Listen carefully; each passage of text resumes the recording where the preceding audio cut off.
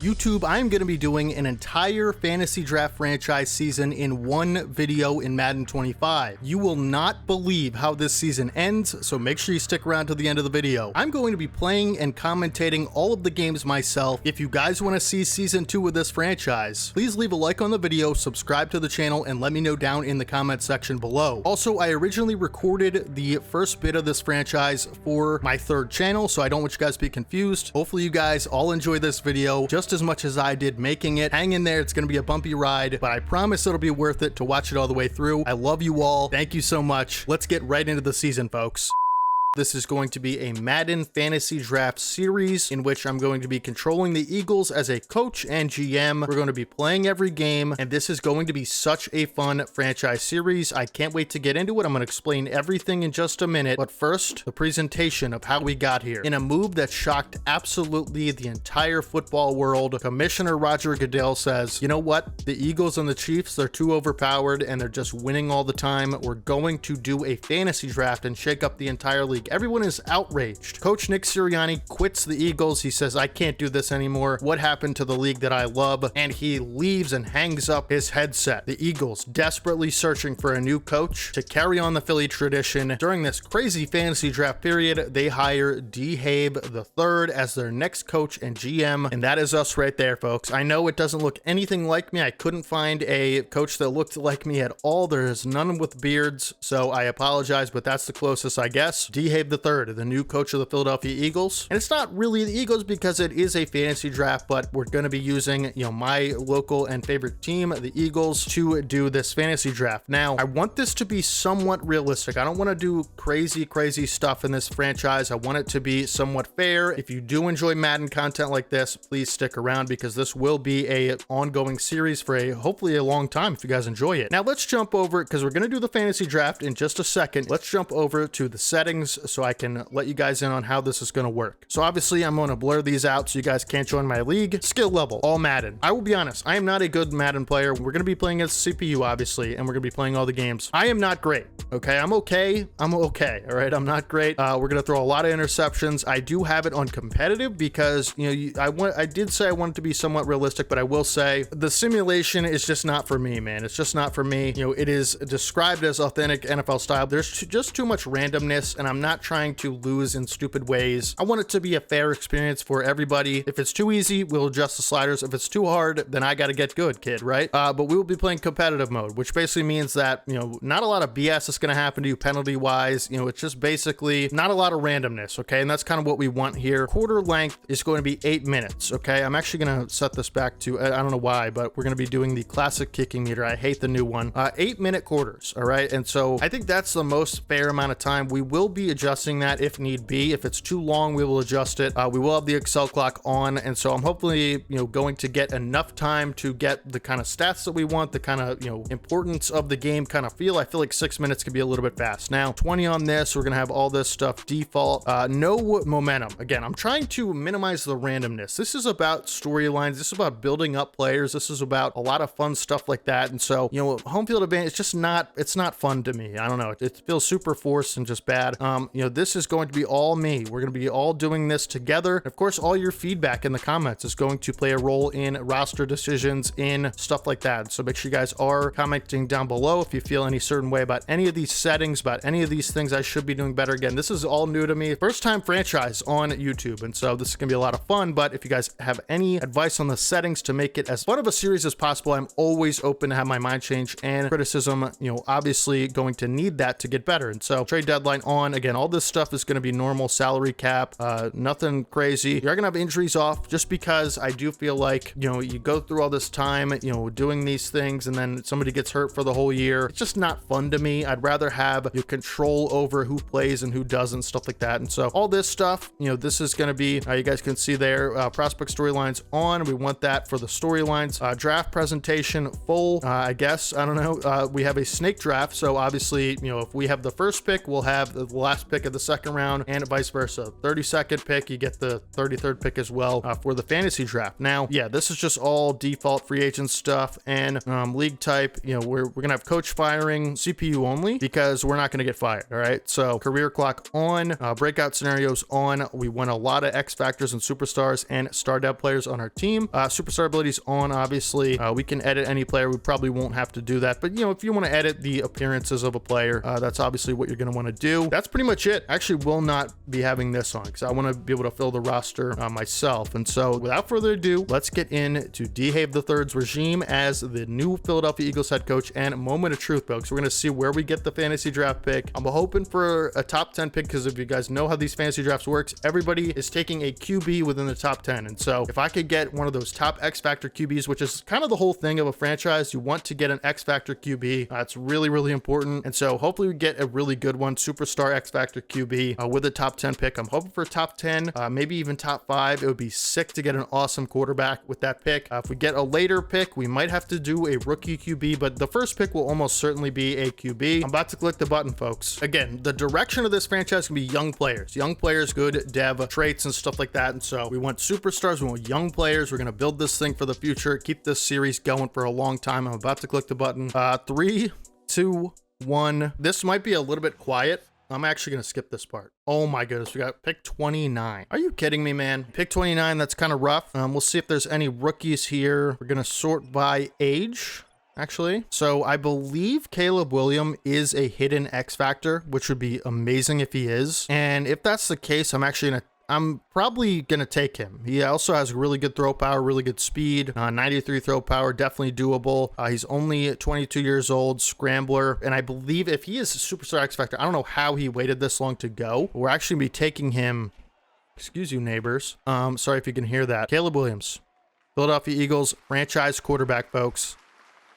Let's watch him walk onto the stage. And that is going to be our franchise QB, folks. I cannot be more excited about Caleb.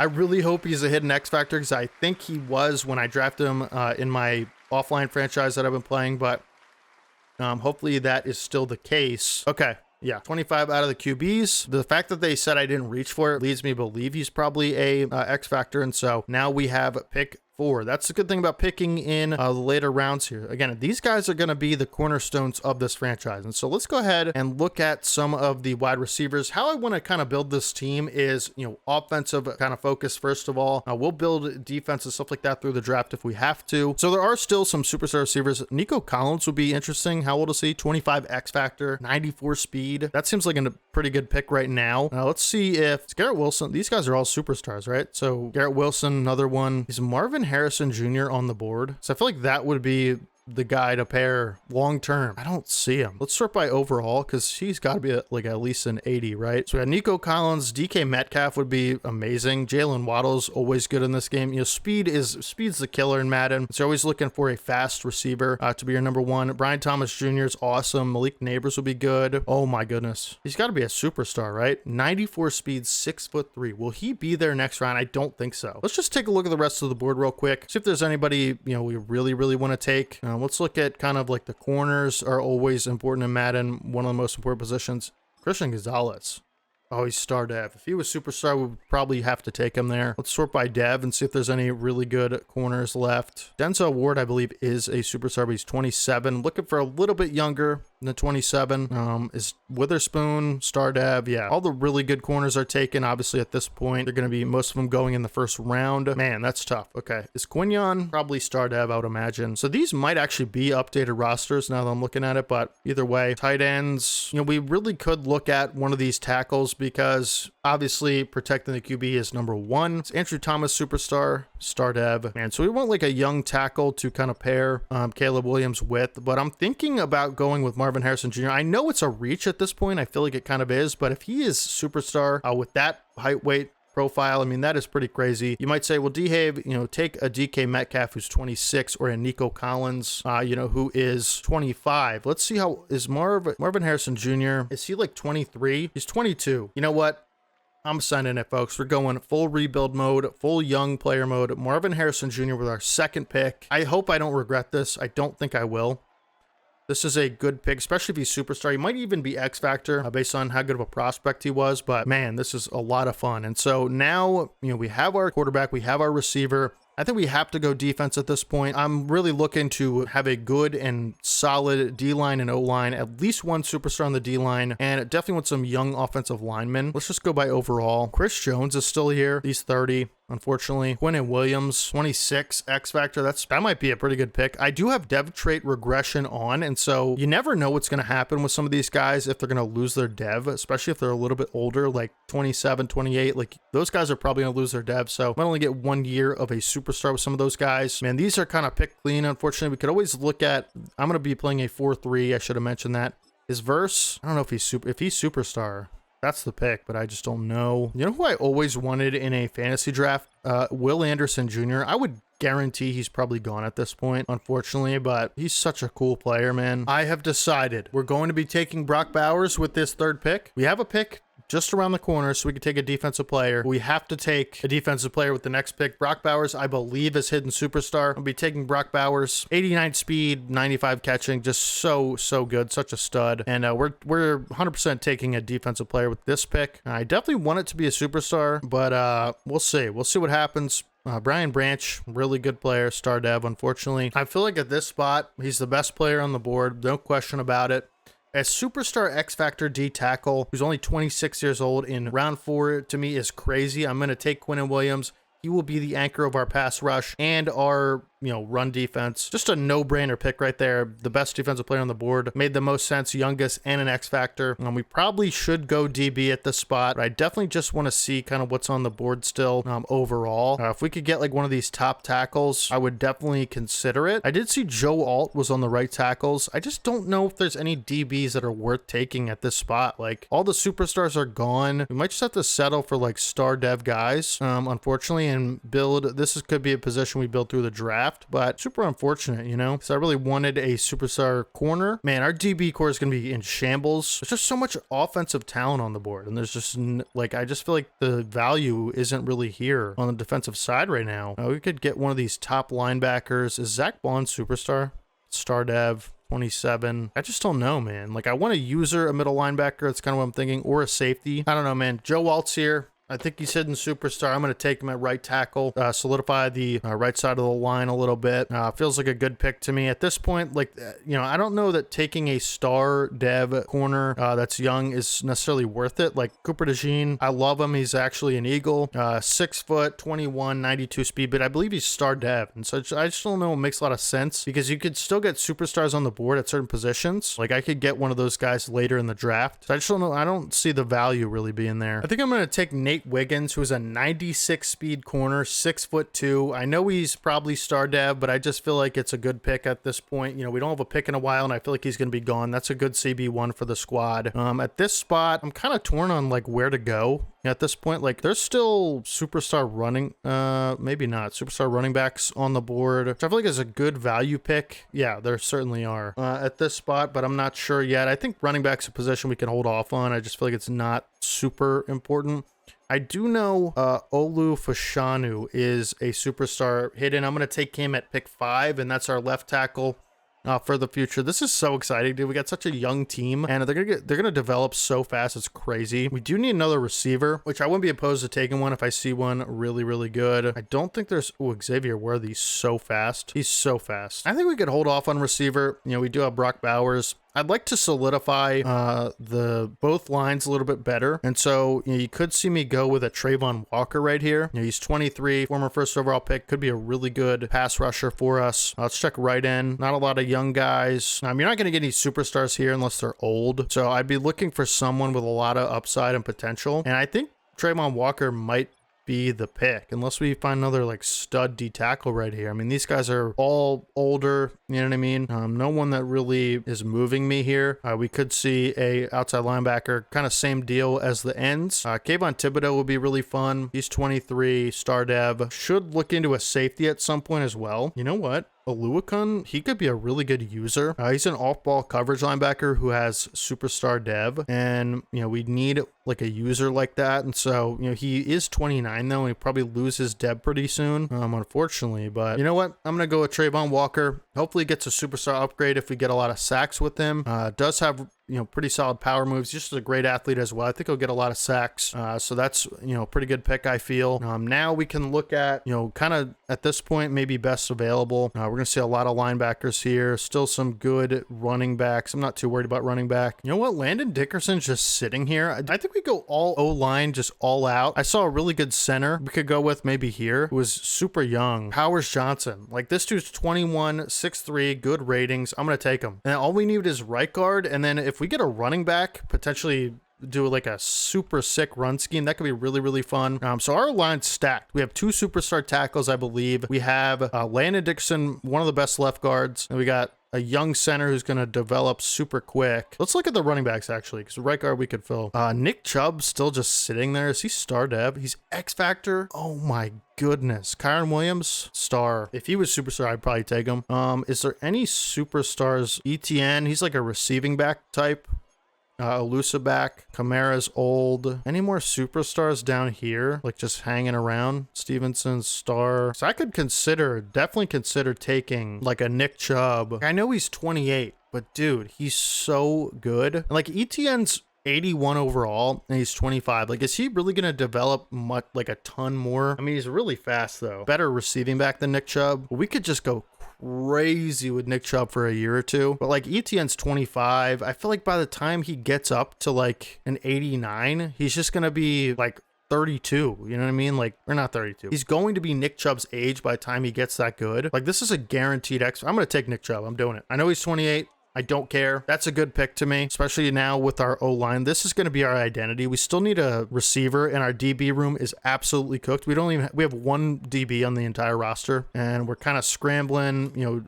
D-line isn't great either. Like, our defense is going to be really bad, especially the first year. But I just feel like offensively, we have so much potential and room to grow that like in like next year, after we get through season 1, like it's just going to be so good that there's just no way anyone's going to be able to stop us. Is KB, he's star. I think I'm going to take Terry and Arnold. He's 6 foot, hidden dev. I believe he's star, but 90 speed. Like, that's just a good corner. CB2. Long, tall corners that are fast. I think that's a good kind of recipe. I am going to look at receiver now at this point because we have put ourselves in a little bit of a hole, but I do see Kalen Bullock right there, which kind of intrigues me a little bit. We could use some work on our front 7 for sure. Definitely safety and receiver at this point have to be top priority. We can go and sort by dev trait at this point. I don't think there's going to be any superstars left. Definitely not, but a lot of older guys. Could be some really fast guys down here. We'll see. Just a kind of a placeholder type of guy is what we're looking for at this point. Not really seeing much at this point. They're kind of picked over. Maybe we could develop one of these guys. I just feel like I'd rather have one already star dev, like is Leggett. Oh, he's star dev. All right, we're taking him. Xavier, welcome to the team. We have Brock Bowers too, so we could get like kind of a fill-in slot receiver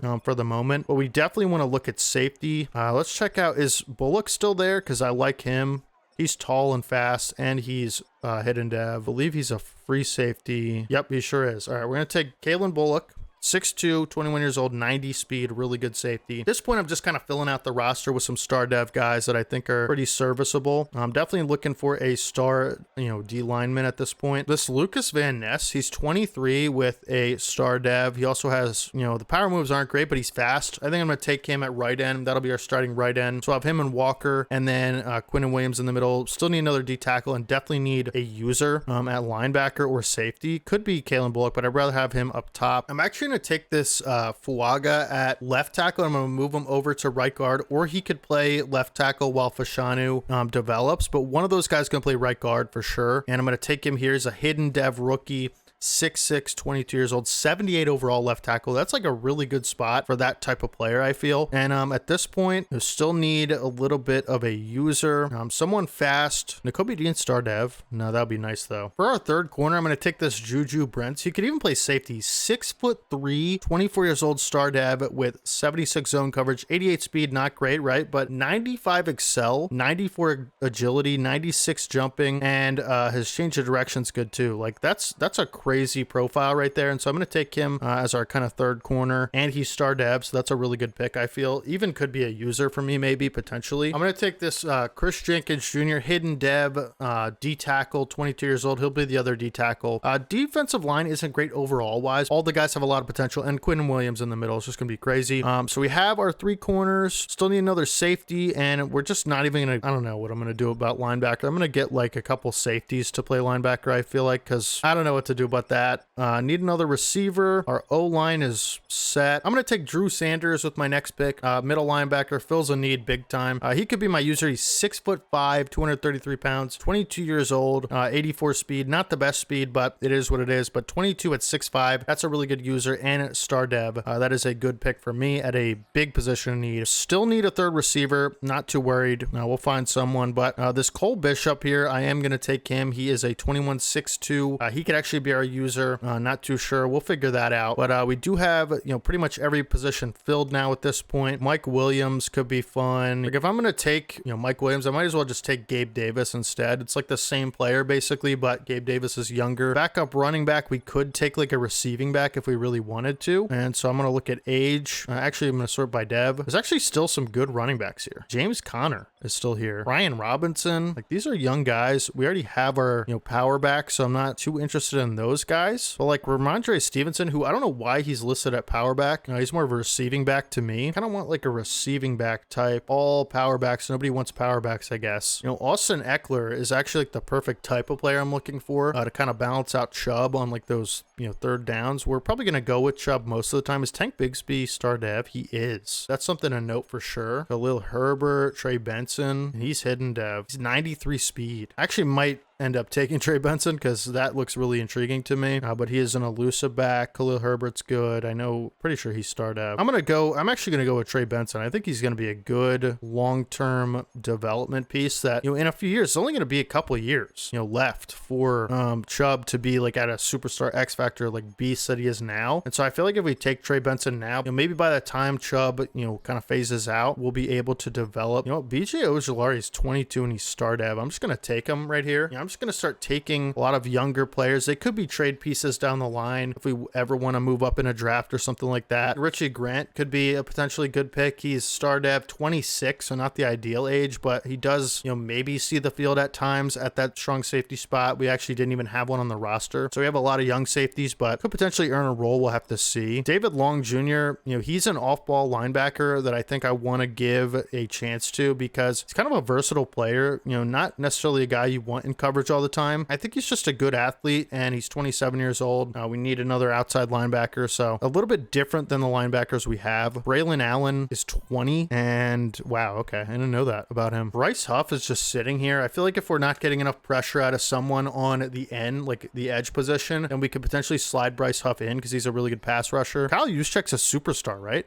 Oh my goodness. Have a good one. Get scammed, folks. Why not, right? Has anyone taken kickers yet? I feel like we might have missed out a little bit. Brandon Aubrey. I mean, no one's taking kickers, bro. I have my whole roster filled out. And you haven't took a kicker yet, anybody? Thank you. I will now be taking the best punter available. AJ Coles, he's superstar. He's star. Is there any superstar punters? Stonehouse, the only superstar punter. All right, I'm taking him. Free superstar punter. Thank you. We need a backup tight end, actually. Eric All Jr. could be fun. Normal dev. I actually like him a lot with the Bengals. I think he's gonna be a good player. Mercedes Lewis still in the mix. I'm gonna get Eric All Jr. For the backup tight end. He just seems like he'd be the best receiver out of the bunch. That's kind of young. Third running back, fourth receiver. I don't know. We still need a right guard on the roster. Are there any like young players? That's I feel like kind of bad for Evan Neal. Like he's literally 74 overall normal dev at this point, which is, hate to see it, man. What a talent he was. But Jason Peters, one of my favorite all-time players, 42. He's still kicking around in this game. That's crazy, man. Jason Peters, Eagle legend. One of the greatest Eagles ever. He's going to make the Hall of Fame for sure. Quez Watkins, Tyquan Thornton would be fun. These guys aren't going to play like 90%, but I'm going to draft Tyquan Thornton because like, why not? Like just in case we don't like Gabe Davis as the third receiver, we could always put him in. We'll do like another running back and then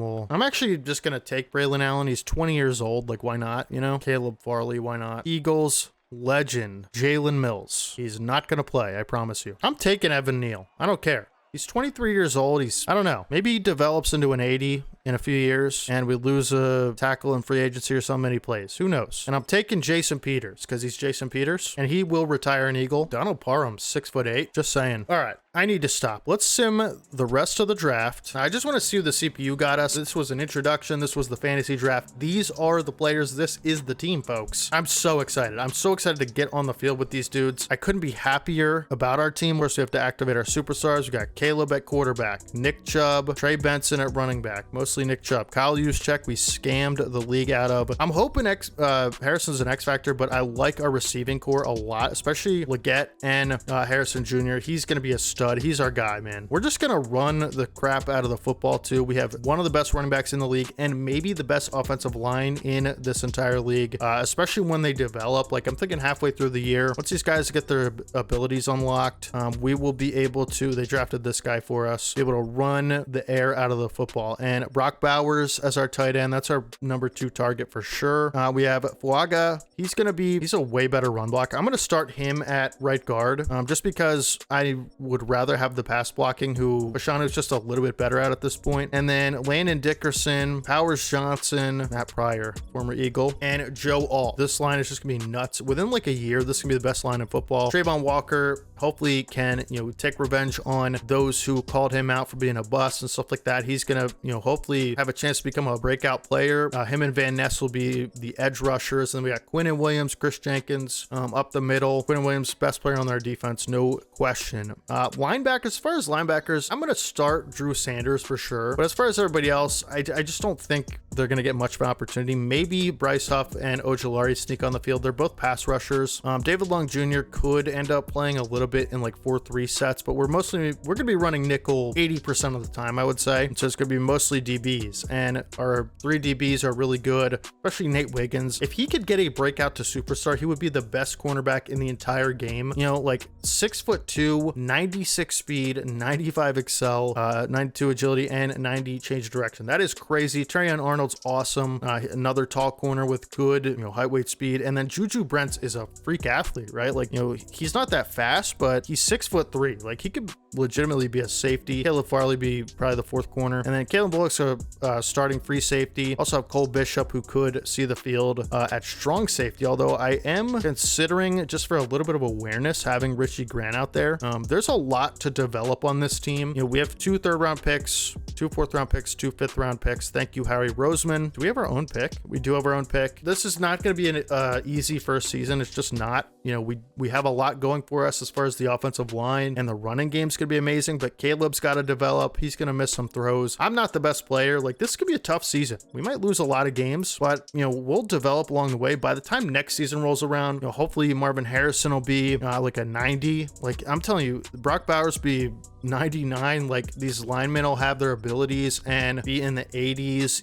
The corners hopefully get some breakouts. I'm going to be pushing for that, and it's just gonna be a lot of fun. This is so much fun of a series. This is the new look Eagles, folks. Dehave the third as the coach. Now let's go through our depth chart. This is the first thing I kind of want to do in this franchise. Caleb Williams is our first pick, our quarterback. He's going to be a starting quarterback, obviously. And then Nick Chubb, this is what I'm really excited for. This is going to be the running back room right here, but Nick Chubb obviously going to be the starter. Kyle Juszczyk, fullback. Wide receiver Marvin Harrison Jr., who I'm going to try to get the ball to a lot. And then Xavier Leggett, is going to be our second receiver this year. We're going to have to look, get a legitimate 3rd or 2nd receiver, preferably 2nd receiver, and have Leggett, barring a superstar breakout or something, be our 3rd receiver in the future. Now, Gabe Davis, he's going to be okay for now, but, again, in the future, I do want to replace him, upgrade on that position. Tyquan Thornton will be our 4th receiver. I'm going to run a lot of mostly 3 receiver sets out of shotgun. And then tight end, Brock Bowers, took him really early in the draft. Super excited. He's going to be maybe our best offensive player this season. He's already 88 overall. I'm going to try to spread the ball around. Him and Nick Chubb are going to be like the primary targets, along with Marvin Harrison. But, those are the guys, right? Bowers, Harrison, and Chubb. Now, our offensive line is stacked, but they're a little bit underdeveloped. A lot of young guys on this offensive line. I'm actually be starting Olu Fashanu. He's our franchise left tackle. You know what I mean? And so also better pass block than Fuaga, who's going to be starting at right guard for us. Landon Dickerson, left guard. That's, again, another great player. Our offensive line is going to be amazing in like a year or two. Jackson Powers Johnson, so young, so many hidden depth dev guys that are just going to progress really well. We do have Matt Pryor, but I'm going to go with Fuaga, who's an 80 overall right guard at the right guard position. And so that's going to be, the guard room pretty much. And then right tackle Joe Alt. He should be really good year one, one of the better linemen we have. And Evan Neal at the backup right tackle. As far as the edge rushers, we have Trayvon Walker, obviously starting. He's going to be on the outside. Lucas Van Ness. These are our two edge rushers. Hopefully Trayvon Walker's a really productive year and becomes a superstar. Now, Quinnen Williams is the best player on our defense by a mile. It's not even close, folks. He's the anchor to it all, and Chris Jenkins, the other D tackle. I'm going to be running mostly 4-3 nickel and a lot of cover 3. And so that's going to be kind of our scheme, but we'll mix it up a little bit. Linebackers, this isn't super important, but we do have Barno, who I'm going to put here just because he's really, really fast. And then we do have this Drew Sanders, who I'm probably thinking about using. We really don't have a user on this team necessarily. And so Drew Sanders might end up just being our user. We'll have to see in a little bit.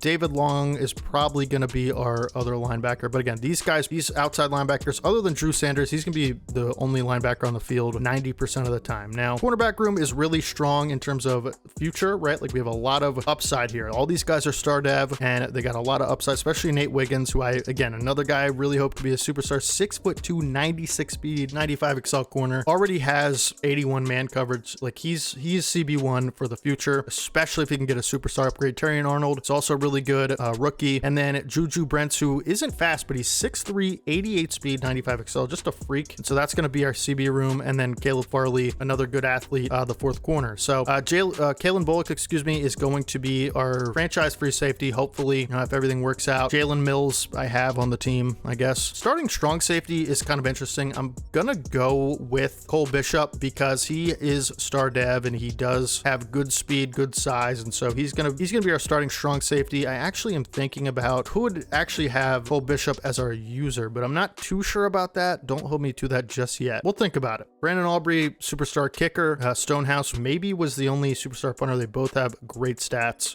Both 99 kick power, which is awesome. Shouldn't have much issues on special teams. Kick returner is not a position I've thought about a lot, but I'm probably going to go with Trey Benson. I want him to see the field, and if kick returner is the only way he can do it, then I definitely think that makes sense, right? What's okay, Braylon Allen's not good at it. I might do Tyquan Thornton. That's probably the guy we want out there really fast, because I do want him to see the field a bit too. And then same thing for punt returner, Trey Benson and Tyquan Thornton. And then kickoff starter, obviously Brandon Aubrey. Dickerson will be the long snapper. Third down back is not going to be Juszczyk. It's going to be, I actually haven't thought about this because third down back, you need a little bit of power for like goal lines, for like short yardage. I'm just gonna make it Nick Chubb. Why not? Because he's Nick Chubb. He's like the best player on our team. And we'll go Juszczyk second. Power back, obviously gonna be Nick Chubb. We want him getting 90% of the running back snaps, but I will have Trey Benson in at times. And then slot receiver, let's go with Gabe Davis, because I feel like he's probably just the best guy for the job. We'll have Harrison and Leggett on the outside, and then Gabe Davis will be like a big slot. He does have the best catch in traffic, and so that's kind of a good stat there to look for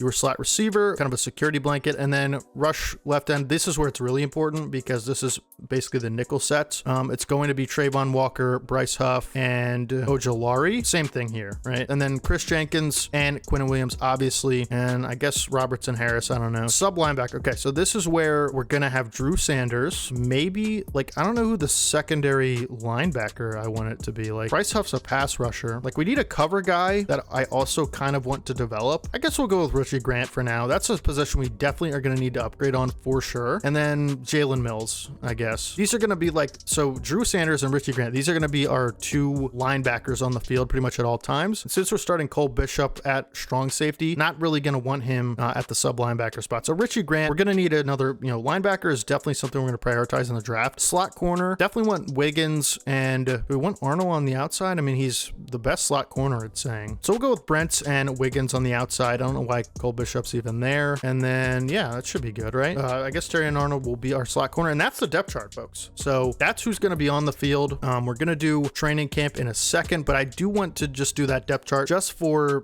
progression and stuff like that, because we're going to sim the preseason. But first we're going to do training camp. And actually, you know what? No, I lied. First thing we're going to do is cut somebody, because I don't want it to cut somebody I don't want it to cut. Because if you guys know anything about Madden, we have 54 players on our depth chart, and I don't want it to cut someone I want on the team, because it's going to have to cut, I believe, one person for the season. And so what we're going to do is cut probably Alec Lindstrom. We're going to cut Lindstrom. And actually, you know what? We're going to give me a second here because I do want to change the positions of certain players. Like I'm going to change Fuaga to a right guard just because that's where he's going to be. We definitely want Cole Bishop to be a strong safety. So I'm going to go ahead and do that right now. It's so funny how the fantasy draft has like the contracts, but I can already restructure people's contracts, which is so funny to me. Obviously not going to do that, but let me just go ahead one more time and check the depth chart and I will get back to you guys because first thing I want to do is captains. We're going to set captains on the team, which is always a really fun part of a franchise. All right, so depth chart is all good. And now what we're going to do is go through our captains, our official captains, and this is going to be for like the whole franchise. And so make sure you guys pay attention to this because these are the team captains. Obviously, Caleb Williams is going to be a captain because he's our franchise quarterback. Franchise quarterback always gets the captain tag. Nick Chubb is one of the veteran presences of this team, and I feel like for at least a few years while he's here, you know, he's going to regress a little bit in dev trait pretty soon. And so at least for this year and, you know, hopefully years to come, he will be our captain. And I was thinking, you know, between Marvin Harrison Jr., because we want guys that are going to be here that are leaders, right? And I think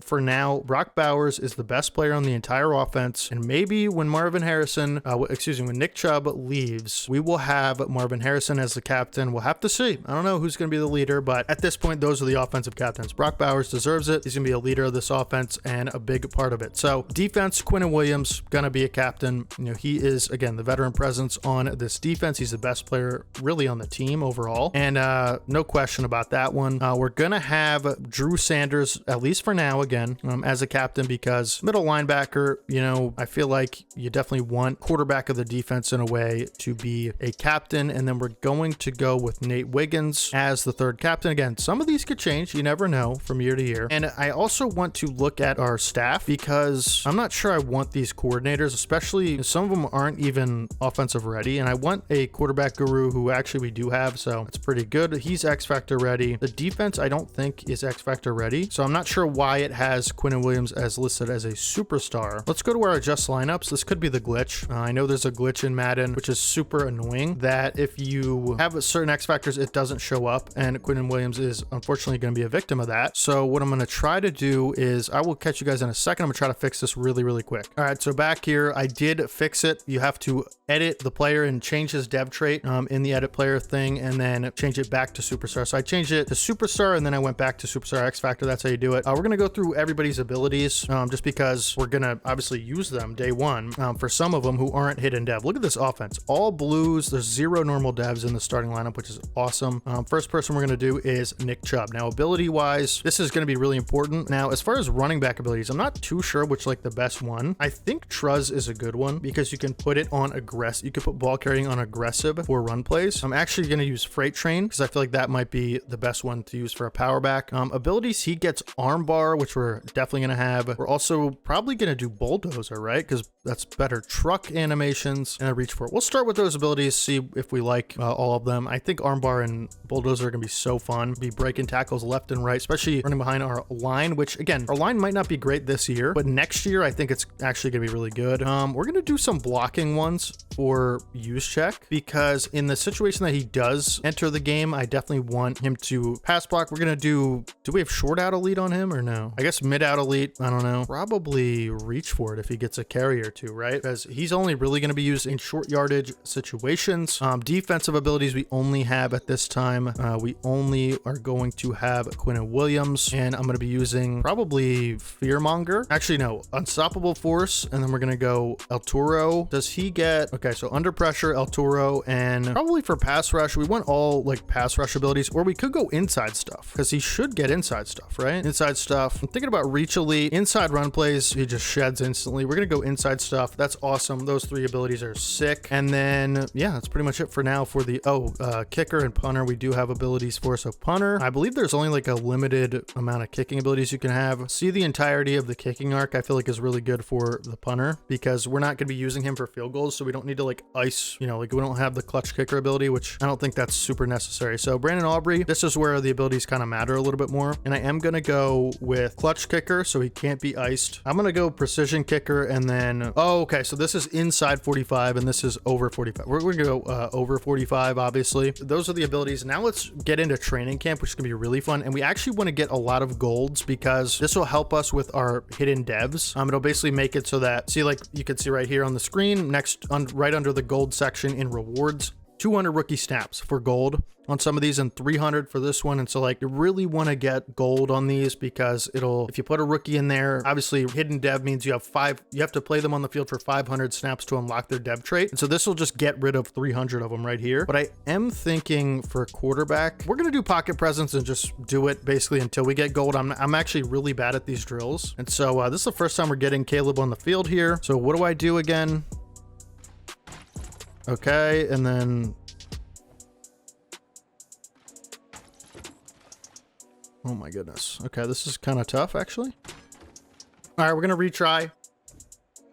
Okay, we'll go over here again. Nice, not too bad.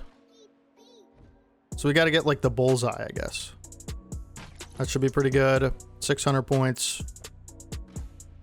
Another one. That's bad. That's really bad. 400. We'll be like over here. Nice. Didn't even leave the pocket. Huge. I thought we were going to get hit with a penalty there. That's good. Middle ring. All right, not too bad. Pretty, actually, that was kind of bad. Okay. How much is gold? 25,000? Like, get out of here. How do I even... So, okay, I can do this. I can do this. One more attempt. This isn't too bad.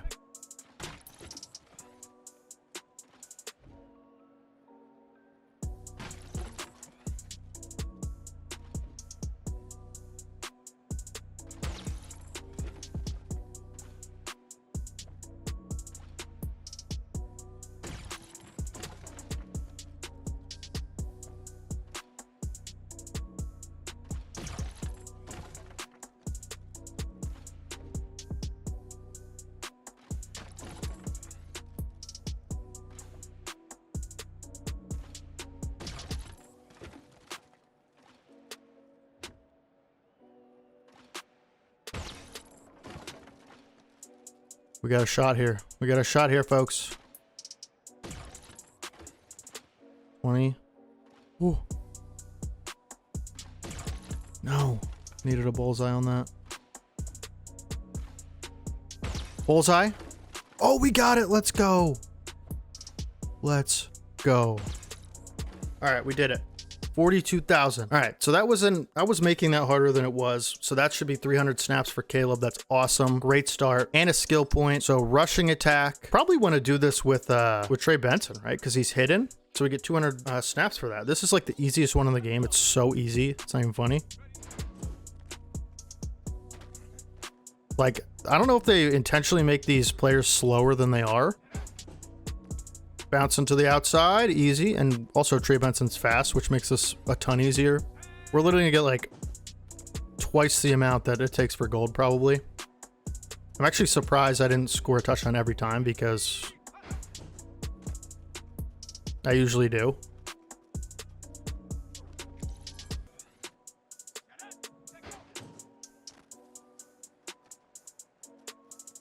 Easy, easy, easy. It's like I'm playing on the pro rating, not even all pro or whatever. So what I usually try to do is get gold and then try to like do a lot of like jukes and stuff and fun stuff. So we're gonna try that.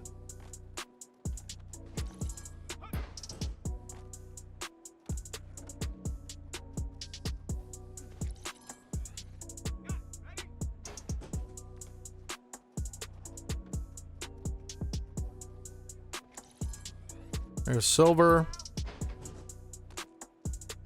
Let's see how long we can celebrate without getting tackled. Okay, I got a little sketched out there. I didn't want to. Should be able to do it there. Nice. Okay, 41 didn't even try on that one. I think it was Drew Sanders. Okay, there we go. All right, now let's try to do some like spin moves and juke moves and stuff. Oh, he's got a good spin move. All right. 89 thou, easy. 200 snaps for Trey Benson there, nice. So wide receiver battle, we obviously want this to be Marvin Harrison because we get the snaps, we get some XP. And once it gets to 80 overall, he should get another ability. So this one's not too bad of a challenge, actually kind of easy. So that should be 500 right there. Oh, number 2 made a good play. That was, oh yeah, I forgot Wiggins is so fast. All right, go for this 400 right here. Easy. There's bronze. We might actually not get gold on this one. Oh my goodness. All right, let me restart. I'm an idiot. Good throw, Caleb. Nice. Easy. Thank you. Nice. Should be at silver soon, right? We keep racket. Yeah, there it is. Easy. All right. Couple more times and then that's picked. Oh my goodness. What am I doing? I gotta make it suspenseful. That's really what I'm trying to do. Should I go for 500? I think I have to, right? Oh my goodness. Got a chance? Nate Wiggins, I hate you. I hate you, dude. I'm gonna love you on game day, but that's so bad. Why are you doing this to me? Dude. Okay, gold. All right, there's a bunch of snaps for Marvin and probably a skill point. And now we can do red zone attack, which is a good one. Probably gonna do Bowers, right? Because I'd rather get him a skill point. Wiggins is gonna be tough, honestly.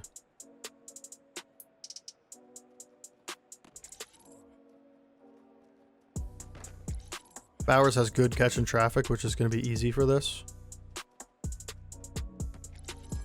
That's good. Nice. Let's go. Good catch. Nice. Man, Wiggins a cone out there, bro. Gold for Bowers. Nice. I wish there was another receiver one. Pocket protector. So we're gonna probably go with Olu Fashanu here, because this is 300 snaps and we really need his abilities because he's just not that high of an overall. So hopefully we can get a gold here. This one always kind of gives me trouble a little bit.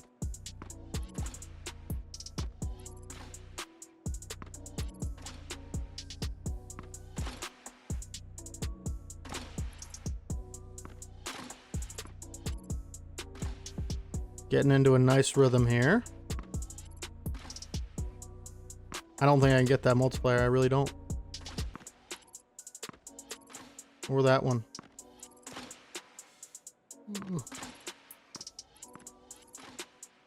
There we go. We got gold. All right.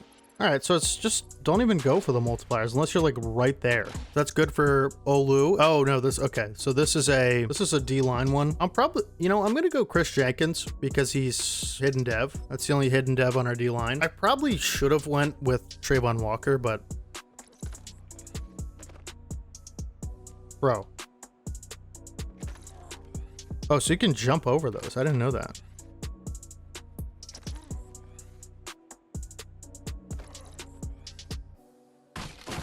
Okay.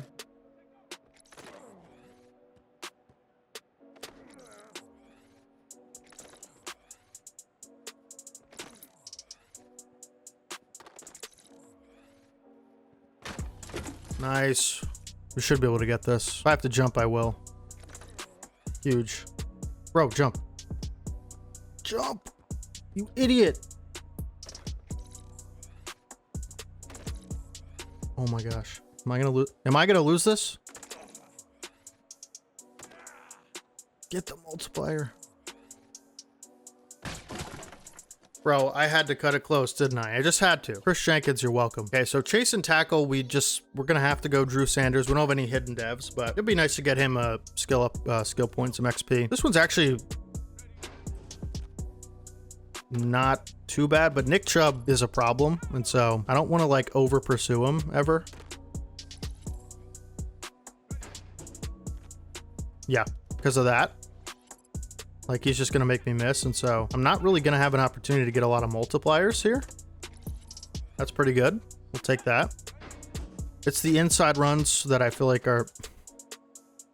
Like, how? So I'm just gonna strafe, Like, I'll live with those. The inside run, I'm gonna get to the hole and just strafe until he gets through. Like right here. Like, that's what we're gonna have to do, unfortunately. That was pretty good. Was expecting him to break that tackle, to be honest with you. Nice. We're just not getting a lot of points this way, though, unfortunately. All right, that's pretty good. I just don't want to hit stick and miss. I guess we go for it all right here because, yeah, because he was going to score regardless, so. Bro, That's what I'm worried. See, that's what I'm not trying to do. But you can't play scared in these. So we're going to restart. He just falls down every time he hits the... Yep. Nice. I don't know how that happened, but it did. Huge. I guess he's just not going to break any tackles unless I mess up. Which I will. Trust me. It's like these outside runs are so easy for me. But it's like these ones where... I feel like if you just take the slightest bad angle, that's going to happen to you.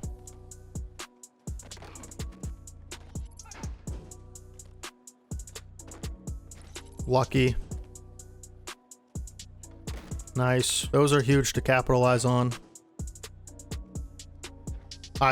That's on me. That's just on me. I stopped. I thought he was going to cut inside. I don't know what I was thinking. Yeah, just go for it. And we force the fumble. That's awesome.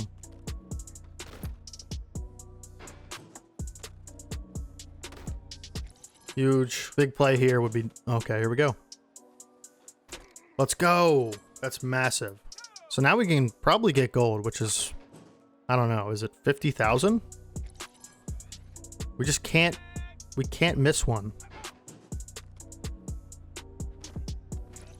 Lucky. Because 30,000 would be nice if it was 30,000, but I don't think it is, and we lost everything. There goes all our multipliers. Please be an outside run. It is 30,000. Okay. If it was 50,000, I don't know how I would do it. I really don't. So Drew Sanders gets an upgrade. That's huge. So DB battle is tough. Like these ones are tough, man. Anytime you have to do man coverage, especially on like, it's going to be Marvin Harrison. I'm just not good at these. I don't know what it is. That's a pretty good start though.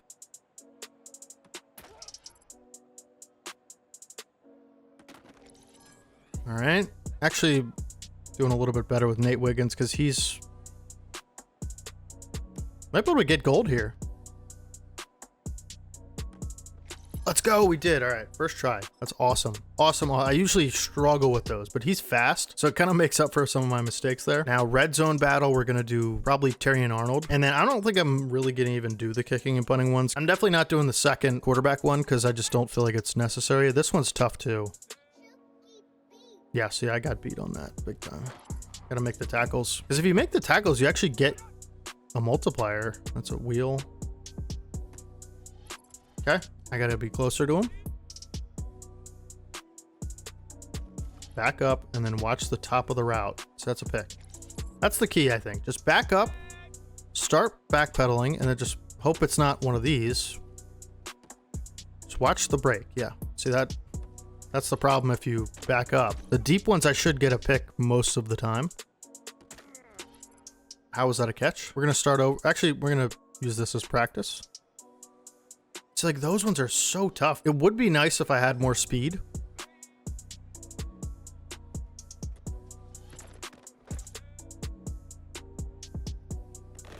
See, like that one, I feel like I jumped, but it's tough. Yeah, I got just getting torched. Does anyone know like a good secret to this? I mean, I could try to press him, right? But that's not... How was okay, I held triangle on that one.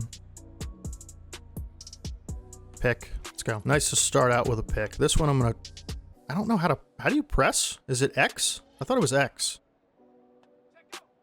There's press. Nice. And I still got beat. You could just do pass interference. That works.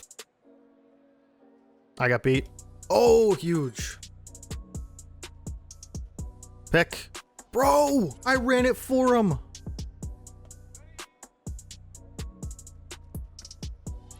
And then bad animation, bro. I'm on these. Like we're going to be here all day on this one, folks. I'm getting gold. I don't care what it takes. We need like 3 picks. Oh, okay. Bro, Gabe Davis is so quick. Who would have thought? Come on. Bro. I got beat on that one. I'm going to get beat. You know, it's just going to happen. This should be a pick. All right, I'll take it. I'll take it.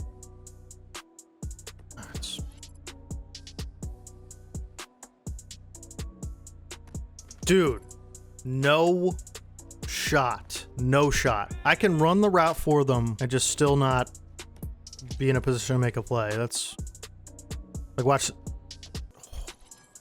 I got lucky. I thought it was a drag. All right, that's fine.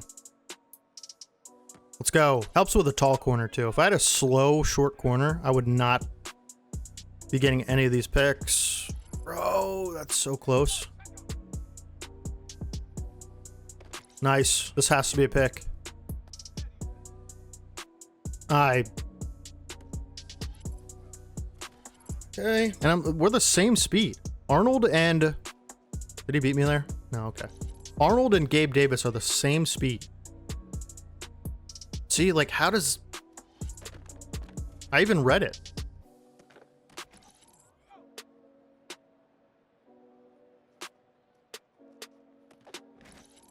You gotta be kidding me. You've got to be kidding me there.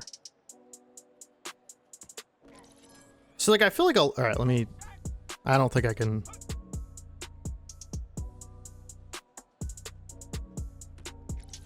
Oh, I got it. Let's go. Bro, that is the hardest challenge. I don't know why it's so hard for me, but it is. So that's training camp. All right, we're done there. Let's go ahead and sim preseason. We're going to set our focus players. Probably want it to be Caleb Williams. We're going to get more of these, obviously, as the season goes along. So we'll do Marvin, and then I kind of want it to be Olu Fashanu, just because I want the lower overall guys to be able to get more XP. And we'll kind of like do some of the weekly drills or whatever to get their extra XP. I'll catch you guys after preseason. All right, folks, we're here. Week 1. Let's go through everything we need to go through. First up, set season goal. I think 7 wins is a decent goal for this team. I mean, we aren't very good. Choose draft class. I'm not going to go download center draft class. We're going to go with the auto-generated CPU draft class because I think it's fun for more storylines. And now we have to go to region breakdown. So let's see. Let's manage our scouts first. We're going to fire all of them. I want to do this myself. So team needs, obviously, linebacker, pretty much all defense. You know, we could use an upgrade at almost every position. If we had to focus on one, it'd probably be linebacker. So we do want an upgrade at receiver for sure, and that's a position I definitely think we can look to in the draft. So let's do this one. A 3-star receiver. You know what? I'm not mad at doing corner 3-star or corner and middle linebacker. That's actually a good one. I think that makes a lot of sense. So we'll go with Mr. Huang here for our 3-star. Now we definitely want this person to be our national scout. So we'll get a boost in those positions: corner, middle linebacker. Our secondary one though, I do think we want it to be receiver. Is there a receiver D line? Because that would be elite. D end and D tackle. These are 3 stars. D end outside linebacker. I think that's probably a good place to start there. Okay, we need a receiver one for sure. Those will be the 1 stars. Probably do 2 receiver ones, right? Receiver and safety. There we go. Nice. We should do like D tackle maybe. We'll do D tackle, middle linebacker. All right, so we have set our scouts. I think we did a pretty good job. And let's go ahead and just take a brief, very, very brief, because I definitely want to get into all the other stuff. Look at the class. So Martin Smith, receiver. You know, I'm hoping to be picking somewhere between 15 and 1. I think that's kind of realistic for this team. I think we're going to lose a lot of games. We have a low overall team, but this looks to be a strong receiver class with a lot of D tackles. Let's look at linebackers really quick, because I think that is certainly one of the positions of need. No first round linebackers, but a lot of round 2, 3, 3, 4. These are probably going to be edge rushers and stuff like that, but a lot of good linebackers. Only 1 round 1 corner, huh? Safeties, a lot of good safeties. Okay, we got a press conference. Let's try not to mess this up. These are really easy to mess up. You can like lower the morale of your team. I think I actually did that in preseason by accident. What area of the team are you worried about the most? Our defense, 100%. Part of our offense is the strongest. Running game for sure. What stat equals success? 10 rushing touchdowns. I think that's an easy kind of goal for Nick Chubb. Check back at the end of the season. All right. So now we'll do our weekly strategy in a second. Actually, no, we'll do that now. So this is the Packers. Russell Wilson is their quarterback. Wants us to do defend short pass. We'll try that out. The offensive game plan. We're going to do run inside because I feel like an extra boost to that would be even better, because I think that's going to be the strength of this team is running inside. We have these mini games. I don't know if I'm going to do them all that much. I think for week 1, we're going to skip it. Maybe next week we'll do it, because I do want to just hop into week 1. I know you guys are probably sick of me talking and yapping and stuff like that. So upgrade players. So I didn't actually do any upgrades during preseason, so we should have a ton of upgrades. Harrison has 2, and we are going to go playmaker, get him up to an 80 overall. See, these guys are already there. They have so many upgrades already. So let's take a look at his ratings here. I would like deep route to be a little bit better, so we're going to go deep threat on this one. Deep route running and release are 2 things I want him to work on. So we did get +3 release. That's nice. upgrades. Didn't get any deep route running, but that's fine. So those are good upgrades there. Can't wait to unlock these guys, you know. Terrion Arnold, 2 upgrades. He's really close to his dev being unlocked. Take a look at his ratings. Definitely could use man and zone coverage. We're going to go with zone to start out because we're going to be playing a lot of zone coverage, and I just want these guys to be equipped. No zone upgrade. That's fine, I guess. Hopefully here. Okay, +2 zone coverage. Nice. And then let's see who else. Olu Fashanu, 2 upgrades. Probably going to be pass pro. His finesse is really weak on and his pass block is really weak. So definitely want our left tackle of the future to be good at pass blocking. +2 pass block finesse. We'll do it again. And then hopefully we get some just regular pass. There we go. Nice. Okay, so it gets a little bit better at the pass block game. That is going to be an area of weakness this season, at least. For Caleb, this will be interesting. Medium accuracy, want that to be much better. We're gonna go field general so that I can not miss a ton of throws right away. You know, right here, we're just looking to upgrade some areas of weakness and get some more throw accuracy mid there. So he should be up to an 81 overall. He's playing down with Morel because, like I said, I did make a mistake in the preseason with a press conference or some stupid like that. These guys all have low morale, which is annoying. Definitely gonna go power moves here. Chris Jenkins Jr. I think we definitely want, okay, +3 finesse moves is nice. We'll do power rusher again. I want these guys to be rushing the quarterback really well, so +1 power moves there. And so he'll have 75 power moves and 69 nice finesse moves. So that's pretty good on him. Drew Sanders, look at his ratings here. We're going to be using Drew Sanders, so probably going to look to, he has 75 power moves for a middle linebacker? What? And 71 fit. Oh my goodness. Block shedding. We're going to go run stopper there. How is this guy not a pass rusher? I didn't know that about the guy. He has better power and finesse than Chris Jenkins does. That's crazy. What the heck? All right, that's kind of interesting to, you know, something to think about for the future. Bauer's really close. We're gonna get him to a 90 overall so that he can get his extra ability, and then we'll worry about the ratings and stuff like that. But tight ends always get a crazy amount of upgrades when you click the button. Nate Wiggins, definitely want more zone coverage. He's like a man-to-man corner. Eventually, my goal is, once I get enough superstar defenders in coverage, I want to run a lot of man press, but, you know, these guys just don't have the abilities yet to do that. Trayvon Walker, I think we're going to go, let's go speed rusher. Get his finesse moves up a little bit, hopefully. +3 finesse, that's awesome.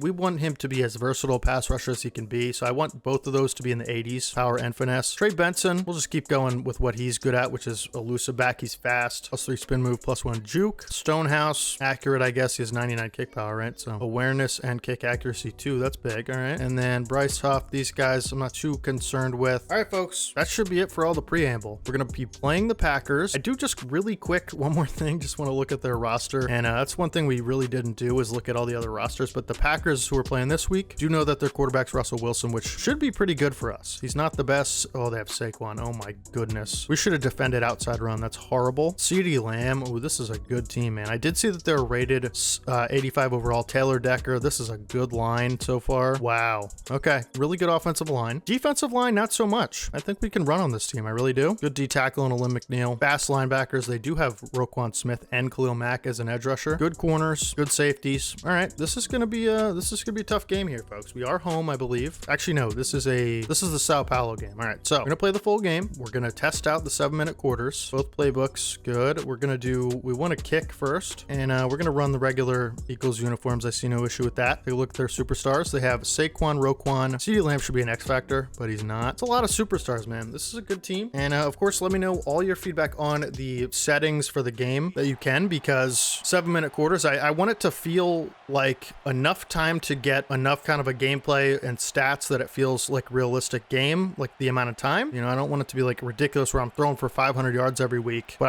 I want to kind of find that happy medium, and so that's what we're going for here. And the season is underway. We got Jamison Crowder on the return. What a slot receiver he was with Washington back in the day. And you know what? I might actually turn off the commentators because I'm going to be doing a lot of the commentating. In-game commentary, we'll try that off for now, see how it feels. I'm excited, man. This is week 1, and so we're going to be doing mostly nickel here. They have 2 tight ends on the field we can see. Start out in cover 3, see what our defense looks like. We have Richie Grant and Drew Sanders, who's going to be our user.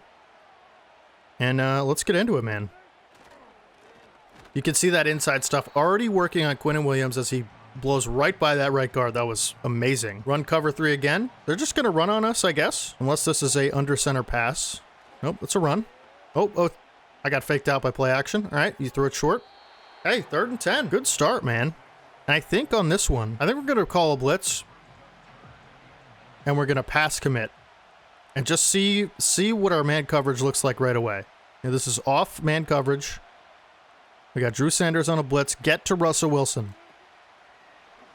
Hey, they ran a screen. Let's go. 4th and 12. All right. So, and I just do want to show you guys, we are on all Madden competitive. Yep, there we go. All right, good opening drive on defense. Let's see if we can get some points on the board offensively. I want to test out the run game. I want to see what Caleb, his first pass in the NFL looks like. So hopefully we can move the ball here, and let's get Benson on this return. All right, at the 15. This looks like a double A gap. Could be a blitz. Could be an all-out blitz. Definitely interested to see, but I am going to start this with a pass. Caleb. Got Harrison over the middle. Nice. And that's the first completion of Caleb Williams' career. First throw is a 7-yard gain to Marvin Harrison, who will likely be his career receiver. Going to do an inside zone out of the gun here for Nick Chubb. There's Bulldozer for you. Oh, yeah. That's what we like to see from Chubb. We're just going to call it again. Make them stop the run. This is a talented offensive line with maybe the best running back in the game. We're going to cut that back.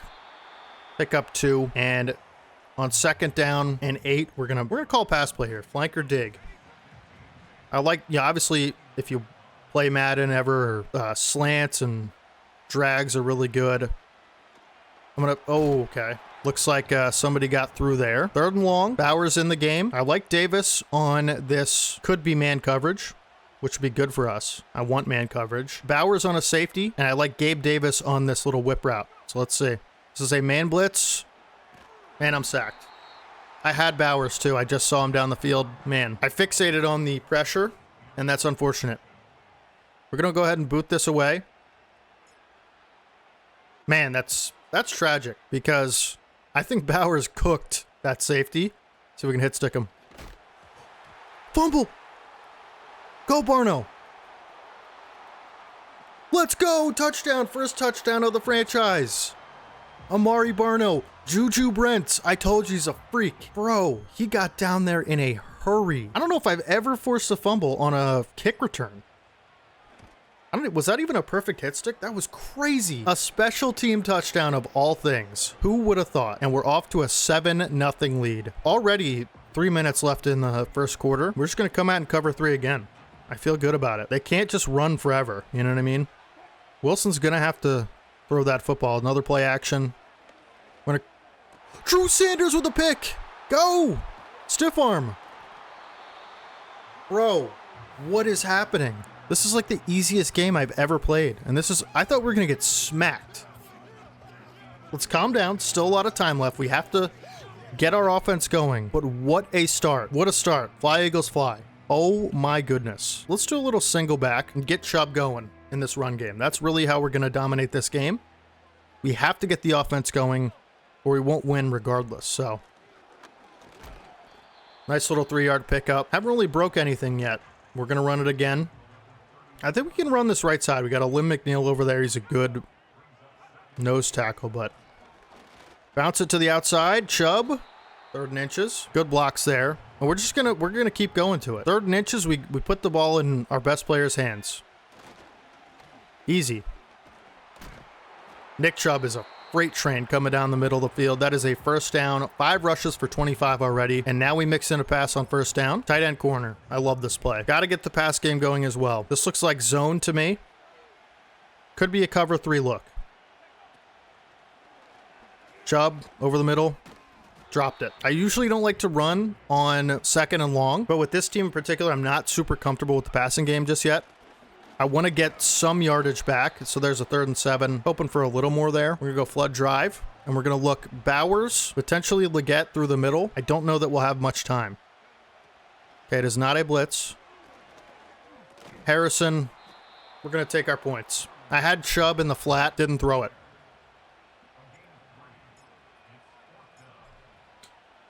Kick is up and good for Brandon Aubrey. So a 10-point lead to start the game. Would have liked to come away with the touchdown, but it's all right. And the Eagles franchise is off and running. More turnovers for the defense. Let's play aggressive. Let's play how we've been playing. Let's take away the middle of the field with our incredible user, Drew Sanders. I think they're going to run this football here. But watch for play action. They've already hit us with it twice. Get out there. Nice tackle by Cole Bishop. Calvin Ridley to the 38-yard line. That's going to end the first quarter. Is this too fast of a first quarter? I'm not too sure. Let me know down in the comments. Need your help on that. Cover 6 Willie. So this is a half. The right side of the field is in man, which will be Nate Wiggins, and I'm covering the running back. This looks like a play action to me. Sure was. Ooh, what a play. 27. Who's 27? That's Richie Grant with great coverage. We're going to run the same play but flipped, and this is a toss. Get out. Let's go. What a tackle. That was Terrion Arnold. What a tackle there. It's going to be 4th and 3, and they're going to punt. Man, what a start from this defense that I thought would be a real problem. And to be fair, Green Bay, their play calling has been horrible. I don't know why. Why did I do that? Why did I do that? Jeez. All right. Let's keep running this ball. Ran right into him. That was on me. We're going to have to get this passing game going at some point, and I think we're going to do a little bit of play action. We're going to put Bowers on a drag. Got him. Brock Bowers, first catch of his career. It's a short one. This is going to be 3rd and 5. Let's do mesh spot. Mesh is a great play in Madden. I'm sure you guys know if you're watching this video at this point. They've been pretty conservative on 3rd down, and this is Gabe Davis over the middle. First down. So we're just taking our checkdowns at this point. To be honest, this D-line is getting in pretty quick, and I got shook after that first sack. We need to look down the field a little bit more. Chubb's got space. Nice. 8-yard pickup. Nick Chubb's been awesome. 2nd and long, or 2nd and short, excuse me. We're going to do play action. This could be our opportunity to get something going down the field. Harrison on a long dig. Leggett on a wheel. Bowers is the check down. And nothing is open. Throwing it away. Live to fight another play, and I'm going to run this ball. Might not be the smartest thing on 3rd and 2, but Chubb has been awesome today, and so is our line. That's a first down. Let's go. Keeping the drive alive. I don't want to feel pressured to get something going down the field, but I feel like at some point we just have to be able to. I'm going to hit Bowers over the middle. Nice catch in traffic. He's going to be big in this franchise. And I feel a little bit more confident now in this pass game. We're going to open it up a little bit. Nothing too crazy, just, you know. Leggett, good catch. A lot of time in the pocket on that one. That was awesome blocking. And we are going to keep this passing game moving. Actually, you know what? I think I can run this. This is a counter. Nah, we'll throw it. Chubb. Yeah, I think Roquan Smith has a knockout ability, unfortunately. And let's motion Leggett over. And let's just call this.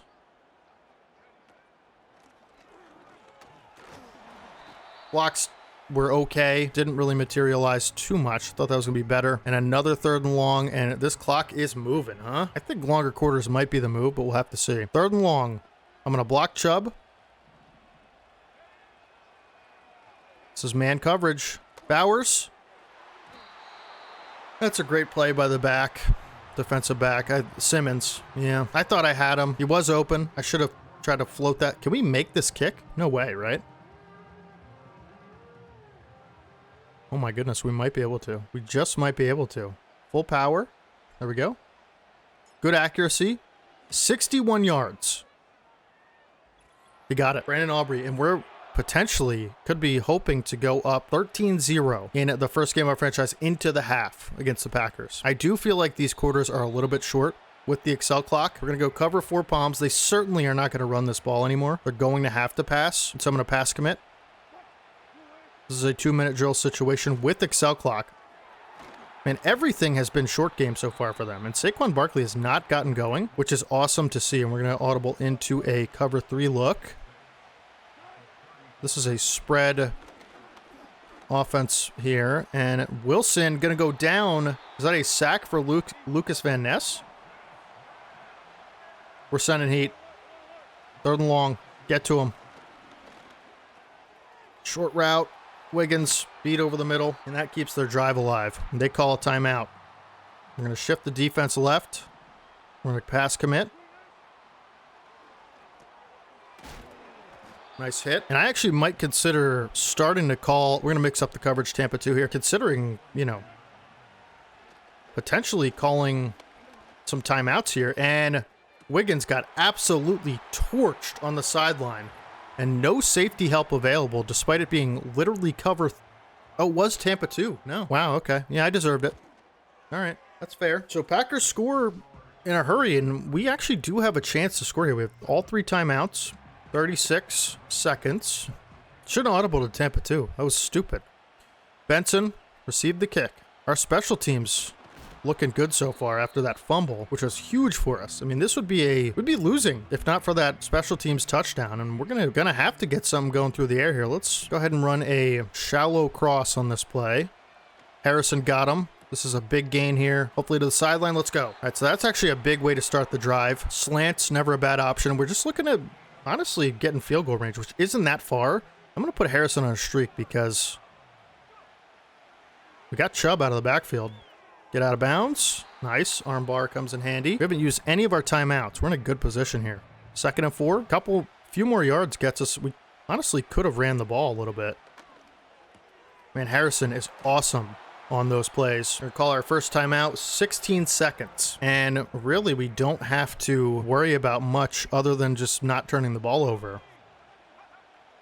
So we're gonna have a nice catch by Leggett and another timeout. And we're gonna try to take a shot at the end zone, I think, be a little bit aggressive here. I'm gonna go jet, pull. If this is man coverage, I like our odds. And it looks like they have Harrison Smith on Brock Bowers, so if this is man coverage, I might give him a shot. It is. But we have Leggett over the middle. Ooh, nice catch, but we're going to take our timeout, and we're just going to take our 3. Didn't love the look on Bowers. I kind of want to go on the replay and see if I had him there. Yeah, it would have been a double coverage jump ball. I probably would have been picked anyway, so apologize if you can hear the neighbors upstairs. Very thin walls, and we're going to look to make this oh my god, I missed. That might hurt us really, really bad. Oh my goodness. Prevent defense. Holy cow. How do I miss that? How do I miss that? For anybody, including myself, that thought this would be an easy game after we scored had those big, few plays, that could end up being huge. I was just straight up not paying attention. Luckily we do get the ball to start the half. And Tyquan Thornton's got a lane here. Oh my goodness, up to the 40. Good return. Have to get Nick Chubb more involved. And good thing we put those blocking abilities on Kyle Juszczyk, because that's a good block right there up the middle. Chubb's playing really well. He's getting 3-4 a pop. I'm actually going to do this strong jumbo package, and I'm actually going to run this to the left. Hopefully our tackles can get out there. Nice. Chubb's going to bounce it to the outside and pick up 4. I think we're going to let Juszczyk get a touch here. He's got the reach forward ability, and he does not get there. The blocks were not good. 4th and 1 from midfield. You know what we do? We go for it every time. Midfield. I know we have a great punter, but I feel good about this. All right, here we go. It is zone coverage. Oh, he's got knockout. Oh my goodness. Why did it? All right. Let's settle in, folks. This is going to be a better game than maybe we thought originally, all because of my own stupidity. Forgot Roquan had knockout, and I threw it anyway. So run to Saquon. Got to get a stop. That's all right. I'm going to run a little bit of man, and we're going to run I like this. This is double receiver 1, so that way if Brents gets burned out there, we have safety help, and we're covering Saquon. Wiggins is struggling in these little drags and digs. He really is. This is cover 4. We're responsible for the middle of the field.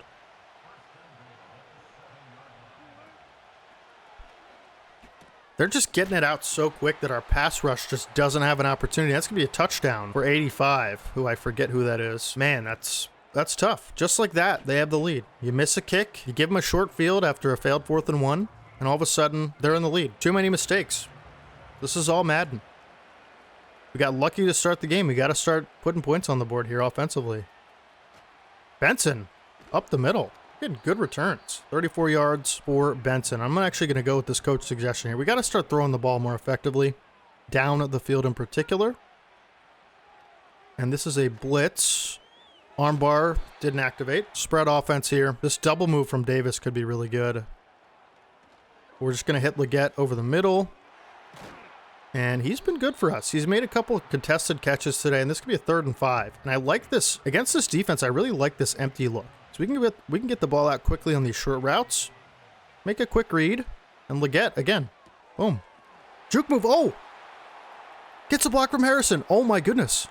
Xavier Leggett making 2 people miss with a double juke move. That was incredible. Watch this. They just straight up didn't cover the wheel route or the whip route. And then boom. They ran into each other. Caleb Williams back there. This is all for a thumbnail. I hope you understand. What a play from Leggett. He's been awesome today. We're going to run this with Chubb. Can he bowl over Roquan? Cannot, but still finds a way to pick up 2 on the run. And our passing game is flowing. I say we just keep it going here. But we finally got Roquan Smith out of the box, and I'm going to run it again. Oh my goodness. Blocks for days. Looks like the CPU pass committed. Great run by Chubb, and now all of a sudden you got to be able to run the ball in the red zone, and that's what we're going to try to do. Nick Chubb, get us in. Got it. Touchdown, Nick Chubb. It's going to put us up. And I'm actually, yeah, I am going to go for this. Got Bowers on a slant here. Would like to have someone over the middle. And I'm going to block Nick Chubb. And this is why we put him over the middle. Gabe Davis makes it a 7-point game and a touchdown lead. Let's go. What a drive. All from that Xavier Leggett juke move. Big run after catch. You'll love to see it. Let's get a stop here. Listen, a stop and a 3 makes it 2 possessions, which with these quarters, the way it's going, I think that's a pretty good lead. You know what I mean? Especially with the way we're running the ball right now. And so I like our odds. I am going to move the quarter length up just a little bit. I do think it's just a little short right now. A little shorter than I'd like. And it's going to be wide open. CeeDee Lamb just feels like whatever we do, we're not getting pressure. They're just getting the ball out quickly. Able to make plays in the short passing game. This is a run. That's the one thing. Let me stop. That's the one thing they haven't been able to do super well, even with Saquon Barkley and that pretty good offensive line, is run the ball super well. And so you have to be kind of happy with that, but still. Good job by Sanders to get in the backfield. I'll tell you what, he's got a pick, a few tackles, and now a TFL. If we're looking for a guy who could get a breakout, it could be him. I clicked the wrong defense. I'm going to run a blitz because I think it is a run anyway. Barno. Good job by Walker to get that edge. Awesome. That could have been really bad if they decided to pass there. And so we're going to spread this defense out a little bit and pass commit on a 3rd and 8. They are in field goal range. This would be a really long one, so. Knock it out. Oh, he hangs on to it. Calvin Ridley. That is tough, man. That is really, really tough. So this is another really good play. Double bracket. So the tight end is doubled cross man and the slot receiver. And it didn't seem to matter because CeeDee Lamb was not the slot receiver. We're going to run cover 2. Actually, no. Cover 3 in the red zone. This is a pass, most certainly, unless it's a QB draw. Okay, 2nd and 6. Incomplete on the sideline. That seemed to work pretty well. We are going to move Quinnen Williams inside. Just in case this is an inside run, he should get animated for that inside stuff ability, and it's an outside run. We're cooked. Great tackle from Richie Grant to save a touchdown. And this is, clock's moving, man. This is where it gets really tough. I'm going to run man coverage. And I'm going to hope that we can, oh, Drew Sanders just a little late. All right, folks, we have a chance to put the game away with our own drive. This is where the men separate from the boys, folks. Are we going to be able to put this team away, run the clock down, get a late field goal or a touchdown with very little time left? It starts with the return here. Trey Benson's been good all game. Gets to the 30. Pretty good return. And we're just going to keep running this football. They haven't been able to get any TFLs really on Chubb, and he's 2nd and 9. That's not a great run. We're going to try it again. And now we got Juszczyk in the game, who's got really good abilities for it. A run. And we're going to be able... It just somehow bounced me into the other lineman. And this is a big 3rd down and 6. We got to be able to convert this. We're going to have time. Harrison, cut up field. 4th and 1. I'm going to go for it because, and the reason is because if we don't get this, if we get this, we might end the game. If we don't, they don't have a full field to go. Williams looking to escape. Can he get outside? He does. Uses his scrambling ability. And we're going to slide inbounds. Oh my goodness. I think we just won this game, folks. What a play from Caleb Williams. We're going to run this clock. We're all of a sudden in the field goal range, past midfield. Caleb Williams outruns Alim McNeil and 91. Definitely wanted to slide before we met Harrison Smith, and I wanted to slide inbound so we keep that clock running. Again, this is probably going to have to change the amount of clock time, but this was a very short game, I feel. And it looks like they run commit there, and they're going to get the stop. I am not passing this ball. Haven't thrown a pick yet. But I emphasize yet for a reason. Here we go. Chubb stopped again. We're going to take this to the 2-minute warning, and this is going to be a massive third down. The winner of this play pretty much wins this game. And they want me to run. That's not how we're going to do this. That's not how we're going to do this. We're going to hopefully get someone. Now, let's just do it. Let's go. Harrison Jr. drops it. I was worried Harrison Smith was going to pick that off. And now we have a field goal. 51-yarder. Do not miss, Dehave. From the best kicker in the game. Should be a slower... Yeah. Should be good. We take a 3-point lead. Can't let up a touchdown. Cannot. They've been dominant in the red zone. Got to make it tough on them. I'm going to run mostly cover 3. Man is just getting torched right now. And can't give up any big plays. Make them use those timeouts. We could have done a better job of that on this drive. We cannot let them in the end zone. It all comes down to this, folks. Who wants to make a play? Will it be Sanders again? Certainly they're not going to run this football, right? And we'll live with those. We'll live with those all day. We'll give those up because you got to move the ball, and you can't do that forever. And so those little dink and dunks are fine with me. As long as there's no run after catch, I'm cool with it. Yep. I mean, that's fine, man. Tackle them inbounds. They got to take their time out. Just no big plays.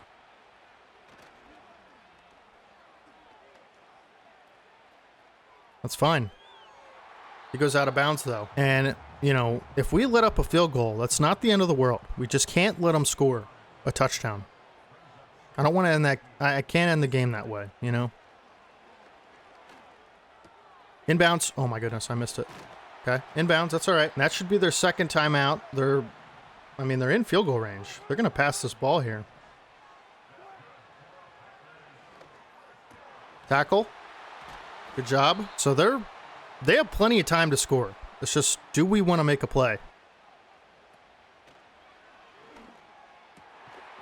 Let's go. What a play from Richie Grant. He's been awesome today. That's a big, big time knockout there. Big, huge knockout. Wilson escaping. Big hit. Doesn't fumble, but they're going to have to take their last time out. And so now we can pretty much play the sideline. Probably shouldn't have pass committed there. It is a run. That's fine that they got a first down. We're pretty much saying we're okay with the field goal. Wait. Are they going for the win? Oh my goodness, they don't have a timeout. What are they doing? Tackle. We won. What was that decision? Why didn't they spike it? And Matt LaFleur certainly will get fired after that poor decision to not spike the ball. And Russell Wilson will surely be cut. And the Packers are going to lose in Brazil, go home to Green Bay. Sad. That was a great juke by Leggett there. Oh my goodness, we won. Pick from Drew Sanders. What a game. A little bit modest offensively, I'll be honest, but we managed it and we came away with it. You know, I was actually scared. We could not stop Wilson. Caleb Williams, I thought, made a lot of good throws. Pretty much every throw I made was where I wanted it to be. We didn't take a lot of risks, and I felt I didn't need to with a lead for most of the game. Might not have been the most fun to watch. I think we're going to do like 8 or 10 minute quarters because that was a really short game. Nick Chubb, while he might not have the best stats here, 19 for 71, not great, 3.7 a pop. I felt like I made a lot of mistakes running with him, and so I could have gone for a little bit more. As far as his abilities, they worked really well. I had a couple broken tackles here. Roquan Smith was tough though, and that D-line was a little bit tough. Caleb Williams with the big scramble at the end of the game. What an awesome game that was, huh? Let's go. 1-0, folks. 1-0. We'll have a new challenge every week with a different team. Leggett was incredible today. He was awesome as a number 2 receiver. Harrison, 1 drop, but that was because of a knockout ability. Can't be too mad at that. And Bowers, a couple first down catches. Like I said, we're going to lengthen the quarters. I feel like I didn't have enough time to really get all the things I wanted to done this game. Van Ness with the sack on the Wilson scramble. Drew Sanders with the pick, obviously the user pick, and a TFL. Also, Richie Grant was amazing. 2 pass defended, the big one at the end of the game there over the middle on Ridley, I believe. Terrion Arnold had a big TFL, and Juju Brents with the fumble, the forced fumble, and Barno with the recovery and touchdown on special teams. That was amazing. Missed that field goal, would have completely ended the game earlier. And good returns all around today. And but just a great game. Get 6 stat points out of that. Oh, and Nick Chubb gets an upgrade. Hold on. Stiff arm trucking, but now we could get, is there something 90 overall power back does for me? Bruiser, tank. We'll look at it a different time, but good job there. And we did get him a touchdown. Nate Wiggins gets an upgrade. I'm going to go zone again. He was getting a little bit torched a couple times. He was not great today. +2 zone coverage, +2 tackle. That's awesome. Would love to get that zone into the high 80s by the end of the season. And we have some stat points to spend. Throw on the run. Okay, this has already started, so we're going to do break sack quarterbacks by 1. I'm going to change the time to like 8-minute or 9-minute. We'll start with 9 and we'll work our way up maybe, because that just wasn't long enough of a game, I felt like. So we'll start with 9. So last week we had a big win against the Packers, and this week we're going to be taking on the Atlanta Falcons. Now their defense is ranked as a 88 overall defense, and we have a press conference storyline. Some things I've been thinking about are basically, I thought of, this defense could really be looked at as a little bit more of a 3-4 defense, but we don't necessarily have all the personnel for that, but I do feel like it could be beneficial in the long term. So we'll talk about that moving forward. I think it'll help us get pressure mostly, but let's check out the storyline and then we'll look at the Falcons and then we'll hop into the game. Who deserves the most credit for week 1? Probably the defense, right? I mean, they played really well, forced a couple turnovers, one on the special teams. Which player got the game ball? I'm gonna go with Drew Sanders, who had that big pick. So we get some XP for that, but I'm actually thinking about making Drew Sanders a outside linebacker in the future because he does have pass rush capabilities we saw in his stats. Let's do our weekly strategy. Actually, you know what? Let's check out the Falcons roster first. So 96 overall Max Crosby, that's going to be an issue. Justin Fields as a quarterback, so pretty interesting there. David Montgomery, not the best receivers, but they do have Xavier Worthy. He could be a problem with the speed. Garrett Bowles, decent offensive line here, I'd say. Yeah, pretty good. Gonna have to get creative with our blitzes and stuff like that. Defensive line, I think they run a 3-4, so Grover Stewart in the middle. Max Crosby, you're gonna have to block him really well. Maybe some double teams. Jermaine Edmonds as the linebacker. He's fast. 87 speed linebacker there. And Josh Sweat as actually another rusher there, and they have really good corners. Christian Gonzalez, Rasul Douglas, former Eagle, Kevin Byard, kind of another former Eagle, weird situation there, and then Budda Baker. So really good secondary, awesome pass rush. We're gonna have our work cut out for us offensively. Now, as far as weekly strategy goes, I think we're gonna defend the deep pass. Why not? Because they do have a 106 passer rating in the deep ball. I know it's only 1 week, and ours, I don't know what to do. I think we gotta do better at getting the ball down the field. So we're gonna actually go deep pass as well, and I'm actually going to be doing a pass skeleton drill. I'll see you guys when I get the medal. Just also a tip on this pass skeleton, you always just want to complete as much passes as you can because it just increases the multipliers. Like, you don't have to worry about getting a touchdown every play or anything like that. Like, look, I'm just completing short passes. Definitely want to focus on getting Brock Bowers more involved. Great catch by Leggett. He's someone I've been very impressed with. Obviously has that, juke move last game, which the juke heard around the world. Come on, Marvin. You got to catch that, man. All right, so we end up getting gold for Caleb Williams. Have some upgrades here. Caleb Williams, nice. We're going to do strong arm because, again, we just want that gunslinger, man. We're doing everything to get that gunslinger eventually. Gabe Davis, man, his route running is not good. I'm going to do physical for him. Just makes sense. Got a lot of stuff there. Good route running stuff. Lucas Van Ness. Yeah, I mean, 59 finesse moves. We're going to have to do speed rusher. Probably a lot to get some more finesse moves, but +2 finesse moves, +3 block shedding. That's pretty good. And Drew Sanders. Again, man, he's got good pass rush stats, but for now, we're going to do coverage. 70 man coverage is crazy, but we just want that zone coverage to increase. This guy is going to be on our team for a very long time. All right, folks, we upped it to, I believe, 9-minute quarters with Excel clock, so let's go ahead and hop into week 2 versus Falcons. And of course, this is a Monday night primetime home game, so we're going to be going with some alternates. Let's get into it. Kelly Greens. So we're going to get the ball to start, and of course we'll have Trey Benson returning here. Let's get into it, folks. Oh, we got a good return up the side. Oh, I didn't see that guy. Didn't see that guy, the gunner all the way on the left. It's unfortunate, but yeah, I want to, keys for this game, obviously win, and also get Brock Bowers a lot more involved in this game. Only had 2 catches last week.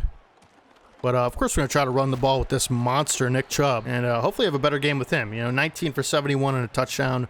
Not the best, not the worst. Could use a little bit more on the average, but 2nd and 2. I'm going to go with some play action here. So here we go. I didn't really see anything there. It's unfortunate. 3rd and long. We're going to block Nick Chubb. This pass rush is going to be a problem today, let me tell you, folks.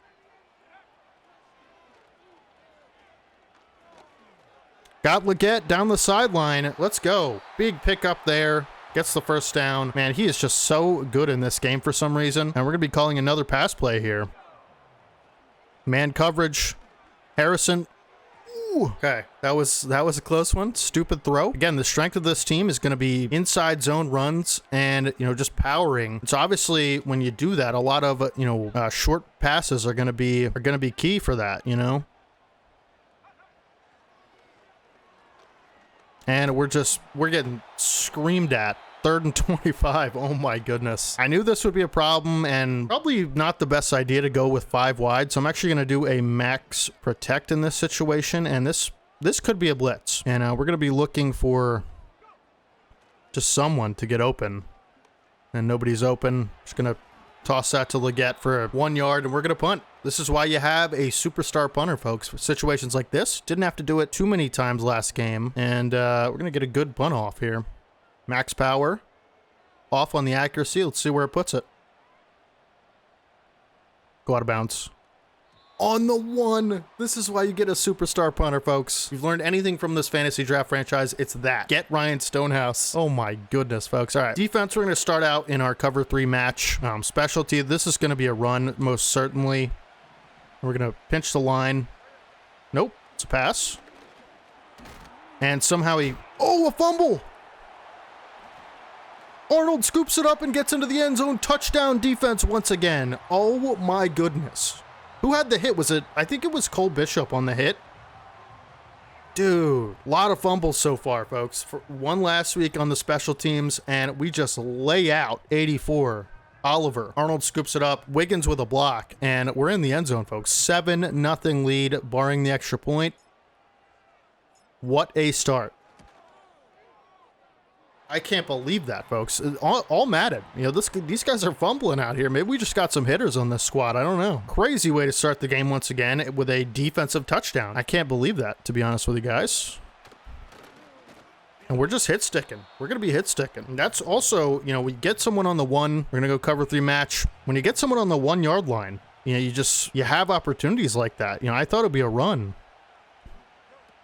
This is a run to the outside, and I'll tell you what, Trayvon Walker was all over that. Great run defense by Trayvon Walker, former first overall pick. One of the building blocks of this defense, really. And I'm actually going to go with a man coverage look on this one, kind of mix it up a little bit. And I think this is a pass. It is a run. And we're all over it with Sanders and Grant. Great up the middle pressure block shed from Quinn Williams. And this is obviously our signature play here. I'm going to be guarding it. A run on 3rd. Makes the tackle, Drew Sanders. I just want to make sure I'm still on All Madden because this is crazy, folks. Settings, game options, All Madden competitive. I don't know what's going on here, but this has been an easy start to this game, and I can't really believe it. And hopefully we can generate some offense on this possession. It's a returnable one for Benson. And we're going to try a truck. No truck. All right. So 12-yard line. We got to go back to the run, most certainly on this attempt. And we're just going to run right at Max Crosby. Joe Alt's got some resistance points there. Great blocks for Chubb.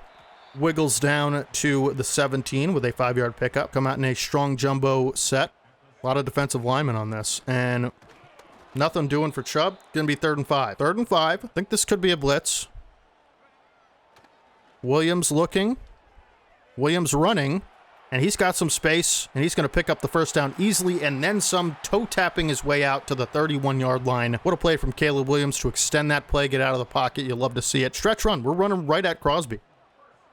We have the blockers, and Chubb pulls his way to the 9. Nothing, really doing so far for Chubb outside of that first run. In 2nd and long, we're certainly going to pass this football. And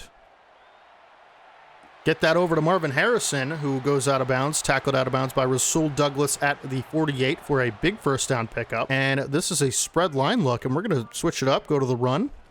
Chubb with the cutback, Chubb with the juke. Chubb down to the 3. That's a good run there. Good hard run. Got to get him going, man. He's our best player. He's our best offensive player. Gonna run it again. They are stacking this box, huh? Our line's tougher than theirs, though, and we get the first down with Chubb. This is why you pick up Nick Chubb, man. Situations like this, when you cross midfield, you better be able to run the ball, and we're going to switch it up with a pass play here.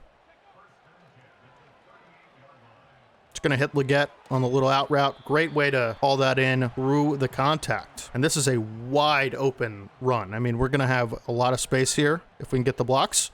Great blocks. Chubb into the red zone, 20-yard line. And this is where you really need an offensive line that can block and a running back that can run through people. That was Max Crosby out in coverage. I was going to throw that ball, but end of the first. Great start for your Eagles, leading 7-0. I might have to do some slider tuning after this one, man, because our team isn't the best team in the league by any means. Probably one of the worst overall-wise, and we are just kind of dominating so far. You know, week 1 was a little bit closer, but realistically, I mean, second and got Bowers there.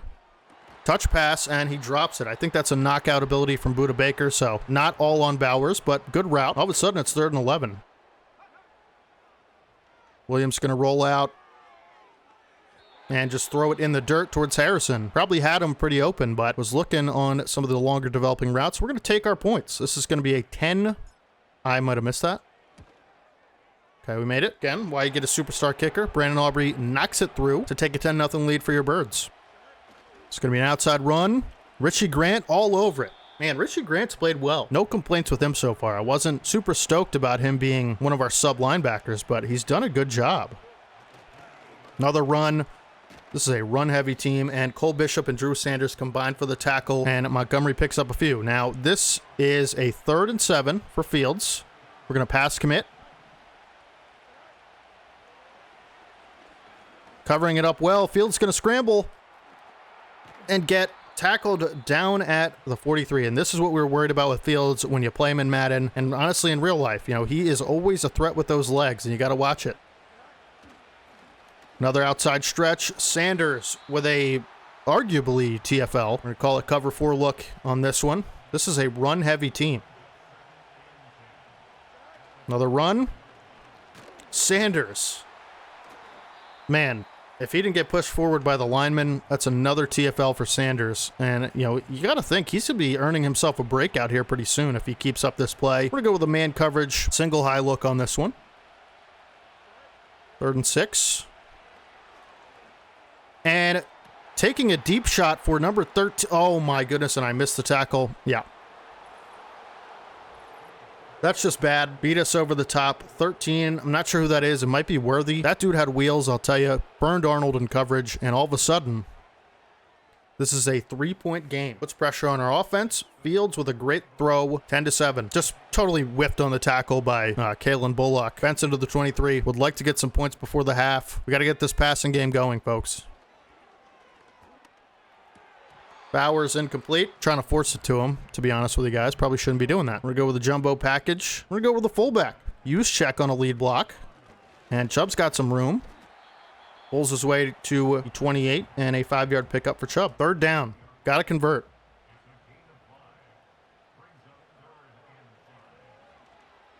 Williams has Leggett underneath. Again, this is a team, you know, we're not really built right now to go with the long ball all the time. You know, this is not going to be a high-flying offense by any means. This is a power team, and we're just going to hand this off to Chubb on the RPO, and Chubb finds 3, 2nd and 7. Have plenty of time in this half to still run the ball, you know, and it's been working. Passing game, not so much.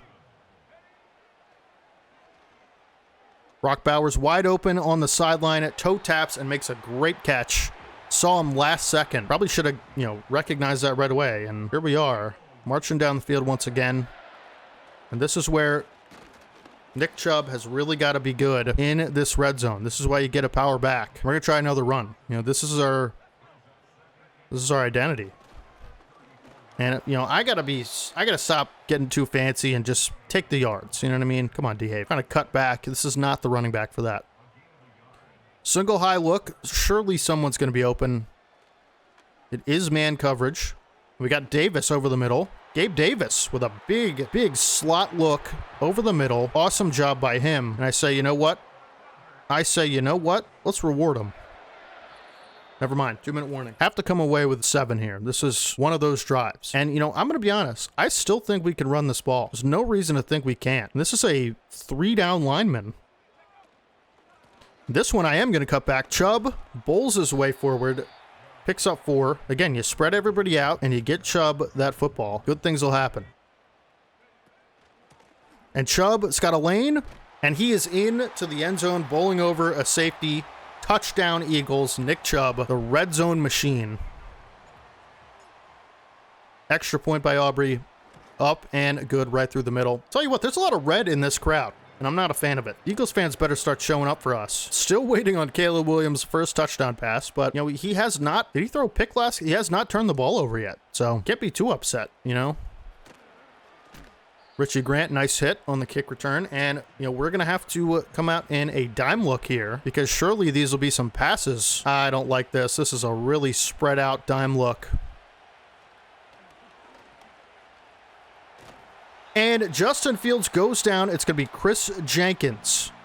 What a play from the rookie. First sack, I believe, in the NFL. Got to be another pass, right? Got to be. Ooh, that was a close one, Fields. You better watch it, bro. We are just dominating this Falcons team up front. And another run. Well, look, with a nice hit. 4th and 14, we're going to call a timeout. We're going to try to score again. At least get in field goal range. Atlanta has not moved the ball well other than that one deep play, and we'll live with it. Potentially take a big-time halftime lead here. Said that weird. And Benson with a spin move. Benson! To the 41-yard line. How is this all Madden? I think we're going to have to do some mid-season slider tweaks. We're not quite there yet, but this team should not be this good. We'll see. 1st and 10. This is man coverage. Could be in trouble, but it is, and we got all day with Williams. We're going to playmaker up the sideline, and Williams, yeah, should have ran that. Should have ran that. I'm going to call timeout. Stupid. Stupid by me. Still not in field goal range yet. This is a blitz. Get it out. Oh, my goodness. All right, we're going to save our timeout, and we're just going to hope for something good. That blitz killed us. Got Harrison wide open over the middle. He's going to make a juke move, potentially get this first down, and we're going to... All right, we will punt. We will punt, especially if we can get him on the 1-yard line. Won't be able to take a knee. Stonehouse. Do your thing. No way. 2 1-yarders. You're not going to be able to kneel this down, Justin. Justin, we're sending heat, Justin. I hope you know. So here's what we're going to do. 4-3, 6-1. Samuel blitz. Good luck running this football, I got to tell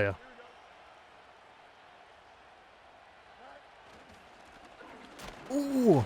Sanders laid the wood.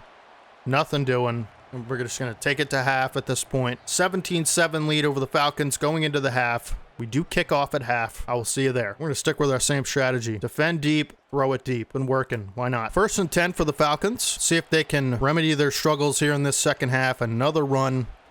And this one's actually going to make it to the 43-yard line. That's a at least 14-yard pickup or so by Montgomery. Nice run there. I'll tell you what, I'll live with them running all day. I will. Pass play on 1st and 10 to the outside. And Brent's just lays out Oliver, the tight end. Going to mix it up with some 3-3. 2nd and 3. Could also be a run. But again, when you have Quinn and Williams, man, don't be afraid of these 3-down lineman looks. And this is just quick slants here. And Fields to the outside. Was hoping for a fumble. Richie Grant, 5 tackles all over the field today, folks. We're going to pinch our entire defense. Outside run. Sanders brings down David Montgomery. 2nd and 10. Our run defense has been immaculate today. Mixing up some sets, some coverages. Pass play. Covering Montgomery. And it's going to be picked off by Richie Grant. Has been electric today. And, you know, he is not a linebacker, but he is playing the role of one better than, you know, about as good as you can. Interception, Richie Grant. I hope there's some breakouts out of today because this is a crazy dominant performance. Now we have a chance to make it a 3-possession game. Yeah. I'm not great at math. We got this to Leggett. Bubble screen. Get a block from Harrison. Does pick up the first down, though. Leggett with another amazing game so far. And we're just going to try to take some of this clock away. You know, the run has been effective today. Why go away from it is what I say. And Chubb's got space, picking up a first down. Good run there. Probably the best all day from Chubb. And we got to get this guy involved. You know, he's our best player. Mix up the looks, mix up the sets. 5 linemen here. And Chubb has a lane through the middle and gets hit by, I believe that was Crosby, for a 4-yard gain. And we are just running all over the Falcons. When you have this type of line and this type of back, no reason not to, as Chubb breaks a tackle. Good 3-yard pickup. Way to turn something out of nothing there. And this is going to be a 3rd and 3. And this is 4-down territory. Actually, yeah, 3 doesn't really do us much. So you might consider it. Chubb's wide open over the middle. And a possession catch. Good catch by Chubb. Not known as a receiving back, but that was a nice job there to secure that catch. This is just going to be the Nick Chubb show, you know? Chubb bowls over, but ultimately gets taken down by Budda Baker. What a day from him so far. He could potentially reach 100, 125 yards today. And we're just going to keep running it. Why? If it ain't broke, don't fix it. And 3rd and 2, we're going to look to pass. And they are really stacking that line. Big play here. And actually, you know what? Good thing that didn't reach the target, which was Marvin Harrison over the middle. And the computer wants us to go for it, and I actually agree. We're going to go for this. Leggett, just possession, catch it, get the feet down. Nice job. No reason to rack catch that one. And we're back to the run. You know, this is a well-oiled machine. Williams hitting his targets on 3rd down. Chubb, you know, moving the chains. And Chubb with a powerful truck gets it all the way to the 4-yard line. Big pickup there. And you know what? I said we're playing with house money. We got a nice lead here. Let's go ahead and try to get the rookie quarterback his first passing touchdown, folks. And who else? Oh, had to pass lead that down. Man, that's tough. Caleb Williams, 2nd and goal. And we get sacked. That was a corner blitz, saw it all the way, didn't really react to it. That one's on me. Probably should have ran on that 2nd down, huh? Bowers, break a tackle maybe? Oh, I'll tell you what, he's down to the 1-yard line. And I think we go for this, folks. Worst case scenario, we don't get it and they're on the 1-yard line. Just can't take a sack. Caleb Williams. Come on. Buying some time. Williams, can he make it there? He can! Breaks a tackle and he's into the end zone. First career touchdown for Caleb Williams.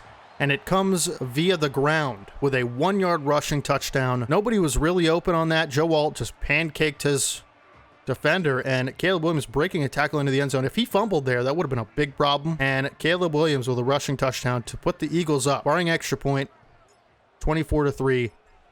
Aubrey's kick up. And good. Best kicker in the league. Good luck, Atlanta. Now they got to pass, and as we know, Justin Fields, not necessarily, you know, Peyton Manning back there in the pocket. So hopefully we can, you know, make some more plays defensively because they have been the star of the show. Setting up our offense with short fields, creating turnovers, getting to the quarterback. Let's go. 1st and 10 for Fields. Could be a run. And it's actually play action, and I actually get fooled by that. And Fields... Ooh, Wiggins almost had that one, man. That was a close one. Gets it down to Worthy. Nice pass. And we're going to send some pressure on this one. Hope our man coverage can get there. Sanders gets a free...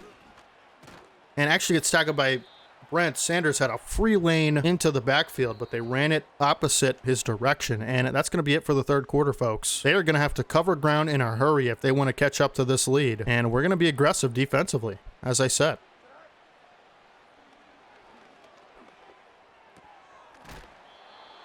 Nice catch out of the backfield. Way to hang on to it by David Montgomery. 3rd and 6. Nice PBU by Kalen Bullock. Awesome job there. And we're going to go to a dime look. The man coverage has been pretty good today. We're going to keep it going. Fields on 4th and 6. We're going to make sure that he does not get out of the pocket. And, you know, wide open over the middle on the little drag route is Deebo Samuel, new Washington commander at the time of recording this. Mix up the coverage, do a little QB contain. And there is Samuel again. Hasn't really been too involved today. Kind of how it goes sometimes. We had trouble getting Brock Bowers involved last time. And we're going to put 3 down linemen out there, and they're going to run on it, which is the smart thing to do. But again, that clock just keeps ticking, and the more you run, the more it ticks, right? I feel comfortable in man coverage. This is a blitz. Sanders, free lane to the backfield, gets... Oh, okay.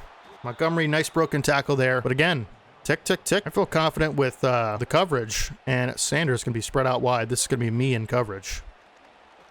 And Fields going to scramble. Luckily, Richie Grant is there to continue his fantastic day. And we're going to switch up the coverage a little bit, go a little bit more big on the inside. And this is a 2nd and 5. They're going to look to run the ball. And Grant gets fooled. Montgomery is into the end zone. Again, we're giving up that. We're giving up that run. And we're just saying, go ahead. Because it's going to take more time off the clock. You can't really get big chunk plays the way our run defense has been. And so we'll live with plays like that. We just got to, run the ball effectively on this drive, pick up a couple of first downs, and it makes, even if we don't score points, it makes their job a lot harder to come back and win. Tyquan Thornton on the return. He's going to get out to the 25. Nick Chubb, this is where he is even more important as a closer, right? This is our closer. Going to run on 1st and 10. Pick up 2 yards. Keep that clock ticking. No reason to throw the ball on 2nd and 8 here. And Chubb's got a lane. I really hoped we could truck him. Chubb gets over 100 yards, 109 yards, and a touchdown, and I believe he's close to Freight Train. Hoping we could truck that safety and continue that run, because we had a really nice crease there. Chubb is 1 10-yard run away from Freight Train, which is awesome. And that is going to be a TFL, I believe, our workhorse. And Chubb's going to cut back, find some space. It's going to be 3rd and 6. This is where you throw the ball. Try to make it tough. Bowers over the middle, and he's got to catch. Security blanket, Brock Bowers, 1st down Eagles. And I'm going to mix it up with some passes because I feel like they're just catching on to the run. And that is wide open. Gabe Davis, who drops it. He dropped the football. This is why we're going to be looking to upgrade at receiver, either in the draft or free agency, as our 3rd receiver. And Chubb up the middle. Ooh, we almost had that. Almost had that space. Brought down, good shed by the D lineman. We're going to go with a halfback screen on 3rd and 4. 4 down territory. Chubb makes the catch, and he's got a lot of room. This could be dangerous, and Chubb shouldn't have ran out of bounds. That was stupid, but big pickup there. And, 1st down here might end the game, folks. And Chubb is trucking and bowling his way, and now he has unlocked the Freight Train ability. Chubb continues his masterful performance, and now he's got Freight Train. So I'm just trucking. 3 down linemen, easy. This could be a touchdown, folks. Nick Chubb is just punishing this Falcons front 7. What a day he's had, and why throw the ball when you have this type of guy on your team running the way he is? We're going to try to get him another touchdown.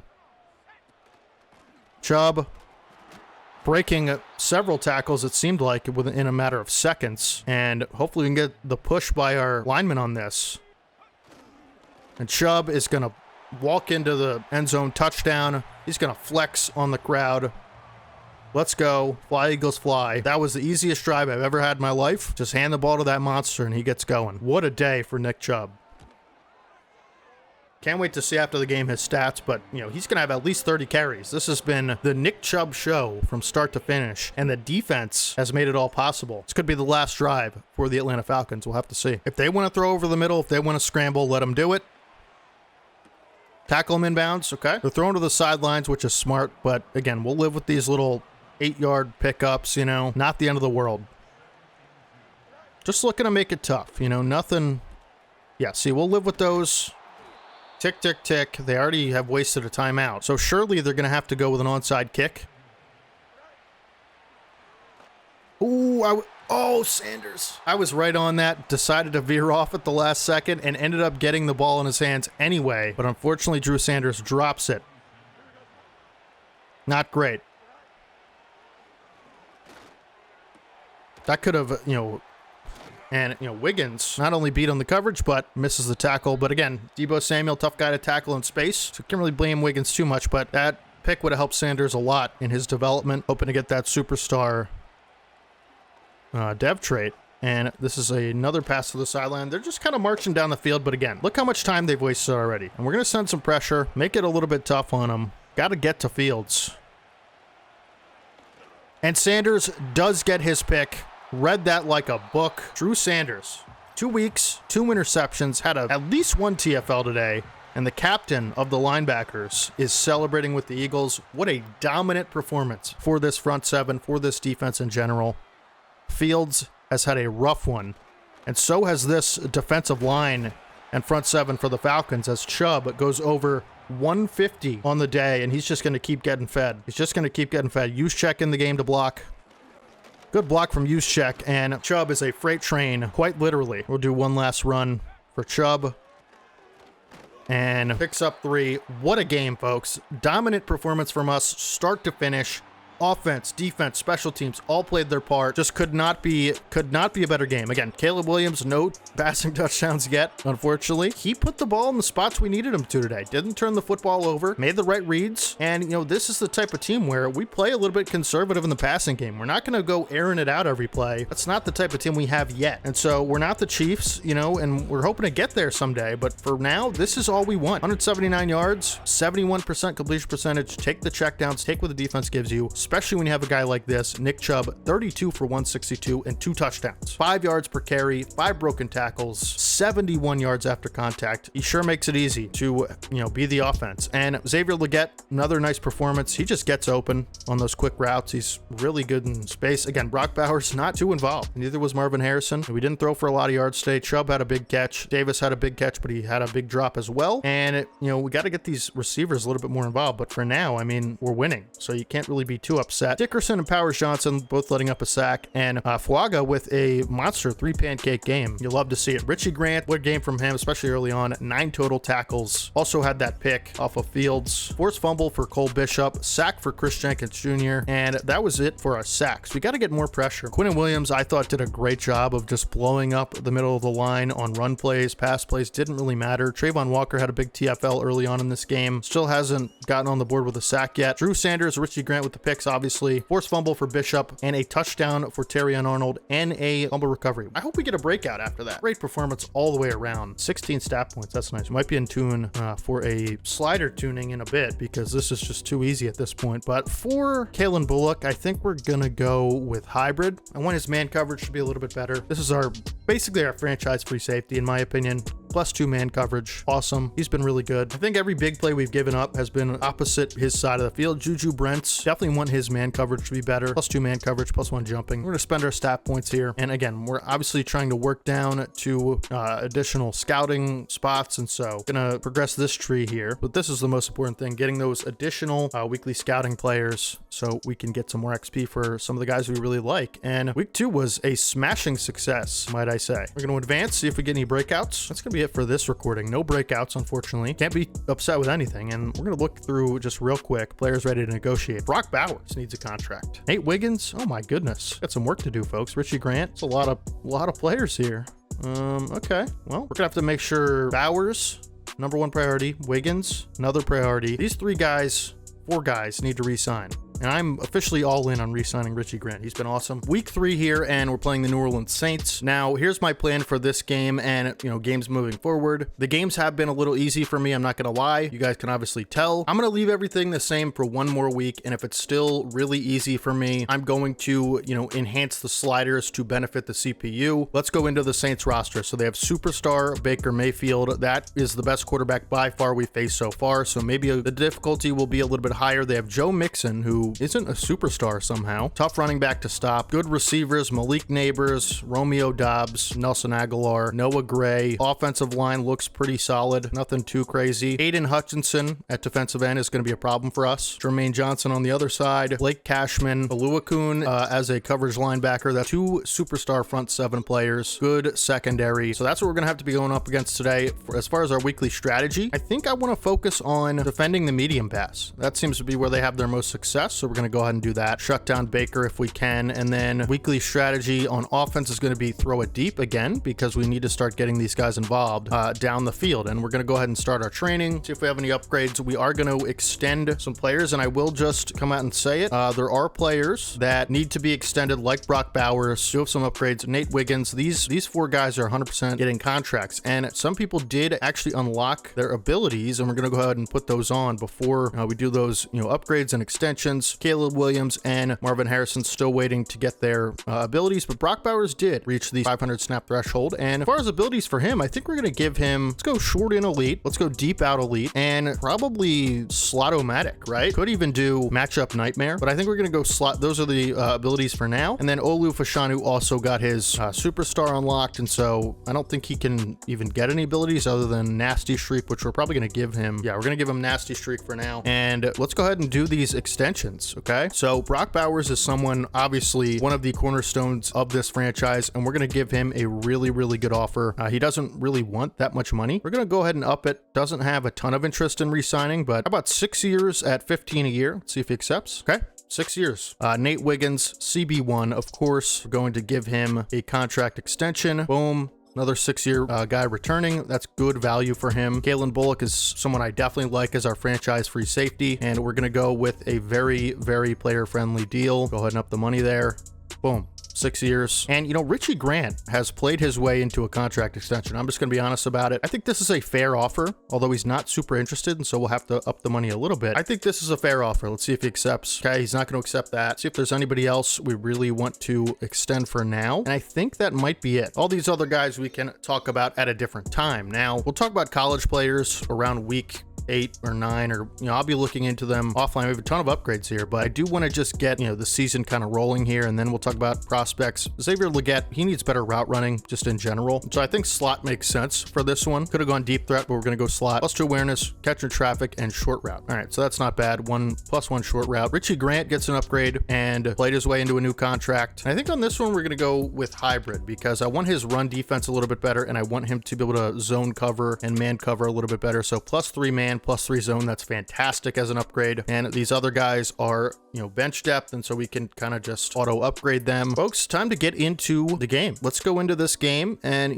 this is going to be deciding basically whether or not we up the sliders. And we're going into the Superdome in New Orleans, or whatever it is, Caesars now, where the Eagles just won the Super Bowl. Fly Eagles fly, go Birds. Week 3, here we go. I felt like the quarter length was actually pretty good last time, and so I'm going to leave it where it is. And first play of the game, we're just going to kind of see what their offense looks like. They're going 5 wide first play, which is kind of crazy. Go ahead and pass commit. And it is complete to Noah Gray for the first down catch. And again, this should be a tougher matchup defensively. Our defense has dominated, but that might not last that long, because this is just a better offense than we played all season so far by a lot, especially, Baker Mayfield as the quarterback. And almost picked off by Cole Bishop. That was a close one. 3rd and 4. A pass commit again. And he's going deep. Juju Brentson coverage gets torched. Malik Neighbors with a walk-in deep bomb of a touchdown from Baker Mayfield. I was a little bit worried about that when we selected throw it medium as our scouting, because, Baker's got an arm. He's got a heck of an arm, one of the best in the league. And Saints are on the board 7-0 with a deep shot to Malik Neighbors. Juju Brents, not the fastest guy, gets torched. This is what we're, coming into here. This is a tough place to play. It's a good crowd, and we're going to have to fight back 7-0 to start the game. Benson on the return. Good return for Benson. Up to the 31. We got to get this pass game going. No question about it, especially if we want our players to keep their dev traits, especially, you got to get good stats with them. And so we're going to start out with a run, but look for the pass to be a little bit more involved in the game plan today, as Chubb gets down to the 37 with a 5-yard pickup on 1st and 10. Obviously had that monster week last week. Best running back in football at the moment, and we're going to try to air it out. Looks like it could be a cover 2. Have to see. We're going to have a look for Bowers, who makes the catch, and he's got a lot of room to run, and that is a big 27-yard completion to the new signee, Brock Bowers. What a play. Got to get him involved, man. Got to start, calling his name in at the play calling, and we're going to run it a lot on 1st and 10, and we got a lot of room with Chubb. who's just going to absolutely fight his way and scratch and claw for those extra yards like he does on every possession. And this is going to be a design screen for Bowers on 2nd and inches. Bowers on the screen. Can't break the tackle. Sean Jenkins read it all the way. Now we're in a 3rd and 5. So maybe not the best play call on 2nd and short, but here we are. 3rd and medium. Got to pick up first down. And we have Marvin Harrison over the middle. Completion. I'm going to be a lot more aggressive with the play calling today. Got Marvin Harrison off of the drag, and he fights his way down to the 9-yard line. Caleb Williams is absolutely on the money to start this game. And if this is man coverage, we might be in a little bit of trouble. So we're actually going to put Brock Bowers on a little in route, and it is man coverage. And Brock Bowers is open, and he's got a touchdown. Brock Bowers with his first NFL touchdown, and Caleb Williams' first career passing touchdown. That was way overdue, but Brock Bowers gets the extra yards after the catch. Good audible by me, and just beats the linebacker in man coverage straight up. And this is what he's capable of doing on a regular basis. He is a problem in the passing game as he gets his first NFL touchdown. Same for Caleb Williams. Big play, and it's all tied up at 7.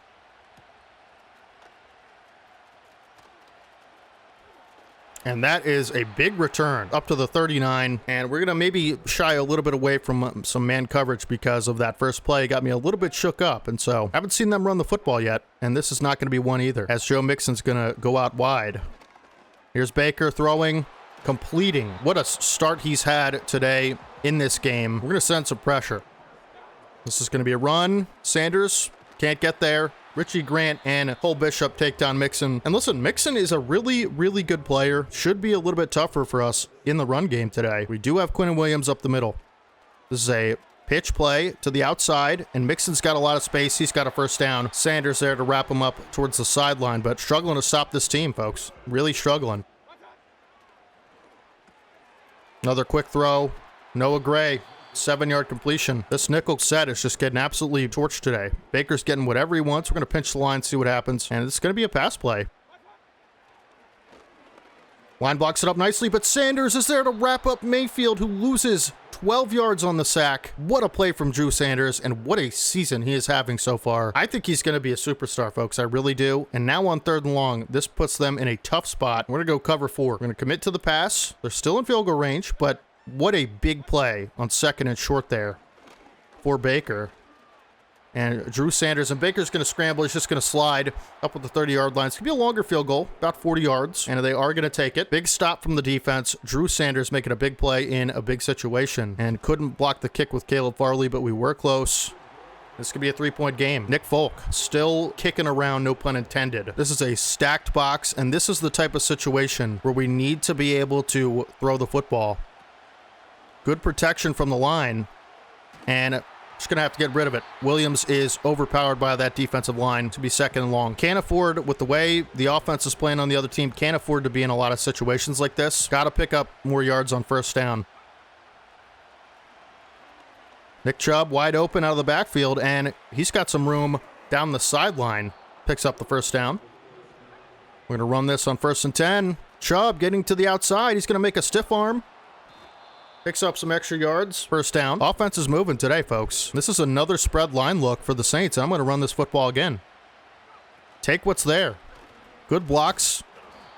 Chubb down to the 41. It'll be 2nd and 4. No one's open. Williams just gets rid of it. Gets hit in the process. This could be a 3rd and 4. Big 3rd down here. Not necessarily in field goal range. We're going to throw that for Harrison, who just possession catches it. That's the end of the first quarter. Got to get points on this drive. Chubb on first down gets a block from Dickerson. Good block from Dickerson. He's played well today. 4-yard pickup. 2nd and 6. We're going to look to work off with play action. See if we can get something open and keep this passing attack going. And we have Bowers to the outside of the field. Great throw from Caleb Williams. And Bowers takes a shot. But that's going to be 1st and 10 at the 10-yard line. Saints with a spread look on the line. And we're going to get that block from Dickerson. Chubb tries to fight through Aluakon. Nothing doing there. To be 2nd and 7. We're going to have Bowers. Another touchdown. 2nd touchdown for Bowers. What a day he's had. Great routes. Caleb Williams finds him over the middle for an Eagles touchdown. Now all of a sudden, it's going to be 14 to 10. Nice throw and catch there. You'll love to see it. Couldn't have been executed better. Great drive from your Eagles. We're going to try to force another stop, or, you know, just any, actually, because haven't stopped him yet. So this could be a shootout. And Jalen Mills absolutely pops the return man. But Baker's been all on the money besides that sack. We'll go with the cover 2 look. This is another second and short. And Drew Sanders, again in the backfield, blowing up that run play. Man, he's like the best user I've ever had as a linebacker. He is so good. And I thought the speed would be an issue, but it's not. And third down. The Saints own 29. This is, you know, most certainly a pass as Mixon spreads out wide. And it's going to be complete to Mixon. And Richie Grant can't make the tackle, but Kalen Bullock does, the new money man as well. And we're going to send some more pressure on this 1st and 10. Make Baker make some decisions here. We're going to have to be responsible for covering. And Kalen Bullock with good coverage makes the tackle down at the 47. Another run play. Mixon's got a lane, and he is down to the 30-yard line. Big run for Mixon. Haven't really faced a great run team yet. I'm going to switch up the package because what we're doing now just isn't working. And, you know, I said I wasn't playing a lot of man coverage, but sometimes you have to, and we're responsible for guarding this tight end here who's had a pretty big day. And Jalen Mills in the game somehow, finding his way on the field. Makes the stop there. 2nd and 2. Going to send some pressure off the edge. Say 5 wide set, another one. And Richie Grant with a great first down saving tackle. It's going to make it 3rd and 1. And we're going to go with a little bit of a stacked line look here. Get Barno off the edge. We're going to shift the line left a little bit. Oh my goodness. They countered it well. Now we have to, yeah. All right, should have went with the zone look. That's on me. They love sending that running back out of the backfield, and Mixon is catching a lot of passes today. He's been their best playmaker other than that Neighbors touchdown. We might have some issues here in the red zone with this defensive look as Quinnen Williams sheds, but can't get there in time. Joe Mixon scores a touchdown. We have to come up with a better play call in that situation. That one's on me, folks. The line was just too spread out, not enough players in the box, and Saints powered in. I'm telling you, this could be a legendary shootout. Benson will return to the 30, and what I want to do on this drive is make sure that we score points and that New Orleans can't get the football back. So after this play, we're going to turn true clock on. And I thought I had that. So this play, surely, as long as we complete a pass, we'll take it to the 2-minute warning. Haven't heard much from Xavier Legette today, but he's actually open, and we're going to take a shot. Legette down the field, a big play, the first one of the season. A bomb from Caleb Williams. Xavier Legette over the top of the defense, just, you know, single high safety look, and it torches the right side corner. First big play touchdown of the season, Xavier Legette. Who else? He has been arguably our best receiver this year. He's just always open. He's got good speed, good route running, at least in game. And what a humongous play in this game. Caleb Williams now has 3 passing touchdowns in the first half after not completing one all season. What a crazy backwards game this has been. Haven't even had much success on the ground, haven't attempted much. And it's going to be a 2-minute drill for the New Orleans Saints here. It's going to be a run up the middle, and Quinnen Williams is all over it. TFL, that's the inside stuff, ability. Great play there. It's going to take us to the 2-minute warning. Let's see if the Saints, you know, come out and be aggressive on this drive, because realistically, they should be. And Bullock beat to the edge of the sideline, and, you know, this is the type of stuff we want to avoid because this stops the clock when you go out of bounds, and so I'm going to try to avoid that. Wiggins, good makeup speed to, you know, potentially break that up, but doesn't end up doing that and gets a big play out of it. They are just marching right down the field, and good block from the tight end on that, and great run after catch for Malik Neighbors, who's been a big play threat all day. Big hit from Sanders. Quinnen Williams there to help out, and I actually like this cover 4 defense. It'll be 2nd and 5, and they're going to keep this clock moving here. And if we get a stop on this play, I'm actually going to call a timeout. Baker flushed out of the pocket. He's going to scramble up the middle. No one there, and just going to slide at the 4-yard line. New Orleans going to take a timeout. Man, that's unfortunate. You play really good defense, you cover well, and now it is a 1st and goal situation at the 4-yard line. We're responsible for, I switched stick by accident, and paid for it. Down to the 1, and we're going to have to go with a, you know, goal line style defense on this. We're going to be responsible for the fullback, and this is a pass. And Sanders, good coverage, but Mayfield has to get rid of it quick as Barno, I believe, was there. This is certainly a run. It is a run. And Mixon fights his way through the contact and into the end zone. 32 seconds left in the quarter. We got to try to get a field goal to tie this game. I think we can do it with the way we've been passing the football. Great drive from the Saints. They have been nearly unstoppable and nearly flawless offensively in this first half. 2-minute drill activated. And this could be a play action. And we got nothing. I'm going to throw it away. Could have hit Bowers maybe, but decided not to. I wanted to make sure whatever we do, we get to the sideline or, make it a big play, because those little out routes aren't really going to help you. And we got Harrison across the middle of the field. Kind of what I was trying to avoid, to be honest. And we're going to have to take a timeout. Need this first down. Need it bad. And we're not going to get it. So we're going to have to punt the football with 11 seconds. Ryan Stonehouse, MVP, one of the MVPs of last game, with his extraordinary punting. See if we can pin him deep here. And 21's going to return this, and Caleb Farley makes a big hit, and they will have 4 seconds, and we're just going to go prevent defense. Let's see if they take a knee. They are going to take a knee. So kind of an interesting half. A lot of offense, not a lot of defensive plays being made. Can't be too upset with the offense. They have been balling out, but we're actually going to go defend deep pass in this second half, because we need a stop, and we do get the ball to start the second half, which is needed, because we just simply can't stop the Saints right now. Another stacked box look for New Orleans, and we have Leggett. Makes the catch through contact somehow, but Zero just blows that play dead. And one of the rare times we are going to try a run on 2nd and 10. Chubb, can't get much.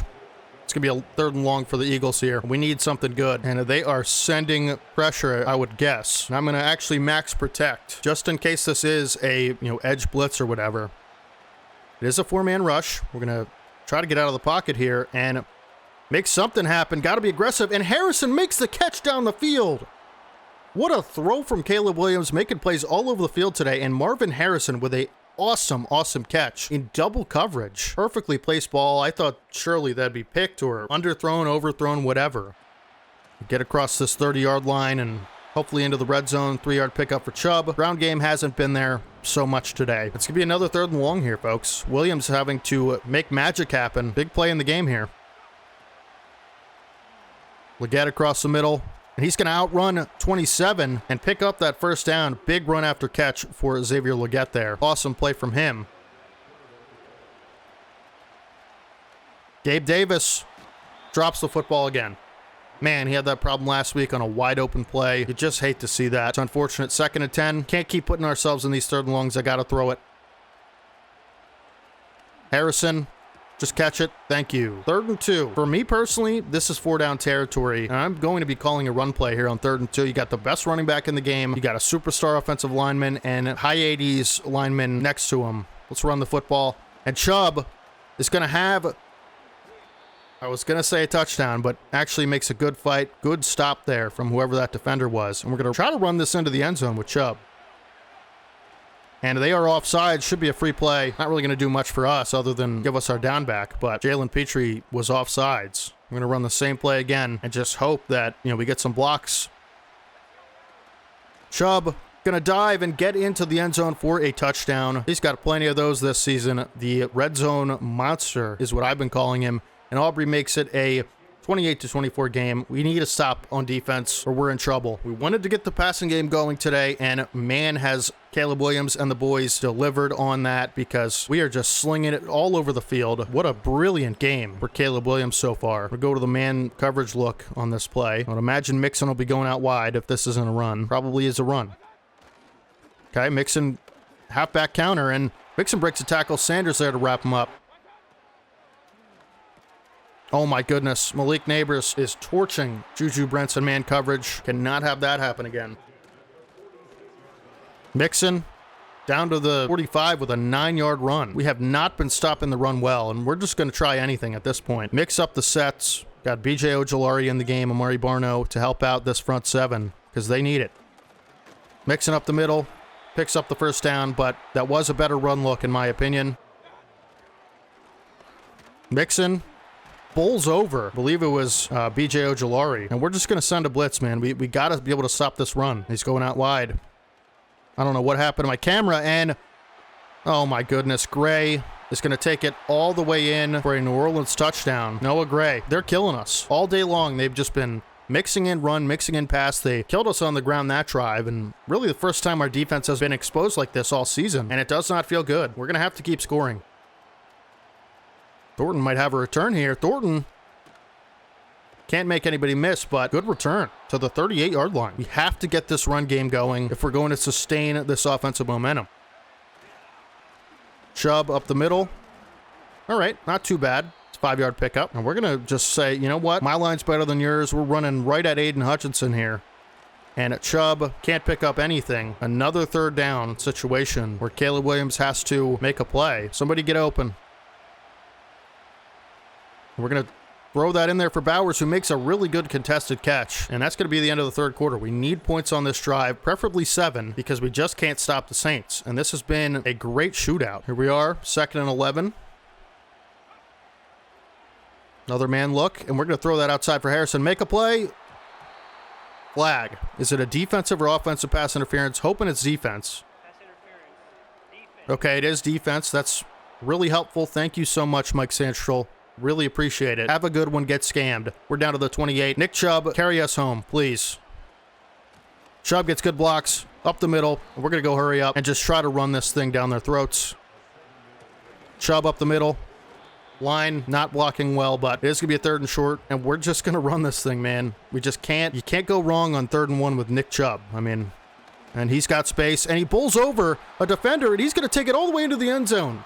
This is why you go out and you get Nick Chubb, folks. A red zone machine that he is, with that trucking animation, with the bulldozer ability, just absolutely, I mean, sends that defender into oblivion. Who was that? Who was that? Look after the game potentially. Holy cow. Thank you, Nick Chubb, for making my life so much easier as a player. What a cheat code he's been all season in that red zone area. Got to be able to stop Baker Mayfield on this drive. We're going to try to send pressure up the middle. This is the play that we sacked Baker Mayfield on.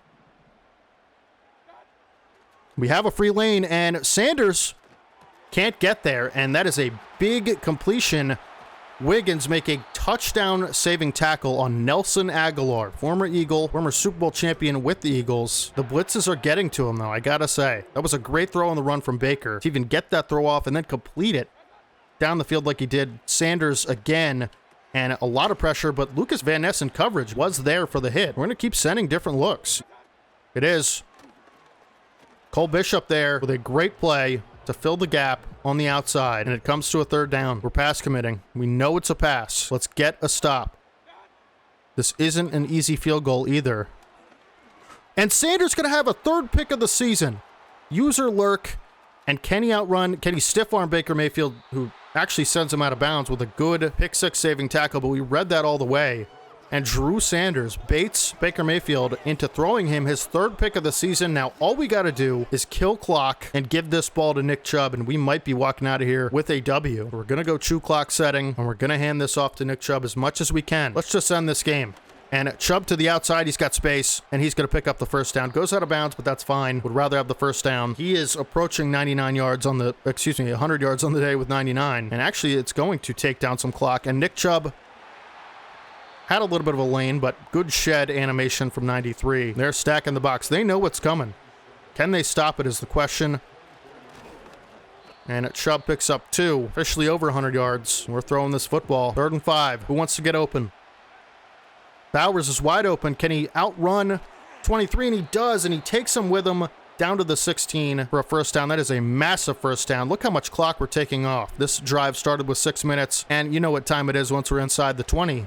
It's Nick Chubb all day long. I like this 0-1 trap. I actually really do. But actually, they're spreading out quite a bit, and so we might have a lane up the middle.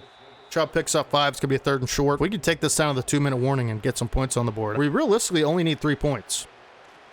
And Chubb might have a touchdown, but is stopped at the 1. Probably shouldn't have dove there, huh? We're going to take this to the 2-minute warning. If we're able to get 1 yard, we might secure the victory in the Caesar Superdome. And that is another offsides on the goal line, but we're going to take the touchdown. Nick Chubb walks in, basically, for his 2nd touchdown of the day. The red zone machine does not stop churning to climb this penalty and take an 11-point lead with 2 minutes left in the game. Now, they do have 3 timeouts, and so if they score quick and get a stop, they may be able to force this to be interesting, or if they get an onside kick, right? But for now, this looks like a pretty safe victory for us. Famous last words potentially. And we're going to come out in a dime package. We know they're throwing the football, put all our DBs on the field and see who can make a play. And that is wide open. I saw it at the last second. Man, that's unfortunate. And he actually gets out of bounds. What an effort from 87. Just got to keep him out of the end zone. And that's fine. We'll live with those, man. They take their timeout. I mean, what a brain-dead timeout that is. I can't believe that. I really can't believe that. Responsible for the tight end and man coverage here. And Baker swarmed. I believe that was Juju Brents off the edge with that pressure. And we're going to make it tough, man. We're going to do man coverage and hope they just throw it over the middle and take that timeout. Wiggins with a stop. There we go. They're actually going to go hurry up here and not take another brain-dead timeout, which is probably the right thing to do. And nice catch on the run by, I believe that was Noah Gray again. He's been all over the field today, making big plays. And I don't like this look at all. I'm actually going to audible again. Here we go. Mixon is going to run the football, and Drew Sanders is there for the stop. That is maybe the dumbest play call I've ever seen. CPU, brain dead once again. This has to be a pass, yeah. Great coverage.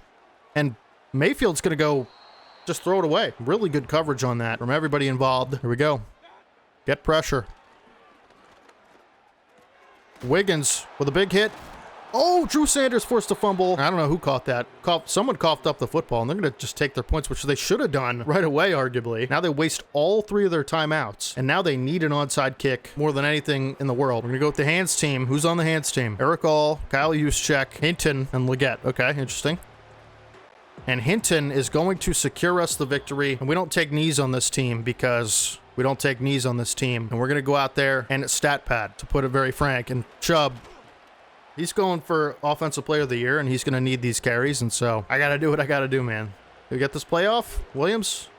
Nope. All right. Come away with the victory in New Orleans, 3-0. I'm going to up the sliders. I'm not saying this one was easy, but offensively, we were just on another level today. Caleb Williams with the game of his life so far. Almost a nearly perfect passer rating. 18 of 23, 255 yards, 78% completion, 3 touchdowns, no picks. Nick Chubb with another monster performance. 25 attempts, 124 yards, 5 a pop, 3 touchdowns, and of course he had that big one where he bowled over some unfortunate defender. Brock Bowers finally had a monster day, 7 for 73 and 2 touchdowns. Marvin Harrison, nice day as well, had some big catches, 6 for 84. Leggett with the bomb over the middle off of that post, just amazing. Couldn't be happier with him. Gabe Davis, he was on the field, I can say that. And Nick Chubb, 1 for 31, or excuse me, 1 for 13. And then a lot of pancakes. No sacks today other than Drew Sanders. We really struggle to get sacks and pressure in general with our 4-man rush. Sanders with 2 TFLs, 1 sack, 1 pick, 1 forced fumble, and almost a touchdown. Guys, this game, it was interesting. An offensive dominance. Drew Sanders again showing why he should be Defensive Player of the Year and earn a superstar upgrade. Olu Fashanu's going to get an upgrade. We're going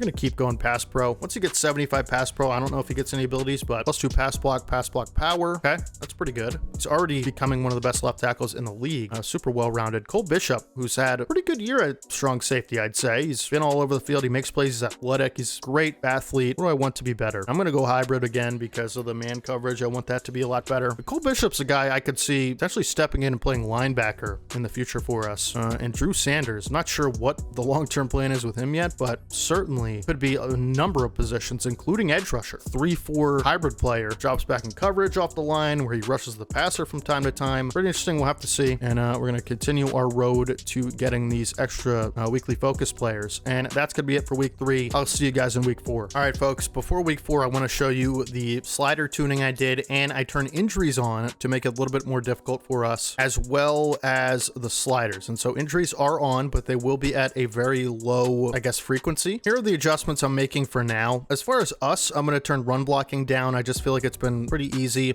even though we do have a good offensive line. But the CPU just has to be better, and so I'm just tweaking them, as we go. But these are the tweaks. I pretty much turned everything up to 55 almost, and then injury is going to be set at 10 out of 100. It's default at 25, and so injuries will happen. They'll be scarce, but they will happen to make it just a little bit difficult on us. And that's going to be the sliders. And let's get into week 4. So Drew Sanders, to no one's surprise, wins NFC Defensive Player of the Week with 9 tackles, 1 sack, 1 interception, and 1 forced fumble, which is awesome for his progression. Go ahead and take a look at the Bucs roster. They are 0-3. We are 3-0. Bryce Young at quarterback, so guy you got to watch out for his legs. Tyler Algier at running back, not too great, although he is good in real life. Stephon Diggs at receiver, one of our first X Factor receivers. receivers we're going to have to watch out for. Christian Watson's got blazing speed, and he's 6'4", great Madden receiver. They got good receivers here, and we're going to have to watch out for that. Tyler Conklin at tight end, Charles Cross at left tackle, pretty good O-line on the left side, and then Tyler Linderbaum and Chris Lindstrom on the inside. This is going to be a tough game for our D linemen. You know, not the greatest front seven for them, if I'm being honest. Zach Bond, who recently just extended with my Eagles, Fly Eagles Fly, love the guy. He is such a big part of this defense, and Dallas Turner off the edge, as well as BG, you know, one of my favorite players ever. Eagles legend. Jair Alexander and Dax Hill at corner. This is a great CB room. Man, Alexander's gonna be tough, and then Quan Martin and another, man, a lot of Eagles on this team. CJ Gardner-Johnson, another Eagles legend. It's gonna be an interesting one, folks.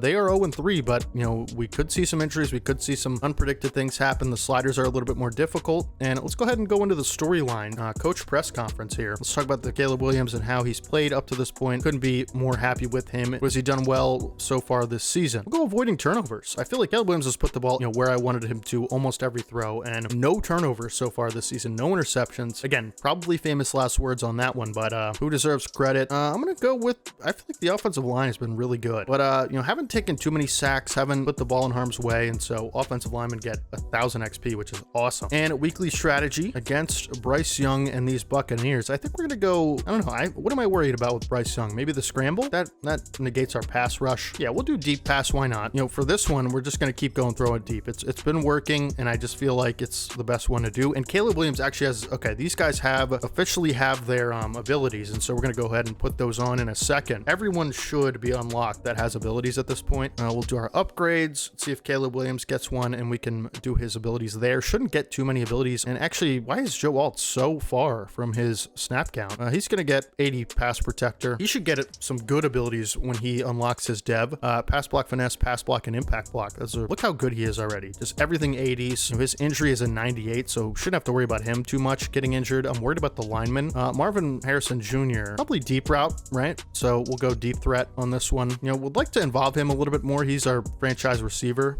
You know, now has his X factor, and we're gonna give him double me, which is the best X factor for receivers in my opinion. We'll go short in elite, and we'll go, I don't know, deep in elite for now. Those are two pretty good abilities there. I'm also going to make sure we have him activated. And Trey Benson, I haven't really seen too much of him. You know, Nick Chubb has just been so good. So I'm just going to keep Trey Benson, you know, good at what he's good at, which is being elusive. You know, of course, he's our kick returner. Powers Johnson, franchise center here. We're going to go pass pro. Thought the offensive line really has just played exceptional football. And we definitely have to get his pass pro up a little bit, but he is our franchise center. And then BJ Ojulari, we can let the CPU upgrade. Now, take a look at our abilities for the people that have them, which should be Caleb Williams at this point. He might get something okay. You know, we'll see. Go ahead and give him, we'll go bazooka for now. Okay, so we do get some abilities here. We're going to go tight out. Passers with this ability improve catching prowess of all tight ends who are open on pass plays. So what constitutes as open, I don't know, but could go safety valve. All right, so two kind of non-super valuable abilities there, but you know, they are abilities. And then that should be it. So we're good on that. We're good on abilities. Now, I do want to just make sure really quick that in our lineup screen, just line up there, activated, because sometimes it kind of glitches out and doesn't activate your X factors. Yeah, see, we only have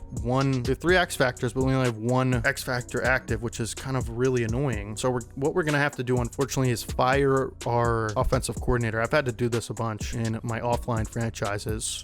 Manage staff. We're gonna have to fire Joseph Wells and hire a new offensive coordinator. Let's see what kind of guy he is. Halfback guru, receiver guru, Will Cunningham. That's who we're gonna hire, and he is X factor ready, so we're gonna hire him. We will get staff points out of it, which is awesome. And let's go ahead and, you know, see if anything's changed. It should update to 3 X factors. It did. Okay, awesome. So these guys will all be activated now. And so yeah, let's get into week 4 against the Tampa Bay Buccaneers and Bryce Young. So I forgot to show you guys, but Nick Chubb is leading the NFL in rushing by a lot, and I mean like 150 yards a lot. So we'll try to keep that going today. The red looks beautiful in the stands and on the field, as Trey Benson, who just got the upgrade, will receive the kick. And let's get into this game. Good blocks. Benson crossed the 30 and to the 36-yard line, and the offense will take the field after that dominant performance last game. We'll see if the sliders have any effects this game. We'll start out with a run, and of course we decreased our run blocking a little bit. And Chubb's got a lane to the outside, but taken down by Divine Diablo for no gain. And, you know, people to watch out for in this pass rush are going to be Brandon Graham and, of course, Zach Bond over the middle. There's Chubb off the catch. Nice pick up there for Chubb. Gets the first down. Let's see if we can get him involved early, man. This is our This is our team right now, and I'm already noticing, they don't quite climb the second level as good as they have been. Of course, my linemen I'm talking about, and so we'll just have to be a little bit more creative with our runs, and we're going to pass the football here. And we are just absolutely shut down on that one. Harrison was wide open on a deep route. Pass rush got home. It's going to be 3rd and 7. And we got Harrison there. Great throw from Williams, and Harrison's got some run after the catch, and he's going to get taken down at the 23-yard line. And we're almost into Nick Chubb territory. What a great play. One of his biggest plays all season. And now that he has that X factor and some abilities, he should be able to get activated, much easier as far as, his role in the offense. He should be a much bigger threat. And we're going to just get that into Bowers. Brandon Graham in coverage, not much of a threat. 3rd and 5. Make something happen here. Harrison again on the drag is just wide open. And he's actually, I was going to say cutting through the lane, but nice play to wrap up. I don't like this formation at all. I'm going to change it. And I'm going to get this to Nick Chubb if I can. And that's a false start on Olu Fashanu. Too many adjustments? I don't know what that is. It's going to back us up 5. Nick Chubb territory. You know what's going down. You already know. Chubb to the outside. He's got a... Oh my goodness, he was so close to breaking that. So close. Good blocks. Got Harrison. And can't break a tackle, but gets us down to the 2. And you know who's getting this football. I don't even know if I have to say it. Chubb. Good block from Dickerson on the... You know what? We're going to try to power this in. I just don't know how you don't go for this. You have the best running back in football. You have a good enough line. Nick Chubb diving into the end zone. Could have walked in, but wanted to be a little bit dramatic about it. And 7-0 Eagles start the game. I will be honest, the running was a little bit more difficult than in weeks past, even with just -5 on the sliders with run blocking. And so, again, this is a weekly process of the slider tuning, but defense should be much harder. I will say that. So Bryce Young and Stephon Diggs will come into the game here. See if we can get some pressure on them. Haven't gotten much pressure. And it's going to be a run, and Sanders making a nice stop. Tyler Algier, he was a powerful back. He is someone we're going to have to be careful with these little arm tackles. And so this is a play action, little trick play, and Sanders just warps through 88, which I don't know how that happened, but okay. And we'll see if they decide to run the football a little bit more than some other teams we've played recently. Bryce Young is going to be taken down, sacked by Trayvon Walker, which we need him to get more sacks. That is awesome. We need him to get going. Bryce Young's someone we're going to have to try to get to because he does have the tendency to hold the football a little long. And nice tackle there by Kalen Bullock. Good throw from Young. But it's going to be 3rd and 6. And you know what we do on 3rd down. I took the wrong lane, and Kalen Bullock's going to get Bryce Young short. Good tackle. 4th and 3, and they're going to punt from midfield, which is not a call I would make. Let me put it that way. See if this is a good punt here. And it is going to be a good punt out at the 8-yard line. Nick Chubb and the offense will get back on the field. And you know what? We're going to go a little play action here because we have been running the ball effectively, and it does seem to work. And we're going to hit Bowers on the sideline. Nice throw and catch from Williams to Bowers, who's quickly becoming one of Caleb Williams' favorite targets off of that play action. And here's Nick Chubb. If we didn't have a running back as good as Nick Chubb, this would be really difficult to do. Get these extra yards and bull your way forward on these, make it something out of nothing type plays. Another play action, and they just read it all the way. Byron Murphy, the second, and this is going to put us in a tough situation here. 3rd and 15 in enemy territory, on the road. I believe it's Raymond James Stadium that the Bucs play at. I can't remember. We're just going to throw it to Bowers. Didn't really see much there. I'm going to go ahead and look at the replay because I do feel like I probably had someone open, but they did a nice job of taking away the middle of the field. Let me check this out. Man, okay. We did have Harrison. Probably if we pass lead this outside, could be a big play. Didn't really see much else that would have, granted us a 1st down. And here's Stonehouse on the punt. Wind's going this way. We're going to punt it into the wind. Let's see if we can pin him back pretty deep. Stonehouse, electric leg. And this is a returnable punt for, is that Stephon Diggs? Brents tries to lay him out. Stephon Diggs with a nice return there. And here comes Bryce Young back onto the field. Got to get some more pressure. Over the middle. to 87, who, not sure who that is, but nice catch. 19-yard gain, as the PA announcer has informed me. And can't seem to make a tackle. Wonder if that has anything to do with the sliders. I don't know. 2nd and 6. Quick throw to the outside to Diggs, who hasn't gotten much involvement in the passing game so far. Certainly one of the best receivers in the NFL and has that X-Factor ability. So we'll have to watch him all day. And another quick throw to Diggs, and Brent's there for the tackle along with Sanders. Make it a 2nd and short. We're going to be sending some pressure here on 2nd and 1. Bring in the heat on this blitz. See if Sanders can get to him, and good blocking, and Nate Wiggins almost had an interception with that, reactionary speed that he has. Would have loved to have him get his first pick. He's been pretty good, I will say, but need that to be a PBU or a pick. Nice PBU there, speaking of, by Richie Grant. 2nd and goal from the 10. And 84 brings us to the 3. It's going to be 3rd and goal from the 3-yard line, and we're going to be blitzing. I don't know if this is going to be a pass or a run or what, but... And Sanders actually brings down Tyler Algier. Great play to save a touchdown by Sanders, and they're going to go for this on 4th and 1. Interesting call. I'd probably do it too. And it is a run, and Quinnen Williams all over it. Big 95, wreaking some havoc in the middle of the field with that inside stuff ability. You love to see that from Quinnen Williams, but unfortunately now we're on the 4-yard line. What a play from Quinnen, though.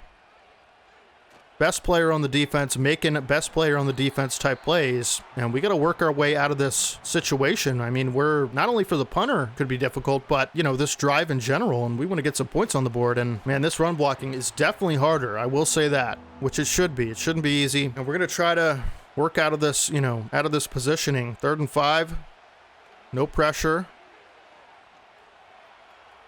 And we're going to scramble with Caleb Williams, who picks up the first down with his legs. Has great, scrambling ability. Awesome play from Caleb there. Please. Oh. I was going to say, please, Gabe Davis, catch this football. And almost picked off. Close one. 2nd and 10. Somehow William gets it off, but he is just overwhelmed with pressure. They are really getting home. This Tampa Bay pass rush is causing some issues. 3rd and 10. And that's nearly intercepted again. Dropped by 2 Buccaneers players. This defense is rocking and rolling. We're going to punt again. Did get that first down from the Williams scramble, so fortunately we'll be out of our end zone to punt, and they can't really block it, but they're going to have good field position here. And Diggs on the return brings it to about their 40-yard line. So they're going to have an opportunity on this final drive, potentially of the first half. And I'm looking for a run here. Sure is, and Sanders can't make the tackle, but it is, stopped short of a first down. It'll be 2nd and 6. And you can see here we're mixing up the packages. This is 4-3. It's almost certainly going to Diggs. And oh my goodness, he waited for my user. What a smart, high IQ play from Bryce Young to wait for my user to leave the middle of the field, which was my assignment, to go and get that Diggs, little trick play. And thank God it works out, but could have been a lot worse. So Bryce Young showing his IQ early. And Brent forces an incompletion on Stephon Diggs somehow, which, thank goodness, because the last thing we need is for this offense to get rocking and rolling. We made a big goal line stuff last time. Have to continue that momentum, especially with our offense sputtering like it has been. And it's 3rd and 3, and we're going to let them take some time off the clock here. Need a stop. Quick slants. Sanders almost has his 4th interception in 4 games, but unfortunately no dice, as right over his head Bryce Young throws a beautiful spiral. And 1st and 10, that's gonna be a touchdown. Yep, just beats the coverage. 87, nice route, good throw and catch from Young to 87, who's had himself a day so far. And we got to get a field goal. And this is why I probably should have called a timeout midway through that drive. But, we do have 3 timeouts, 39 seconds, plenty of time. Got to make some plays with the arm of Caleb Williams in order to get into field goal range. And not a terrible return from Benson. Set us up with the 25. It's an important drive, folks. It's going to be Eric All Jr., who's got a lot of room, and out at the 46, his first catch of the season. Really nice play there from him on the drag route, and all of a sudden we're pretty close to field goal range. And you know what? I think Leggett just burned. Jair Alexander going down the field, and he drops it. Xavier Leggett burned C.J. Gardner-Johnson and Jair Alexander, but he drops it. Oh my goodness, it was a perfect ball from Williams. Very unfortunate because I should have possession caught that, but to be honest with you, got Bowers over the middle who makes a great catch, and he's going to work his way out of the bounds of 35, almost in field goal range. Of course, Brandon Aubrey's leg, is incredible, and we're going to try to get some easy yards here, make it a little bit easier for Aubrey. Do still have those timeouts, so we're going to get it to Chubb, who's got space, and he's going to be pushed out at the 23. So this will be an easy field goal for our Pro Bowl kicker, but can we try to score a touchdown? Again, do have those timeouts. We'll see what happens. As Bowers has a one-on-one matchup, and I was going to take a shot, but pressure gets there, forces the ball incomplete. Probably going to be the last shot that we take. And we're just going to throw it over the middle for Leggett. Take our timeout and take our points, and that will be the end of the half. Aubrey, kick is up, kick is good, I would imagine. All right, there we go. So, tough start for the team. I might have to rethink some things about the way we're playing offense because it has been a little bit difficult. We've tried to take what's there, but quite frankly, they're just not giving us much to take. And so we're going to be kicking off to start the second half. Let's get it. Run up the middle. Sanders all over it. 2nd and 7. 3rd and 2. Be nice to have a stop here. I'm going to pass commit, which is a risky call because it easily could be a run. And it is a pass. And this is a 4 verts play where they're just going to dump it off to Algier, who doesn't pick up the first down. Probably a wise decision to not put the ball in harm's way. Dump it off to your running back, see if you can make a play with it. I like the way the defense is set up here. Could have potentially some room and nothing there. And running has been tough, which forces us to pass. And passing has been tough as well. So let's hope we can continue to play our game and make this a little bit easy on ourselves as Brock Bowers makes a nice catch in traffic to pick up 5, which sets up 3rd and 5. Brock Bowers with an insane catch, jukes a man, and he is just an absolute monster these last couple weeks. That was a crazy throw and catch, into traffic, into multiple defenders. I'm gonna try running this ball. And I totally messed that up, but Chubb somehow makes up for my mistake and picks up 4. 2nd and 6, we're going to run it. And Chubb gets 2. Again, this is not the greatest front 7 in the world, and we're struggling to run. Leggett over the middle. Nice ball from Williams, picks up the first down. Just looking for something short there, didn't need to do too much. Continue to try to run the football, but it has been a struggle, as Chubb can't make the defender go to the ground, and it'll be 2nd and 8. Passing game has been good enough. Has been great. It's been good enough. Over the middle for Bowers, who makes another contested catch. Sets up 3rd and inches. Wonder where this ball's going. Chubb's got space. He's got a lot of space, and best run of the day by far. Picks up the first down and more. And this is officially Nick Chubb territory, but you know what? They got a lot of guys on this line here. I feel pretty confident about throwing this football. Get it out to Bowers down the sideline, who stiff arms his way to the 8-yard line. Wonder where this ball's going. I don't know. Going to the leading rusher in the NFL, picks up 3 tough yards. It could be a little bit more difficult in situations like these with the increased sliders, so we are going to try to pass. And Leggett can't make the catch on the sideline. Good coverage from Hill, and it will be 3rd and 5. And Harrison, this ball is intercepted. Zach Bond picks it off. I thought I had him. I don't know. I mean, there was probably someone else open, right? This whole right side of the field. Oh my goodness, Leggett was wide open on this corner here. Just threw that ball on the previous play. Don't know if it would have been a touchdown because I would have had to possession catch it, but I don't know. I thought I could fit this into Harrison. I pass-led it over to the right side a little bit, and Bond just comes up and makes a nice play. Can't throw picks in the red zone. Unfortunately, we had to learn that the hard way today. Really, the first turnover of the season, I believe. And we're going to try to send pressure Bryce Young's way, and Wiggins gets beat and then misses the tackle. And this is a big play, and it is going to be a touchdown for the Bucs. All right, so you see how quickly things change, folks. All of a sudden, it is a 4-point game, and that was all our doing. We missed the tackle with Wiggins, user miss, went for the strip, because I'm dumb. Threw that awful pick in the red zone. Caleb's first of his career. We got to fight back into this game. These sliders tweaks have been more difficult in a lot of ways. Haven't seen any injuries yet, which I shouldn't have even spoken into existence. Bowers, he's just been amazing today. What a great route, great throw and catch. Needed that, needed that, needed that. Needed a big play there, and we got it. Chubb, it's just... there's nowhere to run. There's nowhere to run all day. Didn't feel confident running in the red zone. And this is what happened when your run game gets taken away from you. You have to make tough plays, and you know that's a better run, but still gonna be 3rd and 5. It is manageable, but got Chubb over the middle. He's gonna make the catch and pick up the first down. That'll be the end of the 3rd quarter. Is David gonna beat Goliath in this game, folks? They have come into this game 0-3. We have come into this game 3-0. This could be the upset of the year, as Chubb makes good effort to pick up 6 on that one. You got to be pretty happy with that, considering how the game has gone otherwise.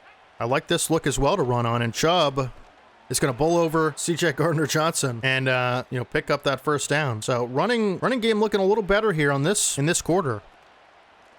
And he's got space now, and this is a nice run up to the 23. He's 2nd and 3. I'm going to hit him with play action. We've been running it. They didn't bite at all. And we're just going to have to throw this football away. I saw Leggett out of the corner of my eye, but couldn't make that throw at the angle we had. Should have rolled out the other way. 3rd and 3. No big deal. We'll take our points if we have to. But we do have Bowers. And Zach Bond this time cannot make up for that catching prowess, as it is a superstar ability catch from Brock Bowers, who has 10 catches for over 100 yards today. And a touchdown, I believe. Nick Chubb is going to drag a defender down to the 13. This is his territory. They're going to have to stop him if they want to stop us, right? And Chubb has a lot of room, and he's going to, oh my goodness, he's going to bull over 20 and get into, the 1 yard line, where, wonder where this ball's going. Nick Chubb jumps over a man and it finds his way into the end zone. What a leap from Chubb there. Finally, some running success on that drive. It has not been easy today, but Chubb makes it look easy on that drive with a touchdown and a bunch of yards. Some great running. I didn't even notice he got hurt. Brock Bowers' ACL sprain will be out for this game. That's our leading receiver. That's our best weapon. He's been awesome, and we just started forming connections. See, this is why injuries make it kind of fun, because now Eric All Jr. has to step in. Great return there from 26, and Brandon Aubrey has to make that stop. Brock Bowers going down is devastating, folks. Devastating. Man, that's tough. Can Brents make this stop here? He does, with some help from Richie Grant. This is a big drive. Are they able to take the clock down to where, we don't have much of an opportunity to score again? This could be, if executed correctly, the last drive of the game. And Algier is going to make it to the 42 with a 5-yard pickup, but it will be, I believe he's down now. The injury bug's going around at this point. 3rd and 2. Need a stop. And I'm just... Great play from Juju Brents to save that big play first down. And I don't know why they're punting here with Nick Chubb on the other side of that football. I would definitely not do that. They're going to go ahead and punt.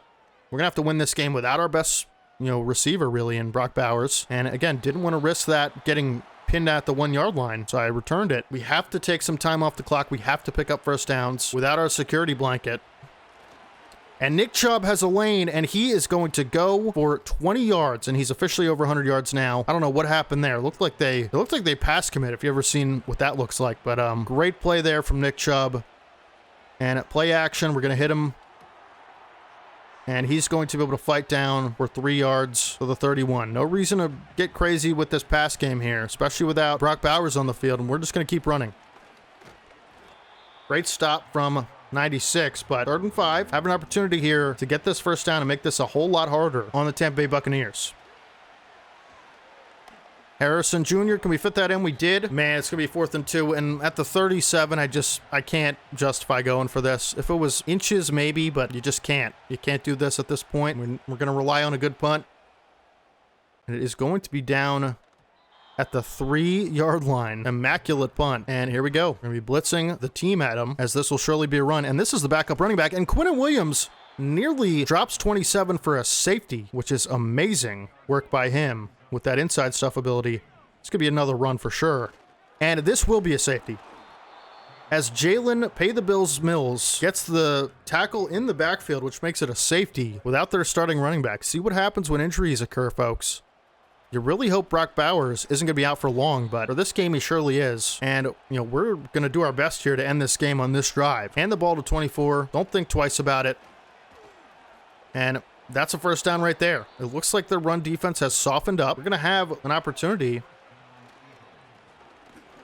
to end this game with Nick Chubb, and that's going to take it to the 2-minute warning. You know, we got to take these timeouts away from them. We still have to put points on the board. Listen, this is not over by any means. This is a 1-touchdown game at this point. And we need this first down if we're going to get a field goal. It'll be 3rd and 4. No Brock Bowers. Remember that.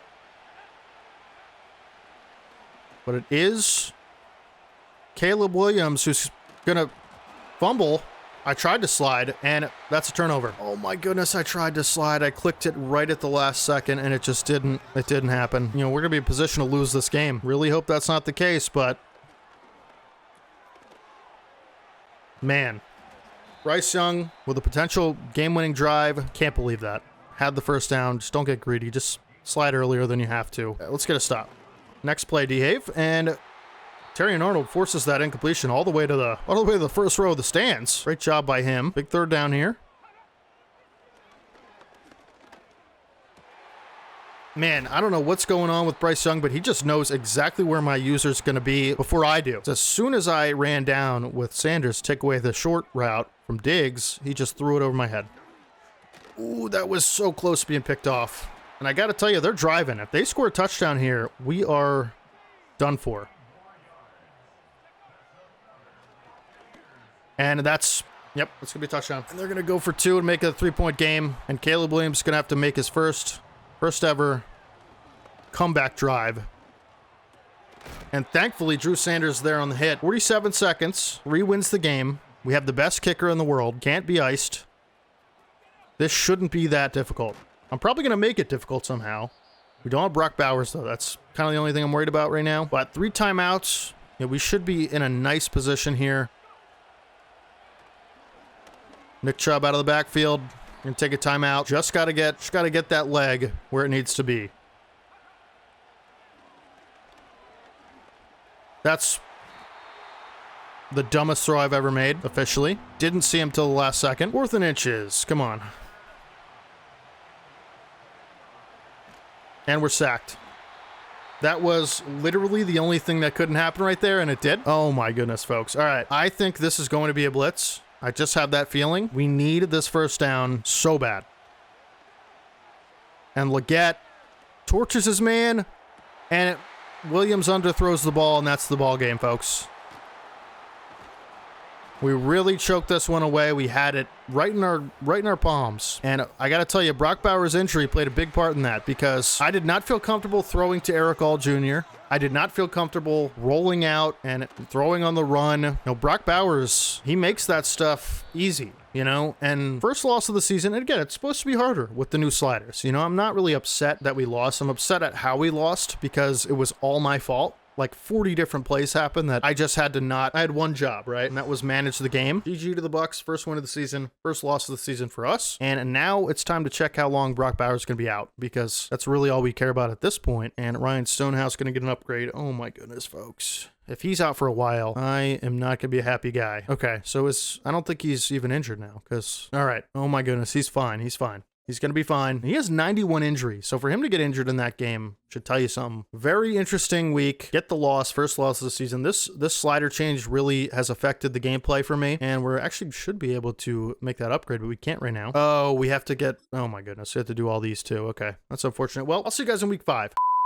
Week 5 is a bye week, and so we do have a storyline. Big charity events for Michael. That's kind of cool that they have this in the game. Other guy may be bothered based on his personality. I'm going to go Caleb Williams, just because that's our guy. Marvin Harrison is too, but I don't know what that actually does. Storyline, charity. Organizer said if you made an appearance, we would have raised significantly more money. This one seems the best. I guess I messed that up, huh? All right, well, let me actually see if that decreases his morale. That's kind of annoying if it does. That's, I guess, the kind of stuff stuff where you're supposed to know their like player type or something, but okay, it didn't decrease his morale, which is actually good. Anyways, we're gonna do our weekly strategy. I've been looking at the college players. You know, I'm not gonna spend too much time talking about it just because we'll wait till, you know, towards the end of the season to talk about that stuff, but I have been deeply diving into the college players, and players, you know, potentially could be part of this organization moving forward, and we're gonna do our upgrades here. Definitely want these guys to progress, get them, you know, better abilities. Caleb Williams, we're gonna go strong arm. Obviously this is what we want to do for that gunslinger ability. We need to get it all the way to 95, so got to start throwing more touchdowns and getting some more XP for our QB1. But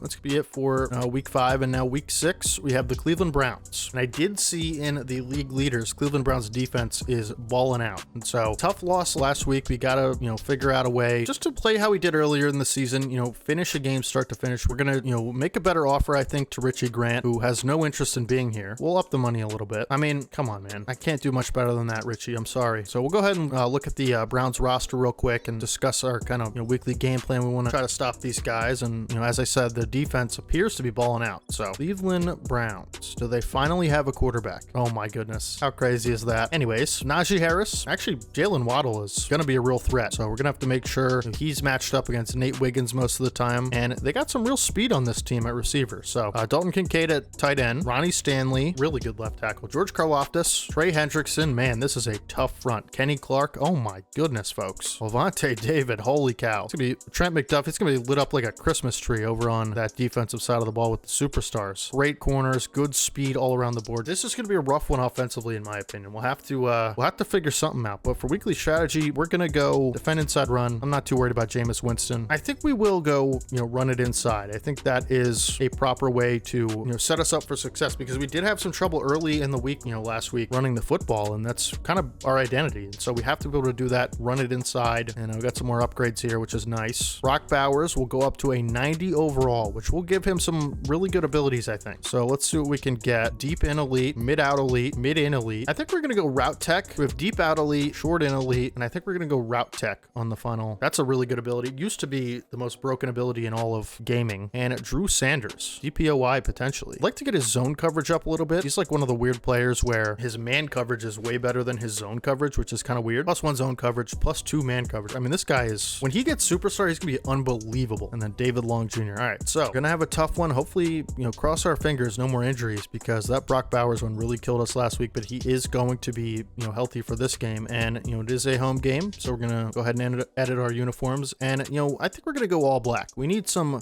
swag infused into this team. And, you know, X Factors, Levante David, Trent McDuffie. I mean, they got some ballers on defense and some weapons on offense. Let's get into the game, folks. Oh yeah, Lincoln Financial, baby. See if we can, you know, start this game with a nice little 7-0 lead. Yeah, let's start the game off strong. Hopefully get some nice yardage out of the run game early. But they got some ballers, man. We'll have to see. Chubb on first down, breaks the tackle up to the 27. It's a 3-yard gain. It'll be 2nd and 7. And, you know, what we're going to do, I mean, they're just loading up this D-line. Do a little RPO there. Chubb fighting his way for a nice little gain of 4 yards, I believe. And that's going to be a really nice, you know, 3rd and manageable, 3rd and short. I think we're going to slant Marvin Harrison. Nice catch by Leggett on 3rd down. It's going to be 1st and 10. New set of downs. And I got to be able to run on this defense, man. I have to be able to. And this is a nice little lane created for Chubb. You might say, oh, 4-yard gain. Yeah, I mean, we were struggling last week, so I'll take 4 yards a pop if we can. And here's Harrison across the middle, who's got speed, and it finds his way to the 50-yard line. Nice completion there from Williams. Gonna set us up around midfield, and we're going back to the run game on 1st and 10. Good block by Dickerson, and Chubb's got space. Bowling his way for a 7-yard pickup. Great run there. And because this is 4-down territory, I feel confident in running on 2nd down. Another good job by the line there, but Chubb is swallowed up for a gain of 2. It'll be 3rd and 1, and like I said, this is 4-down territory, so we can throw the football and, you know, take some risks here. And Williams flush out of the pocket. He's just going to throw it away. Nothing there, but we are going to go for this. We will not kick a 59-yard field goal, and instead, we're going to go for it. And nothing really there, but Williams got legs. He's going to escape the pocket, and Dre Greenlaw, one of the fastest, best, smartest linebackers in the league, is going to end that series for the Eagles, which is really unfortunate because I felt like we had space there, but hey, it is what it is. And Winston flushed out of the pocket. He's going to be sacked by Trayvon Walker. Let's go. Trayvon Walker finally getting home, and it's going to be a long 2nd and 22 for the Cleveland Browns, who are going to opt to do a nice little reverse end-around play and trick play and actually get a nice chunk of yardage back as a 7-yard gain for Najee Harris. But 3rd down, can we get a stop?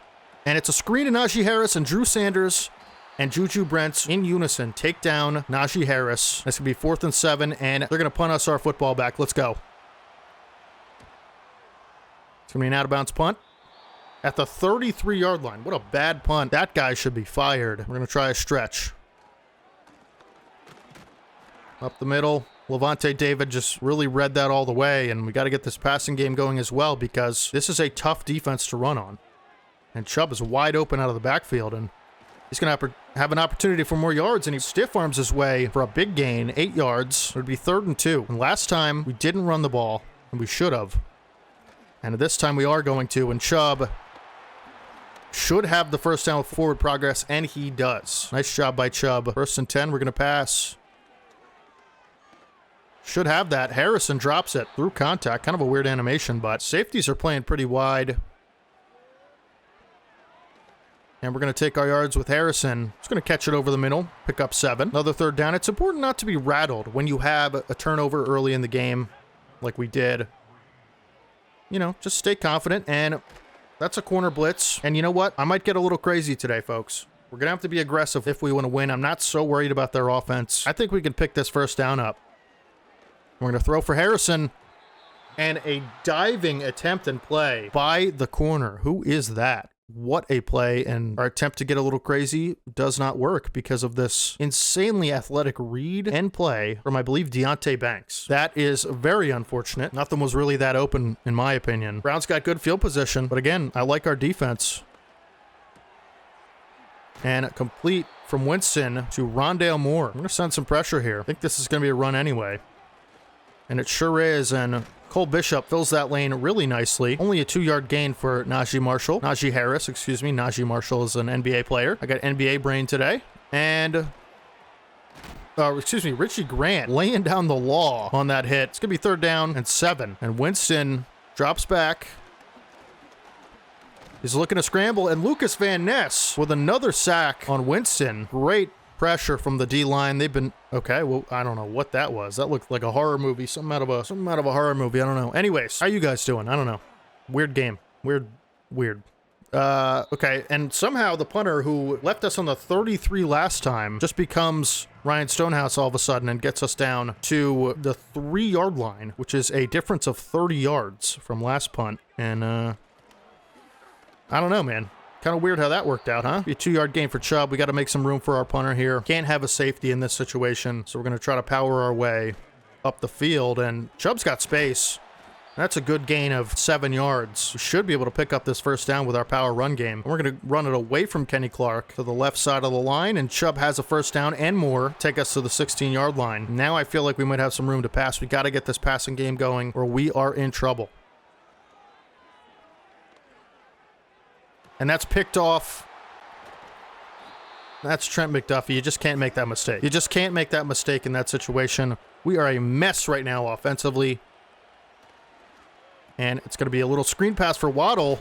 It's taken down by Richie Grant and Juju Brents. This is going to be an interesting red zone possession for the Browns. And that's wide open out on the flat.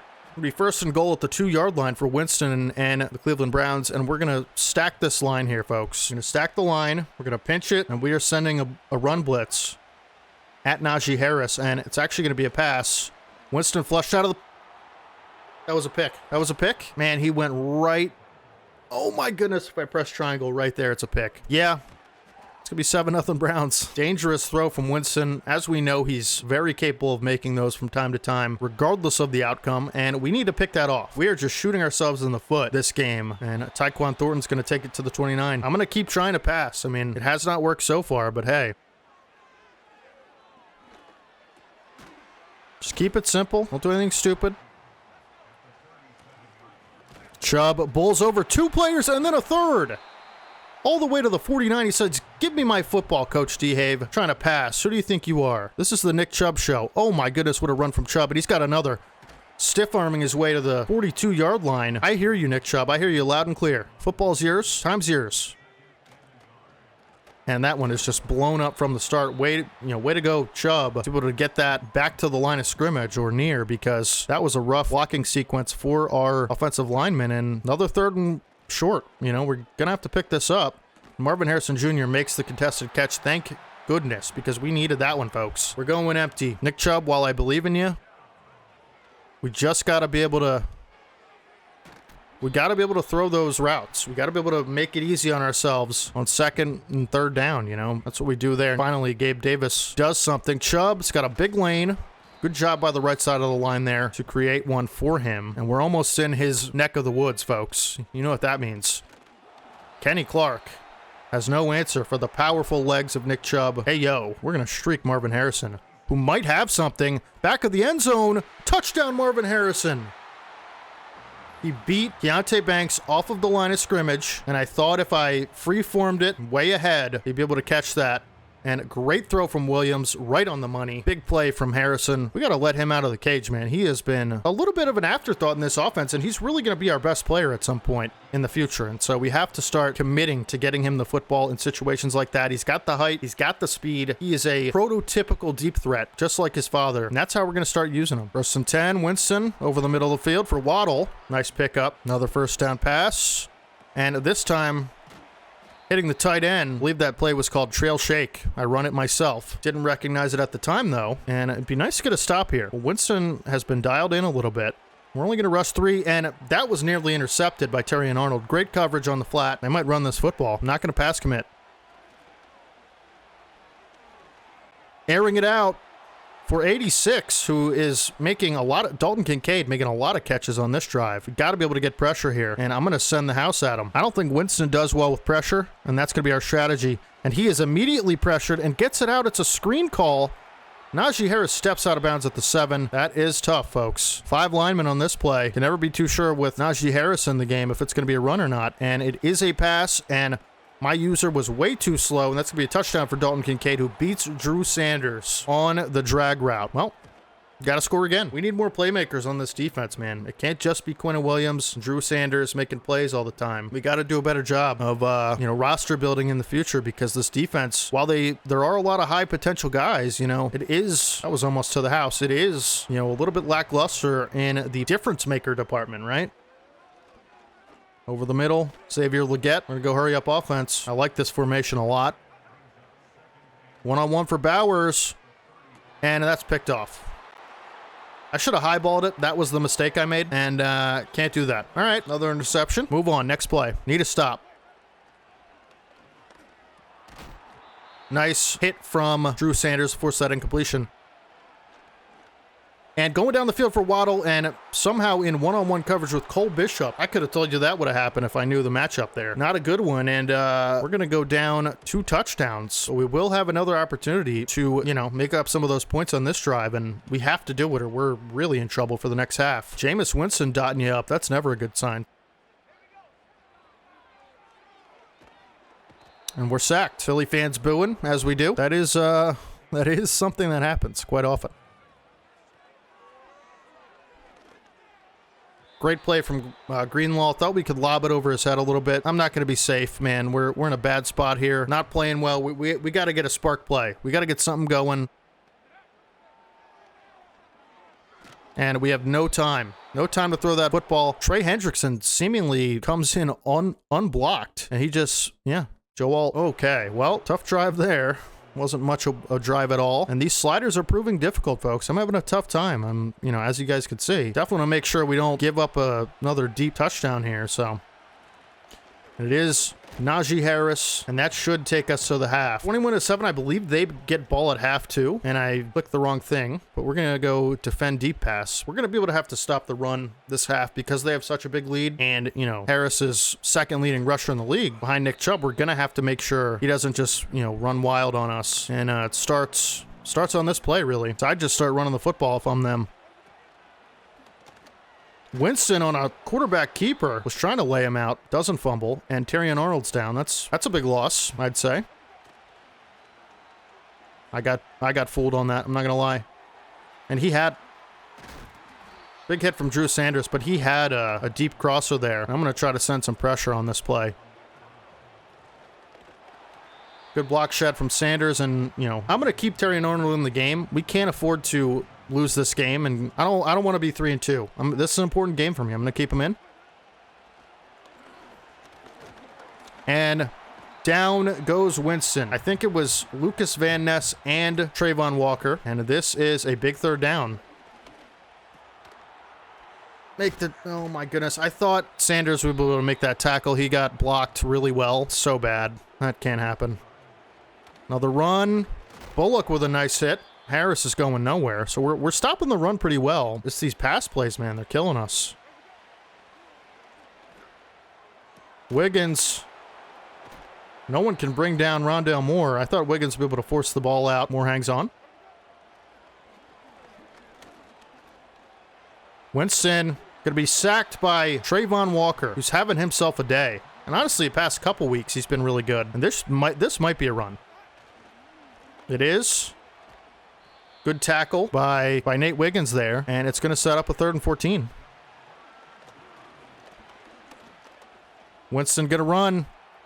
Arnold with a big hit. It's going to be 4th and 5, and surely they're going to take their points. But still, now this makes it a 3-possession game. And so much for the run game. We're not going to be able to run the football, man. This is a situation where we have to score quick a couple times and get a couple stops. You know, I like that. The defensive exchange there was much better. We got to be able to get off the field on 3rd down, and this is why you have Caleb Williams. This is why you draft playmakers, you know, for situations like this. And so we got to get the ball out quick. Their pass rush is really good. And just like that, you know, we have to be able to get the ball out of Caleb's hands quickly. Should have Bowers over the middle. Nice. And let's just go ahead and, yeah, that's fine with me.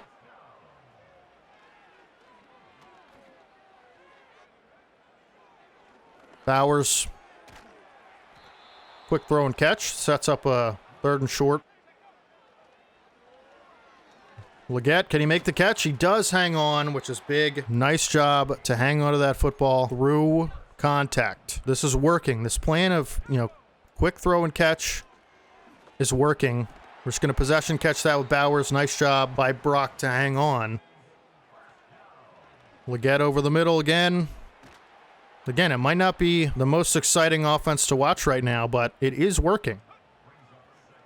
And that's enough for me, I got to tell you. Gabe Davis over the middle. He's going to get into the end zone for a touchdown. Needed that big. So that's like a three-minute drive, really. And we needed that so bad. Now we have to get a stop, and we have to score again really quickly. And we're right in this game just with that drive, you know. But we do need to stop here. Thought Kalen Bullock would surely bat that away, but I guess not. It's going to be a run to Keaton Mitchell, who's got a lot of speed, and if he broke that, we would have been in trouble. Now it's 3rd and 4. Have to get off the field. Have to. It's not even a question.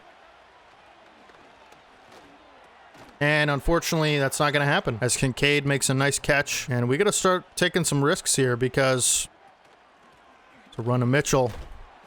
Good hit by Richie Grant, and this is going to bring us to the 4th quarter. Within the next couple plays, we need big defensive play, or we're in trouble, and we're going to choose to blitz. And it is a pass, and somehow Winston gets it off. Oh my goodness, man. That was our chance. Winston made a better play. You know, sometimes you got to give it to him. That was our chance. Nearly intercepted by Richie Grant was the pass by Winston. 2nd and 10. This is a big set of downs here. Again, the clock keeps ticking, so. And it's going to be 3rd and 2. This could be for all the marbles here, folks. And we're sending pressure, and Terry Arnold can't force the ball out of 83's hands. Oh my goodness, we're playing as good a defense as we can, I feel. Winston flushed out of the pocket. It's going to take off and nearly get popped by Drew Sanders. Bullock makes a nice tackle, and it's going to be 3rd and 6. I wouldn't be so sure that this isn't a run. It is a run to the outside. Can we get there? Sanders makes the tackle, and this is going to stay a 2-possession game. 3 really doesn't do much for them. Good job by the defense there to not only force 3, but stop the run really well. I thought our run defense was good, and need another quick score. We are going to mix up the formations because we just need something. We need something quick, you know? Need a deep shot or something. And Harrison might have it. Harrison beats the top of the defense, takes the top off of the defense, and scores within seconds of this drive starting. Marvin Harrison Jr., barring extra point by Brandon Aubrey, which is good, makes this a 6-point, 1-possession game, 1 play, 73 yards. I saw it the whole way, just from the slot. He beat his man, and then safety was just hanging around, you know? I don't know. What a play, and we needed that in the worst way possible. We have a chance to win this game, folks. A field goal effectively takes us out of the game. I wouldn't say that, but it makes it 2 possessions. We need to stop quick. And Wiggins gets beat. That's really unfortunate. We're going to go man coverage. And Waddle's wide open. This is the exact opposite way you want to start a drive defensively. We're struggling right now as a unit. And that's a pitch play. Richie Grant makes it out there. It's going to be a 6-yard loss. What a play from Richie Grant. What a play. Need to get pressure. Get there. Let's go.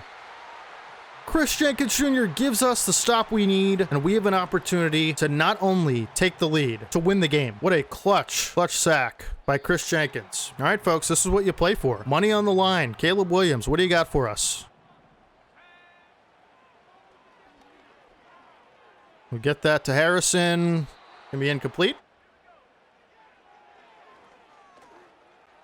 Great throw from Caleb Williams to Gabe Davis, who's actually made a couple plays today over the middle there, and I'm getting a little nervous, man. Get that to Harrison. We do. 2nd 1. Getting closer. We're actually, you know what? I don't like this. I'm just going to run it. Gonna run the football, and the defense run committed, so, which I don't know how that's possible, but that is what happened, and it's going to be the 2-minute warning, folks. This is a monumental play. Last thing you want is to have 4th down on a drive like this. So 3rd and 3, we have to be able to convert. And Gabe Davis is going to make that happen as he's taken out of bounds. Big 1st down. We can run the football. We have 3 timeouts, and let's remember we're trying to take some clock away from this team, and we're going to get some carries to Nick Chubb.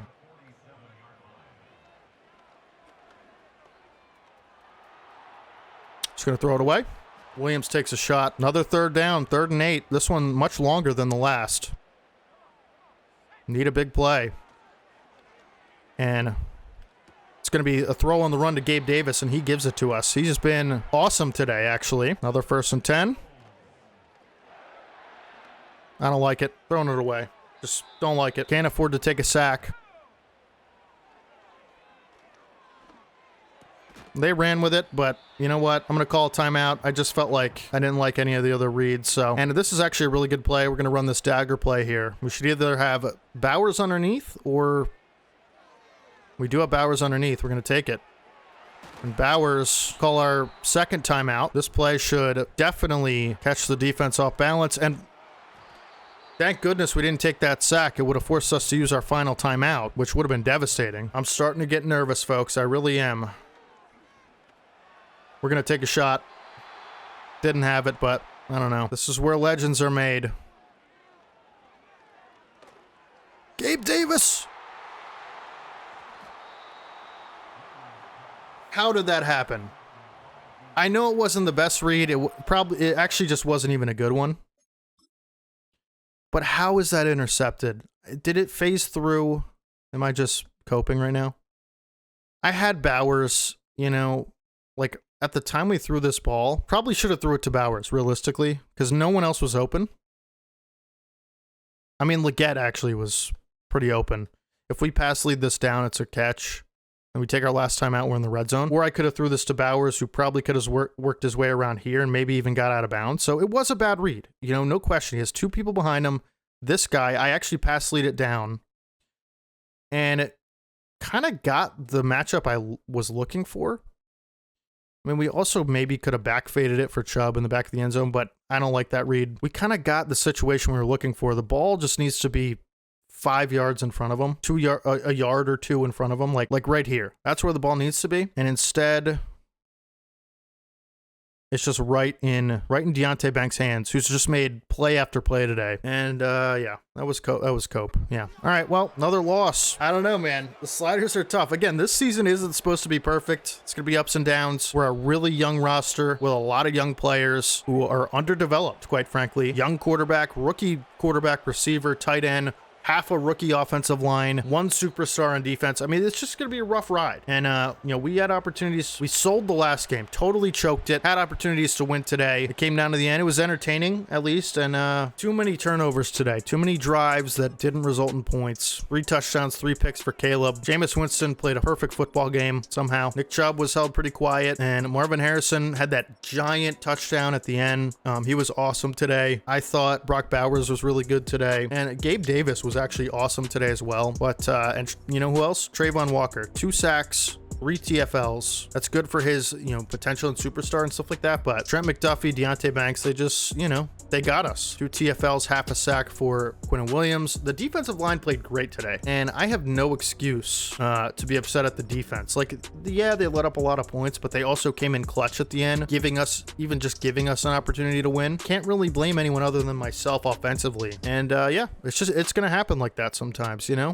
Drew Sanders, kind of a quiet one for him. I'll see you guys in the next week. Let's do our upgrades. We had a rough loss, and this is make or break time. Waga gets an upgrade. Finesse is really struggling. He needs a pass block for sure. You know, this is put up or shut up. 3-2, and this is, you know, do you want to be 3-3 or do you want to be 4-2? Do you want to be a winning team or a team that might squeak into the playoffs? Like, we have a big week coming up, and it's a divisional game against the Giants, who are 3-2. This could end up being the biggest week of the season. Now, I've been looking at some of the college players, and thank goodness this is an excellent linebacker class. 2 of the players I'm looking at right now, who actually the mock draft is out, they have us taking this Kenny Keller, who is actually a really good prospect in my opinion. Linebacker position is certainly top of the priority board. Nick Samuel is an edge rusher. As you can see, I've favorited some of these guys. This is a really good linebacker class, and if we go over to linebackers, we can see Kenny Keller, who is an off-ball linebacker, run stopper archetype. He's 6'3", 233 pounds, and 21 years old out of Notre Dame. Look at this athlete.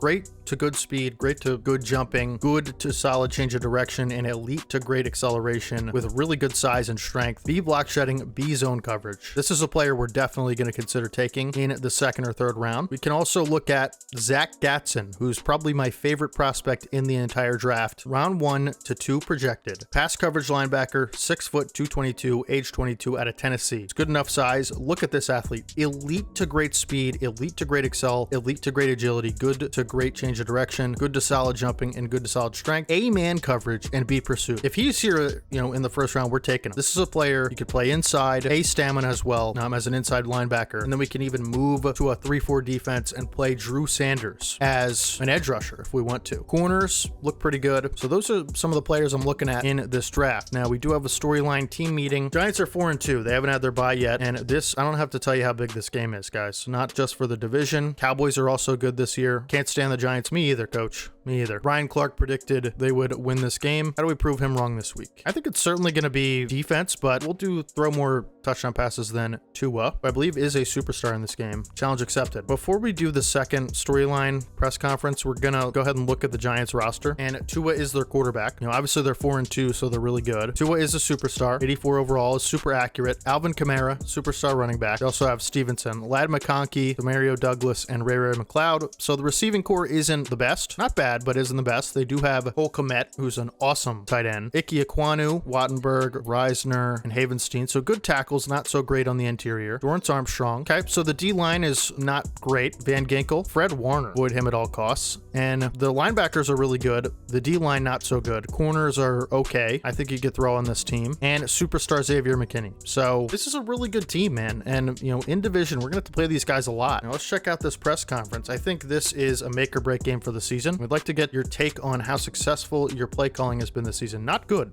Not that great. Let's focus on defense. Stat are we talking about? How many passing yards your defense gives up? I would guess we're top of the league because we're higher for sure. Your players appreciate you knowing the okay. Their morale has increased by, okay. Oh, okay. I like that. 7 staff points and +5 morale. So everybody will be playing up today. And let's go ahead and jump into weekly strategy here. Against Tua, I think we're going to want to defend the short pass. Yeah, I guess I'm okay with throw it short. You know, it's faster pocket degradation, but it's also, their D-line isn't too scary. So I think we'll be okay with that. We did get pressured quite a bit against the Browns, but they have an insane D-line. Probably one of the best in the league. Let's go ahead and do our upgrades and hoping to get some good ones here. Trayvon Walker gets an upgrade. Definitely want finesse moves for him, but he has 2.5 sacks on the season, +2 finesse moves, +3 power moves, block shedding tackle. This is a really good upgrade there. Listen, we need him to become a superstar. You know, he has all the intangibles, just everything you want. And, you know, I want him to be our franchise edge rusher. Olu Fashanu, gonna go pass pro again. Definitely need him to get better at pass blocking. He's already okay at it, just not great, I'd say. Giants week, folks. This is a big one. The Giants are finally good. Finally have a quarterback. We have to neutralize the threat. Let's get into it. In MetLife, tough place to play, man, especially if you're an Eagle, right? Especially if you're the Eagles. They do not like the Eagles, but you know what? We don't like the Giants either. And so I'm going to be trying to display that as much as possible through the dominance that let me stop. Through our play on the field. Let's go. Offense needs to get rolling early. Last week, we kind of went away from the run a little bit. I wonder if that had anything to do with how we played. Got to get Chubb going early. And it might be able to as he picks up a 5-yard gain. As you can see last week, he was not his dominant self. No touchdowns either. And so I bet if you put some stats together on the games we win versus the games we lose, how many touchdowns he has, how many yards he has, it's going to be a big difference in those two things. And Chubb gets upfield. You'll love to see that. This is how you start a football game, folks. And probably the wrong decision on that 1-yard gain. We got to get Chubb going, man. It's imperative. They're in kind of a weird. And Chubb fights forward for a gain of 3. It'd be 3rd and 6. Got to convert better on these, man. That's what killed us last week. You have to convert on 3rd down. I don't know why I really have to say that, but we fit that outside for Chubb, who makes the possession catch. Great catch. And route by Nick Chubb, who's not really known as a receiving back throughout his career, but we're going to use him as one because, you know, he's the best player on our team. And here he goes up the middle. Breaks a tackle, big gain of 9. We're having our way with this Giants front 7, who just can't seem to stop Nick Chubb. Do a little fake touch pass on this one. And they bite on it. Chubb able to pick up the 1st down, and we'll give him a little bit of a rest because, as we know, injuries are now a thing, and maybe work off play action a little bit. Not going to bite. That's fine. And we're just going to get rid of it. Nothing was there. And we're going to try to pick up something through the air here. It's been all Nick Chubb so far, but I like Bowers on this.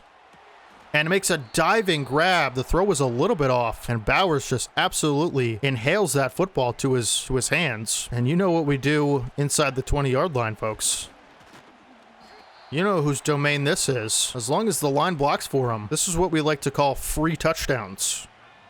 Doing a trap play, and he has, man, couldn't get around that block. Powers Johnson held up nicely, but couldn't do it. 3rd and 8, just can't turn the ball over. That's the only thing we can't do. And throw out of reach for Bowers. Incomplete, that's fine. Take our points. Hey, nothing wrong with starting out with 3. You know, take your points. And good first drive. I thought it was pretty good. You know, the passing game still needs to wake up a little bit, but we got Chubb going, and that was the priority number 1. So priority number 1 accomplished. Let's try to hold him to 3 or preferably nothing. Let's get to Tua. Let's get some pressure, you know? And here comes Tua Tagovailoa. And we're going to kind of see what their offense looks like, as this is surely going to be a run with the fullback in the game. It's kind of a dead giveaway. It is a run. And Kamara's taken down by Quinnen Williams, I believe. But Kamara's going to be a problem. Not even just on the ground, primarily in the passing game. I would imagine he's going to get a lot of targets. You know, this isn't exactly the IRL Eagles, you know, the receiver core. And so they're probably going to utilize Kamara a lot in the passing game. And that was, okay. Great job by Bullock to force the incompletion. What a play by Kalen Bullock there. I think Kalen Bullock's going to be a really good player IRL at 5 picks this year as a rookie. And that's going to be intercepted by Juju Brents. Picked off at the opposite side of the field, and he's going to have a nice return all the way up to the 49-yard line, folks. This is a great start to this game. Juju Brents gets tested over the top, and with his height and jumping ability, you know, both elite for his position, he's able to come away with that football. What a great play down the field. And just an unforced error for the Giants. Ill-advised throw for Tua. And here goes Chubb. Probably should have used a stiff arm or something on him, but good blocks. And we are just off to the races on both sides of the ball. Stuck behind the line that time. Be nice to convert this third down and, come away with some points on the turnover. That's the kind of stuff that separates good teams from bad teams. And should have Bowers. Great throw from Williams, back shoulder, and Bowers catches it on the sideline, man. He is so good. It's unreal. Can't even explain how good he is. Chubb to the outside, bowls over a defender. Nearly gets another one, but picks up 5 yards, and we're inside the 20, folks. And I don't know what you think that means, but I know what that means. And that means this is Nick Chubb territory, who takes 3 defenders across the line. Picks up a first down. This dude's a animal in the nicest way possible. Like, he is just he's tired. But doesn't matter. He's going to break a couple tackles and get hit sticked, but still picks up 6. And I don't feel comfortable running him anymore with him being tired. And so Benson's going to come in the game, but we'll give a carry to Benson. Why not? 2nd and 4. And Benson gets good blocks, and he's going to dive for the goal line, but ends up at the 2. That's a good run from Benson there. Great first quarter, heading into the second on the 2-yard line. And Chubb is back into the football game. And does his best to get back to the line, but Giants D-line shutting it down right there. I think we spread them out a little bit and try it again. Chubb flipping over a defender and down to the 1, but an acrobatic effort doesn't pay off, as it's going to be 3rd and 1. And you know what? We're going to try it one more time, and then we'll go for it if we don't get it. But Chubb into the end zone for a touchdown, once again reclaiming his territory of red zone inside the 20. Defense never stood a chance. He just got stopped a couple times to let them think they had a chance. Results speak for themselves. They did not. Fred Warner, better luck next time, bud. 10-0 Eagles in MetLife. Shuts the crowd up. Let's go. Haven't Giants fans suffered enough recently? Come on. What are we doing, Nick Chubb? Isaiah Rodgers, Eagles legend. It's going to be a run to Kamara. Quinnen Williams just saved a very big gain on that one. It'll be 2nd and 8. Man coverage look for your Eagles. And Kamara to the outside. And I'll tell you what, Drew Sanders is having a tough time block shedding these linemen. And they're doing a good job getting to the second level. And that allows Kamara to have a nice gain there. And we're going to send some pressure. Probably going to be a run blitz. And Tua forced to throw that ball away. I tried to dive with Drew Sanders because I knew he'd probably try to throw it, and I couldn't get the sack, but great pressure up the middle from Sanders. Forces that left hand to get rid of the football, and here we go on a 2nd and 10. Whip route from the tight end to a flush out of the pocket. Getting chased down by Van Ness and sacked 2 yards behind the line from Lucas Van Ness, who pretends to help him up and doesn't. Shout out Amari Stoudemire. What a sequence of events right there, and it's going to be 3rd and long. Lucas Van Ness, I believe that's his 3rd sack of the season. And Tua flushed out again. It's going to be Quinnen Williams taking him down. Quinnen Williams with his first solo sack of the season. You'll love to see it. Tua just uncomfortable in that pocket. Quinnen Williams, beating his assignment, probably 2 of them. And just, quite frankly, being bigger and stronger than the Giants' offensive line, knocking Tua back and forcing him to take that 3rd down sack. And here we go again. Nick Chubb is going to break to the outside. Try to stiff arm, still picks up 7. Really good blocks and seals from the line. Start to do a little play action, and we're just going to dump that down for Chubb. Makes a nice catch through the Fred Warner hit stick. But this is where you can, you can utilize things like play action. Stick with the run on this one. And Chubb. Juke doesn't work, but he still ends up picking up 2. The outside run has been very effective for Chubb with his cutbacks. And 2nd and 8, we're going to try to, see if we can get around this with Williams. So we're just going to throw it away, as Van Ginkel was all over him. And it's going to be 3rd and 8. And this is where you have to be able to throw the football, as we know. Williams going to dump it down to Chubb, who can't break a tackle, and the Eagles are going to be forced to punt. First stop of the day for this Giants defense. And the Eagles are going to hope for a boomer by Stonehouse. And that is exactly what it is on the sideline. But it is returnable for Rodgers, who gets absolutely popped by Amari Barno at the 33-yard line. Giants take over. Giants haven't been able to get anything going offensively. Wonder if it'll change here. Is this a play action to Kamara? And Drew Sanders nearly intercepts that. I mean, these quarterbacks in my user, man, they have a very weird relationship. Some just throw it right at me, and some just wait till the exact second I move my user and just throw it over my head. Tua going to be taken down again by Quinnen Williams, who surely should have his X Factor soon. One more sack, and he's going to have his X Factor. Monster game so far for Quinnen. It's going to be 2nd and 18. It's a pass for Tua. And complete. Picks up 7. 2-minute warning. Here we go. Another 3rd and long. See if we can get some pressure. Blitzing hasn't been the best strategy for Tua. And so we're just going to let those, 4 monsters up front do their thing. It has been working. And Sanders beat to the outside, but incomplete as Tua was flushed to his right, which is his offhand, and rolls out and throws a little bit of a inaccurate pass, which leads the receiver out of bounds, and that's a touchback punt. That's the worst thing you could have done right there. We're going to start this possession with a run, but really our goal is to get at least 3, maybe 7, hopefully, without any time left for the Giants. See what Caleb Williams can do. And we had Bowers over the top, but pressure came in too quick. Had to get rid of the football. It's going to be 3rd and 9.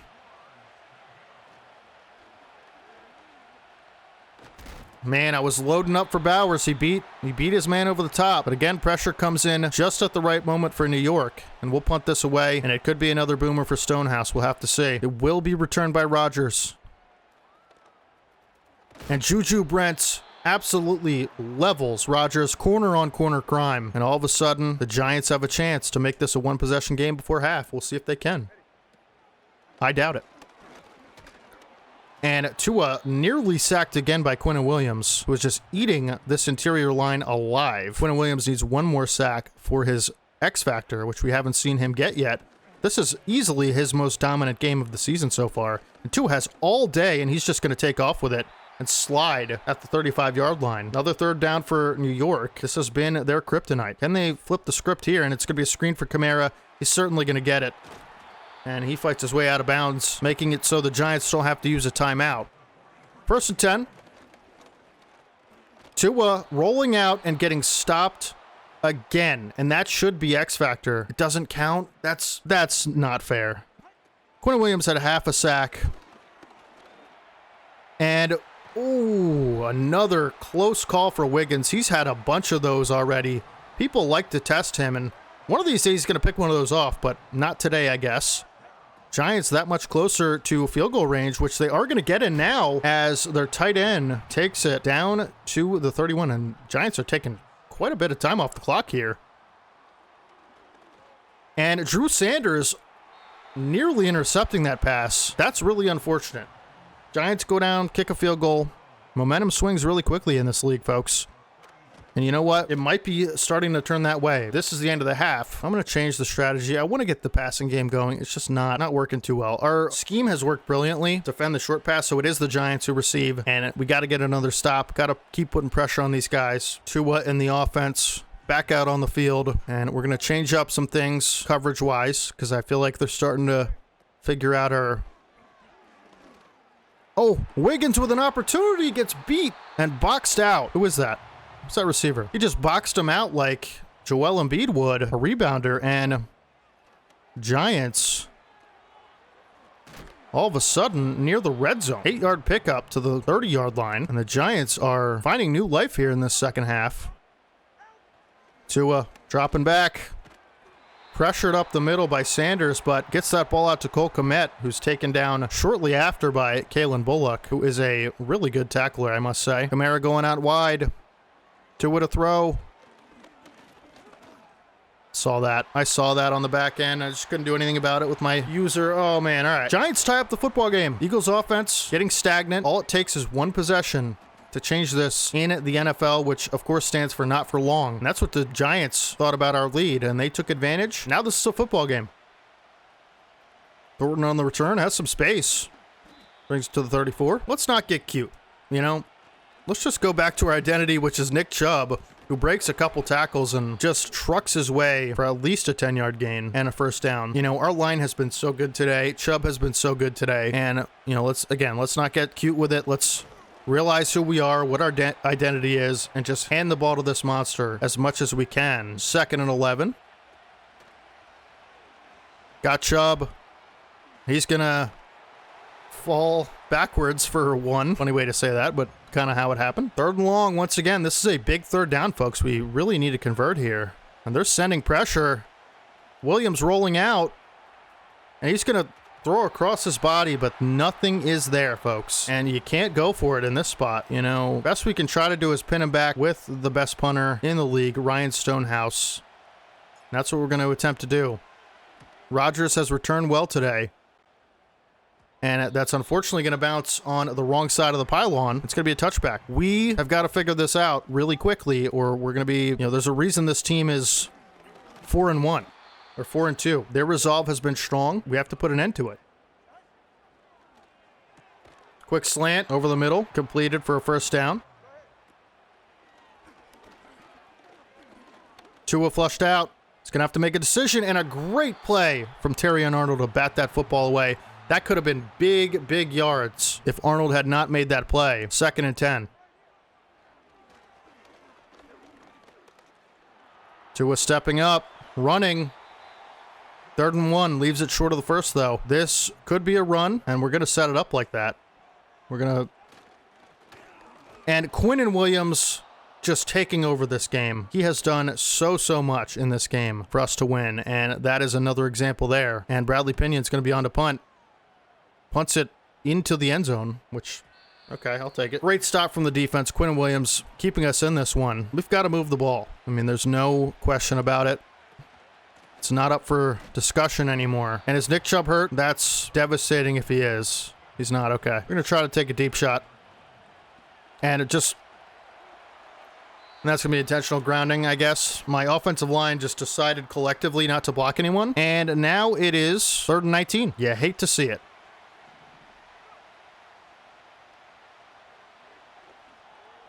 Leggett, great ball from Williams, makes the catch. What a play from Xavier Leggett, Caleb Williams. Their chemistry is not lost. Saw early in the season, a little bit earlier, they were connecting on all cylinders, and that has not changed.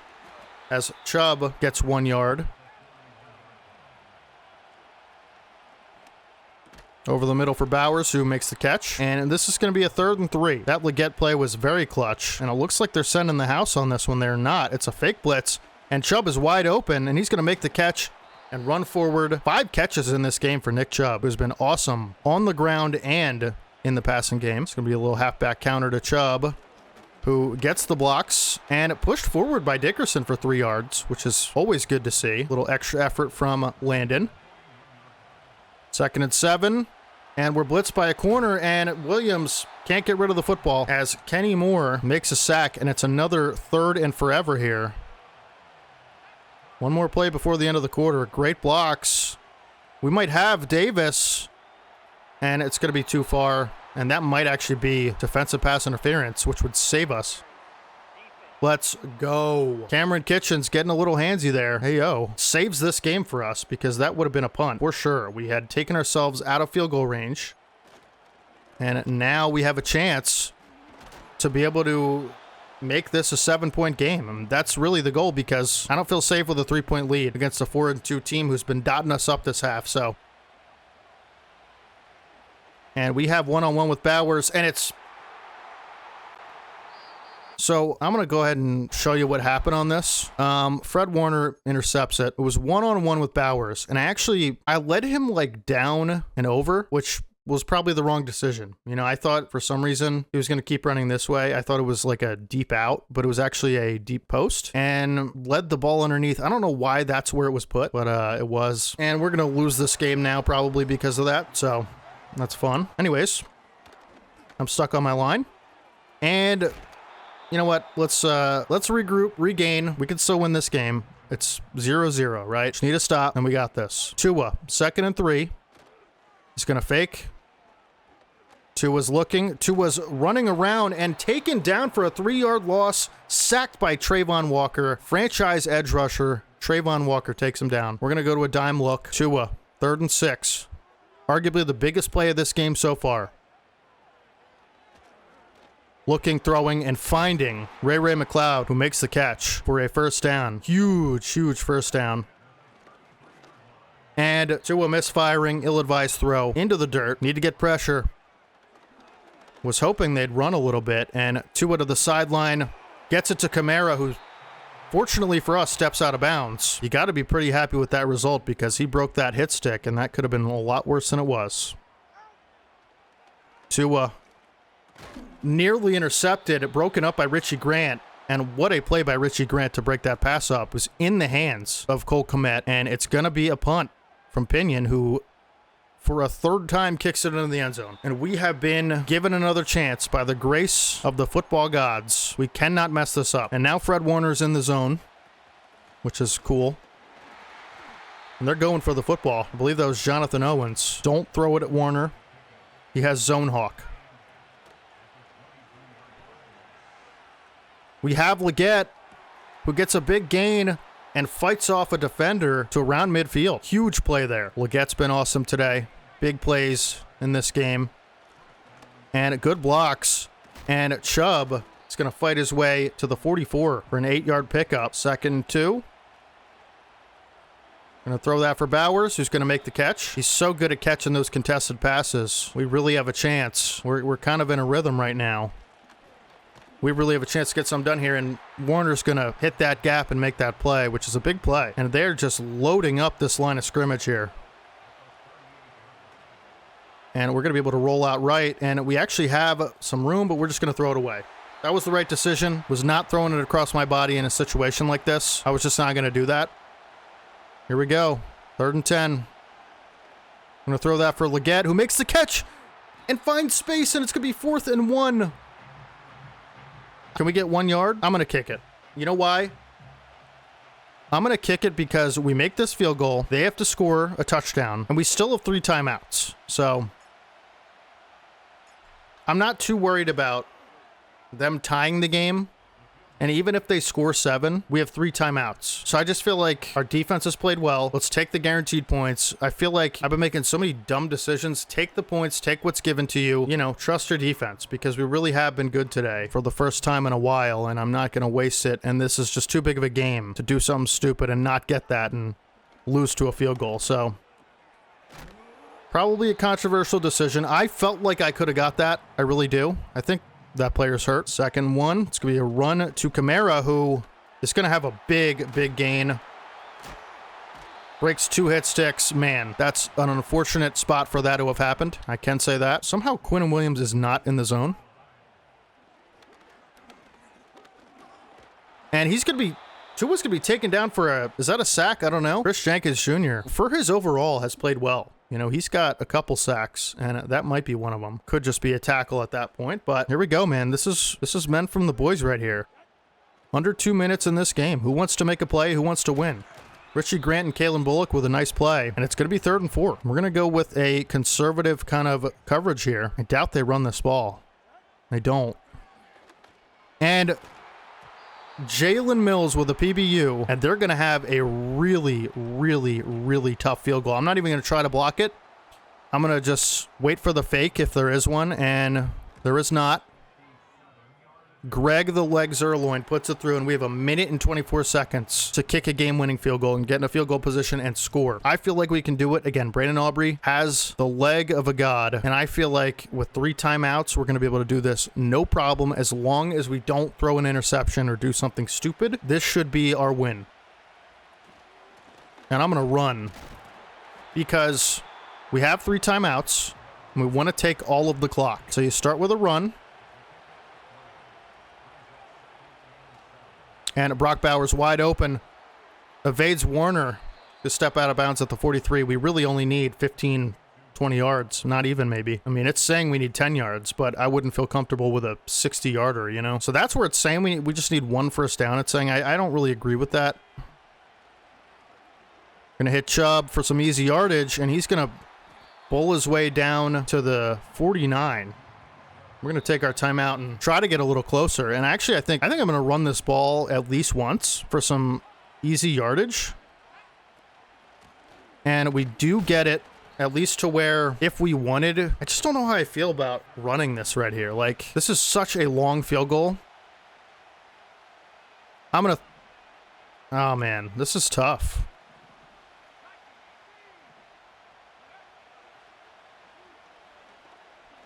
Nice. That's exactly what we needed. That's the exact amount of yards that I feel like I can take this all the way down and make this. We're going to take it to 3 seconds, call our last time out, and let's just make this kick. They're going to try to ice us. It's not going to work because we have the ability on to where we can't get iced. And this should be a slowed meter as well, since it is above 50 yards. Here we go, folks. The kick is up from Aubrey, and the kick is good. And the Eagles upset the 4-2 Giants, tying their record for the division. I think the Cowboys have 1 loss, but this is a massive win. And we made so many mistakes today, and our defense is the only reason we won this game. The only reason. I mean, it's not even a question. I mean, we played bad offensively, didn't throw a touchdown, threw an interception, punted so many times. How many punts? This was a good game, though. We punted 3 times. So a turnover and 3 punts. Chubb was awesome today. We just couldn't get much through the air. I felt the offensive line was really the MVP of this game for me, and Quinnen Williams was probably the MVP, but Brock Bowers had some awesome catches. Xavier Legette had some big catches on 3rd down. Couldn't get much going to Marvin Harrison. I don't even know that. Did he have a catch? I don't think so. And unfortunately, had some rough moments pass blocking, but Quinnen Williams, 7 total tackles, 4 TFLs, and 2.5 sacks. I believe Trayvon Walker had a sack and a half, and then Lucas Van Ness as well. So just an unreal game from the defensive line. They've been playing so much better. Trayvon had 2 TFLs as well. Juju Brents with that pick on the first drive, I think, for the Giants. Jalen Mills with the arguably game-winning PBU, game-saving PBU, and just a great game. Just a great, fun, competitive game against a really good team, and we ended up winning. I can't believe that. Let's look at our division. We get 12 staff points for the win. We are now 4-2. So if we go to NFC, so we are tied with the Cowboys. I don't know when we play them, but we are tied with the Cowboys. Cowboys look like they have an incredible defense. 106 points allowed is crazy at this point, and we passed the Giants with that. And the Commanders are 3-3 too. We have a really good division. In the NFC, would we even be in the wild card? Seems like we would, right? With that win. But if we lost that game, we would have been in trouble. I will catch you guys next week. YouTube, different recording session. I got my Eagles gear on, as you can see. Big win over the Giants. And actually, you know what? I'm going to try to re-sign Richie Grant one more time, but I just don't feel comfortable giving Richie Grant like a 4-year deal on good money. You know, like, I know he's been pretty good, but he's 26. He's only a 75 overall, and I feel like we might be able to do better in a draft, in free agency, you know, just a little bit of a cheaper deal. I mean, 4 years at $5 million a year isn't the end of the world, but I just don't love the extension. And so I'm going to try to offer him a 1-year deal worth, let's say, $6 million. And if he doesn't extend, maybe we look to trade him. Okay, so he does extend on the 1-year, $6 million deal. That is good. I didn't want to trade him, but, you know, it is getting to that point where, you know, trade deadline's coming up in just a couple weeks, and we got some decisions to make. You know, I'm not necessarily looking to trade good players or anything like that, but I do feel like we do have some talent that isn't being utilized, and I know injuries are on, so things can change, but I'm just going to see what's out there, see what players that we have that people are interested in that we might not be utilizing right now, and I'll talk to you guys in a second. All right, folks, trade accepted. We are sending Kyle Juszczyk and Bryce Huff to the San Francisco 49ers for their 2nd round pick this year, which should be a mid-2nd round pick. I feel like that's a fair trade. We don't really use Kyle Juszczyk, and Bryce Huff is a star dev, good pass rusher just sitting on the bench, and I felt like it was a good move to make. We still have BJ Ojulari at the same position that Bryce Huff plays. You know, I just didn't think we needed Bryce Huff all that much, and I think it's a fair trade. So we will be using that 2nd round pick potentially on a linebacker, and Kyle Juszczyk, you know, goes back to San Francisco. This is a big deal, folks. Get an extra 2nd round pick for this year. We're going to need all the help we can get in the draft, and we're probably going to have a later pick. And so let me know down in the comments section what you think. We do have a storyline to cover. Caleb Williams frustrated he didn't outplay Tua Tagovailoa. We need to get Caleb Williams going, man. His stats are horrendous. Another storyline to cover. This is the Bengals week. Nick Chubb, coach, you wanted to see me. I didn't, but the game made me. Had an amazing season. Ryan Clark says on his podcast yesterday that I'm having one of the best seasons ever. Really care about winning, but it's been a good year statistically. Well, he's right. What's your goal for the rest of the season? Rushing yards. I'm intense and I need to set an example for everyone on the team. I think I can finish with 1,600 yards. Jeez Louise. It's gonna be difficult, but let's do our best to hit that goal. Let's get it. Pretty tough. We'll see though. It will get 9,000 XP if he meets it. All right, we'll see. see. Let's go ahead and take a look at the Bengals roster, see who we're, going up against today. So they have Matt Stafford at quarterback, not very mobile, but, is a real surgeon back there. He's a great quarterback. J.K. Dobbins and Justin Jefferson for the Bengals and Jaden Reed. So they got some playmakers on the outside now. And Justin Jefferson, in my opinion, the best receiver in the NFL. Trey McBride at tight end. I mean, this is a good offense. The line looks, solid enough. It's nothing crazy. Abraham Lucas. So pretty decent line. They got Jalen Carter. Man, I wanted to draft him, but we ended up going in a different direction. Also, Derek Barnett, former Eagle. Chase Young. So they got some good defensive linemen here, and superstar DeForest Buckner. I mean, this is a tough matchup for us, and Matt Milano as well. I mean, we're gonna have our hands full today. Not the best corners, not the fastest corners, but they do have some talent.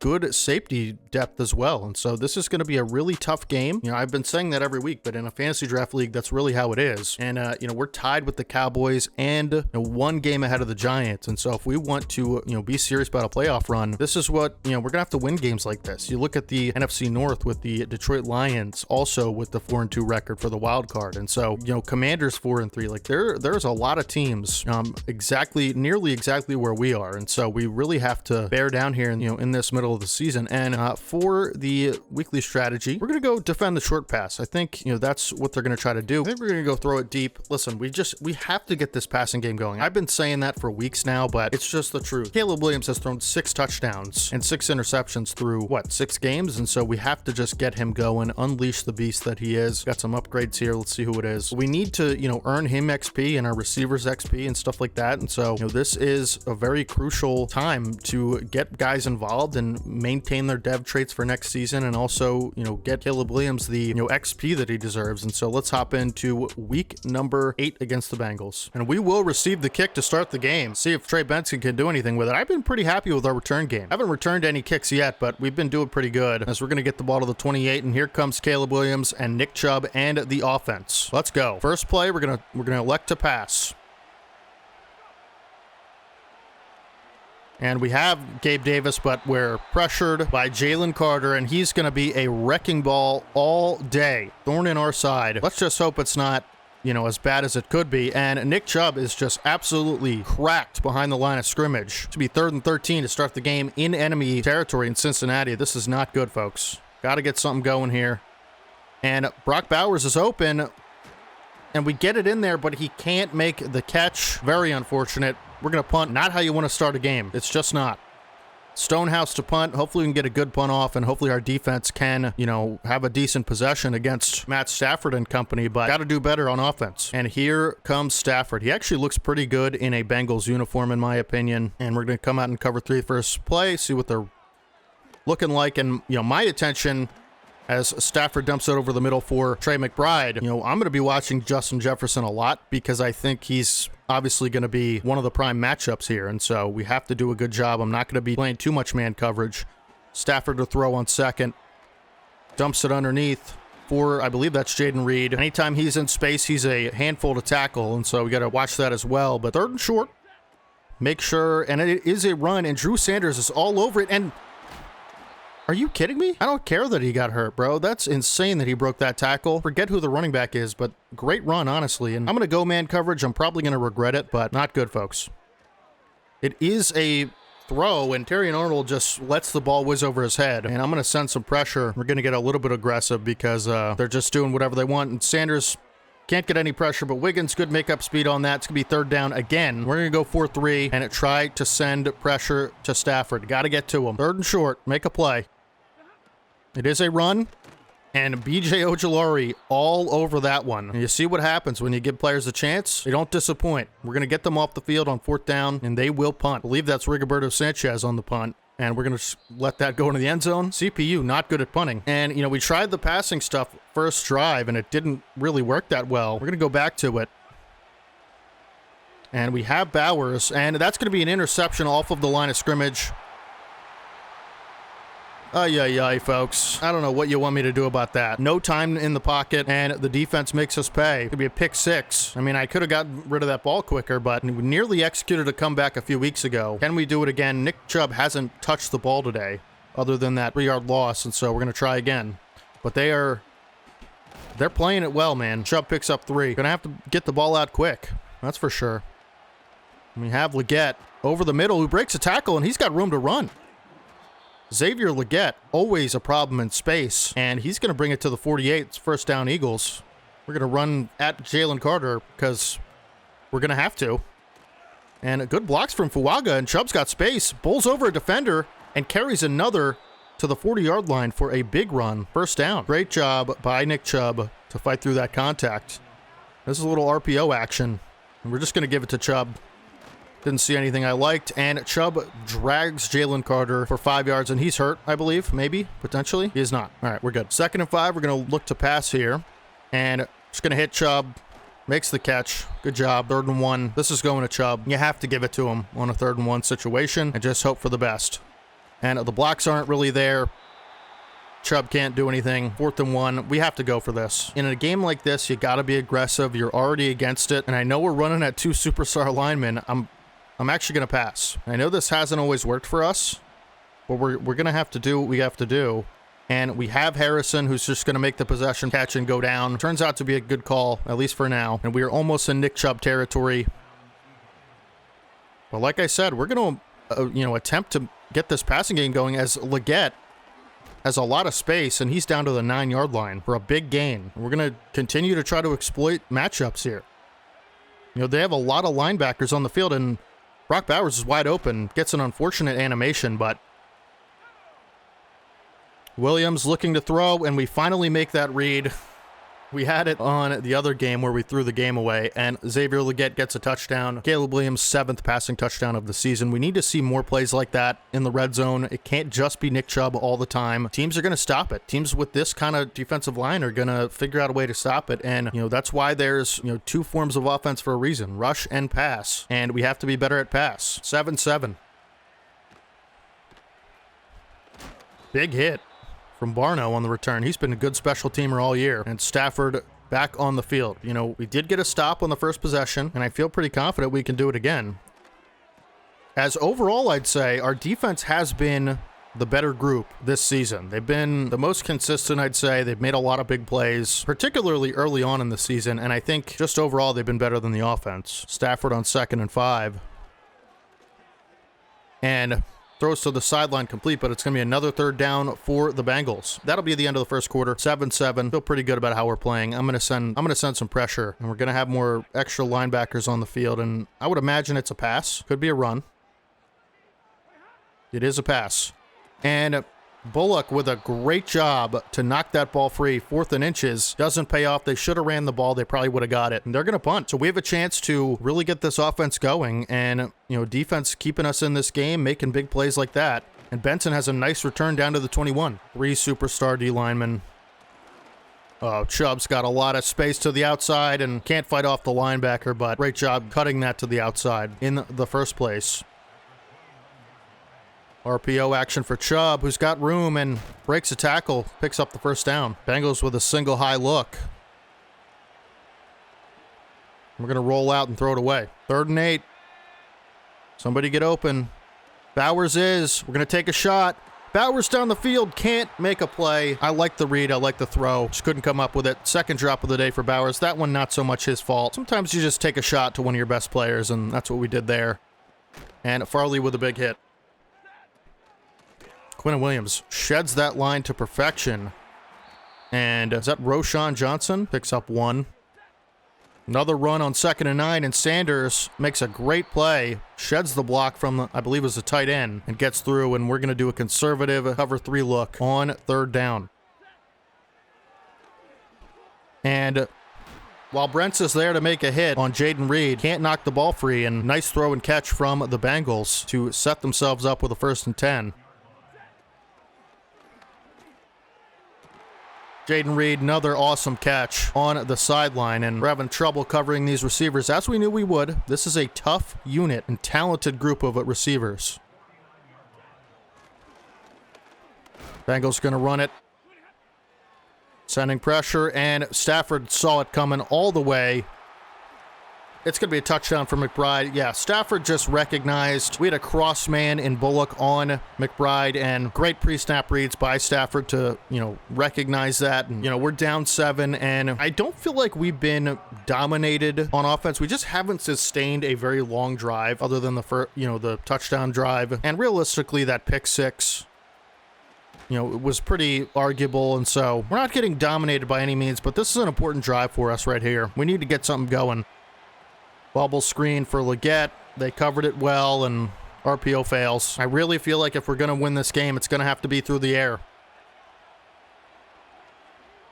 Got Harrison over the middle, who's got a lot of room and speed, and he gets a nice pickup of about 14 yards. A little bit of time left in this half as Chubb bowls over a would-be tackler for a pickup of 2, and we don't necessarily have to hurry up, but we could use a little pep in our step, Brock Bowers open. He's going to make that catch, which is a big one. It's going to set up 3rd and 2 for us. 3rd and 2, big 3rd down. And Harrison over the middle makes a nice catch in traffic, and that's going to take us to the 2-minute warning, folks. We can still run the ball. We have 3 timeouts, and we don't necessarily want to give the ball back to the Bengals, so we're going to run an 0-1 trap for Chubb, and nothing doing. This defense has been swarming that football as far as the run game goes. Caleb Williams going to have to make something happen. And he might have Leggett. Wasn't a good throw off my back foot. Bad read, but it results in just an incompletion, thank goodness. And it's going to be 3rd down. And I'm going to send Leggett on a fly route. And I'm just going to chuck it up for Davis. Who knows? Davis can't make the catch. Yeah, I guess. Wasn't a great read. Wasn't a great play call, to be honest. No one was really that open. And now we're going to have to punt again. Offense failing to deliver. And Stonehouse probably going to be in the end zone, right? Sure is. And the Bengals get it up to 20 with a chance to go up 2 possessions here. And so we will be careful with our blitzing and stuff like that because Stafford has been reading the coverages nicely. And Drew Sanders finally makes a pick, and this could actually be a pick 6. He gets a block from Arnold, and he's going to have a foot race to the end zone. Diving touchdown. Pick 6 for Drew Sanders, solidifying his case as the top candidate for potential Defensive Player of the Year. Hasn't had a pick since one of the first weeks of the season, and he makes Stafford pay, checking down over the middle. That is what we needed, a spark of life into this Philadelphia Eagles defense and team as, a unit in general. Drew Sanders picking off Stafford, and now we know that we can do that, and we're going to try to do it again. Sanders with his first pick 6, I believe, right? One of the only defensive touchdowns all season. And Stafford, another dangerous throw over the middle to McBride, but he hangs on through the contact. Oh, Jaden Reed in space. Probably shouldn't hit stick that guy because, he'll just juke you, make you miss. And we're going to play conservative coverage over the top this whole drive. I don't want to get beat over the top by Jefferson or Jaden Reed. These guys, they have speed. They have the skill. We'll live with throws like that, even though he gets out of bounds. We just don't want a big play. And Karros, the offensive lineman, going to go down. Going to run a little bit of a cover 2 with this spread look. Over the middle, Reed has been Stafford's favorite target today, and we haven't seen much of Justin Jefferson. I'd say Nate Wiggins and company are doing a pretty good job. They are marching right down the field. Stafford has done a good job making up. And it is intercepted by Terrion Arnold. How did he get the feet down? Oh my goodness, dangerous throw from Stafford to the sideline across his body. And Terrion Arnold, is that the first pick of the season for him? He's been awesome in the slot all season. Haven't heard his name a ton, and that's a good thing. Trust me. Terrion Arnold somehow gets both feet down. I didn't think he did, but we'll take it. And when you're on all Madden competitive, they don't really review stuff like that. So what a play from Terrion Arnold. And we're going to look to take some shots down the field, folks. The ball is in our court at this moment. Didn't like what I saw. We're just going to check it down for Chubb, take a timeout. We have a chance to take the lead going into the half with a field goal or a big play. Touchdown. Can't roll anything out here. And I am a little bit worried about the pass rush because it has been very effective today, but we have good blocks, and Harrison's open over the middle, and he's going to take it out of bounds at the 50-yard line. We're very close to Brandon Aubrey field goal range. We just may be able to get it. Williams surveying, finds Chubb, who's going to stiff arm his way out of bounds at the 16. Just need a little bit of yardage here. Nothing too crazy. Going to hit Bowers on the drag. And he does not get out of bounds, so we'll call a timeout. We might already be in Aubrey territory, but we're going to try just for a little more yardage here. And we're going to have Leggett over the middle. Possession catch, 3 seconds, take our final timeout. We should be able to hit a field goal. 57 yards for the powerhouse of a leg that is Brandon Aubrey. Some wind blowing. Max power. Good accuracy. Kick is up. And kick is good, courtesy of Terry and Arnold. Thank you for the 3 points, Stafford. 2 picks in the first half for the defense. Let's see if we can continue it going in the second half. And we are going to focus on throwing it deep. Haven't been able to do it so far, but we will try to do better. Bengals will receive to start the half. But you know what? We have to start taking risks offensively. I mean, we tried a couple times today to get the ball into some playmakers' hands down the field. Hasn't really worked out too well, but we're going to keep continuing it. You know, we have good players and playmakers. We have to utilize them. And McBride is just going to break 2 tackles, 2 hit sticks, and gets leveled by Juju Brents, finally. This defense is swarming today, folks, and you'll love to see it. Sanders gets Johnson to the ground for only a gain of 1, and cover 4 has been good for us today. Need to get some pass rush. That'd be nice. Haven't gotten Stafford to the ground yet. Sanders playing that well, but it's going to be complete over the middle, and Wiggins... Bad route, but the speed is there, and he fortunately gets Jaden Reed to the ground because that could have been really bad. As we know, Jaden Reed is a dynamic playmaker in space. And over the middle for Jefferson. Dangerous throw. I was there with Sanders, but it does work out with those trusty hands of Jefferson. 2nd and 7. Running back out wide. It's going to be a pass. And it is for Jaden Reed, who gets laid out by Arnold. Richie Grant also there on the play. And 3 down linemen. Going to send some pressure at Stafford. It is a run. Sanders not there. And Brents saves a touchdown with a tackle, but it's going to be 1st and goal at the 2-yard line for the Bengals, who have done really well this drive. And we're going to put 4 linebackers on the field. And this could be a recipe for disaster, but we have to get pressure on Stafford. It just hasn't been there all day. And great job by B.J. Ojulari, who's made 2 big plays today when he's been on the field. Big TFL there, and it's going to be 2nd and goal at the 4 at this point. And we'll keep him on the field for this one, which I think might be a pass. It is a run. Sanders blocked. Can't shed it. Can't do anything. Johnson in for the touchdown. It's going to be 21-17, barring extra point. Let's see if we can block it here with Farley. We cannot. 21-17 Bengals. Got to keep scoring. Got to keep throwing the ball effectively. The run hasn't been there. We got to get some plays down the field going. Can't have a 3 and out. Thornton on the return has a lot of space. Good return to the 35 for Tyquan Thornton. And Williams will take over. Williams rolling out. Just going to throw it away. Nothing there. 2nd and 10. Going to hit Harrison. Down the field, big play for Harrison. Great catch, great ball from Williams. And that puts us in field goal range already. And now is where we can start to run the football a little bit. Although those linemen are doing a great job. I mean, Buckner just totally leveled Landon Dickerson into the backfield. Going to continue to try to put pressure on the defense. Rolling out is Williams. Overthrows Harrison Jr. It'll be 3rd and 13. 3rd and 13. Going to throw it up for Harrison, who makes a good contested catch on the curl route. Picks up the 1st down. Good anticipation throw from Caleb Williams. Got to get this run game going. And Chubb does what he can, but it's going to be 2nd and 10. Block's just not shaping up. And we are going to take a big sack from DeForest Buckner. Not sure what I was thinking. I couldn't even tell you. Terrible, terrible play from me. It'll be 3rd and forever, and we're just going to try to make some of that yardage back. But we have a one-on-one. Not anymore. With Bowers, that was so bad of a throw. I can't believe I just did that. Oh my goodness. I should have slid it inside or outside, excuse me, and lobbed it. I bulleted it over the middle. Just floated it out there. Dumbest play I've ever made.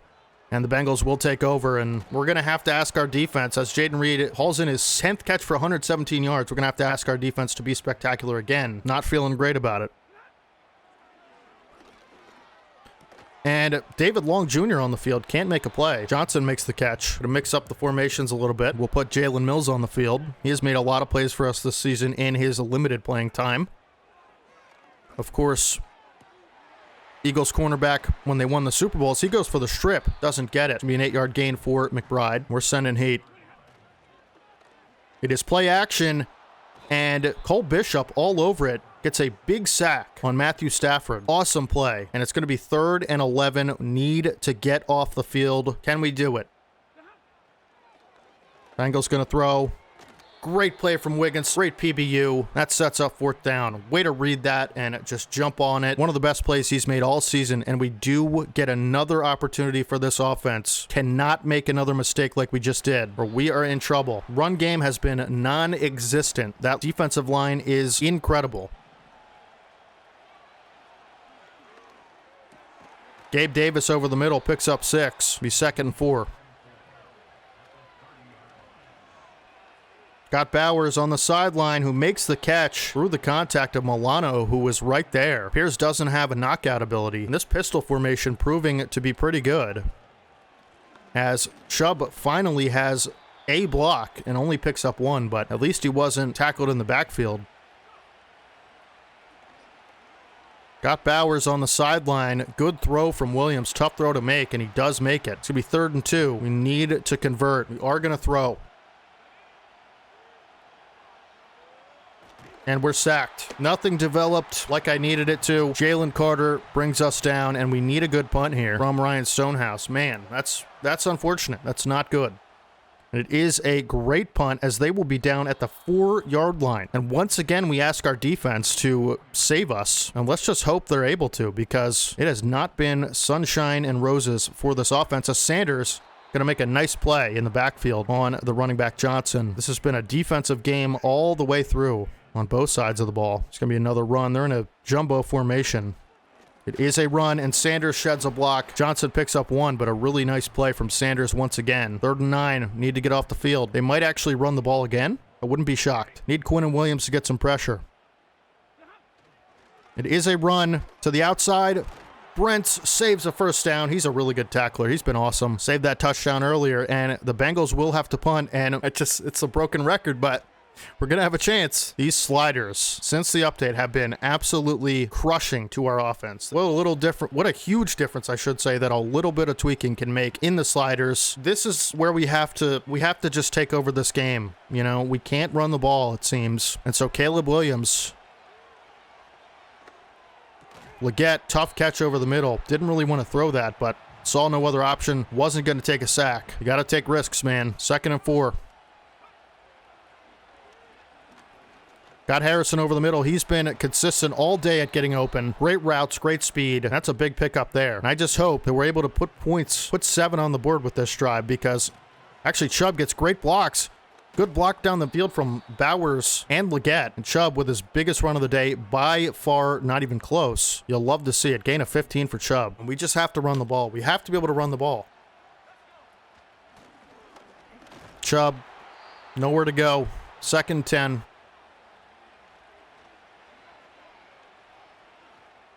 We throw that, fit that in there for Davis, who drops it. That was the right read, perfect read. We had good protection. And listen, in the NFL, as we know, you're not going to get a million chances like that. You know, you have to come away with that. So unfortunate, and this could be the game.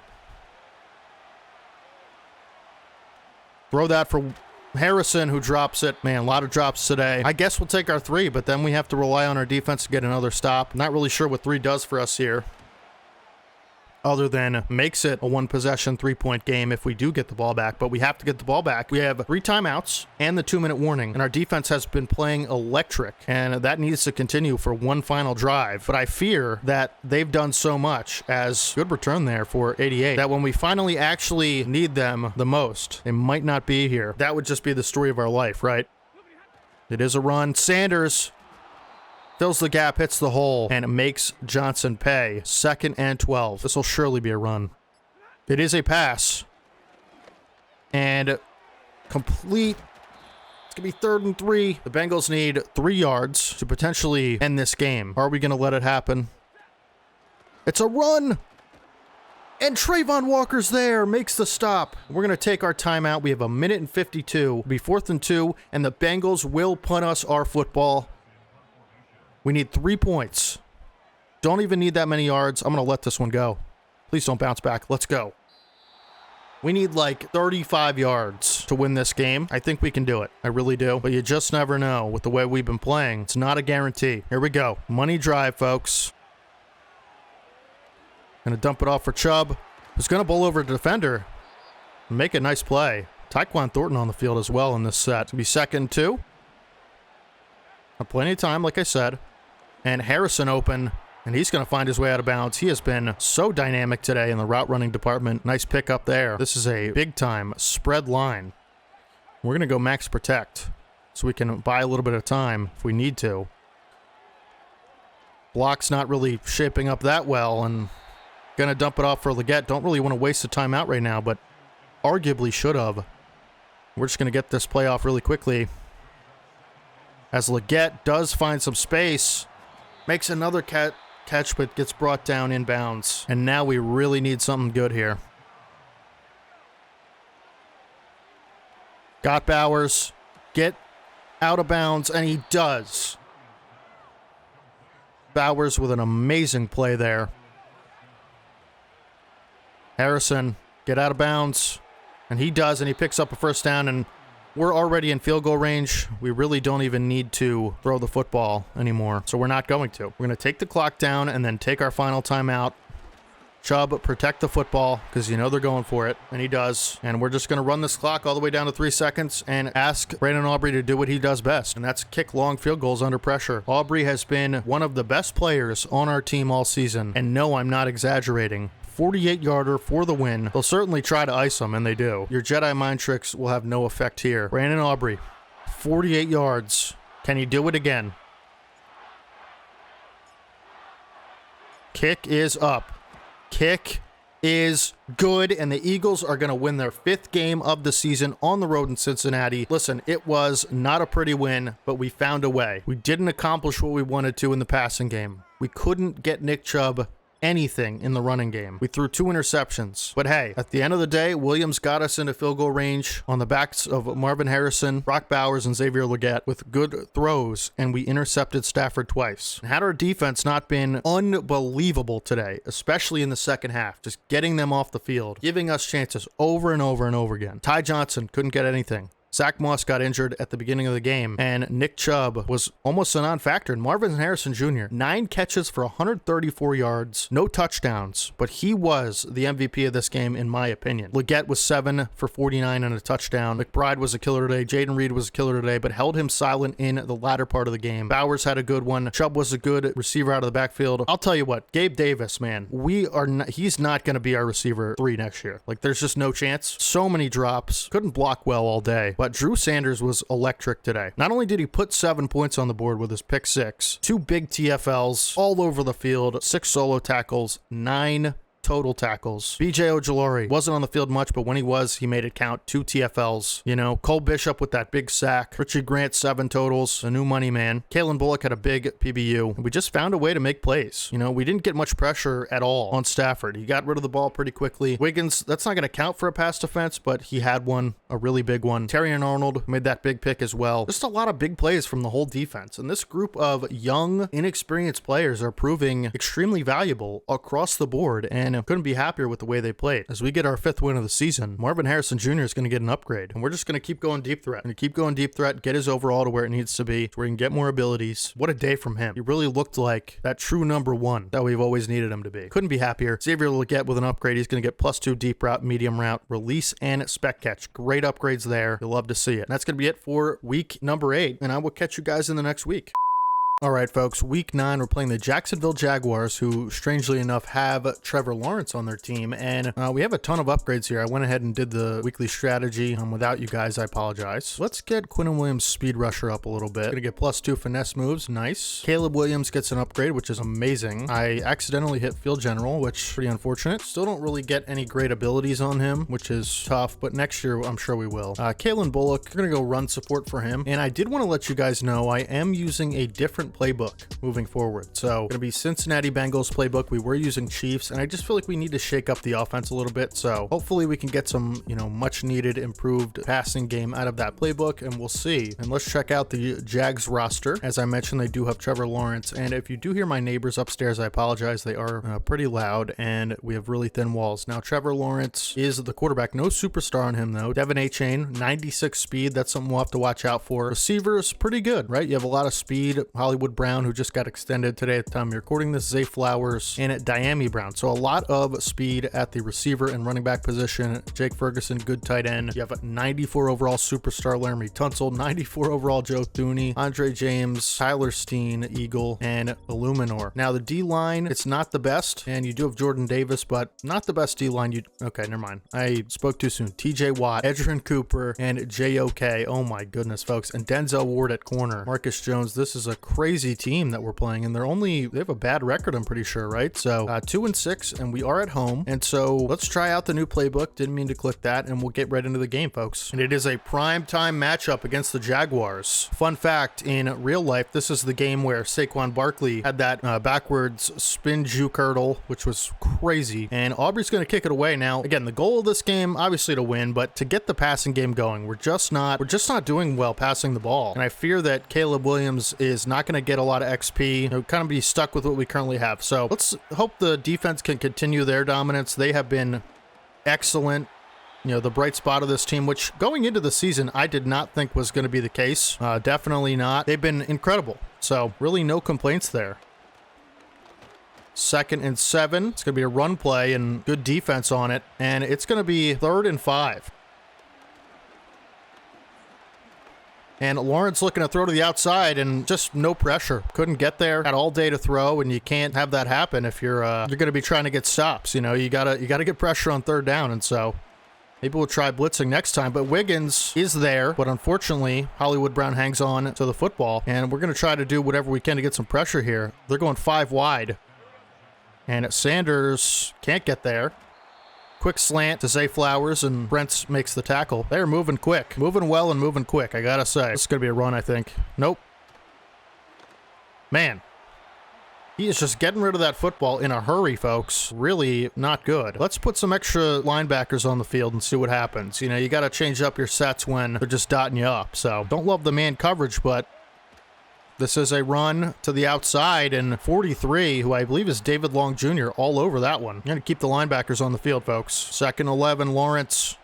Quick slants, and Bishop makes the tackle on Jake Ferguson. It's going to be 3rd and 4. Cover 3 hard flat. Hopefully he can get the job done here. But this is almost certainly a throw. Probably a quick one from Lawrence. That's just what he's been doing. And user had to pick the underneath route. Could be a touchdown. Good drive for Trevor Lawrence and company. 9 plays, 71 yards, and they did not miss a beat. They were in rhythm, and we're going to try out our new playbook. 1 trap for Chubb, who can't get much. It is a 2-yard pickup there for Nick Chubb. But this, from what I understand, is a lot more of a spread out offense. So should be pretty interesting. Underneath for Harrison. Makes the grab for a 1-yard pickup. And it's going to be 3rd and 7 already. Look how quick that happens, folks. Gonna hit Chubb underneath. He cannot barrel his way forward, and we're gonna have to punt on our own 29. I don't love it, but I didn't see anything down the field. Tough stuff. And, again, rookie quarterback. This stuff's supposed to happen as Barno lays out Marcus Jones on the return. Hopefully we can stop the Jaguars offense this time. Run up the middle. But we stop them short. Our run defense has been really good all year. One thing I'm pretty happy about this team with, but, the passing game, not so much, right? We've kind of struggled in that area, but I really plan on mixing up our looks a little bit better and not just going nickel formation all the time. Another run. Can't get there. As I say, our run defense is good. Devin Achane has a 1st down on a big run. Need to get pressure on Lawrence. And that's complete. Terrion Arnold makes a stop. It'll be 2nd and inches. Gonna have to send pressure one of these times, and it's gonna be on a 3rd and short. It is a run. It is a pass, excuse me. And Lawrence right on the money as Bishop makes the tackle on Hollywood Brown. Looking totally out of sorts so far defensively. Can't get a stop, can't get off the field. Have to be able to get pressure and, stop this passing game. It has been electric so far. 2nd and 5 for Lawrence. Good PBU by Terrion Arnold. Lawrence was pressured up the middle. We're going to go with a cover 3 hard flat here. We are going to pass commit.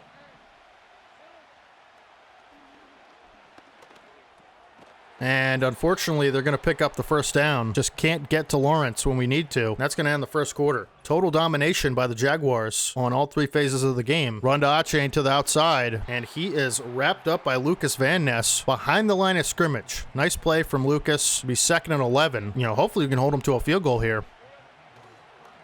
Pass from Lawrence to the outside, and Wiggins going to make the tackle on Ferguson. Another third down. Got to be able to get off the field here. They're going to throw. And 27, Richie Grant is beat by Hollywood Brown. That's not a great matchup, to be completely honest with you, but they're all of a sudden knocking on the door, and Drew Sanders makes a big tackle along with Chris Jenkins Jr. It'll be 2nd and 7. Jaguars knocking on the door of a 14-0 lead. And nearly incomplete, but Terry Arnold makes a stop on the flat route. Lawrence moving out of the pocket, and he's sacked by Lucas Van Ness. Great awareness by Van Ness to make that stop on Lawrence, who is flushed out of the pocket. And as we know, Lawrence, a big man. He's tough to take down in space. That is pure strength right there by Van Ness, and he saves us from having to score 2 touchdowns instead of 1 and a field goal to get back into this game. And we're going to have to get the offense going here. 10-0 Jaguars, but that is the best case scenario in that situation, I got to tell you. Benson will return. And Benson's got some space, but he'll be knocked back. Forward progress at the 30-yard line. Need to get some offense here. 6 total yards. Not good. And Chubb's got some space. Most space he's seen in a while. Tackled by Ward, but it'll be a 9-yard pickup for Chubb. You'll love to see it. We're just going to run it again. And Chubb with more space to the outside. Picks up about 7 and a first down. Great job by Chubb there. 1st and 10, Williams has Davis over the middle, and Davis juking inside will be tackled at the 27. Big gain for the Eagles. That's what we have to do. We have to use our run game to supplement our pass game instead of the other way around. And they read this one all the way. It was an RPO, and a number 6 just totally, we never had a chance on that one. They're stacking the box. I feel pretty confident about trying to take a shot potentially. And Brock Bowers, wide open, huge passing play. Gabe Davis is injured. I thought it was Marvin Harrison. Yeah, you know what? We'll substitute him for Thornton. I know he made a big play, but he doesn't do a whole lot for us anyway. And they are spreading this defense out. We're going to run the ball. Chubb cut back up the middle, bulls his way into the end zone. Eagles touchdown. This is Nick Chubb's house, and if you come into it, you're gonna have to tackle him in space. Not an easy task. The run game much better on that drive, and we have a nice drive capped off by a Nick Chubb touchdown in Nick Chubb's red zone. 7-10, and now if we get a stop here, we'll definitely have time to get the ball back. So really hoping that Lawrence will make a mistake. We got to force him to, though. No guarantees, and hoping for a good defensive stand. Lawrence on first down, a quick little bubble outside to Hollywood Brown, who gets pushed out by Terry and Arnold. It'll be 2nd and 7. I want Lawrence to have to make really quick decisions. We're sending heat at him, and this is play action. And Lawrence taken down by Cole Bishop, who we sent off the edge in a blitz. It'll be 3rd and 14 for the Jaguars, and Trevor Lawrence, finally, this is going to be a screenplay to Akane. And Juju Brents is there to save a first down, just like last week, late in that game. Great play by Juju Brents. And hey, they can take this clock, but all of a sudden, we're in a position where we can make this a lead or a tie going into the half. And we get the ball at half. So that was also Nick Chubb's 10th rushing touchdown of the season. And this is time where Caleb Williams, we're going to have a chance to, show off this new offense. Got Chubb out of the backfield. Just going to hit the check down. 2nd and 8. That'll take us to the 2-minute warning. And Caleb Williams just going to have to get rid of it. It'll be 3rd and 8. Good pressure from the Jaguars. We need our blocks to hold up here. And we're going to look to Bowers, who's got a lot of room, and he's going to be tackled inbounds at the 34. Big play, big first down for Bowers there. Eric All Jr. with the catch, and he's going to get taken out of bounds at the 42. Man, this offense is spread out, and it is fun. We got plenty of time. And Brock Bowers wide open. The makeup speed from 22 was all-time great, I got to say. And it'll be 2nd and 10. Underneath, we got Marvin Harrison, who's got some speed, and 3rd and 3. Should be able to pick this up if we're lucky here. And we're going to hit... Nope, we're going to get sacked. All right, we're going to try this 62-yarder. Should be pretty close, but we do have Brandon Aubrey.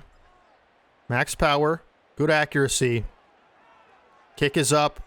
Kick is barely good, and that is nearly an NFL record. Brandon Aubrey ties this football game, and the Jags will have 10 seconds to do whatever they want to do. Could just be a knee. It's an unfortunate sack to take there because I felt like we had momentum. Drive enders is what sacks are, and we're gonna put the prevent team out there. Lawrence, he's got time. It's gonna hit Hollywood Brown, who sneaks out of bounds. You know, this is certainly gonna be a Hail Mary. Ferguson catches it, but is ultimately stopped short, and that'll be the end of the half. We do get the ball to start the half. Benson on a return. Not much there. Benson trucks through a defender, gets up past the 25 all the way up to the 30, and we got to go back to the ground game because it really was working. And that's one of the flaws of this team is when we're in a, must-have points drive scenarios. Chubb, just how good is he, huh? How good is this guy? When we're in a 2-minute offense, we can't really run the ball, and so it kind of forces us. They're pressing up on Marv, and he's got it. Marvin Harrison, deep ball, and he's got it, and he's get taken down at the 13-yard line. I saw that pre-snap and really liked the matchup. We'll take that all day long. Marvin Harrison Jr. with a big, big play. Thought he could beat him in a foot race, but he ultimately couldn't, and we're going to get rid of that one. They sent pressure up the middle, was a linebacker blitz, wasn't going to take the chance. Now I feel good about the passing game. And we're going to have Nick Chubb potentially, who makes a possession catch at the 1-yard line, and you might think, well, Dehave, what are you doing here? You know, like, this is Nick Chubb's house. This is, the red Nick Chubb area. You going to pass? I sure am. You know why? Because he dropped it. That's why. All right. Well, we need Caleb Williams stats. We also need to get, some of these playmakers some XP, and I feel like this is a good time to do it as Brock Bowers going to hang on for the touchdown. You'll love to see it. And we will take a 17-10 lead. See how clutch that field goal was at the end of the half? Put the Jaguars in a tough spot here. They were dominating to start the game, and we responded. That's what we're going to do. This young team has fight. They care about this game, and they care about this home crowd. And it's not going to be easy to play here and win. Lawrence and company will take over at the 25. Lawrence going to throw on first down, quick underneath the defense for Hollywood Brown, who's been all over the field today, I got to say. Achane going to get a carry, and man, Lucas Van Ness, what a heck of a game he's having on that left side. He's got a really tough matchup in one of the best left tackles in all of football, in Laramie Tunsil, and he's just doing what he can, and Achane breaks that tackle. Thought we had him behind the line of scrimmage for sure. We're going to set an overload blitz at Lawrence on 3rd and 6.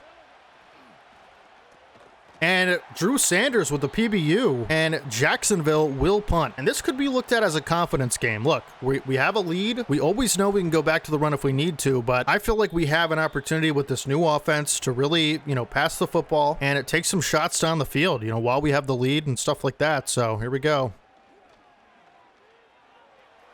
On the run, what a throw from Caleb Williams, who finds Marvin Harrison over the middle of the field. Absolutely on the money. Great throw there. 18-yard gain. Harrison over the middle. What a day he's had. And last week, too. He's going to bring it to the 50. Inside zone to Chubb, who's got some room, and he's had a heck of a day as well, setting us up in really good positions to try a run to the outside here. Good blocks, and Chubb finds space and finds the first down. Nick Chubb, best player on our team. And again, they're pressing Harrison with no safety help. And I was going to take a shot. We had a one-on-one matchup. It'd be 2nd and 10. And on this 2nd and 10, I kind of want to just guarantee field goal range. So we're going to get to the 35 with Nick Chubb and nice little 3-yard run. Oh, man, this offense is really fun. It's really, spacious. And Brock Bowers uncovered. Must have been a blitz, and Bowers bowls over a defender. I think Nick Chubb's the best player on our team. What a game from Caleb Williams so far. But Brock Bowers certainly will be, potentially next season. We know there might be some regression involved with Chubb, and that's why in situations like these, we want to get the most out of him. First down run, and Chubb's going to hit the outside and barrel his way, twisting and turning to the 7-yard line. It'll be 2nd and 1, and why is Marvin Harrison Jr. in the backfield? Not going to question it. I'm not. And we get sacked. I had Chubb wide open on a flat. I attempted to make the throw. Couldn't make the throw. 3rd and 10. Would love to get 7. We have Leggett, who makes a man miss. And it's going to be 4th and inches, and I'm going to go for it. We're going for this. Again, you have the best running back in football. You have a really good superstar left tackle. And you run behind him, and you do whatever that was. Shades of Saquon Barkley and the hurdle. And we're on the 1-yard line. They are really stacking the box, anticipating a Nick Chubb run, and probably should have done that because TJ Watt is going to make his presence felt, and did he ever. One last play before the 3rd quarter ends, and we have Gabe Davis over the middle, who came back into the game for Tyquan Thornton. Guess the injury wasn't too serious, and at start of the 4th quarter, it's kind of a big play here. 3rd and goal from the 3. And that was... Now, I know a lot of you guys are screaming at your phones or computers right now, give it to Nick Chubb, right? And I get that, but watch this, okay? He was as open gets off the line. Marvin Harrison. Look at that. And this is when I started to throw the ball. Pretty much. I actually thought he was going to... He just gets clotheslined by JOK. No flag, right? And we had Nick Chubb, I guess, right? But when I see right here, right, like this is kind of where I start looking at this to throw it. I think he's just going to run past JOK, but JOK clotheslines him, stops his momentum completely, and allows 25, the defender, to catch up, who is Marcus Jones. And oh man, that's the worst thing I've ever seen. All right. That one is tough because I felt like it was a good read. Again, didn't... You know, you guys can disagree or whatever, but we better not lose this game because of that. Let me just say that. Lawrence going to look to tie this game. We're not going to make that so easy for him. This is a play action, and it gets Hollywood Brown and Cole Bishop with a hit stick. He's been flying all over the field today, Cole Bishop. Our user has been not so great. Let's try to change that here. Lawrence, 1st and 10. It's the out route. And again, you know, when you play cover 3, those kind of routes are going to be open. Man coverage as well. You know, those are easy breaking routes. Lawrence to throw. Ball knocked down by Drew Sanders, who again, I think should get DPOI votes. It's going to be 3rd and 2, and we're going to try to trick him. You know, we're going to make him think that we only have 3 down linemen, and they're just going to run it up the gut. And didn't end up working as I anticipated, but that's because Achane had a really good cutback. All right, well, 1st and 10 from about midfield. Would love a turnover. Quick throw, almost in the hands of Brent's dangerous pass. And Brent's going to try to strip Zay Flowers. These playmakers are proving tough for this Eagles defense to stop. Can they actually do it? 1st and 10, run to Achane. Sanders is there along with Richie Grant to make the stop, but it is an 8-yard pickup. Listen, the Jaguars are driving down the field pretty nicely, I would say. Not much resistance. Except for right there. And I don't know why I dived. Achane just completely running wild on our defense. You hate to see that because I'm actually going to pass commit here just in case it is a pass. And Barno does a good job running sideline to sideline. That was such a weird play on the last play. 2nd goal is a end around for Hollywood Brown, who gets tackled behind the line of scrimmage. Great job by the defense there. And we're going to fake some pressure on this one. Lawrence to throw. Lawrence looking and just throws it out of bounds on 4th down. They're going to try to kick a field goal. And our job now is to play keep away and make sure they don't get this football back, because if they do, and we don't score, they can win this game. This has been a game of runs similar to how a basketball game functions, and we got to make sure our run is the last one. Benson on the return. Can't get much up to the 26, and we'll take over. This is where you absolutely can't have anything bad happen, and Chubb has a ton of space, can't get the edge, but does still have a 8-yard pickup, which great job by him, but really thought if we turn that corner, we'd be able to... And Chubb somehow breaks another tackle. Oh my goodness, this guy is a freak. I just want you to watch this real quick. D-tackle blows up this trap, all right? Landon Dickerson, slow as molasses to get over there. And I'm thinking, oh my goodness, 5-yard loss, right? Watch Nick Chubb. Arm tackle, no chance, not a chance. And then I'm thinking, all right, let me just try to truck and get what I can out of this. Already got the 1st down. And then, nope, double hit stick just decides, actually triple hit stick, decides I'm just going to run right through it. Man, what a freak we have in Nick Chubb in the best way possible. Dude is an absolute unit. And he's just going to keep getting the ball, as this Jags run defense has really struggled all day, to be honest with you. They've been okay in the red zone, but, you know, we have done really well today on the ground. And honestly, in general, you know, our passing has been much better. As you can see there, 380 plus yards. You know, another first down makes this tough on Jacksonville. And Chubb is going to get it. He has been unreal today, like even a little bit better than normal. And we're actually just going to let this run to the 2-minute warning. So now we're going to have to take some timeouts away from Jacksonville. And, you know, I'm hoping really to get the first down before we reach third down, because that pretty much ends the game. Chubb with a cutback, Chubb juking and dragging a defender, JOK, to the 47, which would be a 2-yard pickup. Not ideal there. And we're just going to run an inside zone with, Trey Benson on the field. Not sure what his carrying is, but he actually does a good job of finding space, and Trey Benson might have just sealed this game. Chubb's injured. Okay, and he's back. I'm not going to risk a re-injury. I'm going to call timeout and get him out of the game. Probably not the smartest thing to do, but we cannot risk Nick Chubb, you know, being injured long term. And so we're going to make a substitution. Trey Benson into the game to replace the injured Nick Chubb. And we got to make sure we get in a field goal range for one.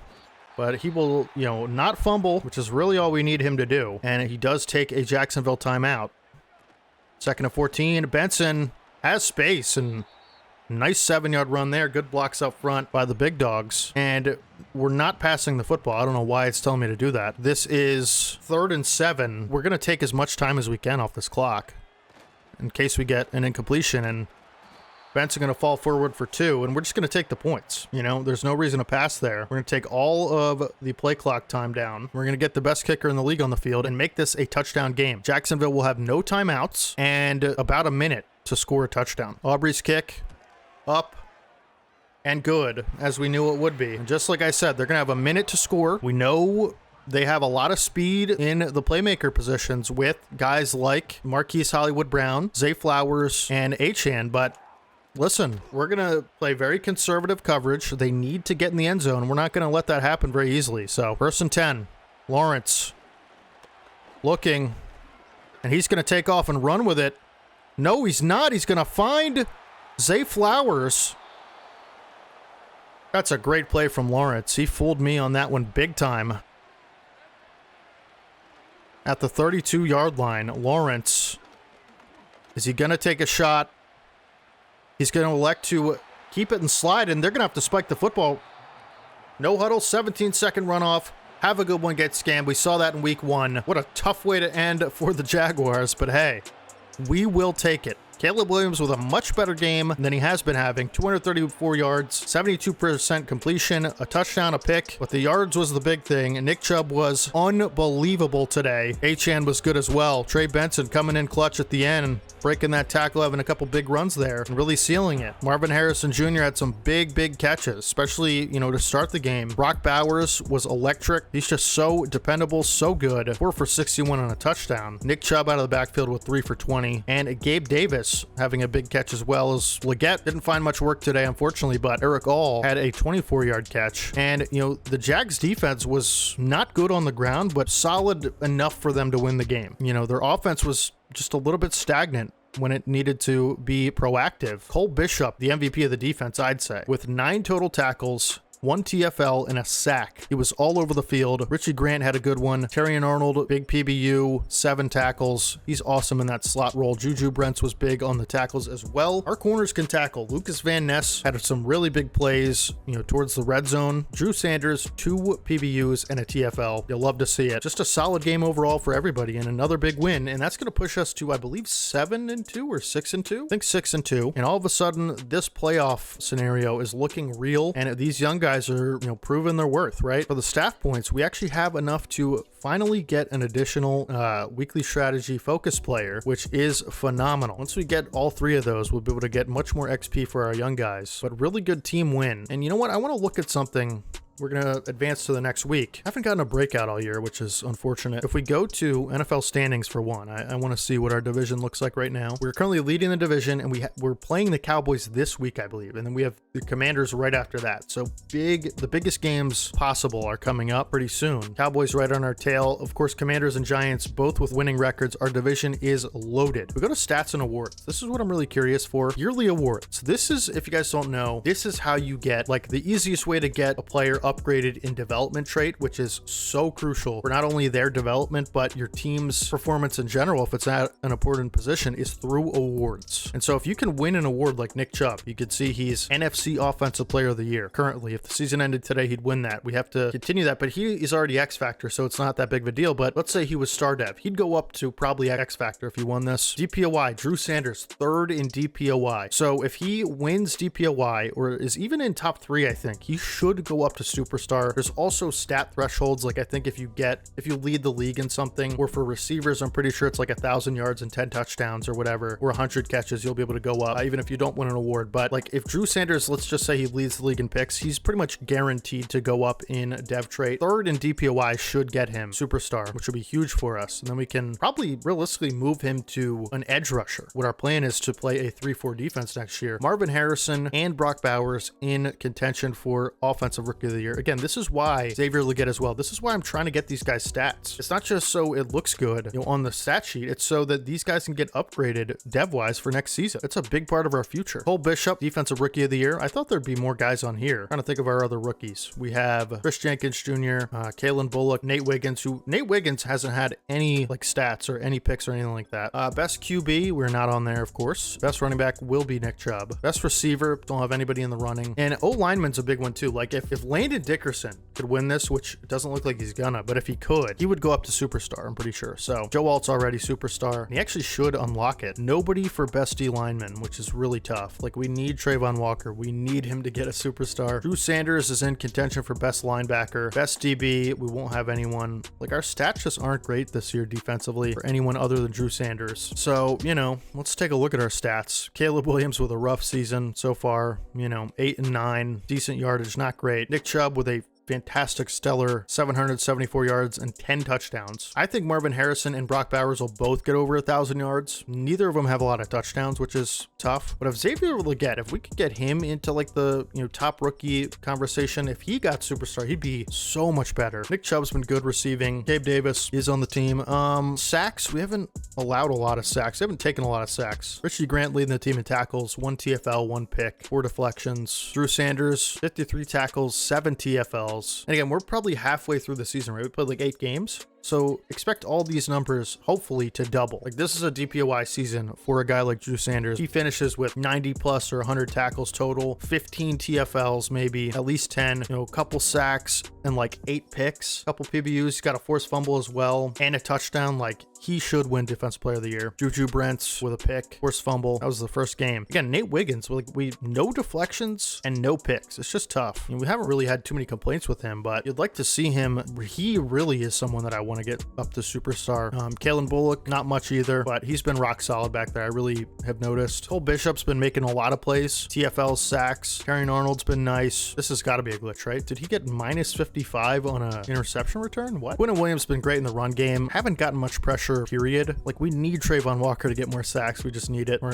some of these guys get some strip sacks, forced fumbles. Quinn Williams, Chris Jenkins Jr., like these guys just have to, let me know down in the comment section what I'm doing wrong. Be able to get these guys stats. Is it the scheme? I just don't know. But yeah, I'll catch you in Cowboys week. All right, folks, in order to get this video out to you guys in a reasonable time, I do think we're going to have to, change back the quarter length to 7 minutes just for the end of the season, because I feel like next season will go maybe 8 minutes, but 9 minutes just feels a little bit too long given that this is a full season in one video, and I want to make sure it's under 10 hours long. And so this is a kind of a way to do that. So we're going to try it out for one game against the Cowboys and see how it goes. But for now, that is a tweak I am making. And in order to make, the franchise a little bit more difficult, just because I do still feel like it's a little bit easy, I'm going to be bumping down pass blocking just a little bit to 45. And I'm also going to be increasing injuries to 15 for now. Again, this is a work in progress. It's not necessarily going to stay like this forever, but those are some of the changes I'm making just to make it a little bit more realistic and a little bit more difficult on myself. Now, I do want to mention we should have available, Superstar abilities. And because Joe Alt finally unlocks his abilities, we're going to get 2 abilities on on him, and he should get some good ones because we're going to have him in an 83 overall here, and I'm going to go pass protected and run protector. And so those are going to be the abilities for him. And so everybody, I believe, is unlocked their dev trait. And again, it is Cowboys week. This is a monumental week in the season. Cowboys sitting just behind us in the NFC East. We are 6-2, and everybody else is either 5-4 or 5-3. And this is like I said, a big week, especially for the Cowboys. And this could determine who wins the division here. And before we jump into our weekly strategy and then the game, I just want to show you really quickly who I think is probably going to be the best player in this entire draft. I've done a ton of off-screen scouting, and I think it is Jonathan Warner. Now, he is a defensive tackle, a run stopper archetype, 6'4", 296, age 21 out of Auburn. And he has B finesse moves and B power moves as a run stopper archetype. That is insane. He's also an elite athlete. And so if we're going to be able to, take this player, I might have to trade up for this guy. He's currently ranked 12th in the entire class, and I think he's going to end up being, at least the best defensive player in this draft. And I would definitely love to pair him with Quinnen Williams, especially. We could even move him, potentially to a 3-4 D end with that athletic profile. And then, like I said, our plan next year is to move to a 3-4 defense. So it could be him and Quinnen Williams, up the middle. And in nickel sets, he'd be playing D tackle. And just to show you really quick, like in the mock draft, he is supposed to go not even until 16th overall. And so we're going to have, a really late pick, I would imagine.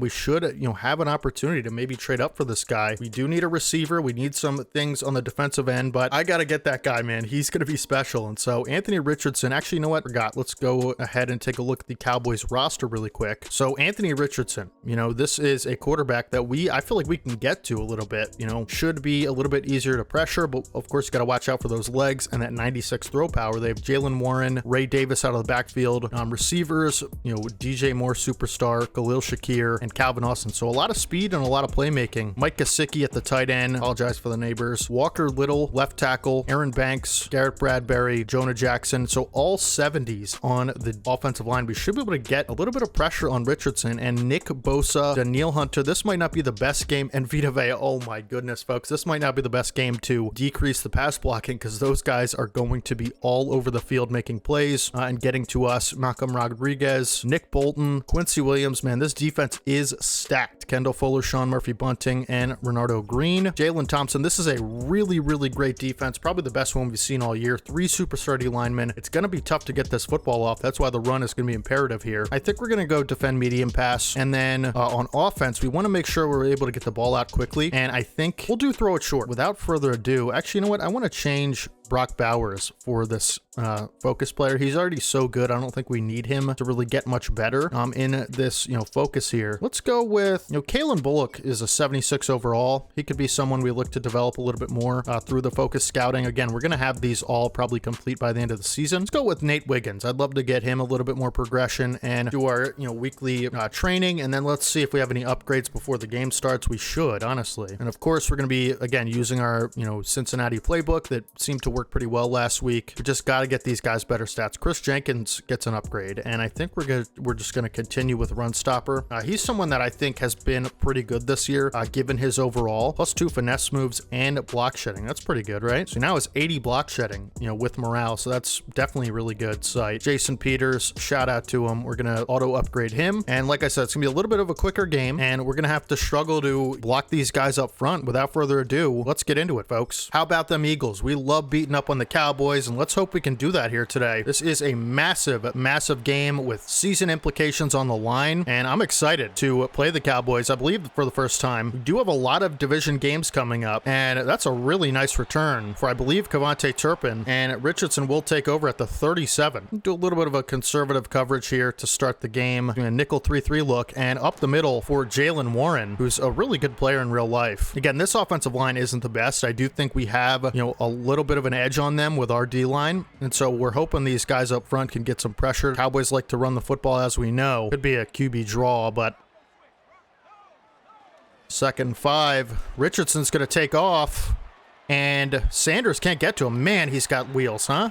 19-yard rush for Anthony Richardson. They've done well this drive so far in just 2 plays, and all on the ground, and Richardson going to take off again. Brent's with a big hit, and Grant with a big hit. Can't force a fumble somehow. It'll be 2nd and 4. We got to watch those legs of Richardson, and it starts on this play. We're going to send some pressure. We're also going to contain the edge, and Richardson gets it off. to DJ Moore, and he's going to pick up a first down. Juju Brent's in coverage, making the tackle ultimately, but they're just marching right down the field, aren't they? And, you know, I can't really complain because they've done a nice job over the middle for number 10. First and goal at the 7, and I would imagine they're going to start running this football a little bit. Do a little man blitz look. Richardson to throw. Bullock knocks the ball free on Calvin Austin. Great play by Kalen Bullock. He's been awesome this year. On the back end of this defense, we're going to move Cole Bishop up on Gesicki, and it'll be second goal. And Richardson to throw, and that time, Kalen Bullock nowhere near the receiver, which is Calvin Austin. It's going to be a touchdown. 7-0 Cowboys it will be. And again, they just marched right down the field. You know, they got the ball out of their hands quickly, unless it was a run. We got to do a better job next drive. But offense taking the field, as we know, we have been shaky offensively the last few weeks. We're going to have to get something going on this first drive, and Williams and company will take over. Chubb with some good blocks, and Chubb gets to the second level and ultimately gets taken down for a first down. Nice run out of the gate for Nick Chubb, and we're going to try to throw it here. Got to be careful with this defensive line. Try to get the ball out quickly. And we're just going to throw that up there for Harrison on the run, and he can't make the catch in traffic. 34 with nice coverage. It was Jalen Thompson. I like the matchup. I'd throw it again. Hate to see it. That was a great throw on the run by Williams as Chubb hits the second level again, and it takes it across the 50-yard line into Cowboys territory. It appears this defense is not ready for Nick Chubb. 2 big runs for him to start the game, and we're going to throw it to him here again. Chubb on the catch. Bowls over a defender and gets, you know, double tackled to the 44 for a 4-yard gain. And I like the look of this offense so far to start the game. Bowers wide open. He's going to have a big catch down the sideline, taken out at the 27. Nice pickup there. Again, we just got to get the ball out quickly. Doesn't really matter, you know, how far down the field we throw it. We just have to get the ball out of Williams' hands with this D-line. And Bowers open again over the middle, and he's got a block from Gabe Davis. Nice block there for a 9-yard gain for Bowers. And he is slow to get up. I really hope he's not injured. Doesn't seem like it. Second one, we're going to run it to Chubb. We're officially in his house, which is the red zone, and Chubb picks up the first down. Going 5 wide again. Really good drive so far. Harrison in the slot. And Harrison has a matchup, and he's going to make the catch for a touchdown. Spreading out the Cowboys defense after those big runs makes it difficult for them to choose whether they want to put an extra defensive back on the field or not, and Aubrey's going to tie up this game. Really nice drive from your Philadelphia Eagles to start the game as well. It'll be 7-7. Got to, you know, do better defensively, though.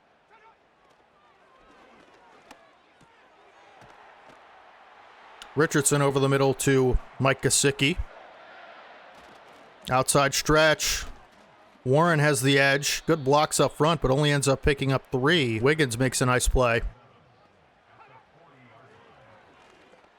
And again, getting the ball out quickly is Richardson. That'll take us to the end of the first quarter, but hard to get pressure when you get the ball out in 2 seconds. That's what the Cowboys have been utilizing here. Inside zone to start the second, and Warren picks up 3. Little cover 2 action. Receivers spread all the way to the left, and it's going to be a pass for Richardson, who throws it underneath, and Bishop goes for the football. It's going to be a Calvin Austin first down. First and 10, it's a run. Sanders getting off the block, but good, you know, stick work for Jalen Warren, who picks up 7. And Richie Grant can't make a play on that, but does make a nice hit on Gesicki. And here they go again, just marching right down the field. Got to be able to get more pressure. And I'm actually going to send a blitz on this play. Nobody gets there. Wide open over the middle is DJ Moore, who's going to be taken down at the 1-yard line. Juju Brent saving a touchdown. Coverage has not been great today, I got to say. And we're going to, you know, load up this box on a first and goal. It's going to be a pitch to the outside. Can somebody get there? Nope. Jalen Warren walks in for a touchdown. Barring extra point, it'll be 14-7. We just cannot find a way to get a stop. And they have done whatever they wanted, imposing their will offensively. And I thought the defense would be more of a problem. Hasn't really worked out that way. And Cowboys take a 7-point lead. Take over at the 30 offensively. And at Chubb, good blocks up front. Going to take it for a 4-yard gain. Still plenty of time in the half to run the football. Who's going to get the first stop in this game? That's a good question. Good blocks again. Chubb up the middle for 3. It'll be 3rd and 3. I like this look of 5 wide. Helps us get the ball out quickly and kind of negate that, you know, offensive line. As Harrison on the whip route does a nice job of getting open. Up to the 50 is Harrison Jr., who's really started to pick it up towards the latter half of the season. Nobody in the box. Chubb Can't get a block from Fashanu, who just runs past a linebacker. 5 wide again. It's working very nicely for us. And we're going to hit Harrison over the middle, who's got speed to the outside. Stiff arms his way out of bounds at the 32. And that'll take us to the 2-minute warning. Although I thought he was out of bounds. Maybe it was forced out. We still have time to run the ball if we want to. We're going to elect to go with this 5 wide look, which has been very nice for us. And this is a blitz, and we're going to hit Xavier Leggett over the middle, who bowls his way to the 20, and we're officially in the house of Chubb. Chubb on first down, gets a hole, should be a touchdown, and it's actually not. Down at the 1-yard line. I'm going to try to take some time off of this clock and do a little weak side run here. And Chubb's going to dive into the end zone for a big touchdown, which ties the game. Our offenses look good today, very sharp. Can't complain too much. And Williams, takes us right down the field to score 7. And, we got to get a stop with 51 seconds. We have to, as the Cowboys will take over the 29 and 47 seconds. Again, we have to find a way to get a stop here. Defensively, it's going to be a screen. And really good tackle from Juju Brents, who makes a nice play on that. Good instincts on that one. And Cowboys will call a timeout for some reason, I just noticed. And to the outside, Brents can't make the hit there, but they're pushing their way into field goal range somehow. Richardson is going to scramble. Somebody make a play. Terry and Arnold, that's tough. Anthony Richardson all the way to the 31. Of course, they're in field goal range now. Very unfortunate. And Richardson to the outside. Gesicki's going to take it to the 22 and stop the clock. Holy cow, we just can't get anything going defensively. They're getting whatever they want in the passing game. The running game doesn't matter. Got to do a better job of containing the scramble, as Arnold thought he might be able to make a play on that. Doesn't attempt to. Somebody get to Richardson. Somebody make a play. We're going to contain. And Juju Brents with an interception. Turns around, finds the football, and makes Richardson pay. Big turnover for your Eagles. Saves us potentially 7 points, definitely 3. That is a huge swing in our favor in this game. Richardson, very unfortunate sequence of event for the Cowboys, and we're going to try to take some shots on the 9-yard line with 16 seconds left. I just feel like might be able to, and we're going to call timeout. Just get some room there for Chubb. 2nd and 5. Who wants to be a star? Going to try for Bowers down the field, double coverage. Can't make the catch. 3rd and 5 with 6 seconds left. I don't know. Do we try to take a shot? If nothing's there, I'll just throw it away for sure. I'm going to streak Harrison, because why not?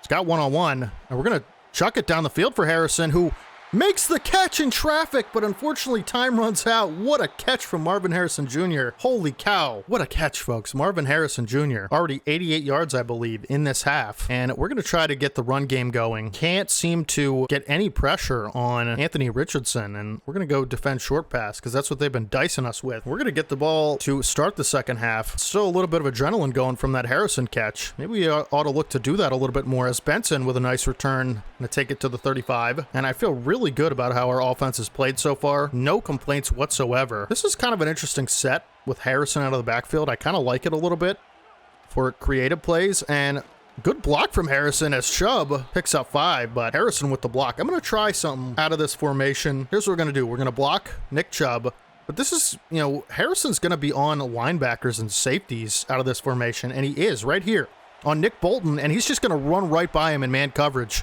And I really like that formation a lot. Harrison with a big game today so far. Touchdown and I believe over 100 yards. Huge play there down to the 32. That's a play you can really exploit out of this Cincinnati Bengals playbook. And Chubb finds blocks, and good job, finding holes there, using that ball carrier vision. 10 rushes for 74 yards. We got to keep that going. We're almost in his territory. And you know what happens when we're in his territory, folks. Actually, you know what? I am going to look to do a play action on this, because it's 2nd and 1. We've been running really well. And we might have Bowers there. And actually, good thing I didn't throw that, because I believe it would have been picked. Pressure gets in, and it's going to be 3rd and 1. And I'm going to block Eric All Jr. Going to hit Bowers over the middle. Should be a first down. Yep. Good job by Bowers to hang on through the contact. And we're officially in the house of Chubb, the red area. He's almost got freight train, and Nick Chubb fighting his way forward. Can't get much. It'll be 2nd and 9. We're going to have to be able to run the football here. We're going to try it again. Spreading our receivers out. They do have 2 linebackers, but they're spreading the line. And good blocks up the middle. Chubb all the way in for a touchdown. Second touchdown of the game for Nick Chubb. Beautiful blocking up front. Man, the Cowboys front is struggling, and I thought that'd be the last thing that would happen. This front is being absolutely decimated by our line, despite having weakened run blocking and upgraded pass rush from the sliders. And I'm not gonna not take touchdowns when they're there, you know? It'd be a 7-point lead for your Eagles. Gotta stop Richardson, though. Juju Brent's making the play last time, saving us some points, but will that be a one-off coincidence event? We'll have to see. And I'll tell you right now, I actually like the time the way it is right now. I felt like we've had a lot of time in this game, and it's still only the third quarter. As Warren to the outside. He'll be tackled behind the line of scrimmage by Terry Arnold. Nice play there. Going to send a little pressure on 2nd and 11. I like this formation. Sanders, man, that's the perfect call for that. And Brent's with a big hit on Warren. He's just taking punishment today. This formation seems to be doing okay against this team. Sending, exotic, I guess, blitzes, you could say. Richardson going to throw on 2nd 2. Finds Gesicki, but man, Juju Brents, his hits are so awesome. Like, he's just such a good player for us this season. What a play there on 3rd and short to be able to knock Gesicki back behind the line of scrimmage. That's why you go out and you get a 6'3" corner with hit power and athletic qualities to him. And Benson going to break a tackle and find his way up to the 22. Great return from Trey Benson. He's been a very good return man this season. Have no complaints whatsoever about him. And run a little RPO to Benson on this play. Benson up the middle, can't get much, will be 2nd and 10. I'm not opposed to running on 2nd and 10 when you have Nick Chubb, who's actually very close to Freight Train, and I thought he might have had it there, but he's officially up to 100 yards at this point. We're running it on 3rd and 1 all day long. Line has been amazing today. Chubb on 3rd and 1, gets through the hole. It's going to pick up the first down. Best player on the team, man. He just has been, and he is, 1st and 10, we'll mix it up with a pass. Williams rolling, looking, just going to throw it away. Hit from Nick Bosa on that one. Again, with the injuries up, you can't really afford to take too many hits with the quarterback, and so I'm kind of worried about that. 2nd 10 will run, and Chubb has space. Chubb through the lane, and the defensive back does a great job there of saving. He's activated. All right, now we're running it. Freight Train activated. That's a guaranteed truck. And we're going to have another first down for Chubb. Just bullying this D-line, which I thought would be much better and much more of a presence, especially with Vita Vea up the middle on the run. And we've just done really well. Chubb going to break a tackle and fight for 3. It'll be the end of the 3rd quarter. And I'm not going to put shoe clock on because I just think that's kind of lame. Maybe in the playoffs we'll look to do that, assuming we make it there. But, I just don't feel like it's needed, really. I think it keeps it interesting when you don't do stuff like that. And we're going to try to get out of the pocket and just throw it away. I didn't want a situation where, we have Bosa chasing us and that's a fumble waiting to happen. And so 3rd and 7, tell you what, press coverage on Marvin Harrison. That's pretty interesting. And we're just going to look for Chubb, who can't catch the football on 4th and 7. We're going to punt. Didn't like my options there, but I saw press coverage on Harrison. I thought I'd take a chance to go for verts. Didn't end up working, but I'd probably do it again. He didn't beat the press, and the safety did his job of taking that side of the field away. Good punt from Stonehouse. Richardson and company will take over at the 8-yard line. It's going to be a run up the middle. Sanders blocked up. And Bishop with a nice hit on Warren, but that's a big gain. Get them out of the safety area. And, they're going to need a big drive here from Richardson if they're going to want to stay in this game. And it's going to be a 5-yard run for Jaylen Warren. And we're just going to continue to send pressure here. It's going to be a run. Nobody's getting through, man. Their line is doing a good job. Pressure not there. Let's mix it up. We're going to try to cover Calvin Austin one-on-one. Okay. I'm getting absorbed through blocks, and yeah, all right.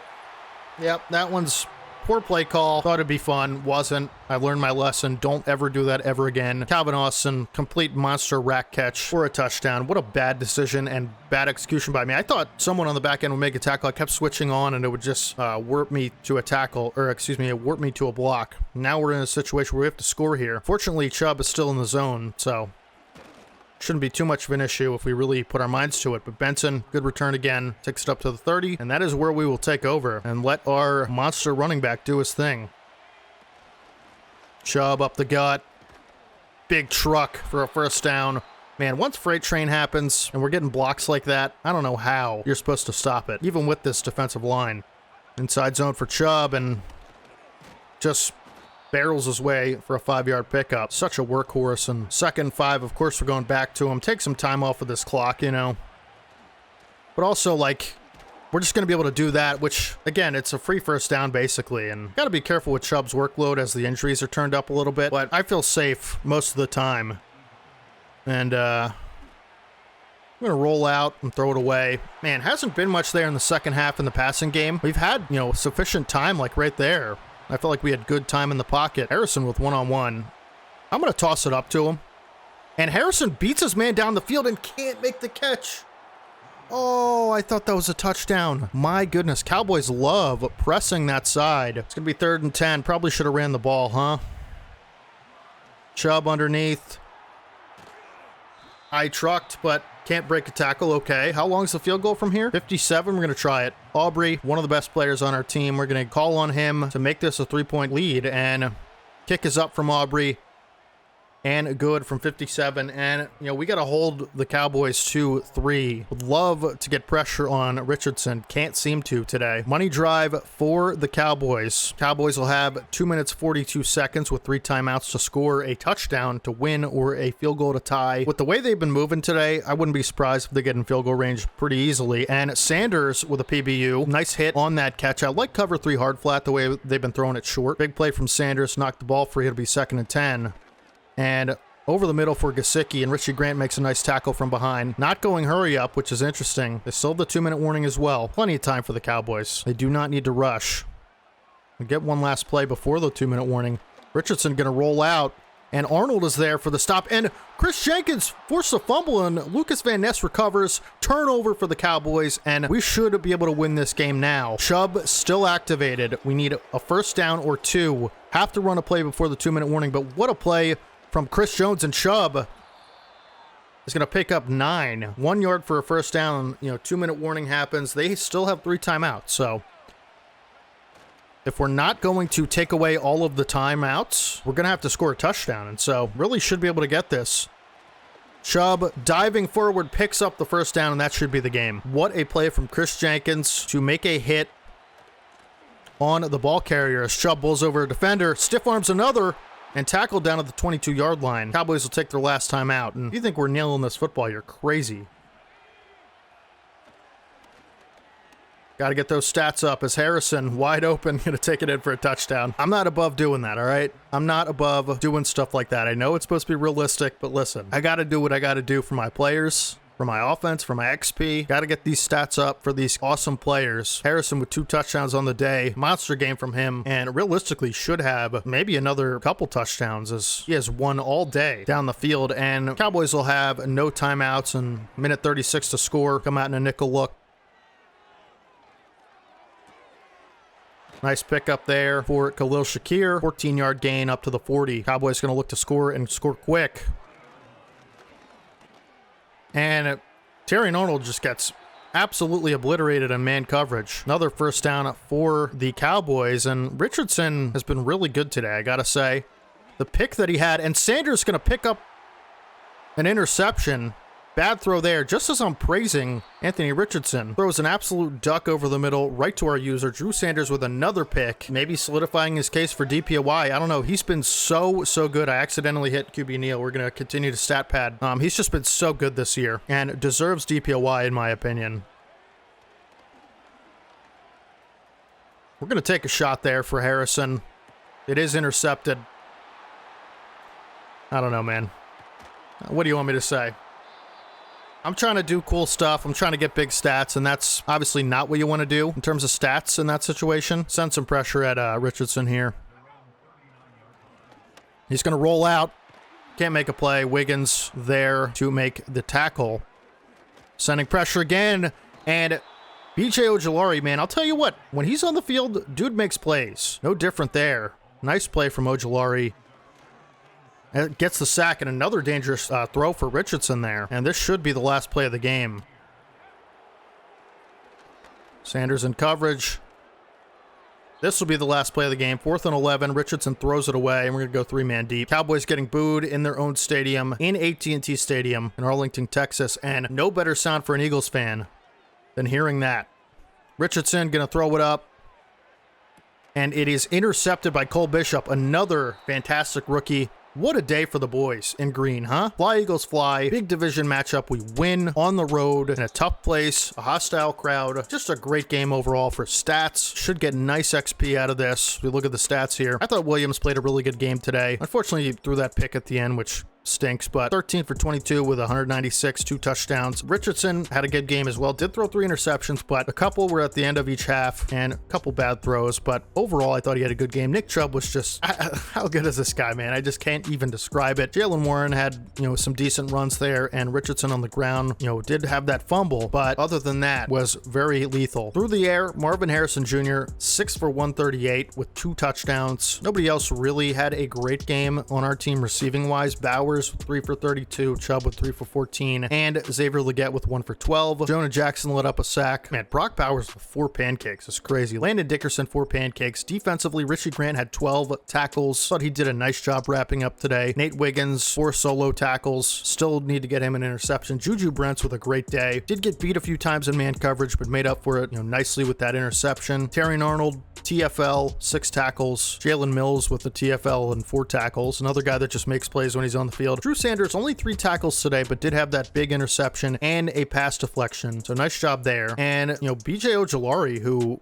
I might consider throwing in there at defensive end instead of Lucas Van Ness. I think Van Ness has been okay this year, but he just gets pressure when he's in the game, man, especially through those blitzes. So he might look to do that a little bit more. Chris Jenkins with a big forced fumble. Who picked up the fumble? Lucas Van Ness, okay? As far as everything else, who else had a pick? Cole Bishop had a pick. Juju Brents and Drew Sanders. So just a great game overall. Again, Aubrey was perfect like he always is. And that's going to wrap up the Cowboys week. And that's going to give us 12 staff points, which is nice. And Drew Sanders gets an upgrade. What do we go for him? I think I'm going to continue to do run stopper. Like, his block shedding just isn't great, and I'd like it to be a little bit higher. But again, next year he is most likely going to be off the edge. We'll look to upgrade a little bit more pass rush next year, but that's the only upgrade, and we will advance to the next week. And I guess the sliders did not get the memo that we're supposed to be losing more games, but it was just so easy to run the football. I might have to decrease the sliders again pretty soon if we continue to run the way we have been. Another mock draft. Let's see where we're at. So mock draft 2, I want to see where the defensive tackle is listed. Jonathan Warner, is still at 16, but this time to the Chargers. If we could trade up to somewhere around the top 10, like, we have to get this guy. He's just going to be so good. And let's see if we have any more intel on him. C tackle. Not too worried about the tackling from a D tackle. I mean, just the athletic traits alone. But this time we're 32nd, and Damian Wiggins, the middle linebacker, who I actually kind of like. A awareness, B tackle, C hit power with really good athleticism. We're projected to pick at 32. So there are some good receivers as well. Martin Smith has been consistently 1 overall in the class. We're not going to have a chance to take him, but the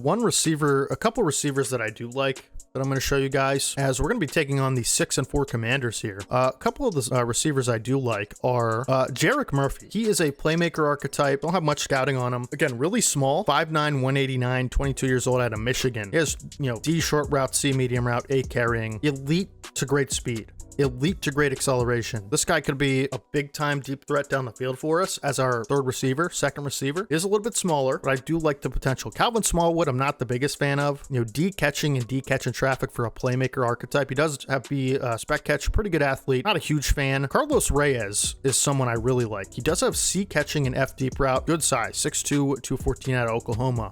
The skills aren't great, but look at this athlete. Elite to great excel, good to solid agility, good to solid change of direction, solid jumping, good to solid speed, and great to good strength. And it just got a a player storyline about him in the return game. It says, from Jonathan Coachman here all the way on the right side of the screen, I'd rather kick it 10 rows deep before I put the ball in the hands of Carlos Reyes. Absolutely the lethal return man. So there's plenty of linebackers that I like in the draft. We're certainly going to be taking at least one of those. There are some decent corners, not the best corner draft. A safety or two I like, but that D tackle, man, it is loaded at D tackle this draft. So we're going to be looking for receivers, linebackers, and that a couple even maybe D tackles, definitely that number 1 tackle, and some corner depth potentially. I think we're set pretty much everywhere else. Could use another safety, but yeah, Commanders 6 and 4. I'm going to take a little break off screen, and then I will catch you guys in week 11 against the Commanders. So as I mentioned, we are going to try BJ Ojolari at least for one game, just as a nickel rusher from the edge. I also want to change our slot receiver from Gabe Davis to to Xavier Legette, just because I feel like in this new playbook, the slot receiver is much different as it was in the Kansas City Chiefs playbook. And so Xavier Legette, got to get him more involved. And Gabe Davis is just someone I'm not worried about developing. Let's go ahead and take a look at the Commanders roster because I don't believe we've played them yet. Jalen Hurts is the Commanders quarterback. Oh my goodness. Why did they do this to me? He's going to be a problem today. I'm sure he's got good abilities. Antonio Gibson, former Commanders running back, and Austin Eckler. So dynamic pass catchers out of the backfield. Nico Collins and Chris Olave, two superstar receivers with good speed and size. And Josh Palmer. This is the best receiving core we might have faced so far all season. Kate Otten, Darisaw, left tackle, superstar. Elton Jenkins, Wood Cushenberry. What an offensive line. Kevin Zeitler and Lane Johnson. Are you kidding me, folks? So their run game is going to be elite. DeMarcus Lawrence, Milton Williams, Osa Adigizua. This is a really well-balanced team. Bobby Wagner up the middle. Holy cow. Byron Murphy, Garrett Williams. Not a lot of speed at corner. Keshawn Nixon and Micah Hyde. They also have Andre Sisco and Xavier Woods. This is potentially the best, most well-rounded team we've seen. Definitely the best offensive line. It's not even close. This team is insane. Weekly strategy. We're going to try to defend. Let's go defend inside run. I'm really worried about the run against these guys with that line. And Jalen Hurts, of course, can run it himself. As far as the offensive game plan, these are slower corners again, so we're going to try to throw it deep. Couple more games and we should have another focus player to add, making it 5. We're ultimately trying to get up to 6, and we do have some upgrades, I believe. Hopefully some good ones. Nate Wiggins gets an upgrade. Good thing we added him. What do we want for Nate Wiggins? 69 press. We're going to go slot. Should get some press out of this. No press. We get zone coverage and man coverage and play rec, as well as tackle. So good upgrade there for Nate Wiggins, who's developing really nicely. Terrion Arnold gets an upgrade. He's been pretty good in the slot. You know, he's a good run support guy. We're going to do man-to-man for him. I'd like to get that man coverage into the high 70s, hopefully with this upgrade. 2 to man coverage and 1 to zone coverage. So good upgrade there for Terrion Arnold, and that's going to do it for the upgrades. Without further ado, folks, let's get right into the Commanders game. We are home. It is a night game, so we will be rocking the all-black unis against the Commanders. I'm worried about this team. Like, this team is so good on paper, and I feel like defensively we could get crushed. We're going to try BJ Ojulari off the edge just for one game and see how it goes. A little bit more of a speed rusher than Lucas Van Ness. Maybe not the best matchup for this because we need a good run stopper on the edge, and I feel like Van Ness might be a better run defender, but just see how it goes. Can't hurt to experiment. And Benson will receive. These all-black unis look really nice on Lincoln Financial Field, and a lot of red in the crowd. Thursday night primetime. Love these black helmets as well. God, this looks so cool. Man, they are stacking this box. Maybe we'll take a deep shot. I don't know. And, you know, Brock Bowers on a linebacker is picked off. I thought that would be a good matchup. Just chuck it up. I should have probably lobbed it, realistically. But I thought the safety might be able to make a play on that, so not the best start, I'd say. And they're most certainly going to score because this O-line is wild. Hurts to throw, 1st and 10. Good coverage overall, but Richie Grant slow to get to Kate Otten. And Kalen Bullock makes a really nice hit. Man, I can't believe I threw a pick on the first play. I loved the matchup. Over the middle, Hurts. Another completion to Chris Olave, who gets absolutely lit up by Drew Sanders. And this is probably going to be a run with a 2 tight end set.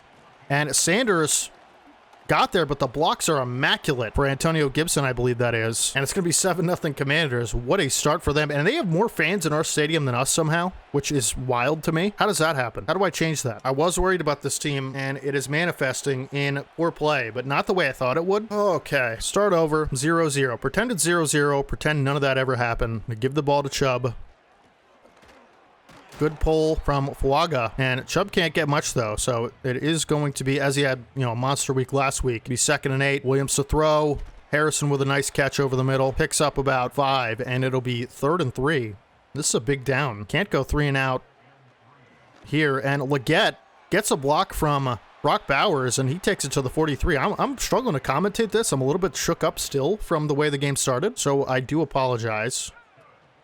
Man, they are all over the Nick Chubb run, and that's a loss of 1 on that 1st down run. Not great so far. It'll be 2nd and 11. Gonna try to get the ball down the field, but Gabe Davis drops it. Of course, that's just what he does, and it'll be 3rd and 11. This is a big 3rd down. Again, gonna struggle to stop this team offensively. Have to be able to convert on situations like these, and we have Harrison over the middle. Shouldn't have bulleted it. That's on me. Another pick. It'll be Bobby Wagner. Yeah. All right, 2 drives, 2 picks. Are the defense going to let up 2 touchdowns? That's the real question here. I sure hope not. Let me just put it that way. Hurts will throw on 1st and 10. Has all day. It's going to have so much room. Oh, my goodness. And Hurts takes it to the 9 after getting blown up. I cannot believe this start. I just can't believe it. I'm going to put some extra linebackers on the field in the red zone. They'll run it. Sanders gets out there. Good job from Arnold to shed his block, and Gibson will pick up 5, but it still feels like a win somehow. And it'll be 2nd and goal from the 3. Sanders makes a nice play. Actually saves a touchdown. Gibson fights forward for a couple, but good job by Sanders. And again, more linebackers on the field, and probably going to switch the coverage here because they are spreading these guys wide. And it is a pass. Hurts looking to throw, rolling out. I had to stay with that receiver. Jalen Hurts scrambles for a touchdown on his old field, on his old stomping grounds, and the Commanders are going to take a 14-0 lead convincingly. Total dominance so far, and we're in trouble. We're in trouble at the link. Trouble in paradise, folks. Is this the first game we really just got punched in the mouth right away? Like, it might be, as Benson can't get much on the return, and they have total momentum here. I don't feel good about running the ball. You know, they're just absolutely stacking this box, but we're going to try. It just feels like they know what's coming. Chubb does fight forward for 6. We have to be able to get the run going, but we better be careful that we don't get used to the run because we are down so much. Still early in the game as Chubb picks up 1, but just don't feel great about it. 3rd and 3. And that's the worst read I've ever made in my life. And Hall of Famer Bobby Wagner is going to take it into the end zone. Pick 6, 3 drives, 3 picks. How does that happen? Oh my goodness, folks. I have no words. Totally shook right now. 21-0 Commanders. Are we going to be able to make a comeback? Holy cow. How do we go from last week to this week? How did I just throw 3 interceptions on 3 straight drives? Have I ever done that in my life? Jeez, man. Now we're going to have to throw the football. Down 21. It was Bowers. Nice route, nice catch. Fights ahead, picks up some extra yards, beat a 9-yard gain. We're going to run this on 2nd and 1. Just try to pick up a first down. Wagner's all over it, of course he is. 5 rushes for 6 yards for Chubb. Absolutely horrendous first quarter. Couldn't have had a worse quarter if I absolutely tried. And it'll be 3rd and 1. And we're going to try our 5-wide look, which has been good for us. And nobody's open. Actually, we do have good throw from Williams. We do have Gabe Davis on the little hook route. And great throw on the run from Williams. We needed that one bad. And they spread the linebackers. I'm running it. Do get the look we want. Blocks don't shape up well, but we'll be 2nd and 7. I like these whip routes. They work well generally. Especially in man coverage as Bowers beats a couple men and fights his way forward to the 37 for a nice gain. Gonna have to get him going, that's for sure. And try to run the ball. Just get me to Nick Chubb's house. And Chubb has a lot of space, stiff-arming his way to the 22 for easily the best play of the day in general. You'll love to see that. Awesome play from Nick Chubb.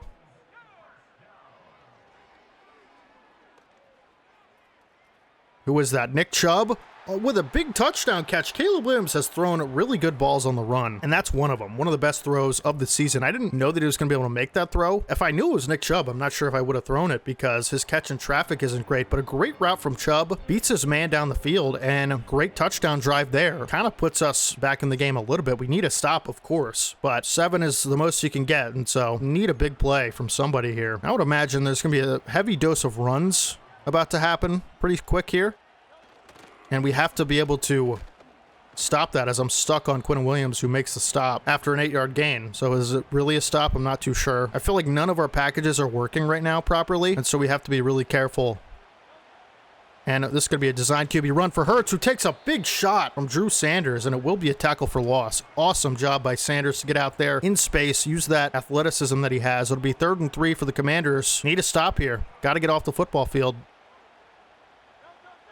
Hurts to throw. Underneath, Sanders can't make the tackle, but Ojulari ultimately takes him down. Great awareness by Ojulari to save that first down throw and catch for the Commanders, and read that pretty well with Sanders, but ultimately couldn't make the play as we'll get the ball to 20, and we have a chance to make this a 7-point game, folks. You'll love to see it. Have to be a little bit careful about time. Can't run the ball too much.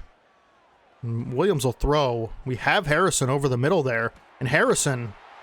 Great route, great catch, and great throw from Caleb Williams as our best receiver continues to impress with a nice pickup there to get this drive rolling. Gonna be a run for Chubb up the middle, who glitches past both lines for 4 yards. Man, they are just stacking this box big time. Leggett underneath. Bad read. Bad read. 3rd and 6. Terrible read by me there. Bowers open. Can't pick up the first down, and I'm actually going to go for this. Probably not the smartest decision ever, but I just feel like with the way the game's going, man, you got to take risks like this if you're going to beat a team that's better than you on paper, that has a 14-point lead, and we just can't afford to go down 3 touchdowns going into the half, and so I am going to go for this. 4th and 2. Wants to make a play. Leggett makes the catch and picks up the first down. Huge play and great catch by Leggett there to hang on through the contact. Now we have a chance to put some points on the board. Thank goodness. Leggett, deep route, makes the catch on the sideline, and that's an awesome display of body control and footwork to be able to make that catch. Harrison's got one-on-one coverage. Not going to take it. Chubb's wide open over the middle. Get the ball in his hands, and he'll make a play. Bowls over 2 defenders, and now we're in his house. Big receiving day for Chubb so far. See if we can continue it. Can we make this comeback, folks? I think with this team, we might be able to. We're going to run quick slants. And we have Leggett. Ball's thrown at his feet. I had to escape the pocket. It's unfortunate because he was wide open, about as open as you can get. Wanted him to be a bigger part of this offense, and he is. And going to try to dump it off for Chubb. Pressure gets there. It'll be 3rd and 10. I'd be okay with leaving this drive with a field goal. We cannot throw another pick here. 3rd and 10. Harrison over the middle, wide open, and he is going to have a touchdown. Huge drive. Made some big decisions to go for it at midfield on a 4th and 2, and it ultimately paid off. Harrison, another receiving touchdown, and Caleb Williams redeeming himself the best way he can. Another big drive after a stop. Let's see if we can create a turnover or something within these last 44 seconds. This is how you respond to adversity, folks. We have done as good as we can the last 3 possessions, including the defensive one, and Richie Grant going to take down the return man at the 27, and Hurts will look to get some more points on the board for Washington. We're going to try to stop him from doing that, of course, and it will be a play action, and Arnold reads it well. Can't get his head around in time to make a play, but I like the response from Arnold. 1st and 10 from about midfield, and over the middle for I believe a tight end, Josh Palmer actually, receiver, and man, just like that, they're down the field, almost into field goal range. We've got to be really good with our coverage here to make sure they don't get any additional yards as Brents and Richie Grant lay out Josh Palmer. And they're not going to, okay, they're just going to take their points. Tough field goal, though, I will say. This isn't exactly a gimme by any means. 4 seconds left on the clock. They're going to try to take the field goal. And again, they better have a leg on this kicker because this is a long one, and it is good. So they will take a 2-possession lead into the half, barring a return or something crazy. But Benson's been good. I don't know. Hopefully we could get a return here. And I am going to attempt to return it. Benson with some room. Can't make much out of it, and they will go into the half with a 10-point lead, and I believe the ball out of the second half. We're going to try to defend the inside run. Tough sledding here. They do get the ball out of the half, and this will be a lot of runs, I would imagine. Not only to hold the lead they have and keep us off the field. Our offense has been better the last 2 possessions. Not really a situation where it could have been worse, right? But can't get much worse than 3 picks on 3 tries, but we need some stops if we're going to make this a full comeback. And Hurts to throw. Same play they ran towards the end of the half. Chris Olave through the seam, and that is the way to beat cover 3 if you're trying to. And we're going to try some man coverage here. Not thrilled about it, but, you know, we could. And it will be a screen to the outside as Arnold makes a nice play, and that's why he's the slot cornerback. He's able to tackle well and tackle people in space. And we're going to go back to that man coverage single high again because it has been there. Now we're on Austin Eckler, who... Man, I thought Bishop would be able to jump that. Eckler gets rocked by Brents. I thought we'd be able to get some type of play there by Cole Bishop, and it would be a fresh set of downs for the Commanders at the 40-yard line. Have to defend the end zone here. We're fine with 3 as Quinnen Williams, makes a play, but he's been a little bit disappearing over the last few games. And a nice play there, though. We needed it. It'll be 2nd and 12. Hurts to throw. Quick slants. Hurts going to try to escape the pocket, and Van Ness and Arnold get pressure, and it'll be a 3rd and long. And they're not necessarily in field goal range either. Need something to happen here. Hurts. Going to escape the pocket. Somebody make a tackle. Stop short of the first down. It'll be 4th and 2, excuse me, and they're going to go for this. Very interesting call. 4th and 2. This is a big play in this game. And they are going to throw over the middle, through the seam, and breakup by Kalen Bullock, I believe, made that PBU. That is an amazing play by the two safeties to converge on that football. Holy cow, that was a huge pass breakup. And we have Leggett over the middle. We got to start scoring and scoring fast because we're still down 2 possessions. Let's not feel too good about anything just yet. But you got to be pretty happy with how we've responded to the situation we've put ourselves in. And Williams loses the football, just drops it. There goes the comeback, folks, potentially. I don't know what I'm supposed to do about that. I mean, I'm trying to dump this ball out to Chubb. Yeah, I should have gotten rid of the football quicker. Probably would have been a pick anyway. Oh, no. I had Chubb on this little short out. And as I'm throwing, Williams just gets hit, standing up, doesn't make an attempt to go for the ball. Kind of unfortunate there. But again, I can't complain because I threw 3 picks. When you commit 3 turnovers by your own hand, when the 4th one happens that's out of your control, you can't be too upset because I'm the reason we're in this situation. So, do we really even deserve to win this game? Probably not. But now we're in a situation where we're just fighting to go down 10. No more running at this point in the game. And we're going to hit Bowers. Man, the linebackers are all over the field today for Washington. And going to try to hit Leggett on the out route, and we are swarmed. I believe Alex Anzalone on that. Unfortunate. 3rd and 5. Going to take a shot for Bowers, who's wide open, and he has a lot of room. He could outrun Byron Murphy, and this is going to be a big catch and run touchdown for Brock Bowers. And we needed a quick score. We got one. That is a huge play in that situation. Aubrey's extra point's going to make it a 10-point game. And if we get another stop here, like we did last drive, defense has been much better. We could potentially make this a 1-score game. We needed to score quick. And if that fumble didn't happen, I'll tell you what, we'd be in a position to take the lead next drive potentially. Can't be too upset. We still have plenty of time. We just need to get them off the field. If they get 3, it's not the end of the world. That'll still be 2 possessions. We cannot let up a touchdown, and we have to stop the ground game. That's priority number 1. Can't allow stuff like that to happen. Commander's doing a funky formation here. Hurts in the pistol. Will be a play action. Hurts going to throw wide open on the sideline as Nico Collins. It's terrible. Terrible coverage. I don't know how that happens, really. Very unfortunate. Going to try some man coverage. It is a throw, and Wiggins is torched by Collins. Already in field goal range, but again, a field goal doesn't hurt us too much. We just have to be able to stop this team overall. Will this be a throw? It is. Hurts going to look to take a shot. Nope. He's going to run. It's taken out of bounds. Big scramble there for Hurts by Trayvon Walker at the 18. Not good. Not a good situation here. Going to send pressure. And wide open over the middle is 87. Another first down for Washington. This is about as bad as a drive could go. Put some extra linebackers on the field for the red zone. Just hoping Hurts makes a mistake at this point, right? That's all we're really doing. And it is intercepted by Drew Sanders, who reads it at the last second. He's going to take it out of the end zone into the 10-yard line. Drew Sanders with another interception at a crucial moment in a game where now we have a chance to make this a 1-score game. Even 3 would do on this drive, but it has to be quick, whatever it is. Need another score, another stop, and then another score. Easier said than done, but Bowers gets us out of that, safety territory, and that'll take us to the end of the 3rd quarter. We have a lot of work to do, but that Drew Sanders interception is going to set us up really, really nicely. No safety help over the top. And that's a fumble somehow into the end zone. That's the game.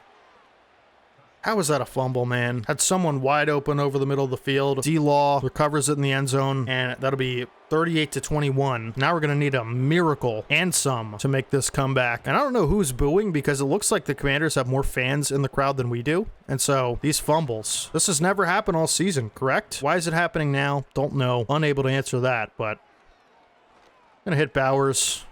It's going to drop it. Probably a good thing. Don't waste any time. Here come the Boo Birds. 2nd and 10. Potentially have Harrison down the sideline. It's going to be a missed throw from Williams. It was open. Would have been a big play. Pretty unfortunate how this game has turned out, Harrison over the middle. Make the possession catch. Big conversion there, but again, it's probably going to be too little too late, most likely. And we're going to take a shot for Harrison, who's going to make the catch.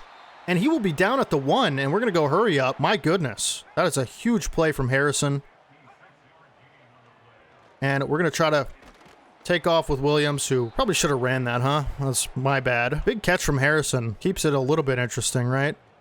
Going to throw it for Bowers, who makes the catch. Second touchdown of the game for Bowers. Yeah, you know, it's a 10-point game now, but if they get a couple first downs on the next drive, assuming they don't turn the football over, this game's pretty much over. I really doubt we're going to be able to get 2 stops and 2 scores that quickly. We will kick it off, and we will try. I'm going to try to send some blitzes, you know, just try to take some risks. Need a fumble or something, you know? It's kind of a funky formation here.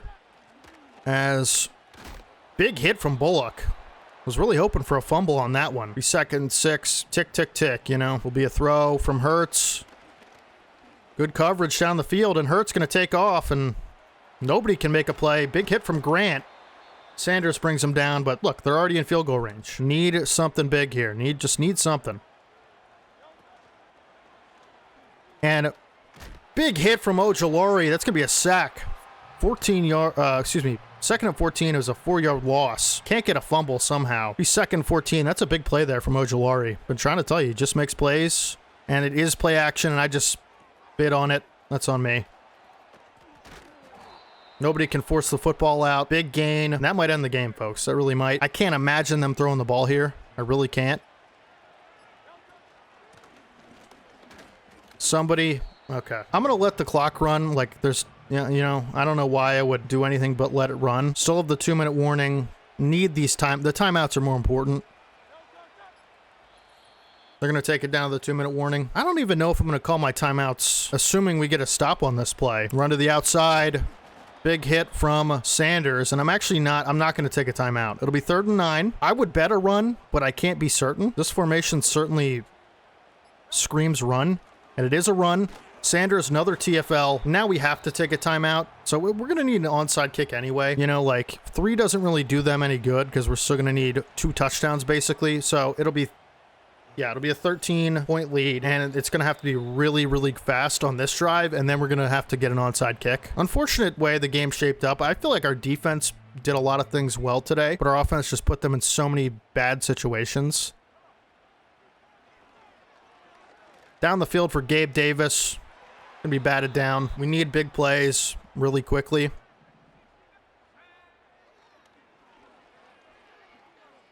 Flushed out of the pocket. Good throw for Leggett, but unfortunately he's tackled inbounds. Williams on the run has been awesome, generally.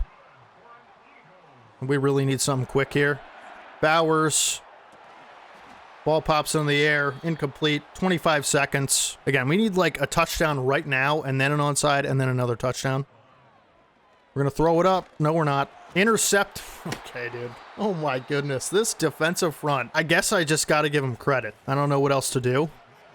They're going to take a knee. Most likely, we won't see another play executed other than a QB kneel.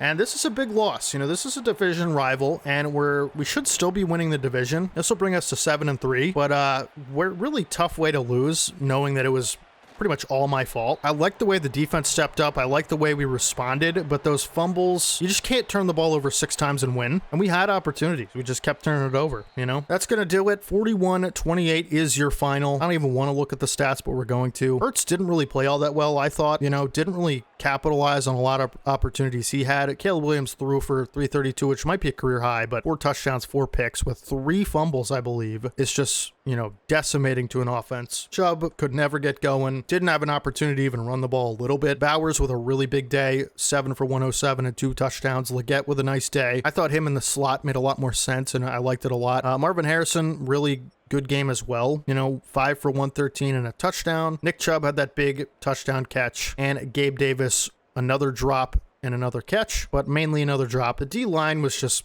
relentless today from them. Drew Sanders was awesome. 3 TFLs, 1 pick. Couldn't force any fumbles, huh? Very unfortunate, but Bobby Wagner, Devondre Campbell, 2 picks apiece. Drew Sanders had a pick, and BJ Ojulari and Terry Arnold had half a sack each. And, you know, I would say our defensive MVP was easily Drew Sanders. Offensive MVP was probably Brock Bowers, excuse me. I thought our line offensively played okay, but, you know, despite the fumbles, you know, I just held the ball too long in a lot of situations. Landon Dickerson getting an upgrade. I'm going to go agile, I think. We need more pass block finesse and run block finesse. That seems to be the right call, and we do get pass block finesse, but not run block finesse. Interesting. Fashanu is going to get an upgrade as well. I'm going to continue to go pass protector. Like, we want him at like a 99 overall pass protector within the next few years, so big upgrade there. And then let's see what else. Anybody else? Nope, that's going to do it for the upgrades. We do have 29 staff points, which is 1 short of what we need for another focus player, and that's going to have to do it for week number 11.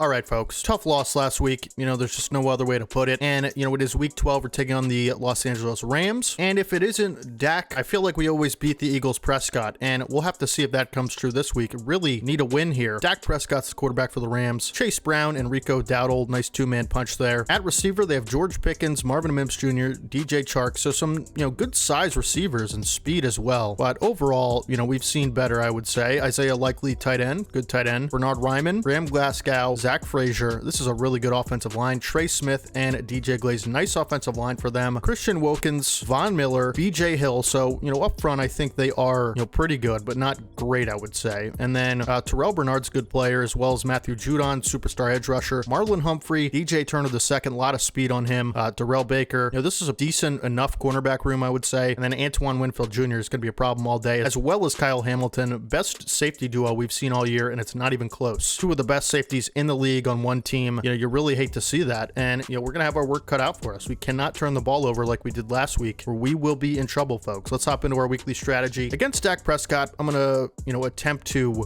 defend short pass. I think that's a pretty good goal, I would say. You know, against this defense, I don't know that throw it deep is going to be the best option, you know, but we can try it. You know, this is a good secondary with 3 superstars at the end of the day, so we'll have to see how it turns out. I do want to move Lucas Van Ness back to pass rusher position in our nickel sets, because we do have some upgrades here, because I feel like, you know, we tried the BJ Ojulari thing. You know, it wasn't bad, I guess, but it wasn't great. Caleb Williams is actually going to get some more abilities here, I believe, you know, going up to 80 overall, so this is a really good upgrade. You know, +3 throw under pressure is nice. So let's see what he's able to get here. Quick draw is a good one, I think, for sure, and I think we're going to go with quick draw. So we're going to stay with the abilities we have. I do want to change bazooka. I just feel like it's not the best ability, so we're going to try Omaha, see how it works, you know. Nice upgrade there for Caleb. And then Cole Bishop with an upgrade as well. Let's go hybrid, and hopefully he can get some better man coverage. +2 man coverage, that's really good. You'll love to see that. Definitely want to get his man better so we can be a little bit more flexible with our coverages. Marvin Harrison Jr. gets an upgrade. This is a big one. I'm gonna go deep threat. Why not? Just try to get him to 85 overall as fast as possible so he can get some more abilities. +1 catch in traffic and +2 deep route. That's pretty good. He is really coming into his own. You know, I think towards the end of the season here, he, I believe, is leading the league in receiving yards, so that's really nice. I'm gonna make that quick depth chart change, and then we're gonna hop right into week 12. All right, Sunday night primetime in LA. This is gonna be a good test for us. You know, the Rams are a pretty good team. Not the best, but certainly not to the Commanders' caliber, but the secondary is very scary. So we're gonna try to establish the run early like we always do. You know, get our best player the football. And Trey Benson with a lot of speed to the outside. Good return for Benson. Is he going to take it up to the 37-yard line? That's where Williams and company will take over. We're going to try an under center run for Chubb. And Chubb fights for 5 yards. It'll be 2nd and 5. Again, just got to get him going early. The stats, when we win games, he has a big day. When we don't, he doesn't. And he's going to fight through that linebacker for, you know, an additional few yards, but it will be 3rd and 2. And I feel like this is where we try to throw the ball. You know, like, we just have no business coming out here and airing it out 1st, 2nd down. And we're going to have Leggett wide open across the middle of the field, and he will be tackled out of bounds, but we pick up the 1st down. And, you know, I feel like we're just, as soon as we accept that we're a run-first team, we're going to see better results. And, you know, Chubb can't get much 3-yard gain, but again, we'll take 3 yards a pop. And, you know, you got to mix up a little bit here, but 2nd and 7, Williams to throw. We're going to try for Bowers, and that ball is nearly intercepted. Risky throw, probably wasn't a good throw at all, but, you know, I felt like trying it out, and we will go spread on this 3rd and 7, hoping to convert, and Bowers is open over the middle, and he's going to fight for a 1st down up around the 35-yard line, and Bowers has been awesome this year. He really has. I know you guys know that as well, but just couldn't be happier with how he's played. Gonna be a run for Chubb on first, and he's got a lot of space. He's going to bowl his way to the 24. We're almost in the house of Chubb, folks, which is, of course, the red area. I like the way this drive is going, and they are matching coverage here. This could be man, and it sure is. Harrison over the middle. We're just going to try to complete that, and we do. Hamilton there to wrap up Harrison, but it'll be a short gain. Computer wants us to pass. I see no reason not to. It has been going pretty decent. And they will send 5. And we have Bowers wide open towards the pylon. Touchdown. Great ball from Williams. Bowers in on a corner route, guarded by a linebacker. And we're just going to throw that every time. He was wide open. Great separation at the top of the route. And, Bowers on a linebacker or safety, you just can't guard him. It's got to be a corner. Great drive to start out. Great ball from Williams. Bowers with another touchdown. Had a great game last week, even though we lost. And, we have a 7-0 lead to start out. Couldn't feel better about it. Here comes Dak Prescott. I'm going to try to contain the short pass, like we said. This is a good offensive line, but the run I wouldn't say is super terrifying like it was last week. They really could have ran the ball a lot more last week if they wanted to. Short completion here for Dak Prescott, who George Pickens gets absolutely popped. And George Pickens is probably going to be, one of the better players on this team. So someone to watch out for sure. Chase Brown's got a lot of speed at the running back position as well. Sanders nearly intercepted that football. Great reaction time, great speed to be able to break up that pass. So it'll be 3rd and 5 for Los Angeles. Can Dak convert? We'll have to see. I like the way the defense is playing so far, and Prescott flushed, and pressure by Quinnen Williams makes Dak throw the football. It is incomplete, just gets the throw off, and Los Angeles will punt on the first possession. Great start to this game for your Eagles on the road, and I'm actually going to take this. I don't feel comfortable letting it bounce. Benson can't make anybody miss, but it was the right move, I believe, and we'll take over at the 13, further establish this run game if we can. Chubb pulls over a defender and gets popped by Von Miller. Another guy to watch out for on that pass rush. He's 2nd and 7, and this is going to be another run from us. Chubb, not much there. They've been doing okay on the ground, I would say, as far as defense. 3rd and 6, got to convert. This is one of the elements of a great team that, is primarily a runner. Can you convert your 3rd downs? Because, if you can't, as we have Leggett over the middle who makes the possession catch. Good job to secure the football and just go down. He says, hey, it's 3rd down. Got to do what I got to do. Keep this drive moving. And great job by Williams and Leggett as Chubb bowls over Hamilton for 5 yards. And if we could start off every set of downs with a 5-yard pickup, you can't really complain too much about that as Chubb has space to the outside. Chubb gets to the 45-yard line, and he is looking to break loose today. The games we win, he does stuff like that. The games we lose, not so much. Go off a play action here on 1st down, and Williams going to try to throw that on the run for Harrison, who makes the catch despite the defender being draped all over him. And it was really good coverage, actually. But, with Williams throwing the run capabilities, as that's going to bring us to the end of the first quarter, I felt like I could get that ball in there. Great throw from Williams on the run. And we're in the house of Chubb. So if you think I'm throwing this football, at least on this 1st down, you're crazy. And the Rams like to spread their line. Chubb has space up the gut. That's an 8-yard pickup there. We're just going to keep feeding him. Feed the beast. This is his house. We're just guests in it, and that includes the Rams, as Chubb going to cut back. Can't find much. And I'm going to try to run it again because this is 4-down territory, and I trust Nick Chubb. I trust our line to be able to pick this up, but Chubb does end up getting the 1st down. I believe it was Spates got through the line pretty clean. Ultimately, Nick Chubb is successful, and I don't want to do an RPO, so maybe we'll try some play action here. Chubb out of the backfield. Can't make a play in space, but it is a 2-yard pickup. Gets us that much closer. We're going to try to run the football. Punch this in. Chubb with a cutback. And I believe that's Winfield Jr. all over it. Can't really run this in, I don't think. We're going to attempt to pass. We've got 3 tight ends on the field. Bowers and Williams is sacked. Matthew Judon right through the middle. We're going to take our points. I mean, hey, they defended the red zone really well. Maybe could have used another run play. Overall, we just, couldn't get the job done as they send their entire team at Caleb Williams. Thought we had Brock Bowers kind of open there, but would have been a fight to the end zone. But hey, we'll take our points 10-0 to start out the game, especially when our defense forced the 3-and-out last drive. So this will be an important series for the Rams. 1st and 10 for Prescott, working off a play action. He's got a wide open man down the sideline. That is DJ Chark Jr. And Dak Prescott finally making a nice throw. And all of a sudden, they're cross midfield. Got to be careful. Prescott to throw again. Man, they have not run the football, I believe, once. And Brents tries to force the football out, but Marvin Mims makes the catch through contact. And we're going to mix it up a little bit with some man coverage here. But again, haven't seen a run play yet. And another play action as Prescott gonna fire for Sanders, and I could have done a better job with the user there. That's on me, as Mims going to take down to the 3-yard line. They're going to have an opportunity to score. Really good one as well. Prescott fighting back on this drive, responding to the adversity. And Sanders nearly intercepts another one, but breaks up the pass ultimately. Great play by Sanders to get a handle on that football. And now they might try to run the ball, I would imagine, because they have to, you know? Spread line look, and another play action for Prescott, who goes down, and it's Terrion Arnold with the sack off of the nickel blitz. Man, you just love to see stuff like that, and it's going to take us to the 2-minute warning, and this could be a 3rd and 13. Big play here for the Rams. Will they convert? We're going to have to be really good with our user on this one. I'm a little nervous, I won't lie. Audibling down Prescott. They will throw.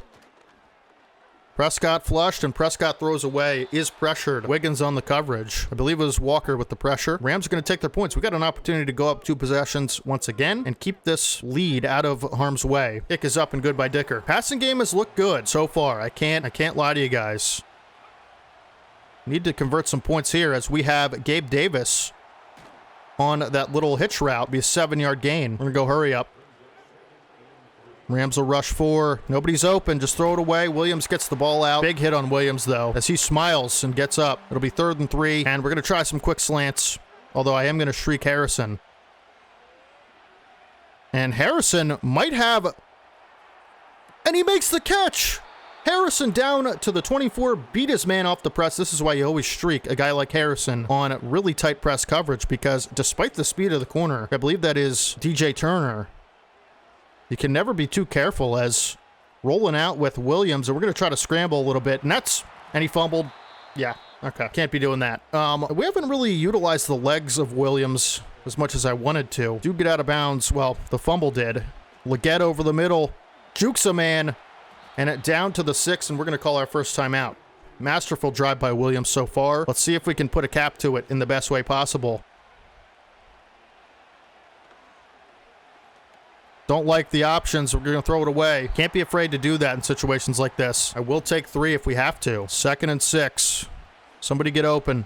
As we have Leggett to the outside, who makes the catch in the end zone. Falls to the ground. That is another touchdown pass for Williams, who has played near perfect football today, I gotta say. And marches the troops right down the field with that big Harrison throw and catch. It'll be 17-3. Absolute dominance in LA Lo-Fi Stadium from your Philadelphia Eagles. We're gonna go with a dime look here. Can't risk anything over the top. This might actually be a run. Are they just gonna run this ball? Probably not the smartest thing to do. And first run from Chase Brown results in 6 yards, and they'll just run out the clock. Basically, you know, effectively taking a knee and going into the half. I'm going to continue to throw it deep. I like success rate there. And we're going to continue to defend the short pass coming out of the half, because that's really all they've tried to do. And we'll kick the football to the Rams to start the half. Prescott will take over at the 30. Hasn't been his best day, I got to say. And they're going to have to make a lot of good throws. Probably going to be a lot of passing. And Prescott flushed out of the pocket and is taken down by Chris Jenkins. He's had a good year, man. Forced a fumble a couple of weeks ago, and he's talking some stuff to Prescott. You'll love to see the dog getting after it. And Walker won off the line, too. And need more pressure like that, man. You just can't play the way we have in the defensive front. It'll be 2nd and 22 for the Rams.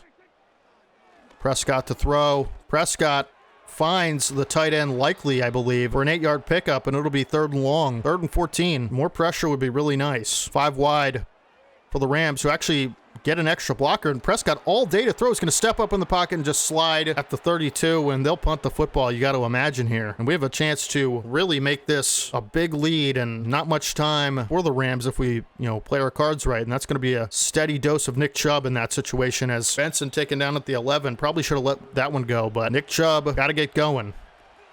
And Alt with a great block on Hamilton, and Chubb's got a lot of room. Was going to cut that left, but potentially could have been a touchdown, as Nick Chubb, 13 rushes for 76 yards. The dominant season continues for the running back. We're just going to keep going with it, as Chubb has space on the outside. Great block from Harrison and Gabe Davis on that one. Another first down run for Chubb. Going to pick up about 10. And how close is he to... He's 1 10-yard rush away from Freight Train. Blocks. And Chubb will not get it as Hamilton takes him down with a big hit. But I'll tell you what, man, Nick Chubb is running his heart out. And he actually is activated. They gave it to us somehow, and we'll take it. 2nd and short. Chubb up the middle, breaks a tackle. gets the first down. We are just running all over this team, and we are not stopping anytime soon. Why would we? The blocks have been there. Another outside run for Chubb. He's going to carry a defender with him for a 6-yard gain. Or try a play action on 2nd and 4. We're just going to throw that for Chubb, who is taken down, after a good catch and run. First down for Chubb, who takes a knee, and I believe he's injured. All right, interesting. And Trey Benson into the game. Don't like RPOs in this spot, so we're going to audible formation and give Benson a shot, Very unfortunate stuff. Hopefully Chubb's okay, as Benson has room, and powerful run for 7 up to the 32. 2nd and 3, play action. Bowers on the sideline makes a nice catch. Good body awareness and control. Bruce Sternum for Nick Chubb will not return to the game. Hopefully that's not too serious. We really need him. And we're going to try to get this passing game going without our old reliable best player, as Harrison's open over the middle for a 9-yard pickup. They are stacking this box on 2nd and 1. Got Benson out of the backfield open, and he's going to pick up the first down. Hamilton with a nice wrap-up. He's played well today, but hasn't been enough for this defense, unfortunately, for the Rams. And we are in the house of Chubb, but Chubb is not on the field, as Benson has speed to the outside, and that's an element of the game that Nick Chubb, just can't really provide physically, is those cutbacks with the speed and space, and Benson's going to be able to provide that for us. So give it for Benson. Fights his way down to the 5. It'll be 3rd and 1. Don't like our options.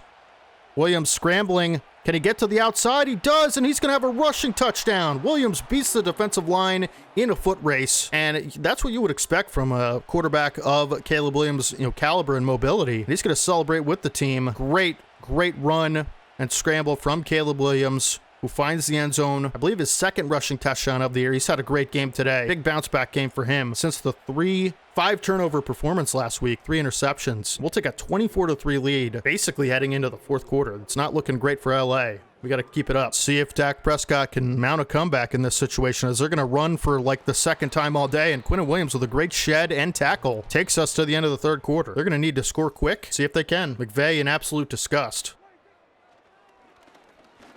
Prescott flushed out of the pocket, scramble for 5. We'll take that. Keeps the clock moving. No reason to worry about stuff like that. 2 backfield set, and I believe that is a tight end likely in the backfield. Interesting formation here for the Rams. So they're going to spread Chase Brown out wide, and Prescott going to look to the sideline. Got a completion of Marvin Mims Jr. for the first down. And I think we're going to throw a little bit of pressure Dak Prescott's way. As Prescott, another completion to Mims. Tackled inbounds, though. Prescott looking, just checks it down to Likely, who gets popped by Brents. He's just making hits game after game, just like that one. It'll be 2nd and 4. Prescott over the middle, and it's almost intercepted by Juju Brents. Great coverage by Bullock and Brents. Good tandem there. The height and the athleticism showing, and a risky throw for Prescott. It'll be 3rd and 4.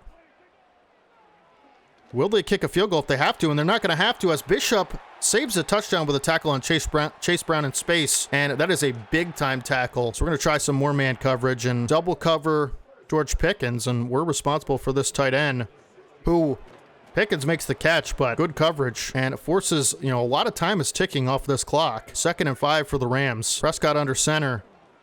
Going to be a handoff to Chase Brown. Fights through a tackler and ultimately brought down by Sanders. It'll be 3rd and 1. And we have an injury. I believe that's Trey Smith, their best offensive lineman. We're going to use that to our advantage. Try to send a little bit of pressure on this play. Going to be a pass, right? Got to be. Yep, sure is.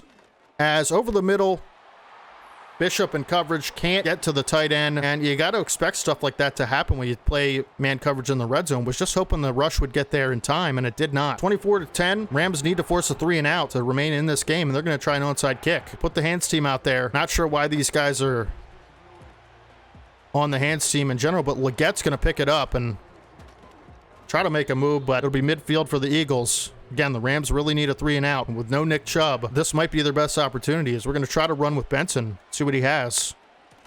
Benson tackled behind the line for a 3-yard loss. Clock does keep moving, and we're going to try to look to the passing game, if nothing else. Rolling out. Over the middle for Harrison. Great throw on the run from Williams, and Harrison's got a block. Gabe Davis, and Harrison's going to run all the way to the 6-yard line. Great run after catch. Great block from Gabe Davis down the field. That's why you like these big receivers. Even though Gabe Davis has made a lot of drops for us, he is capable of being an asset in the run game. Benson going to try a run. Great block and seal from the right guard, and it is a touchdown for Trey Benson. Could potentially be the first of his career, showing why he is certainly a capable backup. He might not be Nick Chubb, but he certainly gets the job done there. Eagles score in quick fashion, 31-10. And if the situation couldn't get any worse for the Rams, here they are down 3 touchdowns with 2.5 minutes left. They are going to need something really, really quick, folks. We're going to play conservative coverage on this drive because really no reason not to. Pass commit every play. Prescott looking to throw, and he's got a man. Mims. Good game for Mims overall. Are they going to get this play up before the 2-minute warning? They do. As Prescott flushed out of the pocket, and Quinn Williams going to take him down for a sack. Second sack of the day. This one from another D tackle. Chris Jenkins before, and now it's Quinn Williams getting home on the pressure. You'll love to see that, man. We need him to get going. A little bit more play action for Prescott, who's going to hit his target over the middle. It's a tight end. It will be completed. It takes it up to the 35, and they're going to try to go hurry up. Actually call timeout, which I don't really quite understand. But hey, maybe that's why Sean McVay's a champion, and I'm not yet. Prescott underneath to Chase Brown. Good tackle in space. I believe that was Juju Brents. 2nd and 10. Prescott flushed out again, and he's just going to throw it away. It was Quinn Williams up the middle. I believe Trayvon Walker. 3rd and 10 for the Rams. Will they take a field goal if they don't get this? Prescott to throw to the sideline, really good throw, and it will be completed to Mims for a first down on the sideline. And that's, the weakness of a cover 3 defense is the sidelines and the seams. Those little corner routes are pretty effective. Prescott to throw over the middle, just going to dump it down to, I believe, Van Jefferson, and it is complete. 2nd and 3. Rams take their second timeout. Another underneath dump off. And a good tackle by Caleb Farley in time coverage to keep that player in bounds and keep this clock moving. Rams won't take their 3rd timeout just yet. And Prescott to throw. Really nice throw to the sideline. It is complete for a touchdown. And the Rams will put 7 on the board, but it could possibly be all too little too late. Only time will tell. But they have 1 timeout, so they really need this onside kick to make it interesting. And again, I'm not sure why this is the hands team, but it sure is. Leggett drops the football, but picks it up ultimately. Can't make a play with it in his hands, but this should be the game for sure. We're going to try a weak side run on this play to Benson. Get him in space. We're going to follow our blocker and pick up 3. Is that Donald Parham, who's injured? Unfortunate. 3rd tight end. Could have been worse. And we're going to try to get Benson some yards and just get out of here with the win. And Benson, good speed up the gut. Be a timeout. Last one for the Rams. Hopefully no more injuries, but you never know. We're going to try a strong side run for Benson, who fights his. I like the way he runs, man. I really do. This could be our running back of the future. We're going to keep Donald Parham. It's just not a big part of our future plans or anything like that, so we'll take the risk. One last play for Benson, who's got a lane, and Benson to the outside's got speed.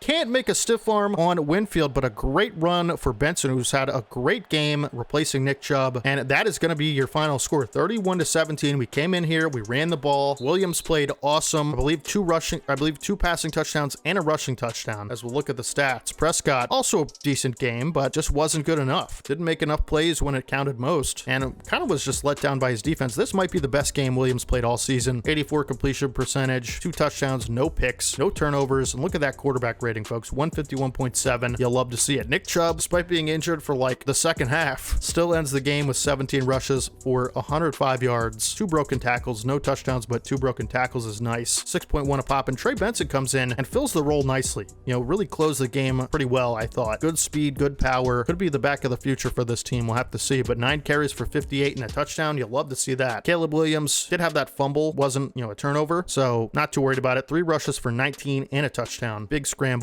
Marvin Harrison just continues to dominate. 5 for 130. No touchdowns, but had a big catch in that game. Leggett was really good out of the slot. 4 for 44 and a touchdown. Bowers, 3 for 37 and a touchdown. Nick Chubb, 2 for 9. Benson, 1 for 1. And Gabe Davis caught a pass for 7 yards. Just like the way everybody played today. Marvin Mims was a good receiver today for the Rams. Probably the best of the bunch. And 6 pancakes and no sacks allowed for Joe Alt. I don't believe we took a sack today. Glasgow and Frazier both allowed a sack. And man, that's pretty great offensive line work. 6 pancakes for all, 3 for Dickerson, 2 for Bowers, and 2 for Fashanu. Kyle Hamilton was all over the field today. I noticed him quite a bit. He was the one who forced that fumble on Caleb Williams. Leads the tackles. Judon was pretty good as well. He had a sack. Oh yeah, I guess he did have a sack. They did have a sack. Kerryon Arnold had that big sack off the edge in that nickel blitz on, I believe it was the 3rd or 2nd down. Nice game from him. And I believe, Drew Sanders didn't make a lot of tackles, but credited with 2 pass deflections. And, they were both big. 1 tackle total, but a really nice game from him in coverage, I would say. Was nearly intercepting Prescott twice. And Quinn Williams and Chris Jenkins both get home. 3 sacks in this game total for the team. You'll love to see that. A lot of TFLs. Couldn't get the run game going. How many rushes did they have total? So Chase Brown had 3, Prescott had 2, and George Pickens had 2. Okay, interesting. Great game overall. All 3 phases of the game, I felt like we played great, and we're going to pick up the win here and move to 8-3. And hopefully the Commanders lost so we can separate ourselves a little bit in this conference, because now they have the tiebreaker on us. We do play them at the end of the season, but we just absolutely love a big loss for the Commanders. And we're going to keep going pass pro for all. Just get his pass blocking as good as it can. I've just been so enamored with him this season. +2 pass block, +2 pass block finesse. And look at this. Everything is over an 85 besides awareness, and the athleticism is crazy. Like, he's going to be the best lineman in football in no time, definitely by next season. Lucas Van Ness, didn't notice him out there today, but he does get an upgrade. Just got to get more finesse points. Let's see if he gets +3 finesse moves. That's what we're looking for. And just to get that into the 90s, or the 70s would be nice. 90s would be even nicer, right? That's going to do it for week 12. I will see you guys in week 13 against the Baltimore Ravens. Hopefully they don't have Lamar Jackson in this universe. Baltimore Ravens week 13. And let's go ahead and go through their roster really quick. They have superstar Brock Purdy at a 91 overall. That's going to be one of the better quarterbacks we've seen by far. Chuba Hubbard, 87 overall running back. Jordan Addison, 87 overall receiver. Jacoby Myers, this is a good receiver room. Got some veteran talent like Tyler Lockett. Maybe we potentially see Curtis Samuel on the field. Kyle Pitts is going to be a matchup problem all day. No question. The teams against us like to throw to the tight end a lot, so we're going to have to watch that. Rashawn Slater, one of the best left tackles in football. Steve Avila, solid offensive line so far. Good tackles. It's not impenetrable, but I think it is a decent line. Decent enough, right? Sam Hubbard, Liatu Latu, okay. Tershawn Wharton, former Kansas City Chief at the time of recording this. Joey Bosa, Cole Holcomb, and Frankie Luvu. So some good, front 7 pieces. And then at corner, they have Deron Bland, Cam Taylor-Britt, and Martin Emerson Jr. So, Jabril Peppers, Jordan Poyer. This is a good, well-balanced team overall. I think it's one of the better teams we've seen. I don't think it's the best team we've seen, but they are 9-3. And so the defense is tough. Front 7's tough. We're going to have our work cut out for us as usual, especially, in these fantasy draft leagues, as, we finally get another focus player. Let's do defensive game plan here. Seems they attempt a lot of outside runs, but I'm actually going to try to defend the inside run. And, we know that with the Ravens scheme, they like to run the football quite a bit. And we're going to try to run the football as well. For our additional focus player, I'm going to go with Joe Alt. I just want him to get really good abilities, and so we're going to try that. But, with these fantasy draft franchises, every team is pretty good. It's not like lopsided real life NFL. Like, every team is going to propose an issue to you, whether it's the front 7, whether it's the offensive line. It's different every week, and so we have to be prepared for that. And Vijay Ojulari gets an upgrade, and we're going to hop into Ravens week. I do want to show you really quick the playoff picture just dropped, and we are currently sitting at the 1 seed, and so hopefully we can continue that. At this point, we're trying to win as much as we can. I know we went into the year saying this would be kind of a transition year, but it's just not the way it went. And so, maybe we up the sliders again a little bit, but for now, we're going to try this, just keep going the way, things have been going. And certainly, barring a insane collapse, we're going to be hopefully in the playoffs. I don't know about the 1 seed, but we'll have to see. We're going into Baltimore. It's going to be a tough challenge. Let's get into it. And we are going to receive the football to start the game. Always our goal is to establish the run game. I should mention Nick Chubb is not actually injured anymore, was just out for that 1 game. And so we're going to have an opportunity to establish the run with our best player. And hopefully that injury was just a one-off thing, because we really need him, man. We really, really do. Chubb on 1st and 10. Good lane up the middle and find some room, and it's going to take it for a 14-yard pickup. I think I'm definitely going to have to decrease the run blocking sliders again, because it's just been so easy at times. And Chubb going to power his way for 3, and I would say the run is being established as we speak. And on 2nd and 7, I'm going to attempt to pass play just to kind of see what the defense looks like. This is a 3-4 defense. Williams got time. Going to try for Harrison. Great throw from Williams. Tight man coverage and, linebackers and safeties in coverage. We take advantage there. We'll do a little RPO. And we have Gabe Davis. Can't get a block He catches that, of course. Can't get a block from Leggett, so we'll actually lose 2 on that one. We're going to try another run. They're really stacking this defensive line up the middle, and Chubb can't get much. It's going to be 3rd and long. We might be able to make a field goal from here. Not too sure about that. And thought we had Harrison. Caleb Williams just gets rid of the football. Smart decision for him to release it because we can make this field goal, it appears. Although the wind is 8 miles per hour in our face. And so Aubrey gets full power on this one. Can it go through?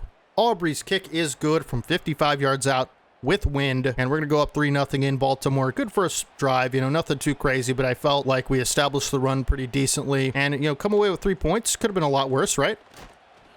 And laid out is Tyler Lockett on the return, and this is where Brock Purdy and company will take over. And again, when you're playing the Ravens, there's going to be a heavy dose of runs. You have to, suspect that. And so we're going to try and see. This is a run. Sanders all over it, and that potentially could be a TFL. Might be an entry there for the Ravens running back, who is Chuba Hubbard. 2nd and 10. Another run. It was a halfback draw, and this time Hubbard's got a lot of space, and a big run for Hubbard right through the middle of the defense. We're going to try pinching our line, see if that has any effect in this formation. I might have to get out of the nickel if they keep running like this. And of course, we have Quinnen Williams with that inside stuff ability. 1st and 10. Ravens going to go play action. Totally fooled me, and Brents has beaten coverage as big gain for Jordan Addison off that play action. Totally fooled me. Big pickup for the Ravens as they're going to spread their receivers a little bit. 4 receivers on the field here. Motion. Purdy looking to throw, and he's got the little short out. Arnold with a big hit, but it is complete. Got to find a way to cover a little bit better here. And I feel like, with this group, we might be able to man cover a little bit. It is play action over the middle, and it's going to be a touchdown. Diving to the end zone is Jordan Addison, who just beats Juju Brents in man coverage. Tough sequence for the defense, and we haven't really been put in a position like that in a long time. Our defense has been really consistent, not on that drive at all. And, this could be a really tough game for us. As we mentioned, Ravens 9-3 coming into this game. We're 8-3 or 8-4. Thornton on the return. He's got a little bit of speed to the outside, but a man is there to take him down at the 23. We need a good drive from Nick Chubb and company. We'll start with a run. Ravens just waiting for it. Good gap shoot by Toa, I believe is how you pronounce that. And we get nothing out of that one. We're going to try some play action. Of course, got to watch out for Joey Bosa. And it is a blitz, and Bowers was wide open, but Williams can't get the throw off. He's sacked by Frankie Louvu. It's going to be a long 3rd and 17, backed up from our own 16-yard line, and we're going to streak Harrison. And he's got separation, a big time separation as Harrison holds on through the contact. Big play down the field. Harrison Jr. just making it happen when we need it most. Great throw from Williams. A little bit underthrown, but Harrison beats his man in press coverage. Do not press that man. And Chubb's got a lot of space, and he's going to stiff arm his way down to the 17. We're officially in his house. Nick Chubb with a dynamic run there. CPU wants us to pass this. I'm going to elect to run. Got blockers out in space, and Chubb pushes his way for a 4-yard gain. That'll take us to the end of the first. I'm not going to go away from the run just yet. And should be able to get pretty close to a first down, and Chubb actually does fight for the first down. Look at that season he's had. I mean, just leading the league in rushing. We've really leaned on him in a lot of situations, and it has paid off as we're going to continue to do that here in his house of Chubb. Although the Ravens read that pretty well, and only a 2-yard gain for Nick. But we're going to try it again. I mean, no reason not to, right? Chubb getting pushed down to the 1-yard line, and we're going to have to give it to him again. I mean, this is Ravens scrambling around defensively, and that's Joey Bosa out in coverage. 3 down linemen as Chubb is going to dive into the end zone for a touchdown, his 13th of the season. Ravens fans can't handle it as Chubb's going to dance. And we will regain the lead here, albeit a 3-point lead, but got to play better defensively. That was just all Nick Chubb all day long, and the big catch from Harrison. Going to try to mix it up here. We're in a 3-3 nickel. We know there's going to be some runs coming, and this will be one of them as Sanders blocked, but nice dual tackle effort from, I believe, Richie Grant and someone else. See if we can do the same thing. I'm sure they're going to run it again, and they do.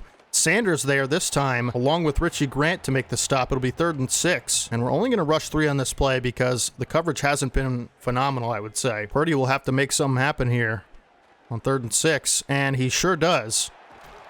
Tyler Lockett with the catch. Defensively, don't feel great right now, Just send some pressure at Purdy. Why not? It's going to be play action, and Jordan Addison is just cooking Juju Brents on that left side all day long as he has a monster gain up to the 25.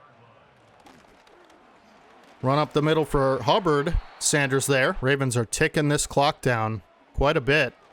And pass complete. I had to make a decision there. It's Purdy. Nice throw and catch off of the drag route. Need to make a play defensively. Motion.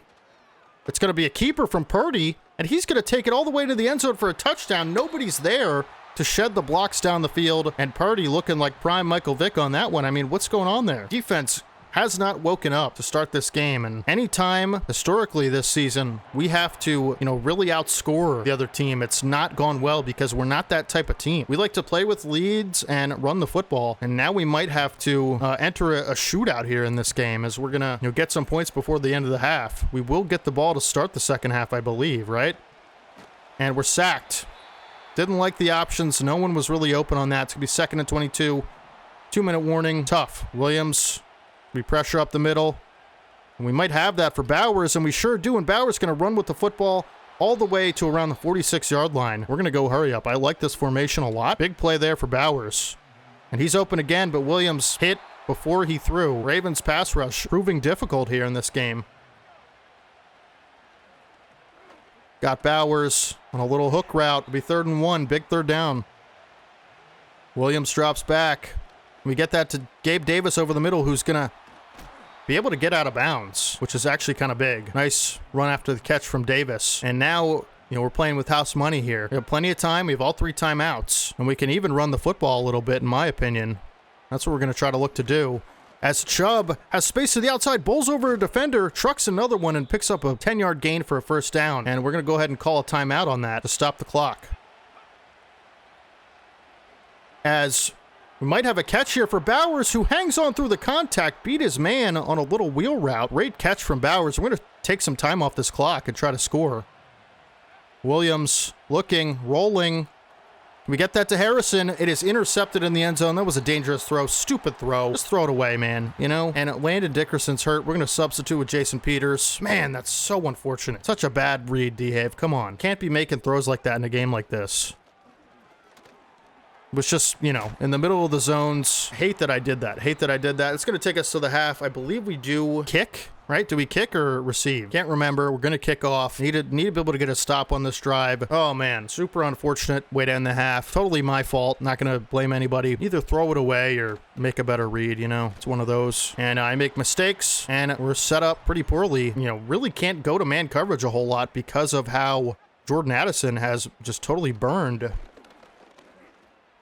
my corners as Brents makes a tackle on the sideline for a 10-yard pickup. Purdy had all day on that one. Do we see, the passing game open up a little bit and not just be used as a balancing mechanism for the run game? Potentially we could, as I left it at the last second and juked out Terry and Arnold. Big play down the field for Kyle Pitts. I told you guys would be an issue, and he sure has been. Holy cow. Getting cooked in the passing game, big time.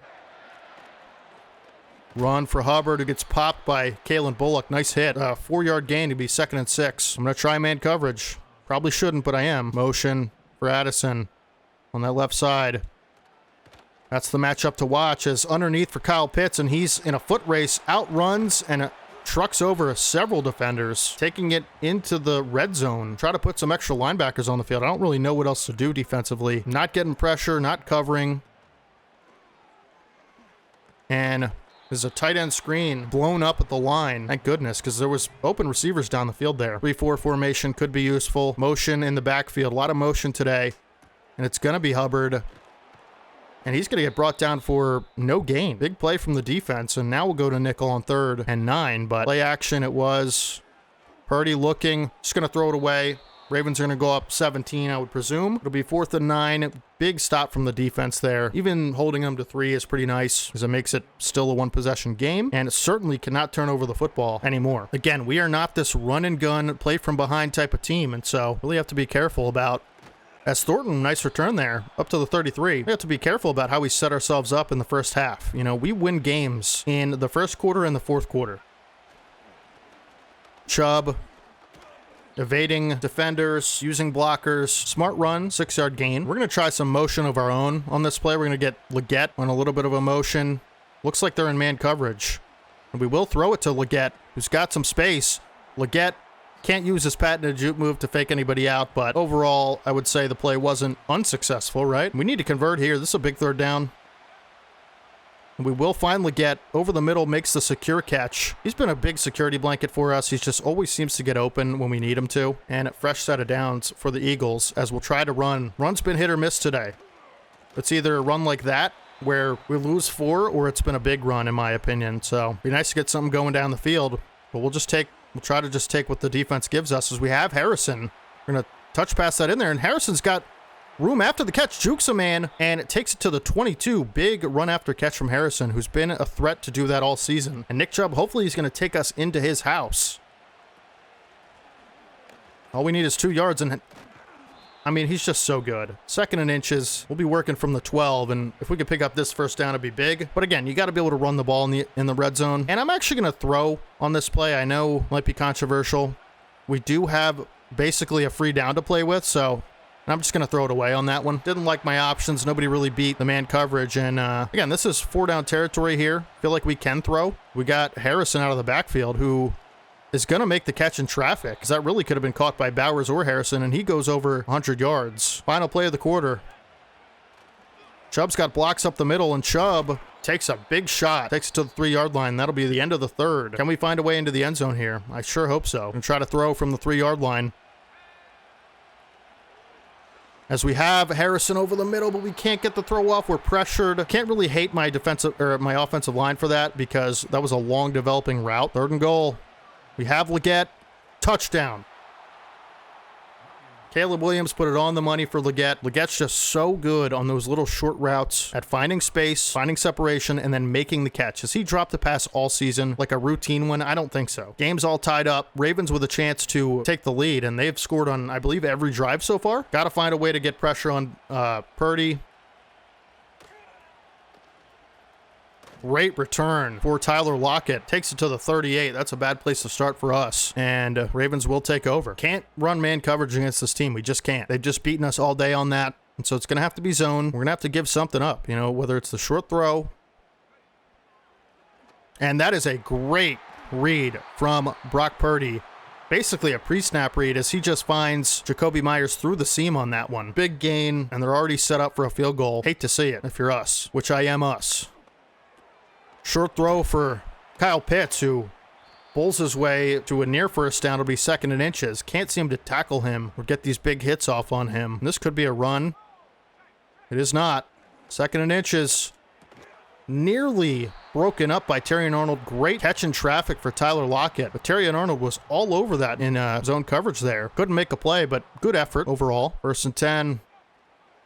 Purdy's going to throw over the middle. Little short in route. Trayvon Walker to make the stop. Got to be able to get pressure. Make a tough read. Haven't been able to do that all day as we don't there. Wide open over the middle is Kyle Pitts. We are struggling. This easily could be a run as well. We're going to try for zone coverage here in the red zone, as nobody's really that open except for Tyler Lockett. Just a wide open touchdown, man. We cannot cover this team to save our lives. I don't know if it's the scheme or just the individual receivers, but zone has not worked, man has not worked, and blitzes have been lethal for us. Ravens march right down in 2 minutes and 43 seconds and score. Now the pressure's on us once again. Kickoff by Prater. See if we can get another nice return here for Thornton, who takes it to the 26. We're going to work off play action on 1st and 10 as we have Bowers underneath. Start out the drive with some positive yardage. Never bad. We're going to mix it up. We're going to run on 2nd. But they are, man, are they stacking that box.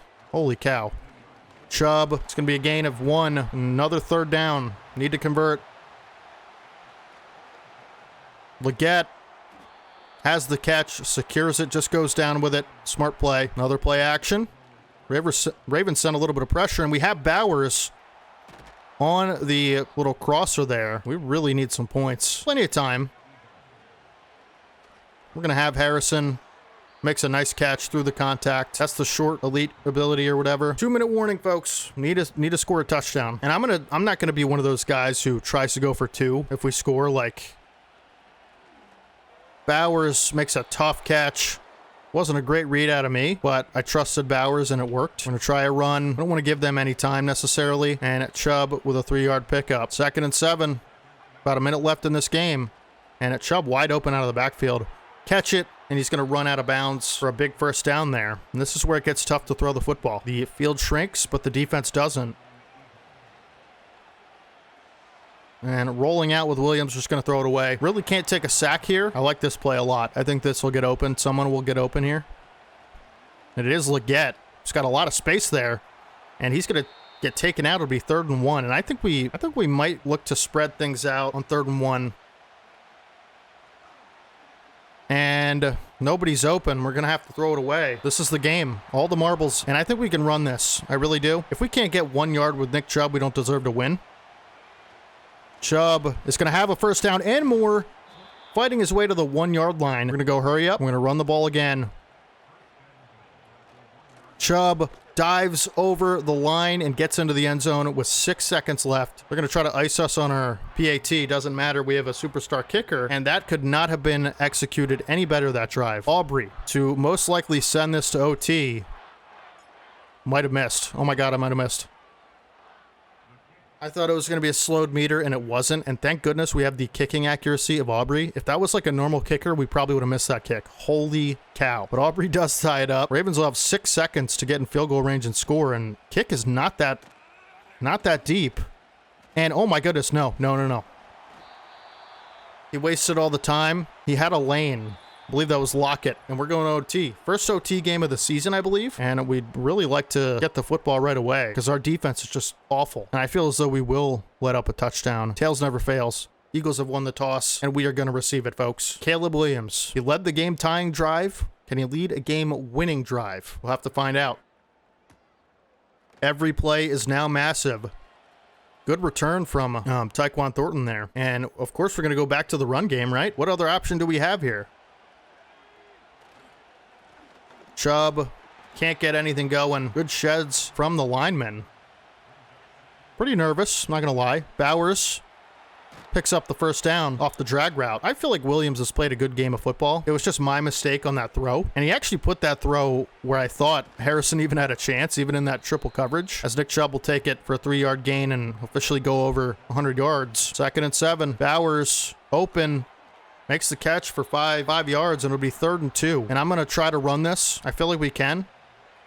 Run it behind Joe Alt, who creates a big hole for Chubb, who does pick up the first and barrels his way forward to the 45. I'll try to run it again. Good blocks, and Chubb is going to take it. Big yardage for Chubb, bowling over a safety all the way to the 28. That was a great run there. And now he's got freight train. Oh, goodness. Yeah. GG's. We're already in field goal range. If we take this all the way down and we kick a field goal, do they still have a chance? Will it go to extend the time period? I'm not sure. That I'm not too sure about. But I know if we score a touchdown, I believe the game's over. And Chubb, with this freight train, is certainly going to be able to pick up at least a first down here, right? You would think. And it is a big pressure. It's going to be 4th and 1. I think we send it with Chubb. We have to. He's got freight train.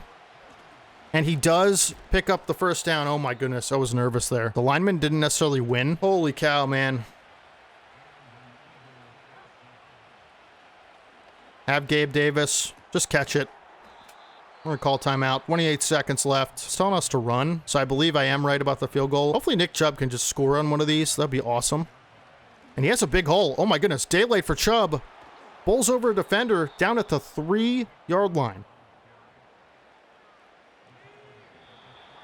Oh my goodness.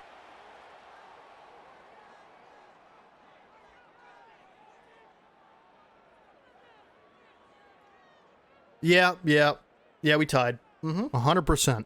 Yeah, that was on me. I thought we would be able to get another playoff. I didn't think the clock would run that much, but hey, you learn something every day. I can't believe that. If we don't get the 1 seed because of that, I'm going to lose my mind. Williams had a good day. Threw the pick. That was me. I can't. Yeah. All right. Purdy had 1 incompletion. I can't move past that. I have to talk about it. I thought we'd be able to get a playoff. And then I thought if there was like 3 seconds when I went up to the line, I'd call timeout and we'll just kick the field goal. But I certainly didn't think it would waste 20 seconds on the Excel clock. That is insane. As Nick Chubb, just a glorious day, and his coach sold him. I can't.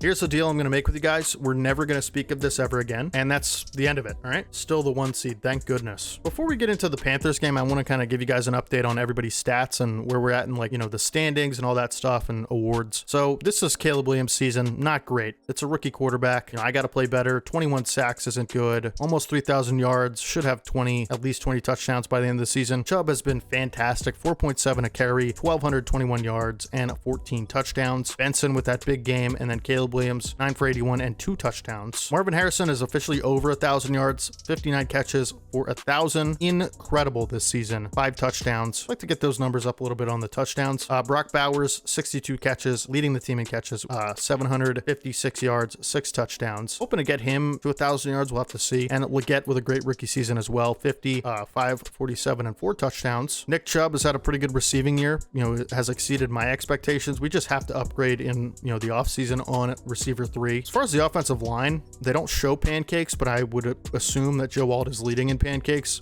Powers Johnson has led up the most sacks by far. Richie Grant leading the team in tackles by 20 tackles, which is awesome. He's had a pretty good year as the secondary linebacker. This is Drew Sanders' season so far. 68 tackles, 11 TFLs, a sack, 6 interceptions, 6 deflections, 1 forced fumble, and a touchdown. If he doesn't win DPOY, I'm going to be really upset. If he doesn't, let's just put it this way. If he doesn't get superstar, I'm going to be really upset after that season. Juju Brents, 51 tackles, a TFL, 2 picks, 2 deflections, and a forced fumble. Cole Bishop, he's pretty hit or miss. He's not great in coverage, but he does make plays. As you can see, forced fumble, deflection, pick, 5 TFLs, 2 sacks. Terry Arnold has been really good in the slot. I think he's been, other than Wiggins, I think probably our best cover player. Just doesn't always show up on the stat sheet. Kalen Bullock's been great in coverage, I feel, and he does have 5 PBUs. He's a big hitter. He's going to force a fumble one of these days. Nate Wiggins still hasn't made an interception. Unfortunately, nothing really to write home about stat-wise for him. Quinn Williams has 4 sacks, 12 TFLs. I would assume leading the team, right? Yeah. Jalen Mills, 2 TFLs and a deflection. Lucas Van Ness, 4.5 sacks. I believe he leads the team, 6 TFLs. Trayvon Walker just hasn't gotten going, unfortunately. Don't think he's going to get superstar, but I think he'll be better in a 3-4 as an outside linebacker. I really do. BJ Ojolari and then everybody else, you know. Chris Jenkins, 3.5 sacks, 5 TFLs. He's been good, and a forced fumble. Now, as far as the yearly awards, Lamar Jackson on the Colts is going to win MVP. We're not even in the race, but Nick Chubb is going to win Offensive Player of the Year, so I'm hoping he doesn't regress too much next season. You know, I'd really like to maintain his superstar, but Marvin Harrison Jr. is leading the league in receiving yards, also up for OPOY. DPOY, Drew Sanders is 3rd. I just don't think he's going to be able to pass Warner or Parsons because of the tackles and sacks, but he still should get superstar in my opinion. Marvin Harrison is going to be the Offensive Rookie of the Year unless Brock Bowers or Neighbors sneaks in front of him, but you know, these two certainly have been great this season. Leggett in contention as well. And then Defensive Rookie of the Year, we do have Cole Bishop and Terry Arnold in the mix, so I'm hoping just them getting votes helps their dev trait, but we'll see. Best quarterback, not in contention. Best running back's gonna be Nick Chubb for sure. Best wide receiver, how is Marvin Harrison leading the league in receiving yards? And for the NFC, he's 8th in best wide receiver. Make that make sense. The whole Commanders offensive line is best offensive lineman. That's kind of funny. Kind of makes sense. I mean, we couldn't get to Jalen Hurts that game. Joe Alt and Landon Dickerson are getting votes for best O-linemen. If Landon Dickerson got superstar, that'd be crazy. We'd have 2 superstars on the left side of our line. We don't have anybody on the best D-line, and then somehow Drew Sanders is 3rd in DPOY, but he's 6th in linebackers. Make that make sense? Nobody in best DB. Brandon Aubrey should win Kicker of the Year. He's just been unbelievable. Now, the standings, we're still, you know, first in, as I mentioned, still first in playoff picture as the 1 seed. But as you can see, in the NFC, we're leading, but not by very much. The Commanders are right on us. Like, they're 9-4, we're 8-3. We have to win our next game, and they have the tiebreaker. So they're on a 5-game win streak. You know, like we have to win our next game for sure. You know, these 2 teams might sneak into a wild card, which would be kind of interesting. Our division's so good though, but the Commanders are the team to worry about 100%. Let's check out the Panthers roster. And certainly you'd think with them being 7-5 in our same conference, you know, they have to have a pretty good team. Jesse Bates, as we can see. Drake May is the quarterback, and he's got a big arm and a good speed. Have to watch out for his legs. They do have superstar running back Jonathan Taylor. We haven't really seen a like elite tier running back yet. I don't think, no, we did see Saquon in the first game, but you know, someone like Jonathan Taylor kind of scares me. Jerry Jeudy is injured, but they have Michael Pitt, Pittman, Hunter Renfrow, and Traylon Burks. So, big receivers that can catch through contact, good possession receivers there, and, potentially a big shot down the field to Burks or, Michael Pittman. Superstar Njoku, pretty good offense. Brandon Coleman, not the greatest offensive line we've seen in the last few weeks.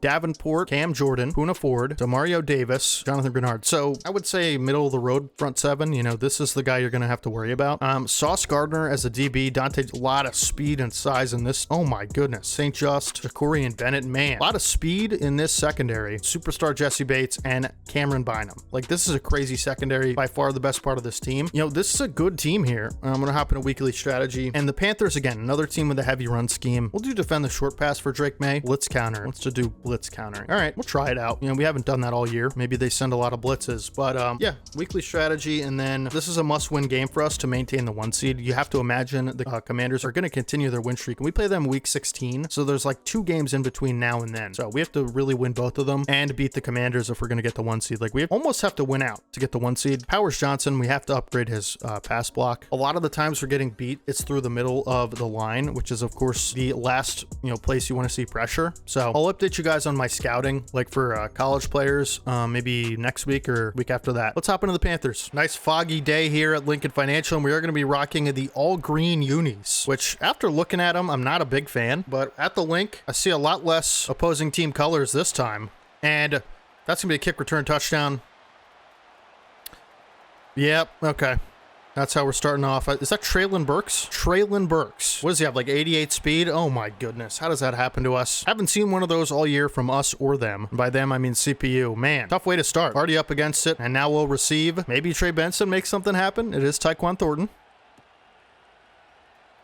And Tyquan Thornton has good blocks, and he's up to the 39. Great return for Tyquan Thornton, and our offense will take over here. You know the drill by now. Establish the run, first play. Gotta watch out for Demario Davis and Jesse Bates back there, but good blocks. Good shed from Poona Ford, and be a 3-yard gain. Can't believe we did. I'm not going to talk about it. And Tyquan Thornton's injured. We're going to keep him. He's a valuable player on special teams. Keep him out there. Nick Chubb, up the gut. Be 3rd and inches. Good run there. And we're going to try Nick Chubb again, and he's got a lot of space.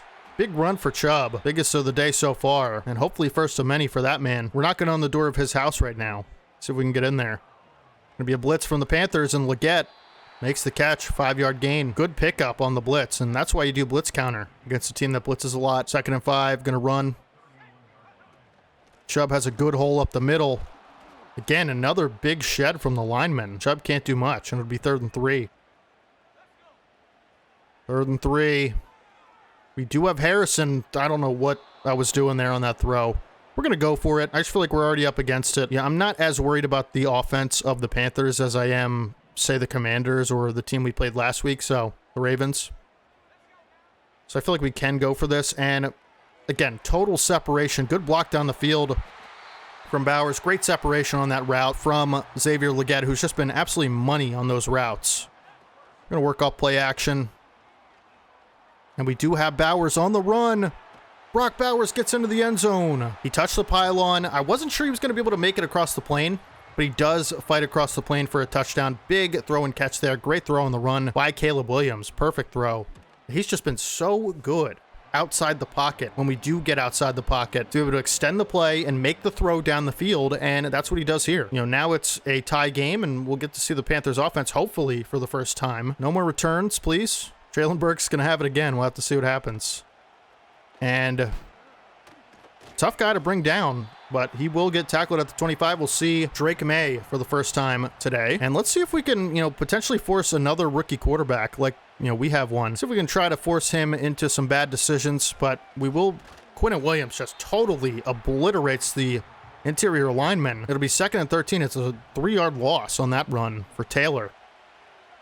Like I said, we're going to try to force Drake May into some tough situations, as that's complete 100 run throw on the curl route. It'll be a 1st down. We're going to send some pressure. I haven't used this play all season, and I don't like one-on-one with Njoku, but sometimes you have to make decisions like that, as May does a good job of escaping and completing that to the flat route for Taylor, and Sanders makes a stop, but they're going to go spread offense on this one. And Sanders nearly took that to the house. That would have been a pick six for sure. May is lucky he has the arm strength on that throw. New set of downs for the Panthers. That was almost jumped by Sanders, and it's going to be a run to the outside.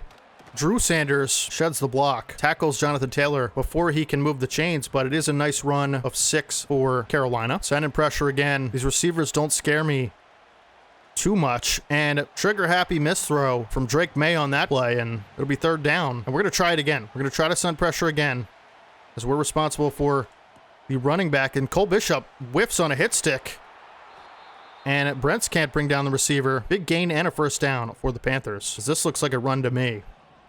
Hopefully Quinn Williams can continue his dominance of Cesar Ruiz. And it is a play action. I'm totally fooled, and that was our man. Oh my goodness, what was I thinking on that, folks? W play action out of Drake May, and that'll be the end of the first. Kind of a weird game so far, huh? Nothing going like I expect. And we'll put extra linebackers on the field for this play and do a little bit of man coverage. Try to send pressure up the gut for Drake May, and it is a run, and BJ Ojulari all over it for a big TFL. I'm telling you, man, when he's on the field, the dude makes plays. We're going to try to run the same thing. Hopefully we can get to him. May out of the backfield for Taylor.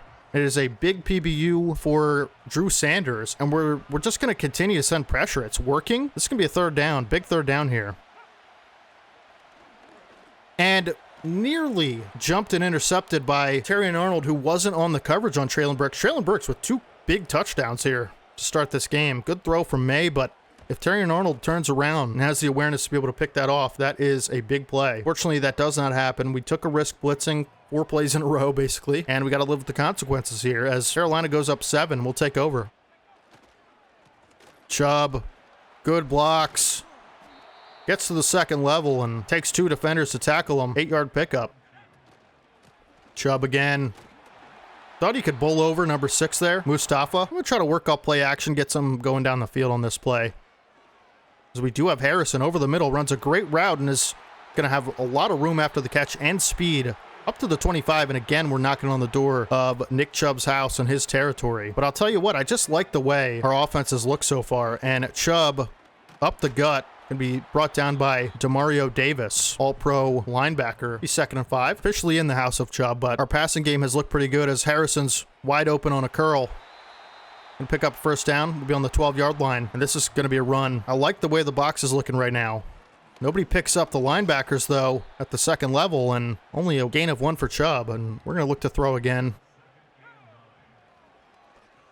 Harrison with a lot of space, and he's going to dive over the pylon for a touchdown. 2nd touchdown of the day on a very similar play. You know, an out route-ish type thing towards the pylon, and 2 diving pylon touchdowns. 2nd passing touchdown of the day for Caleb Williams. This time Marvin Harrison Jr. And the passing game looking really good today. No complaints, no issues. We're going to tie the game at 14. Aubrey to kick off. Really hoping for no return. Thank you. I'm just hoping for a touchback at this point because, you know, when you start the game with a play like that, like they did, you know, you just got to be careful with the return man, as Traylon Burks is someone I'm going to watch out for with my user from here on out.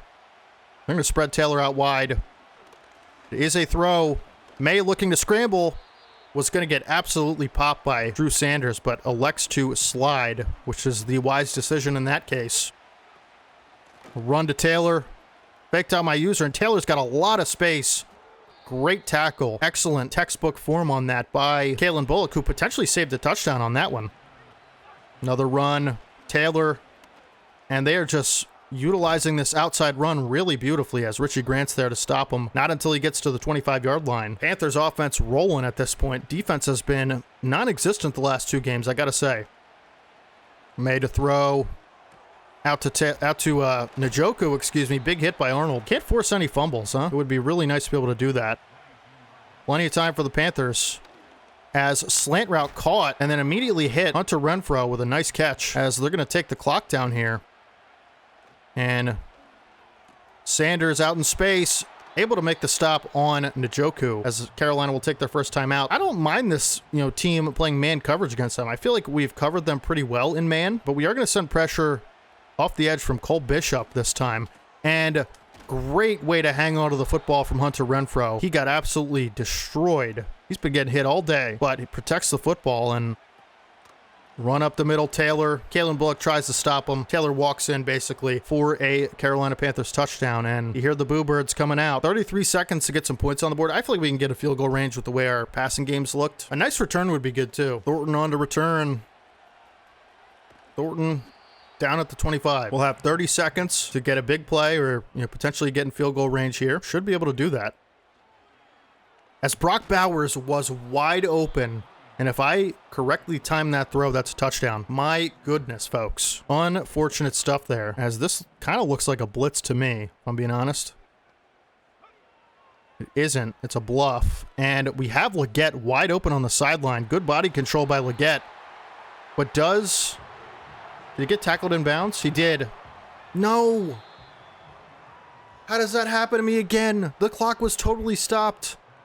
I clicked to play, and then I clicked timeout, and oh my goodness, folks. I have left at least 10 points on the board. I can't. Yeah. All right, move past it. My goodness. At least we'll get the ball out of the second half to try to tie this game up. My clock management has been about as bad as it gets, as Benson finds the edge and jukes out a couple people. Up to the 38. Great return game today from both teams. And I just like the way the pass game has looked, and I'm going to continue to pass the ball. In space, Leggett, nice gain of 8. And sometimes you just gotta feel it out. Like this is a situation where you might say, well, Dehave, run the ball, like that's your whole thing. But when we're throwing like this, I just don't see a reason to. As Chubb hangs on through multiple defenders, great catch. Chubb has really impressed me in the passing game. We're just gonna keep this, passing game going, as Harrison should be able to win deep right there. And safety makes a play on it. Should have let it outside a little more. That's on me. But I thought in, man coverage against Demario Davis, he'd have a pretty easy time. And I'm going to roll out. Hit Chubb, on a curl route. Here's where I might start running the football a little bit. Although we have passed well in the red zone. Chubb tackled for a 1-yard gain. Eric All Jr. wide open. Fights forward. Nice effort out of him after the catch to be able to get some extra yards, and it'll be 3rd and inches. We'll run the ball to almost guarantee a first down right here. But Demario Davis has been all over the run game. Chubb is hurt again. Man. Oh, no. Okay, this doesn't look good. And just before playoff time, you can't afford stuff like this. My goodness, that's not good. Hate to see that. Hate to see that. Leggett over the middle. I really hope it's not serious. Stacking the box again. Leggett over the middle, makes a nice catch. It'll bring us down to the 7. Oh, I kept him in the game. I didn't mean to. I didn't mean to do that. Sorry, Chubb. I'll take him out as soon as I can. We're going to work off play action. And roll out. Williams has got some speed to the outside. Decides to go out of bounds after a 2-yard gain. I didn't want to risk a fumble or anything like that, so I'm actually going to make sure I substitute Nick Chubb before we do anything. Okay, it didn't work. Interesting. All right, fun. Bowers, Sauce Gardner makes a great play on that, but Bowers gets in for the touchdown. It could have been Jesse Bates. Great catch in traffic for Bowers. We're going to tie the game here. And I'm just going to make sure really quick, go in the depth chart and take Nick Chubb out in like all scenarios, because we can't risk anything serious with him. And we're going to look to Trey Benson to carry us home here. But good drive. Another passing touchdown for Caleb Williams. 3rd of the day. He's been awesome today. And we will kick it away to Traylon Burks. It's actually not Traylon Burks this time. And good hit from Romeo Aquara, I believe. And Drake May will come out onto the field again. We just got to make a play, man. Like, we haven't had a turnover in so long. When's the last time we had an interception? And dangerous throw there from May, but Renfro does hang on. May to throw. Man, he's throwing in tight windows, and he's making the throws. You can't really hate too much when that's what's going on, because these are difficult throws to make, and he's making them. Could be a run. It is. Taylor gets to the 2nd level. Good tackle from Brents. 2nd and 4, motion. Njoku will be a pass, and Njoku wide open on the sideline. Big hit from Nate Wiggins there. Force him out of bounds. Run up the gut for Taylor, who's got a lot of space. Another big run for Taylor. He's given us a lot of issues today. It's be another run for Taylor. Read it well, but picks up the first down. And we need to make sure we keep Carolina out of the end zone. That'll be the end of the 3rd quarter. May looking dangerous throw on the sideline, but has that arm strength to be able to make those throws. Will be complete. 2nd and 2. You have to stop the run first and foremost. That's the main priority here. And it is play action as May looks Kalen Bullock's direction, who turns around and finds the football, unable to make an interception, but saves a touchdown. Hunter Renfrow was all over that. As we know, really great hands on Renfrow. Great play there from Kalen Bullock. And then Drew Sanders combined with Lucas Van Ness get Taylor down in the backfield, and they're going to have to make a big decision here. They're going to kick a field goal. Great defensive stand and great coverage from Kalen Bullock, saving a touchdown. And then Drew Sanders and Lucas Van Ness saving a first down. It'll be 24-21, and we're in the same situation we were last week. I will not make the same mistake, I promise. Even though I already did in the first half. As Tyquan Thornton playing through injury. What a hero. And Williams comes out to the field. What a day he's had. We don't have Nick Chubb, but with the way Caleb Williams is throwing the football, that might not matter all that much. We can rely on Trey Benson if we need to, as Brock Bowers has a good drag route separation. Going to pick up a first down. Good blocks up front as well. And Williams just slinging it right now all over the field. And that's the worst. Yeah. I clicked the wrong button. Oh my goodness, folks. I clicked the wrong button. Trying to throw over the middle. I can't believe I just did that. I just jeopardized the entire season. Well, look, with a nice hit on Njoku, now we really need to keep Drake May and Jonathan Taylor out of the end zone. It's not even we want to anymore, it's we have to, or we are in trouble, big trouble. May looking to scramble, taken down by Trayvon Walker, and May is hurt, I believe. Very interesting. No, he's not. Okay, he's gonna stay out there. This will be a throw. Have to get pressure. And Drew Sanders just a little bit out of position.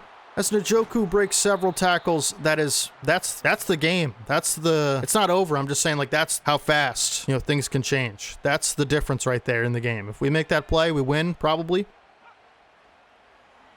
Send pressure. Can't get home in time. And we have to be able to stop the run, put the big guys on the field, and hope some of them can get home, It is a run. Taylor taken down behind the line of scrimmage, big TFL, and it'll be 3rd and 6, and this will be a pass, you have to imagine. You have the big personnel still out there. They're taking time off the clock. Need to keep them out of the end zone. It's not a want, it's a need, and they will throw. May flushed out of the pocket. May can't get to him in time. Scores a touchdown with the legs that we were worried about, and this might be over, folks. This might be over. Oh my goodness. 10-point lead for the Panthers. We need a quick, when I say quick, we need an instant touchdown within 4 plays. Have to work out of bounds. If we could score before the 2-minute warning, that would be ideal. Leggett makes an insane catch on the sideline. I thought when I threw that, there's no way. As Caleb Williams goes over 3,000 yards. What a catch by Xavier Leggett, who has been the surprise of the season for me, personally. Like, he is earning his place 100% as a franchise receiver too. We have him again. Big day continues for Leggett against the team that drafted him IRL. 8 catches for over 100 yards for Leggett. And it's been a great day for Caleb Williams, even with the interception that I threw. And we're going to try to scramble. Try to get what we can and go out of bounds. One more play before the 2-minute warning. It is press coverage. Don't love it. Just going to throw it away. 2-minute warning. It'll be 4th and 1. And we'll take our points. That's actually a good call. We will take the field goal. We're going to need one anyway. And just hope we can get a 3-and-out for Carolina. Because I probably should have went full power there, but Aubrey splits the uprights and kick is good. We need a really quick stop or a turnover. Have to get off the field in 3 plays or the game's over. And we're going to try some run blitzes, as this will certainly be a run. No question about that.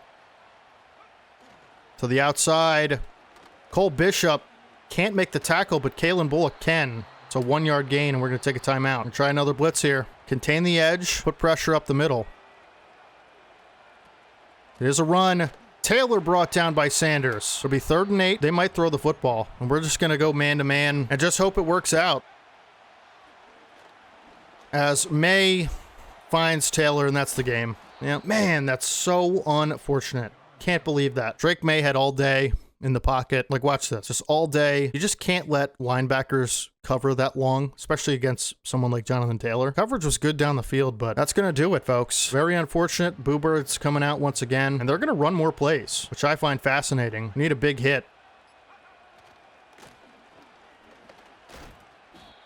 Taylor brought down, but most likely the last play you'll see is this one, a QB kneel. And that is going to do it, folks. Big loss. We are collapsing down the end of the season here. You have to think about the Chubb injury that played a factor. The pick was what sealed it pretty much, but the Chubb injury certainly didn't help. We did everything we could. Couldn't get stops when we needed them. You think about the missed opportunity for points at the end of the half as certainly a factor in this game. What a day for Xavier Legette. Tough loss there. I will see you guys in the next week. All right, folks, it is week 15, and, just like I mentioned, that loss to Carolina last week really put us in a tough situation where dropping all the way from the 1 seed to the 5 seed. And actually, if the playoffs started right now, we'd be playing the Panthers. Commanders overtake the lead of the division. We have 4 must-win games in a row. All right, so we have to win this week. We have to win next week against the Commanders because we're 1 game back on them for the division. So this is crucial, big moment time, and we're taking on the Steelers this week at home at the Link. And I want to show you guys real quick, I am planning on using my stat points in a little bit of a different direction just for the end of this season rather than focus on the last scouting player or weekly focus player. I want to make sure going into the offseason we're setting ourselves up nicely to be able to trade up in the draft. And so I'm going to focus on stuff like this, right? Like trades and offensive recruitment, stuff like that. So free agency is going to be big as well. And so hopefully we have enough stat points by the end of the year to be able to make some noise in the draft because there are a lot of players I want to take. Brock Bowers has an upgrade, and I think we're going to just keep going vertical threat. I want to get him to 95 overall so we can get him another ability slot, as tight ends always get amazing upgrades. And let me just do a quick look at his abilities right now. I want to see if there's anything we're able to put on him that's a little bit better than the stuff we have. Mid-in elite, mid-out elite, deep-out elite. I think we're good on that, as Xavier Legette also has an upgrade here. And I really want to focus on route running for him. I just don't know the best. I guess we'll go slot. Really don't know what to put on him right now. We get +2 medium route, +1 catching, +1 catch in traffic. That's a pretty good upgrade right there. We don't have any injuries. As talked about, this is a must-win game. They all will be moving forward because of the position we put ourselves in for the playoffs. And at this point, at 8-4-1, we're really going to make a push for this, playoff spot. And Jordan Love is the Steelers quarterback. Pretty good ratings here. 92 throw power, 84 speed, good accuracy. Jonathan Brooks, who we considered taking in the fantasy draft, is the running back. Amari Cooper, superstar, 91 speed. Darius Slayton, good speed. And Noah Brown, as well as Bo Melton. So decent receiver room. Tyler Higbee, J.C. Latham, Eric McCoy. So, pretty decent line.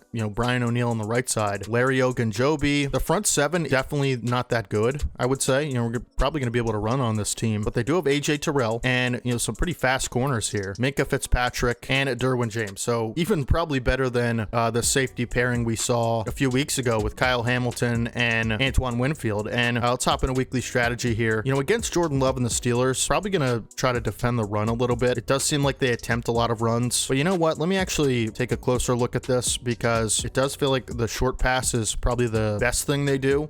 I'm not too worried about their offensive line either. And against this defense, they don't give up a lot of yards, like total. I think we're going to go throw it deep for this one. Go ahead and start our training. Be nice to get an upgrade or two before the game. Definitely want to get some better abilities on Caleb Williams. That's like a big priority for us as well. I'm actually thinking about for year 2, obviously I'm going to change a lot of sliders going into year 2 because we're going to be a better team. And actually Marvin Harrison will get a ability slot here, which is awesome. He's going to get 85 deep threat, unlock this third ability, and we're probably going to go short elite. That's what we'll do. Take off short in elite and we'll put on mid in elite, and then we'll go short elite and deep in elite. So that's, much better upgrades and abilities there. Caleb Williams gets an upgrade, which is good. He's going to get 80 strong arm, which hopefully will unlock something. But, for year 2, I definitely am considering anchored extender, clutch. These are not the best abilities. Anchor extender could be good, but I think we'll leave on what we have. For year 2, I want to, potentially look into changing the game style to simulation to get a more authentic experience. Let me know down in the comment section if you're still here,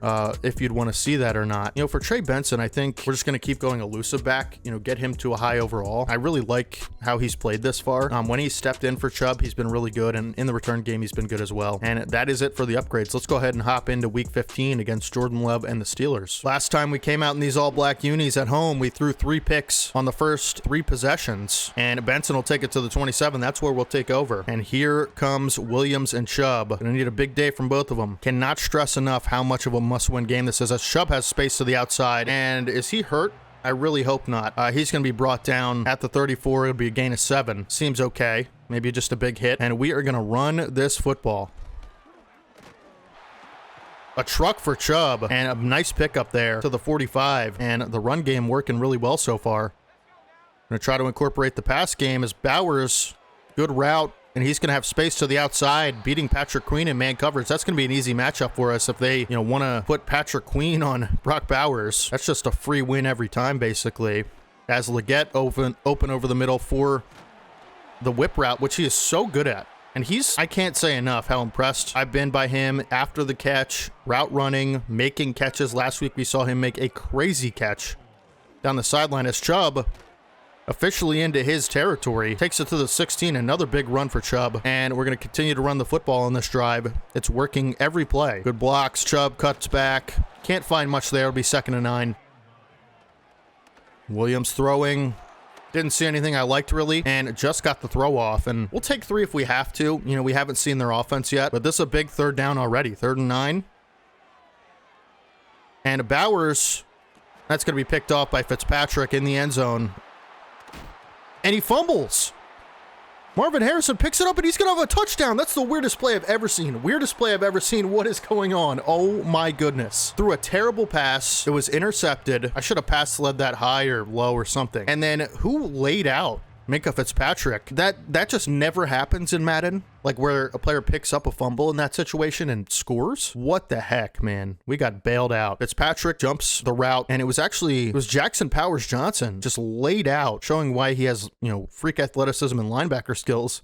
No one tackles Harrison. They're all scrambling for the football, and he just dives into the end zone, and we will take it. It's going to be 7-0 in the weirdest way possible. Again, last week started with some weird stuff as well with the kick return, and continuing that trend here. Somehow 143 yards on one drive. Okay. Again, we're going to take our points any way we can. Wasn't expecting that, but Aubrey will kick it away. Man, can't get over that. That's absurd. Is that the craziest play of, this franchise so far? Let me know. Probably gotta be, right? I mean, we see some weird stuff, but that one probably takes the cake as Love will come out, try to lead this offense. And it's gonna be a run for Brooks on the first play. He's taken down by Drew Sanders and Richie Grant. And the Steelers are gonna run on the football quite a bit, I would imagine. You gotta watch out for Amari Cooper in the passing game. But this offense isn't, the best we've seen by any means, as Brooks breaks a tackle and brought down, and Quinnen Williams might be hurt, but Quinnen Williams makes the tackle, not hurt. Okay, that's good. Might be able to play some man against this team. We'll have to see. Another run up the middle for the Steelers. Trayvon Walker there on the stop, and they are just giving us a steady dose of this run and putting a lot of different backs in the game, as this will be a stretch to the outside. Good wrap up by Nate Wiggins. Saves a big play because he had the corner there. And could this be the first pass we see from Jordan Love? It'll be 3rd and 7, big 3rd down. And Sanders all over it in the height. The 6'5" height makes it possible to intercept that pass. Sanders stiff arms number 35, the running back. I believe that was Jonathan Brooks. And Drew Sanders with another interception. I think that's 7 on this season. He's going to celebrate with his team in the end zone. And we're going to take over here at, across midfield. What a play from Sanders. We're going to try to get something going deep down the field here. Drew Sanders has been awesome.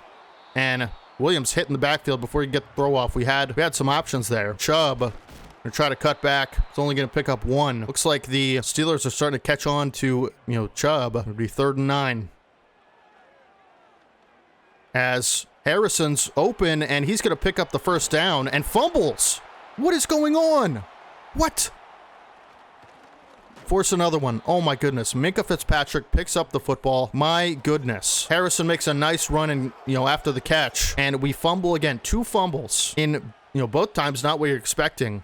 It's hard to commentate this game. I'm just, usually I can kind of predict what's going to happen, so it makes it a little bit easier to commentate. This has been all over the place, folks. What a weird game. I just hope the football gods bless us with the outcome. We're still up 7-0, and play action for the Steelers, and Cooper hangs on through the contact. This is the Battle of PA as well. I should have mentioned that. And that should take us to the end of first quarter. They might try to get this play off, and they're not going to. End of the first quarter. What a weird start. Steelers trying to work into field goal range, and another play action from them as Love will look to throw, and he's got a man, but he doesn't turn around for the football, and they're going to credit Brents with coverage there, but what the heck was that? What is happening in this game? 87, or whoever it was, doesn't turn around for the football, and it hits him right in the back.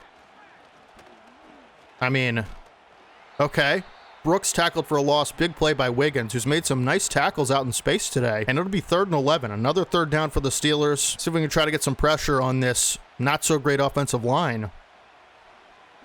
And hope for another weird, coincidence. And Love just going to throw it away. Didn't like his options. Had all day to throw. And no one got open. Great coverage by our team there. And they're going to punt from the 42. Kind of a weird place to punt. Let's hope they don't pin us deep. And this might be a touchback. I'm hoping it is. Weird angle here. It is a touchback. Enough with the hijinks. All right. Give Nick Chubb the football and let him make some plays. Has good blocks. But Chubb will pick up 3 on first down. And I'd really like to get some points on this drive. And we'll throw on second. Didn't have Bowers. What am I doing, dude? Oh, my goodness. Oh, and somebody's hurt on the Steelers, and they're going to be at the 24. Just a bad read. I don't know. I don't have any words for that. Really struggling. It's going to be a run. Brooks gets 9 yards on that one. I don't think my mental faculties are working all that well right now, so I apologize for the poor commentary, but doing my best, and the poor gameplay. 2 picks for Williams to start this game. These black unis are cursed. They got to be, right?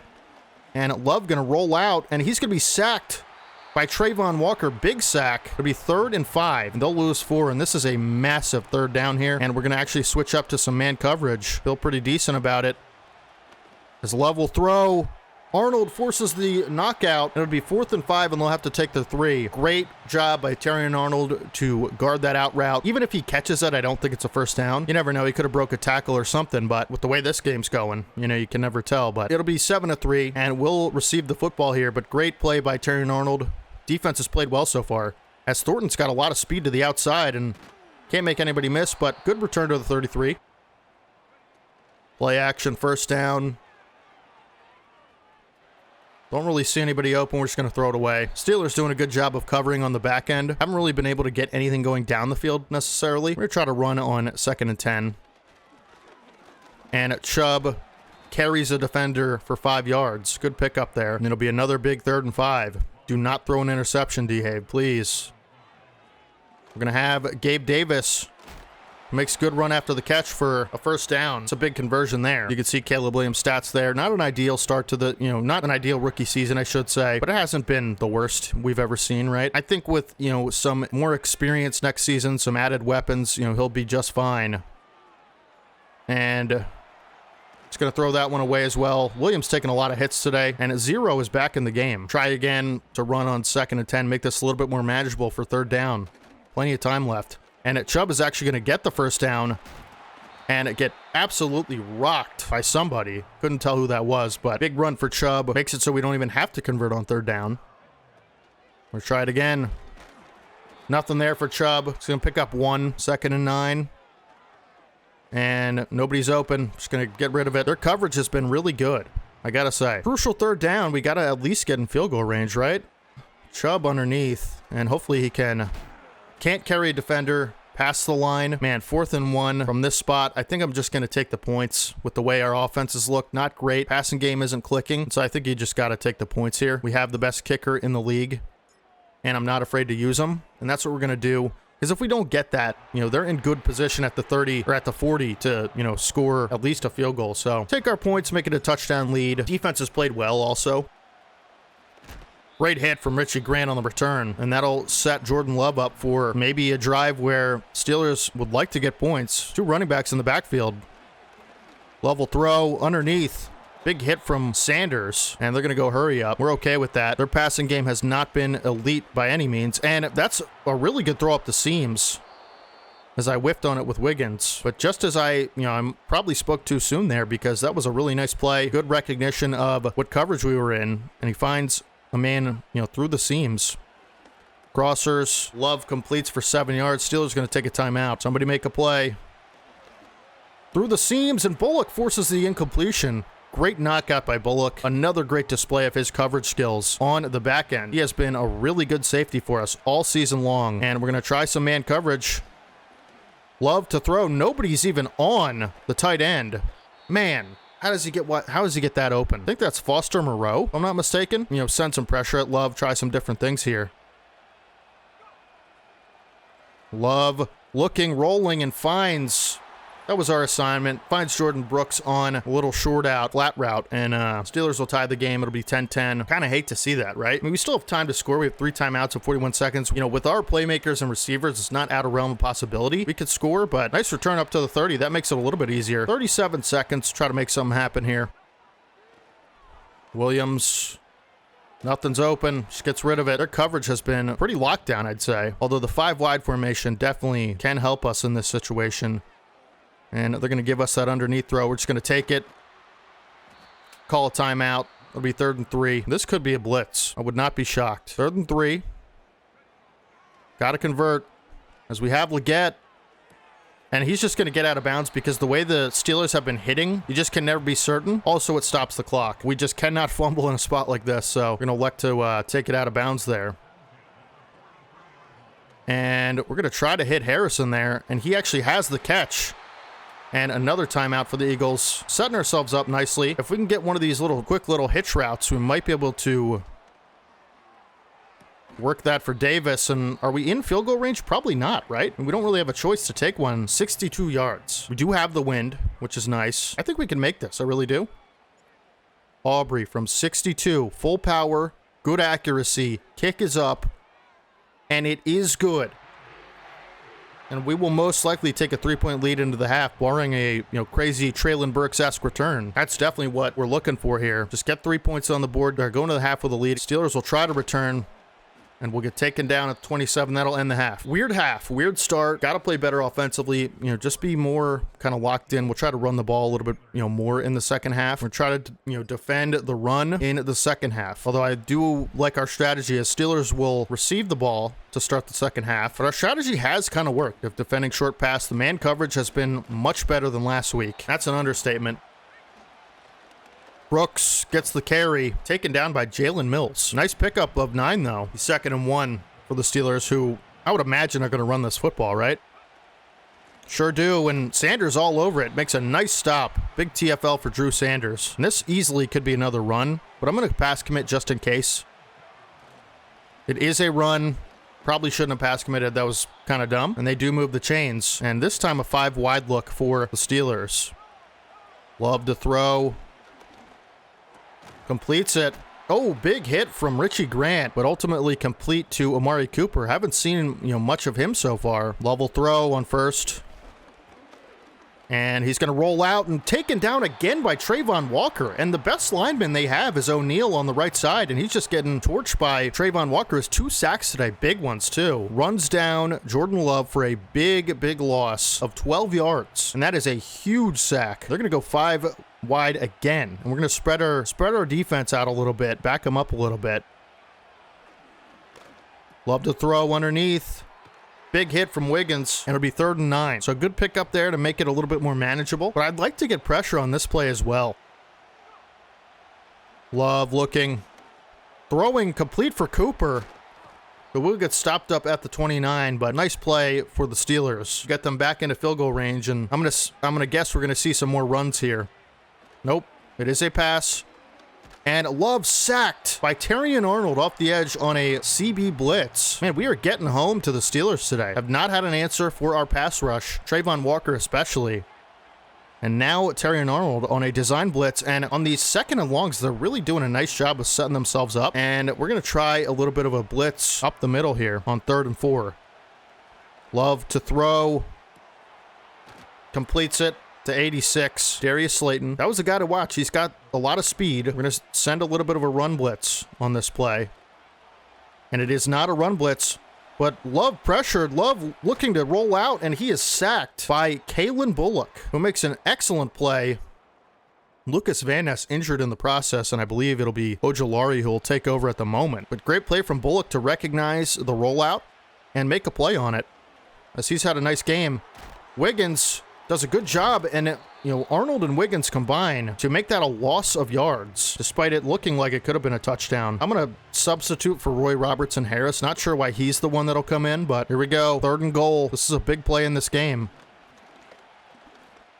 And 85 is going to take it in for a touchdown. I felt like we made so many big plays on that drive defensively and just couldn't get off the field at the end of the day. Couldn't get off the field on third down, and they just kept fighting back into position, and really long drive spans almost the entire third quarter, and all those plays amount to nothing and 7 points for the Steelers as we'll take over. Can't be happy with that. Got to capitalize on those opportunities as Thornton's going to take it to the 31, and that's where we'll start our drive. And I have a feeling they're going to get the football last, especially if we score here, because it's just the way the time's going to start working out. As Chubb will pick up 2. Got to be able to get him going on this drive. 2nd and 8 run. Chubb just hit again. That was a weird animation. Picks up 3, and it'll be another 3rd down. 3rd and 5. Harrison gets bumped off his route, and we'll have to punt. Like, that's so frustrating, man. Definitely would have been a catch. Stonehouse into punt. God, that's so unfortunate. Hopefully we can get a good punt here. And it looks like it might be, as Steelers will take over at the 8-yard line. That's good results. Might force them to run a little bit, and that's kind of what we want. Like, we play the run pretty well, generally. We're going to have an opportunity to do that here, and I'm going to mix up the formation a little bit. We're going to send a lot of pressure.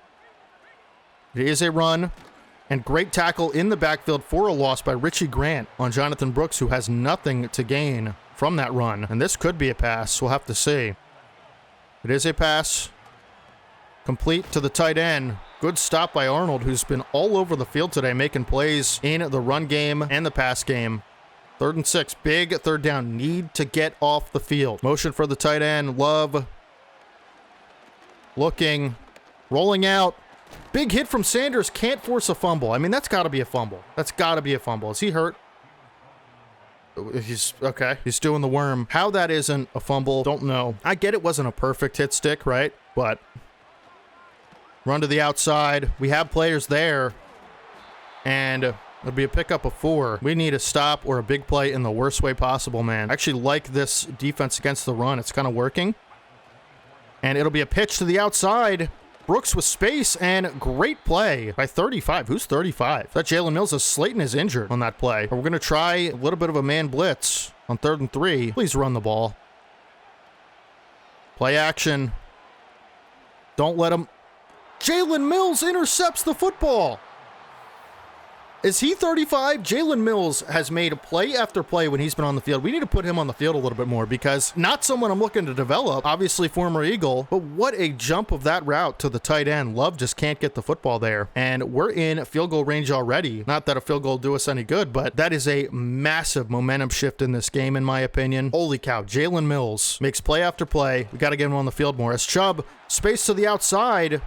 He's going to pick up 9. Good run for Chubb. And we're going to put the game on his back and just hope he can deliver for us. He hasn't really failed us yet much this season, only succeeded. And Chubb going to pick up the 1st down there. Good run. Another injury. This game has been riddled with injuries. And we're going to look up, play action on 1st down. This needs to be a touchdown drive.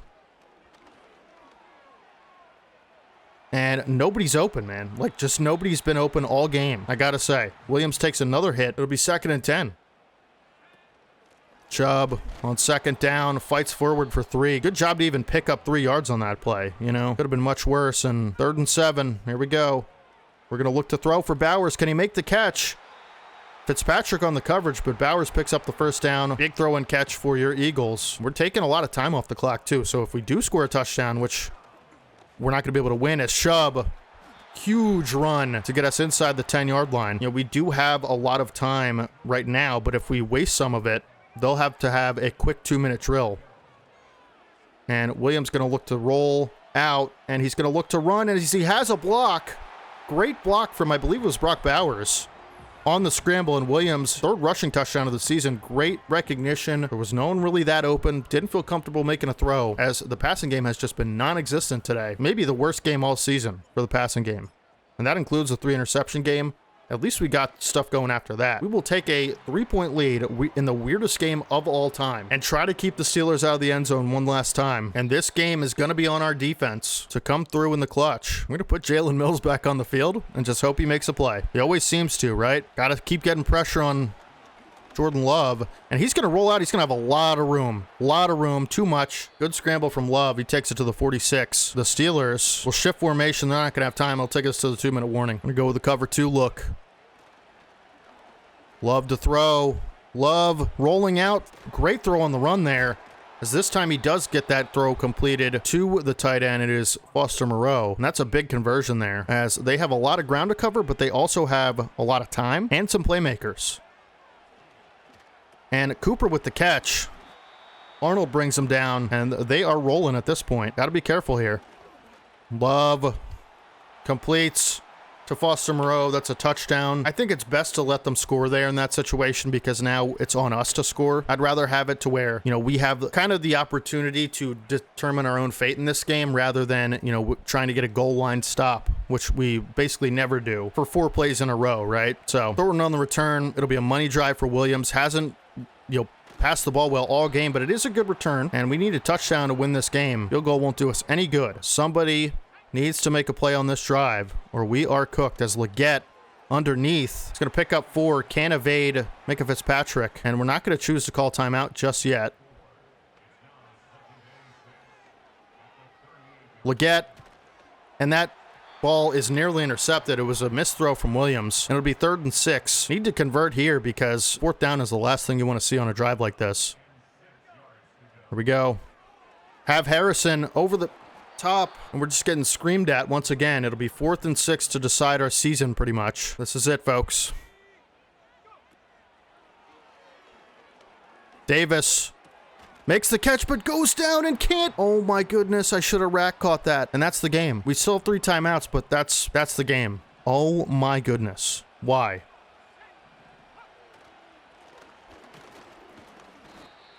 Nice play from Quinn Williams. I can't believe that. I really just can't believe that. Wow.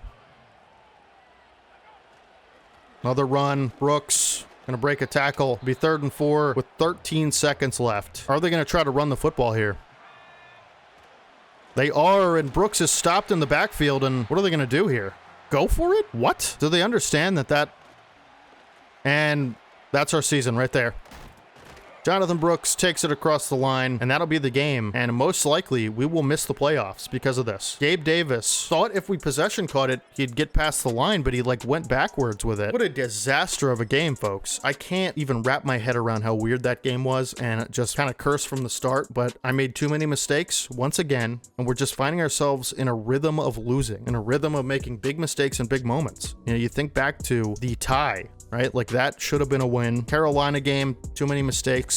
You know, Commanders game in general, we win that game if we don't turn the ball over even once or twice that, you know, first couple possessions. And that's it. We'll have to say, you know, Commanders, if they lose, it's possible that we could retake the division, and they did lose. They did lose. So this is still possible. We're still in the playoffs, 6th seed. And if we win today against the Commanders, I mean, we're probably going to make the playoffs. I mean, let's see where the Cowboys are. They're 8 and 6 as well. So we have to win next week if we have to win both these games. And then probably the Giants game as well. Or no. Cowboys are 7 and 7. Giants are 8 and 6. So again, we're still in must-win mode. All right, folks, we do have a storyline team meeting. We don't need to scout the Commanders. We know about this team. Jalen Hurts, the best offensive line I've ever seen. It is easily the best team we're going to face all season. They're insane. Let's talk about the Commanders. What did you see during film study? Well, don't throw 3 interceptions on the first 3 drives. We can run on their defense. Okay. Any player specifically? I mean, Nick Chubb. Yeah, both of us. How do we measure success? Nick Chubb, 125 rushing yards. If he can get 125 rushing yards, we win the game easily, I think. This time we're on the road, and I'm trying to think weekly strategy, how they beat us last game. I feel like it was a lot of short throws. You know, their run was pretty good. We're going to go defend inside run for now, see how that works for us. We're going to try to throw it deep again, and we're going to start our training. Now, somehow we still have an opportunity to make the playoffs, and I don't take that lightly. Going to get some upgrades here, but the Commanders are in our way of that. Pass pro for Olu Fashanu. Pass block finesse +2. That's pretty good. I don't want to waste any time. I just want to get in and beat this team. I want to beat this team so bad. They are clearly our rival. On the road, 1 p.m. game for all the marbles against the Commanders, who are the best team in football, in my opinion, that we've seen all year. Some other teams are pretty good. The Ravens are really good, but this team is unreal. And we have our hands full today. Commanders Stadium for all the marbles. This is basically a playoff game. This is game 7. This is the Super Bowl for us right now. We have to come out here and make good decisions with the football on offense. We need to get at least 1 or 2 stops on defense. And the return will take them to the 26. Jalen Hurts will come out. We will come out in dime formation to start the game. I really think dime is going to be good against this team because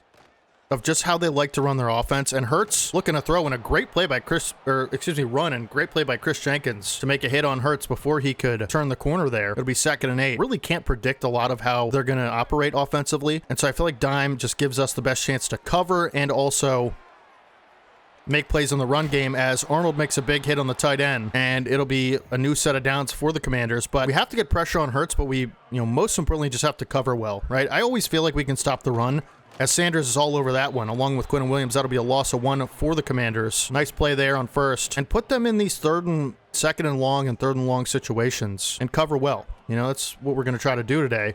As Hurts, short throw to the tight end once again. It is Barner, and it'll be a 3rd and 6. Got to get off the field. Big 3rd down. Hurts looking to throw. Doesn't find anything. He's got over the top. He's got a receiver. It is Chris Olave over the top. What a throw by Hurts. Didn't think he necessarily had the arm strength for that. That's a tough way to start the game, man. It really is. Because now they're most certainly going to score, and they do. Walk into the end zone. I didn't think Hurts was going to be able to make that throw down the field, but he certainly put enough on it. And sometimes you just get beat by a good throw, and that was a great throw. Great catch by Olave, and we're already up against it. We knew this is going to be a dogfight. We have to run the football. They're going to score points. We know that about them. We just have to score more points than them. Caleb Williams is going to have the game of his life today, and so is this offensive line. We can run on this team. We know that, and that's going to be our strategy. And supplement the run game with the passing game, as Chubb is going to get 4 on that play. I'm going to go hurry up and run it again. We just want to show them really early that this is what we're going to do. We're going to run the football. 3rd and 3. Here we go. 3rd and 3. And Bowers is open. We can't get the throw off as we are screamed at, and we'll punt. Tough start on a lot of levels. This is an opportunity to right our wrongs last time. And we will... Man, they get a pretty great bounce on that one, as I thought we'd be taking over at the 1 or something like that. And we're going to mix up the packages here. But I just did not think that would bounce out the way it did, as that's going to be intercepted right at Richie Grant's. Jalen Hurts just throws it into double coverage on a hook route. The worst read I've ever seen. I would never make that read. I would only do that on a crossing route, not a hook. And Richie Grant, with the play of his life, gets the football back for your Eagles. And we're going to have an opportunity to score and tie this game off of a turnover. You have to get points off turnovers. That is a big swing if you can do that. Linebackers are all over the run there. And we're going to try to mix up our offense too. We haven't really used this formation a lot, but it is pretty lethal. We have Harrison out of the backfield as Chubb. Thought he could maybe truck someone on that, but gets popped right after the catch. Does hang on though. It'll be 3rd and 8, but at least we'll be able to get 3 at a minimum. You have to be able to score touchdowns against a team like this. Harrison out of the backfield open. And he's going to fight forward for a 1st down and get taken out at the 13. Huge play there. 2-back set. Haven't utilized this much. As Chubb gets nothing. Haven't been able to run the ball against this team as we predicted we would be. It'll be 2nd and 11. And I think we can make that throw for Leggett, who's always good after the catch for an extra couple yards, and it'll be 3rd and 3, and we're going to run the ball. And the reason we're going to run the ball is because this is 4-down territory. I'm not kicking a field goal if it's, 4th and 1. And we're going to have the 1st down and possibly more, and Chubb will take it down to the 1. And we're not going to let them put extra linemen on the field. We're just going to go right after it. They're stacking the box, but Chubb dives in for the touchdown, and it's going to be, barring extra points, 7-7. And this is how we respond to letting up a big play on our first drive defensively. We come out, we make a big play defensively of our own, and we tie the game. Richie Grant basically putting up 7 points on his own, and we'll try to see if we can make Hurts make another read like he did last drive. Puts the football right in our lap.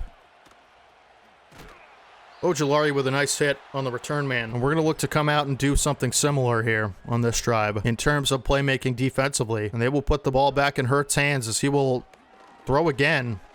Nothing really open. Hurts going to take off. We know he's capable of that. He's going to slide wisely up to the 36 for a 6-yard gain, and that'll be the end of the first quarter. I feel good about where we're at. It's 0-0 basically. We let up that big play, but we've done enough on both sides of the ball, realistically, to put ourselves in a good position. We just got to continue doing that and really seize the moment here. Hurts, split backfield. Quick slant's going to look to throw, and he's taken down by Trayvon Walker. Another sack for Trayvon Walker as he racked up 2 last week, finally starting to get going. The former 1st overall pick takes down Jalen Hurts for a big play. It will be a throw on 3rd and 10. Hurts taking off, and down again, Trayvon Walker, another sack on Jalen Hurts. 2 sacks, 2 plays, and the Commanders will punt us our football. This team wants it. Does this team want it or what? Trayvon Walker showing why he is a franchise pass rusher, showing why he's the 1st overall pick. We got some room to return here with Benson. We're going to try it. Can't make a man miss in space, but we will take over after a big stop and a big drive there by Trayvon Walker defensively. 2 sacks on 2 plays, and we have to capitalize in the run game. Chubb already scored a touchdown today, looking to get going in the yards department. We have to be able to get him going or we're all in trouble, and we're going to commit to it. You know, we have to commit to it. And that's a better run there. Good blocks. It'll be 3rd and 4. And these are the situations that decide games, right? Whether or not you can convert on these types of plays can change a lot. Gonna try for Bowers, and it's intercepted. I mean, that's a really dumb read. Bobby Wagner's got us a couple times. Should have threw it away and punted. I mean, no one was really open in my opinion. Probably missed somebody, but that's awful. Next play up. Next play mentality. As open Chris Olave. Pretty tough way to, end that drive, but next play mentality is going to keep us locked into this game, and we need to make plays in the run game here. This is what they're going to do in the red zone. As good way to set the edge from the defensive backs there. It'll be 2nd and 8. We got to make them throw the football. They've not been good at it all game. 2 running backs in the backfield, and over the middle, complete to Chris Olave. Makes his 2nd catch. 1st and goal. They need 4 yards. We're going to do what we can, be aggressive, and send pressure. It is a run, and Drew Sanders, Quentin Williams all over that one to make a combined TFL minus 3 yards, which is huge. Let's just hope that the next play is as successful because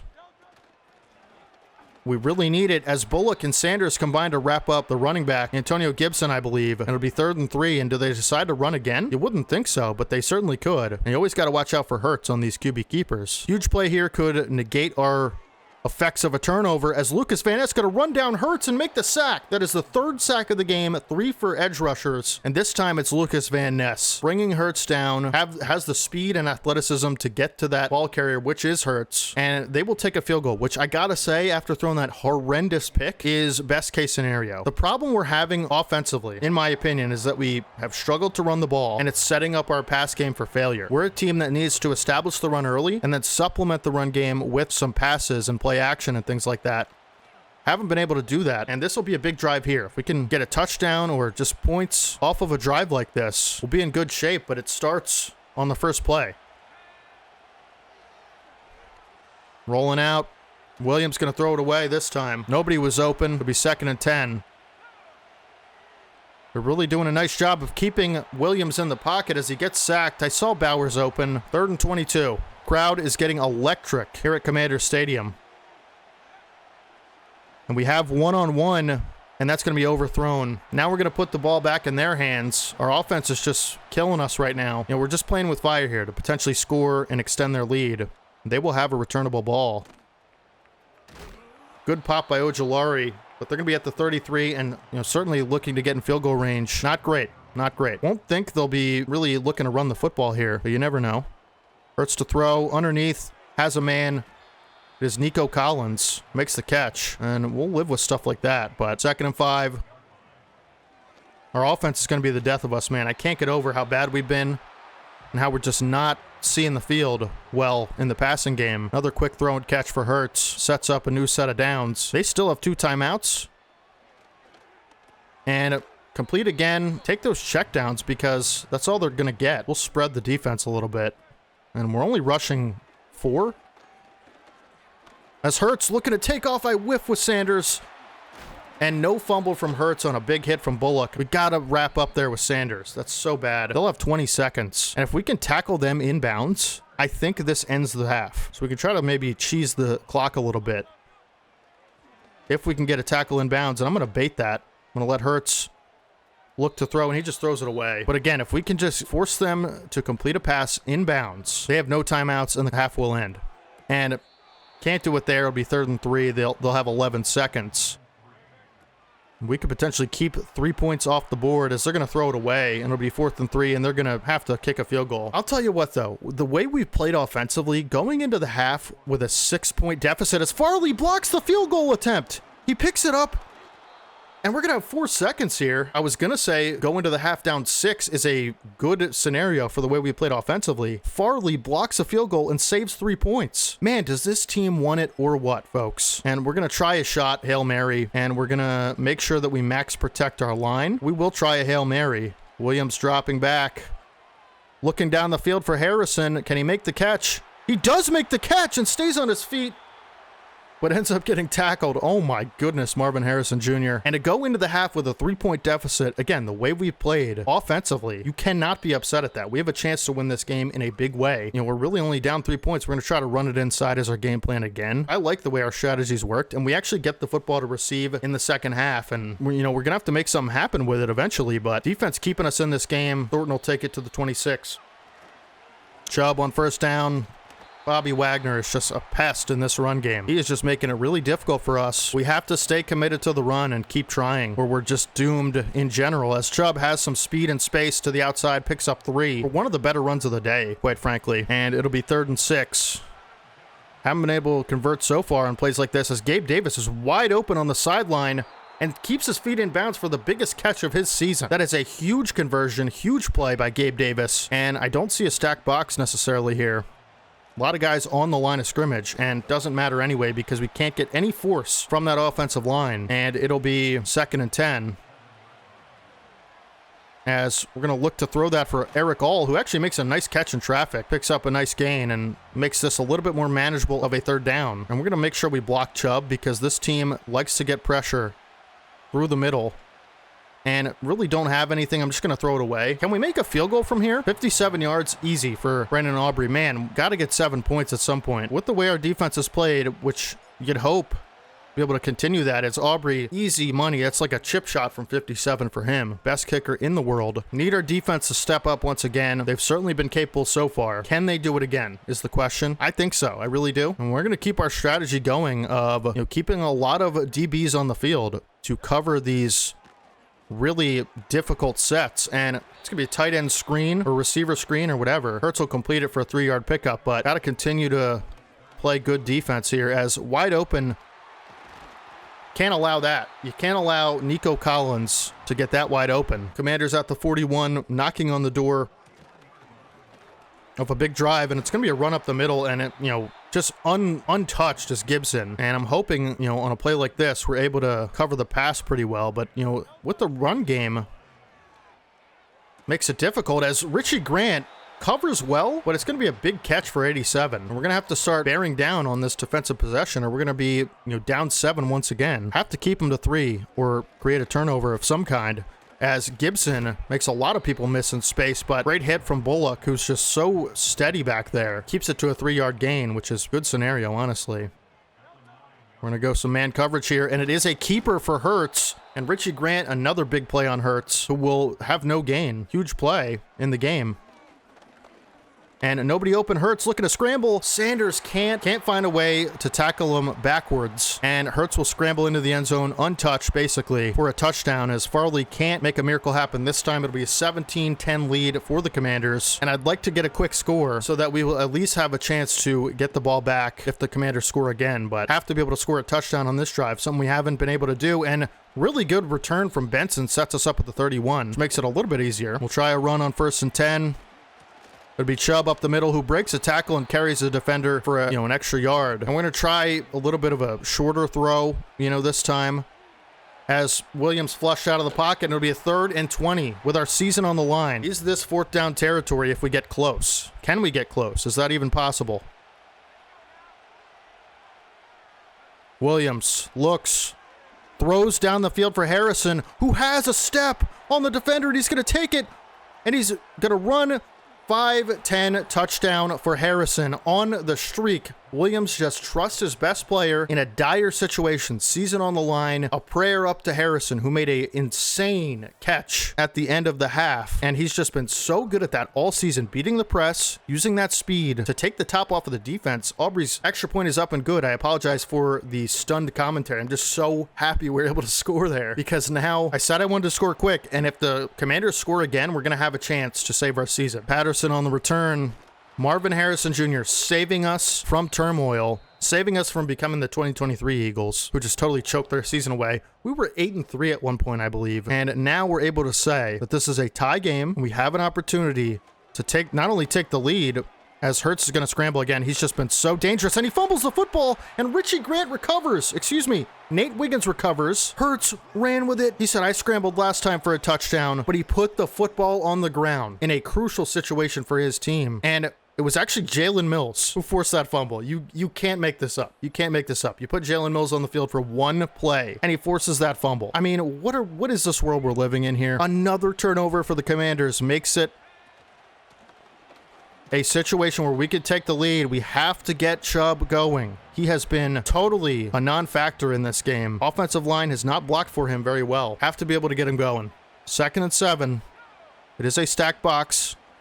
And Chubb has space to the outside, bowls over 2 defenders. Bobby Wagner hits him at the 35, and it'll be 3rd and 1, and we're going to run this ball again. Spread line. This should be easy first down yardage for Nick Chubb and company. And he's going to find a lane and pick up the first down. We're going to try to take some time off the clock as we drive down this field and look to score a touchdown. But you just cannot understate how big this defense has been in all 3 phases. The line, the safeties, the corners, they've all made plays when called upon. And can the offense do the same? We know Marvin Harrison's capable. Who else is going to be capable of stepping up? Is it Gabe Davis, who catches a drag underneath for a 3-yard gain? We need a big play. Need a big play. Spread line for the Commanders. And Xavier Legette over the middle makes the catch in traffic. Huge catch, at least 20 yards for Xavier Legette, who's just been rock solid all season. Foot fracture for Gabe Davis, and that's going to be his season most likely, you'd have to think. We'll put Tyquan Thornton in the game. And Xavier Legette, these receivers, when called upon, have made things happen as Chubb. We're now in his house of Chubb. Is he hurt? They keep doing animations like that and they're just not hurt. But if you think we're throwing this football, you're crazy.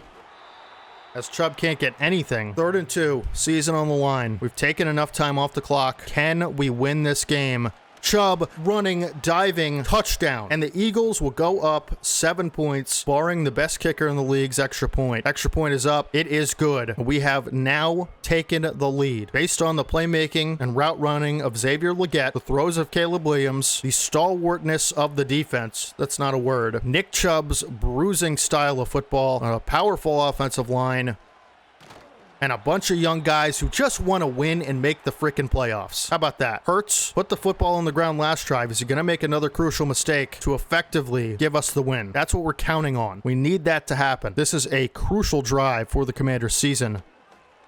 And Hurts will be sacked by Quinnen Williams. The captain of the defense makes his presence felt as the D-line has been eating all day. Hurts hangs onto the football too long. Coverage was good on the back end, and Quinnen Williams brings him down. 4th sack of the day for this Eagles defense. Hurts, now backed up, is going to make a throw to the tight end Barner, who's popped by Terrion Arnold. It'll be a 3rd and 6 for the Commanders. We need good coverage. We need to get pressure on this guy, and also watch out for his legs because he will scramble if need be. And it's going to be dove for and nearly intercepted. Nearly ending the game was Drew Sanders with a diving attempt, but was just this close, this far away from sealing this game. Good effort from Sanders. You certainly love it, but is it all for naught? We know it was on that play, but will Hurts keep putting the ball in harm's way? As missed tackle, and Brents is going to find 87. Maybe it's too late, though. We're going to try to switch things up and go into man coverage. They're going to do a bunch formation. Can we hang in man coverage with this team? Is it's going to be a play action? And Sanders too far behind that dig route, and Hurts completes it on the backside to Chris Olave, who ultimately won against Nate Wiggins in coverage. And Commanders knocking on the door of tying this football game. Huge momentum shift there on that catch. And Hurts looking to throw. Nearly intercepted by Sanders. Had his hands on the football and dropped it off of a tip pass. Oh my goodness, folks. The suspense is killing me. It can't end badly. It just can't. It just can't, folks. Hurts drops back once again. It's going to take off. Sanders was there to meet him, but Hurts slides wisely after coughing up the football last time, and the Commanders taking a bunch of time off this clock. And somebody jumped. Was it them? I'd love it for... It was them. Oh my goodness. The offensive lineman jumped on a hard count, which we haven't seen all season, by the way. Are they going to run this ball? Jumbo tight end package. They sure are, as Sanders is there. Can't make the play. Several white jerseys there to bring down the running back, Gibson, I believe. But it will be 2nd and goal from the 6. And that is a really nice play from Hurts to find Chris Olave. It's going to be 3rd and goal from the 1. Somebody step up. Who's going to be a hero? 25 seconds left. 23. They are taking all of the time off this clock. Hurts will throw. Hurts will find Antonio Gibson in the end zone, and they'll tie this game, barring the extra point. 17 seconds left. Can we make a massive, play here? Do we even want to try? Let a coin toss decide our fate effectively. Are we willing to take a shot and set up a potential game-winning field goal with the best leg in the league? We really only have to get 30 yards or so. And, new receiver Tyquan Thornton in the game. Play action. Don't love it. Gonna throw it away. 10 seconds. Can we set up Aubrey? We need to get to the 47-yard line. We do have a timeout if we need to take it. Williams drops back. He's going to put the ball in harm's way. It is intercepted, and we're going to let some time run off the clock. And they'll have 1 second. Are they going to be able to make a field goal from here? Am I the dumbest person in the universe? Oh, my goodness, they're going to be able to make a field goal. Oh, my goodness. Ice them. Bro, I thought... I don't know what I thought. That was the dumbest thing I've ever seen. Please miss, please miss, please miss, please miss. Gay's kick is up right through the middle, and that's our season right there. You almost can't find a worse way to lose a game. The only other worse way would possibly be if you somehow let the clock run out by accident. All of that fighting comes down to one stupid decision by me. I am disgusted with myself, and I'm sorry that the season will most likely be ending this way. Folks, I have taken a break. I have come back more level-headed. I apologize for the poor decision making. It stops now. Take a look at the standings. We're still in contention for the playoffs. We're the 7 seed. The Giants and the Commanders are the 6 and 3 seeds respectively. Playing the Cowboys and then the Giants to end the season. If we win both games, we should make the playoffs, and I think it is possible. We beat the Cowboys already. Anthony Richardson is the quarterback. We're going into week 17 with a different mindset, a different perspective. We ran all over this front 7 last time, and we should be able to do it again. It is insanely good, but I think we're going to be able to turn this thing around and not have these poor decisions by me define us. They don't have to define us if we come out here and ball out against the Cowboys, against the Giants, and end up making the playoffs. We should be able to do it. I believe in myself. I believe in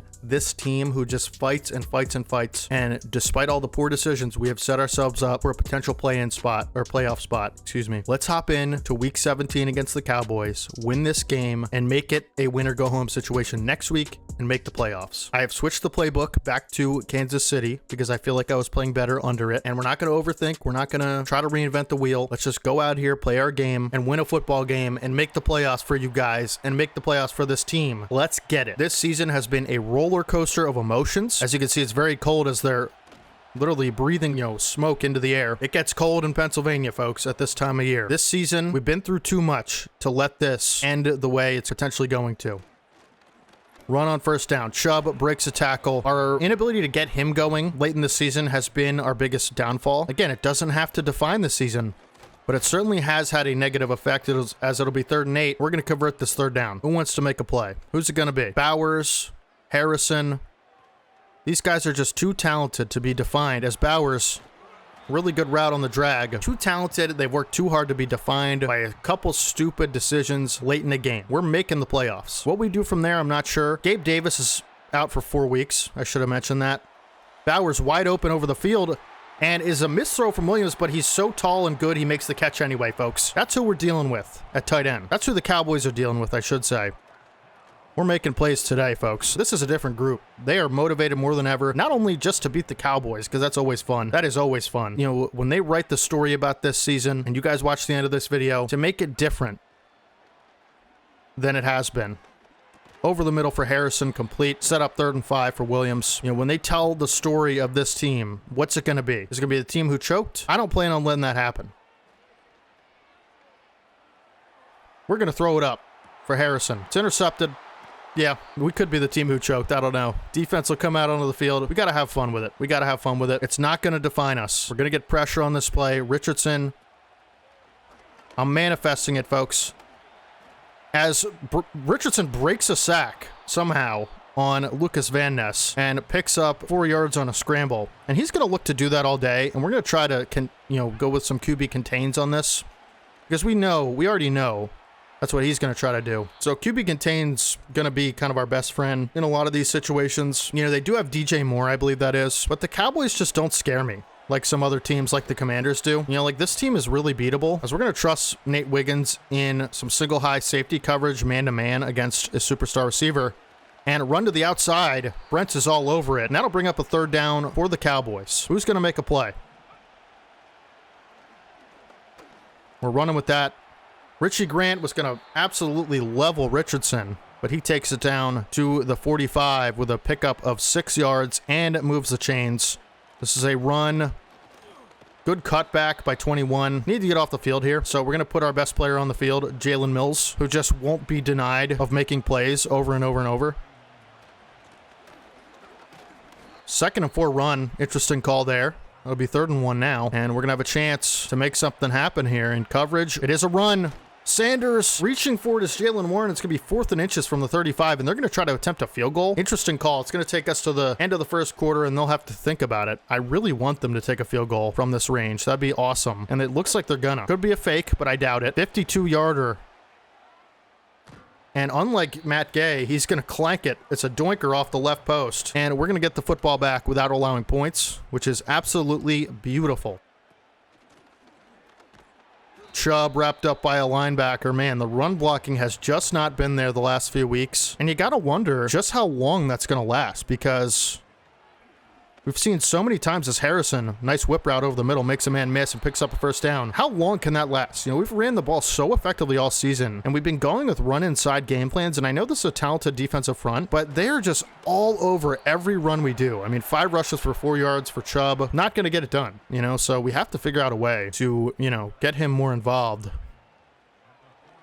Good protection, and I'm sacked for a, 16-yard loss. Jeez. 3rd and 27.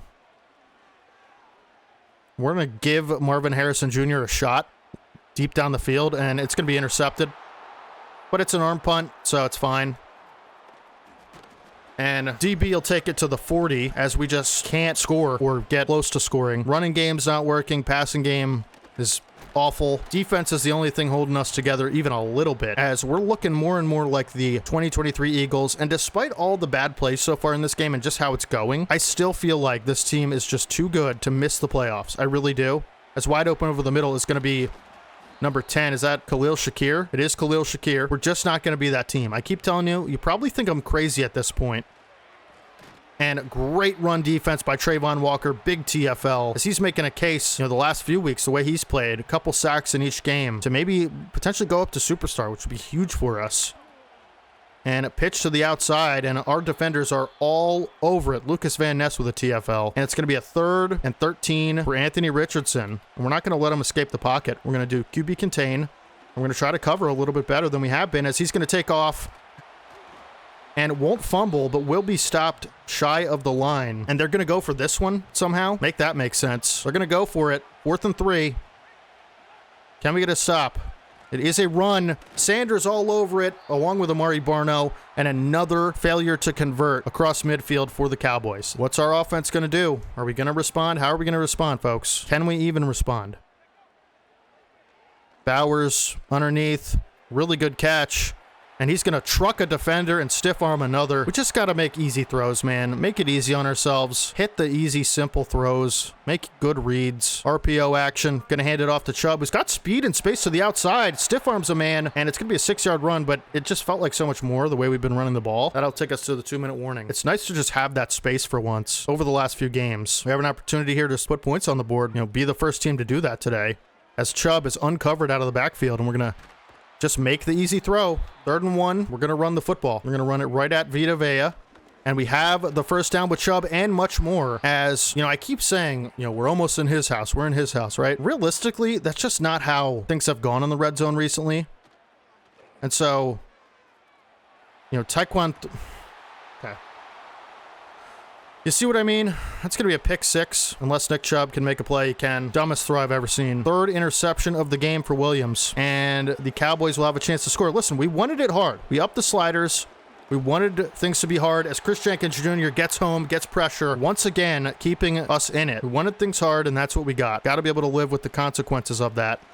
And Terrion Arnold is going to get credited with coverage on that, but I believe it was pass interference. Either way, it's going to be 3rd and 16. We'll take what we can get here. And it's just going to be a run. and trucking to the 43 as we're going to call timeout, and they're going to punt. I can't believe they're going to punt. Okay, well, why they would run the football there, I have no idea.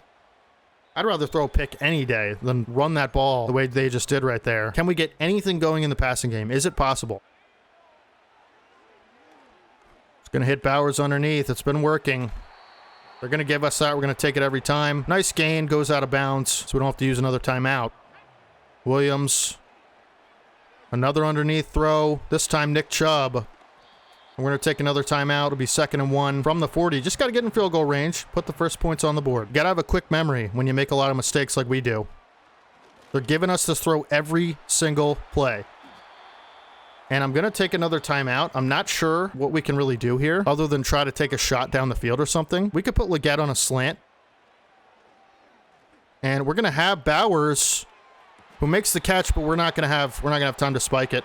Yep. All right. Well, 0-0 first half. Our season comes down to 14 minutes. Who's going to put points on the board first? These offenses have been absolutely decimated by the opposing defenses. Opportunity after opportunity. Are we finally going to make the most of it? Find out on the next episode of Dragon Ball Z. This is it. There is no more next week after this. This is next week. This is every week after this season, this half.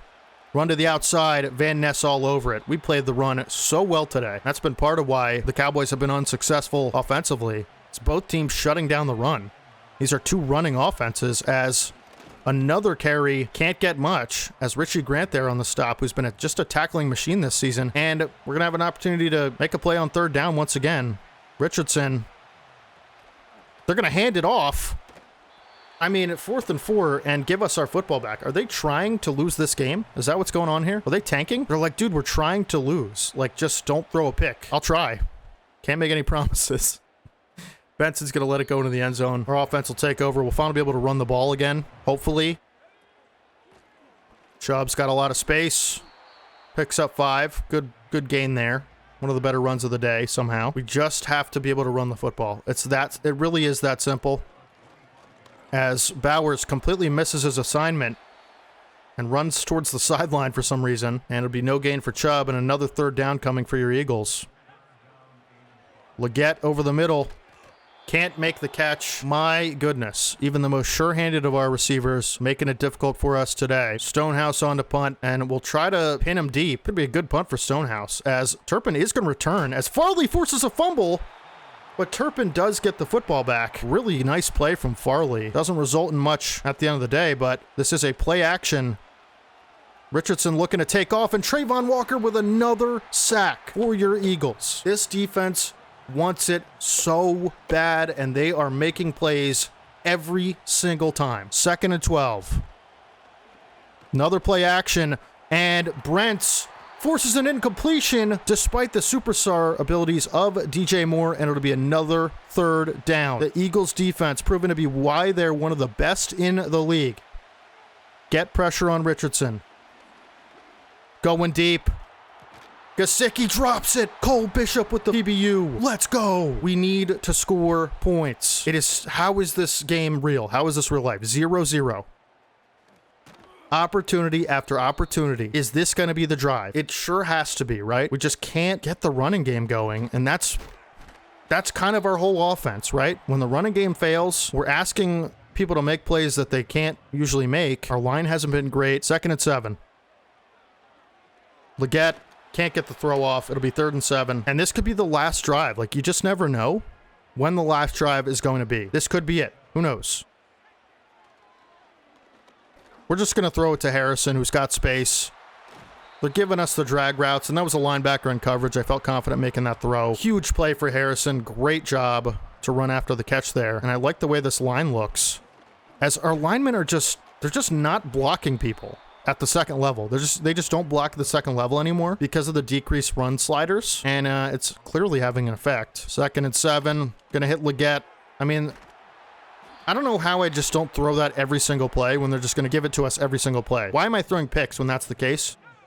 We're finally in field goal range, and Nick Chubb finally gets a big run. Takes a big shot at the end of the play, but man, did we need that. I might not throw another pass on this drive, let me tell you, as they shoot that beautifully, but Chubb somehow runs by and picks up 2. I believe that's Vernon Golston or Cedric Golston or someone. Goldman? Eddie Goldman. That's who it is. Yep. And I'm going to play this as conservative as I can just because of how insanely bad our passing game has been. Like, I might even consider running this on 3rd and 6. I'm not going to, but I have considered it. I decided not to ultimately, but Williams flush out of the pocket. We're going to throw it away and take our points. You have to be able to take a field goal in a game like this. And that's what we're going to do as Aubrey's kick up and good. And there are points on the board. We're making progress, folks. It might be as slow as death, but it is progress, and we should take it as a, win. But will we be able to win this game? That's really all that matters, right? Can our defense keep being heroes? Richardson is going to throw on 1st down. And nearly, that was a dangerous throw there, I gotta say. But it is complete to the sideline, and that'll take us to the end of the 3rd quarter. Is our defense going to come through for us again? $1 million question. They don't necessarily have to. I mean, if we, as Richardson going to throw, and Richie Grant brings him down, it'll be 3rd and 7. If they score here, we still have an opportunity to win, but you know how that goes. So a stop on this play would be crucial. Richardson going to take off, and he's sacked by Trayvon Walker once again. Trayvon Walker and Quinnen Williams get home, and our defense will force a punt. Let's take the clock away from the Cowboys, figure out a way to run the football. I'm going to let that go. Keep bouncing, please. Thank goodness. We will get the ball at the 20. We will hand the ball to Nick Chubb as many times as we need to. I don't care if it's a stack box. That's just the spot we're at. Chubb can't get anything, and we're going to try another run. Might seem stupid, but we got to do that. And Vita Vea is all over it. And everything I just said goes out the window if we can't convert. This could be the game, folks. 3rd and 10. We're going to toss it up for Bowers, who can't come back to the football and make a catch. And we'll punt it back. I mean, this is a disaster of an offense to close out a season. It could not be worse if you tried to make it worse. Stonehouse to punt. Hopefully we get a good one here.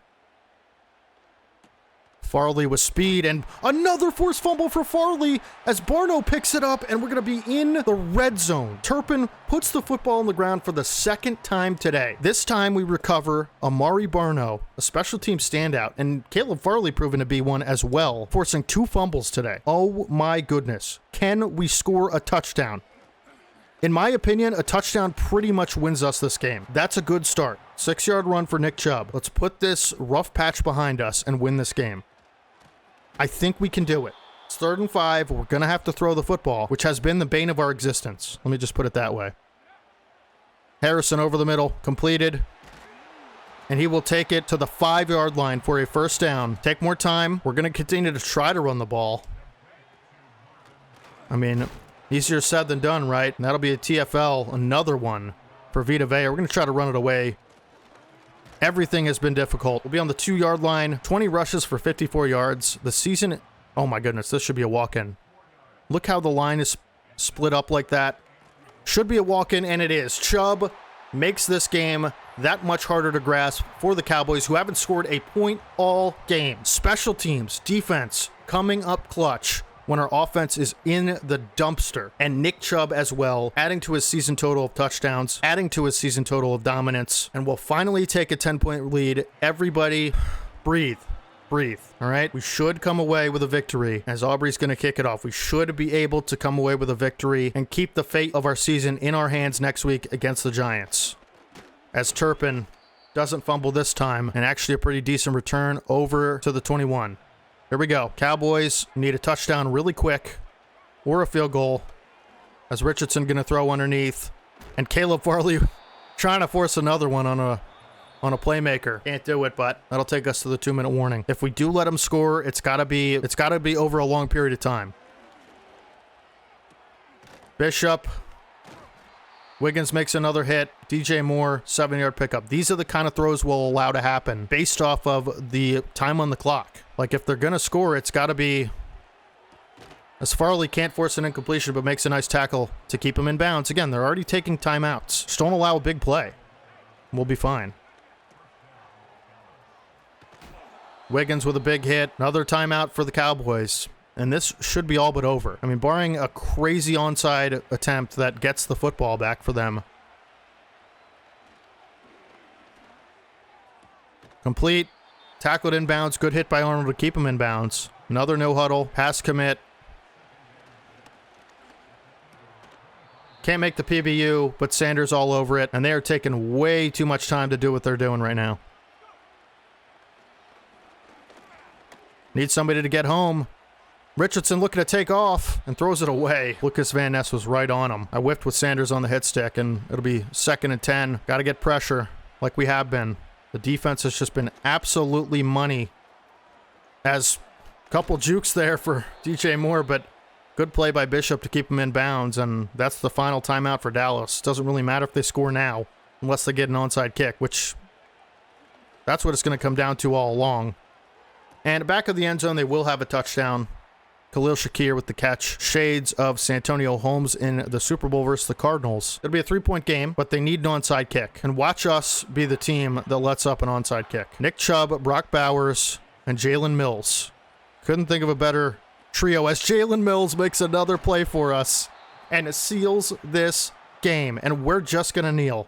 We're having that kind of season. We can't even run the football and risk a fumble. QB kneel, victory formation. Williams kneels it down and ends this game, and it is a dub for your Eagles. When's the last time we won? Hours ago in this video at this point. Man, it feels good to win. It was about the ugliest one you could possibly have. But what did I tell you? We're not going to let these stupid mistakes and stupid stats and games define us. We have an opportunity to put the season in our hands, and that's what we're doing. Trayvon Walker is finally starting to look like the guy we drafted him to be. Sack and a half, 3 TFLs. Chris Jenkins Jr., great season for him. Quentin Williams getting home with half a sack and a TFL. I mean, we didn't make any, big plays in the passing game necessarily other than the sacks, but Caleb Farley with 2 forced fumbles, right? Somehow Barno didn't get a fumble recovery. Interesting. Let's just get out of here with our win and quit while we're ahead. Next game will be the game that decides our season. The Giants are right ahead of us in the standings, and I'm sure they won, right? Because why wouldn't they? As Brock Bowers gets an upgrade. 90 overall possession might get him some more abilities, I have to say. So his route tech, deep out and short in, deep in elite. Red zone threat could be good. I don't know. I kind of like the abilities we have on him right now, so we'll kind of leave him just for now. But we gotta Juju Brents gets an upgrade. We're gonna upgrade his man coverage. It's really bad, and I went slot by accident, but still could give man coverage. We'll have to see. +1 man coverage. We'll take it. We'll look at the standings real quick. The Giants, I'm sure they won. Swimming ahead, Giants are 9-7. We are 9-6-1. We have a better record than the Giants. So if we win this game, we'll be in the playoffs, right? Because we're the 6th seed right now. Let's see. Can't win our division. There's just no chance, right? Oh, we clinched. We're in the playoffs. How did we clinch? We clinched a wild card? Bro, we clinched a wild card. Commanders clinched the division. So regardless of this game, I think we made the playoffs. How? Let's go to NFC. But if the Giants beat us, we'll be 10-7. I don't understand how they wouldn't make the wild card over us. That doesn't make any sense to me. Buccaneers can't get a better record than us. The Giants would have a better record than us. Is it division wins or something? They have more division wins. We have more conference wins. Is that? I don't know. I'm pretty sure X means you clinched a wild card, but we're going to try to win this game anyway. We have to get our confidence back, folks, going into the playoffs. It's just been a disaster offensively. We need to come out here and just dominate the Giants and, potentially get a higher seed in the playoffs too. That's another thing we could be playing for. We could knock the Giants out of the playoffs potentially with them losing because they haven't clinched yet. And that would be nice to knock a division rival out of the playoffs. I'd rather play the Cardinals or the Panthers than the Commanders. I don't think we played the Vikings all season, but I will see you guys in the next recording. We got a lot to talk about and discuss. What a win. We need to keep it going. YouTube, the final game of the season, week 18 is here, and as we mentioned, we've already made the playoffs, so we don't have to worry about that. We are playing the Giants. We'd like to play spoiler for them if possible, win this game. This game is about confidence going into the playoffs with a offense that isn't horrendous, right? Got to be able to build some momentum going in with the offense. I actually thought about resting the starters. I'm not going to do that. We really need a win. We also need to get our guys stats for awards and stuff like that, so I'm not going to be resting anybody. We are going down, Gabe Davis into the playoffs. We're going to be playing Tyquan Thornton as the slot receiver and the third receiver. For Caleb Williams, I think I'm going to go improviser, see if we can get a better ability on him. But as we mentioned, we have clinched the playoffs, and so also seeding is going to be extremely important because we want to make sure that, we go into the playoffs with the best possible matchup we can, and winning this game would help us do that. And so we're looking to win this game. It's not a situation where, we feel confident going in, we can rest our guys, and no, we're not that type of team. We're going to go out here and try to beat the Giants. And it's, you know, in front of our home fans. We got to do a nice job here. Let's just get into it and play our game. Try to go into the playoffs with some momentum. We will return the football to start the game. And we need to get, you know, some offense in the biggest way possible as Thornton on the return. Can't make anybody miss. And also, you know, this is a test for Tyquan Thornton. Kind of a game where we can see what he's really capable of, as we have Harrison underneath, and we're just going to try to take our easy throws, not do anything crazy, and we're really going to hope and pray that there's no injuries today. But we can't afford to, you know, go out here and not take this seriously, and we're going to try to pass the football plenty of times, you know. Bowers underneath. Good throw from Williams. Bowers will take it to the 48. Williams looking, rolling. Just going to get rid of it. It'll be 2nd and 10. Empty formation for Williams.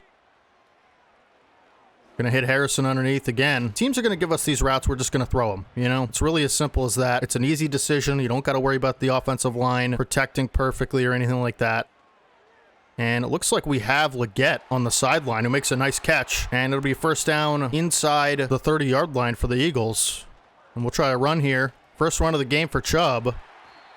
And it's so much different when you've been passing well. Now you can supplement the pass game with the run game. Chubb's open over the middle of the field, and ball's knocked away. It'll be 3rd and 2, and we're going to try to run this on 3rd and 2 with a trap play. Good block from Dickerson. Chubb's got a lane and breaks a tackle, and he'll be up at the 13-yard line. We're going to have a chance to score 7, start this game right. House of Chubb. Chubb can't get much. We always say House of Chubb, but it really hasn't been his house somewhat recently. Got Harrison. Can he make the catch? It's jumped and intercepted. I should have let it away. That's my fault. Another interception for Williams. What's new? Passing in the red zone has just not been our forte, and Tua Tagovailoa will take over at the 20-yard line. Unfortunate. We gotta, but again, this is a game to try to work out the kinks. You can't be afraid to make these throws in the playoffs, and you know, I have to do better at making them, obviously, but this is a game where we can test out what we do well and what we can do and can't do, and we probably should have played conservative there in that situation. And now I know that as Quinnen Williams gets through the line and he's going to make Tua pay. Tua had all day to throw, couldn't find anybody. Really good man coverage there for your Eagles. And it'll be a 2nd and 18. We do a great job covering there.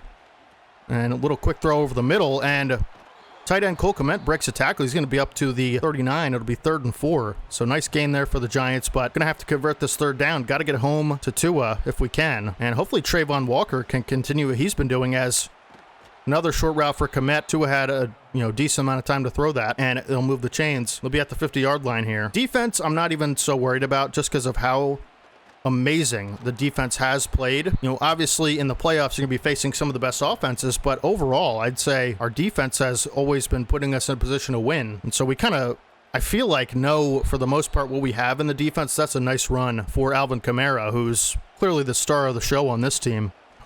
Up the gut for Kamara. Really good tackle for David Long Jr., who hasn't been on the field much, but it'd be 2nd and 10. And I believe Kamara was injured there.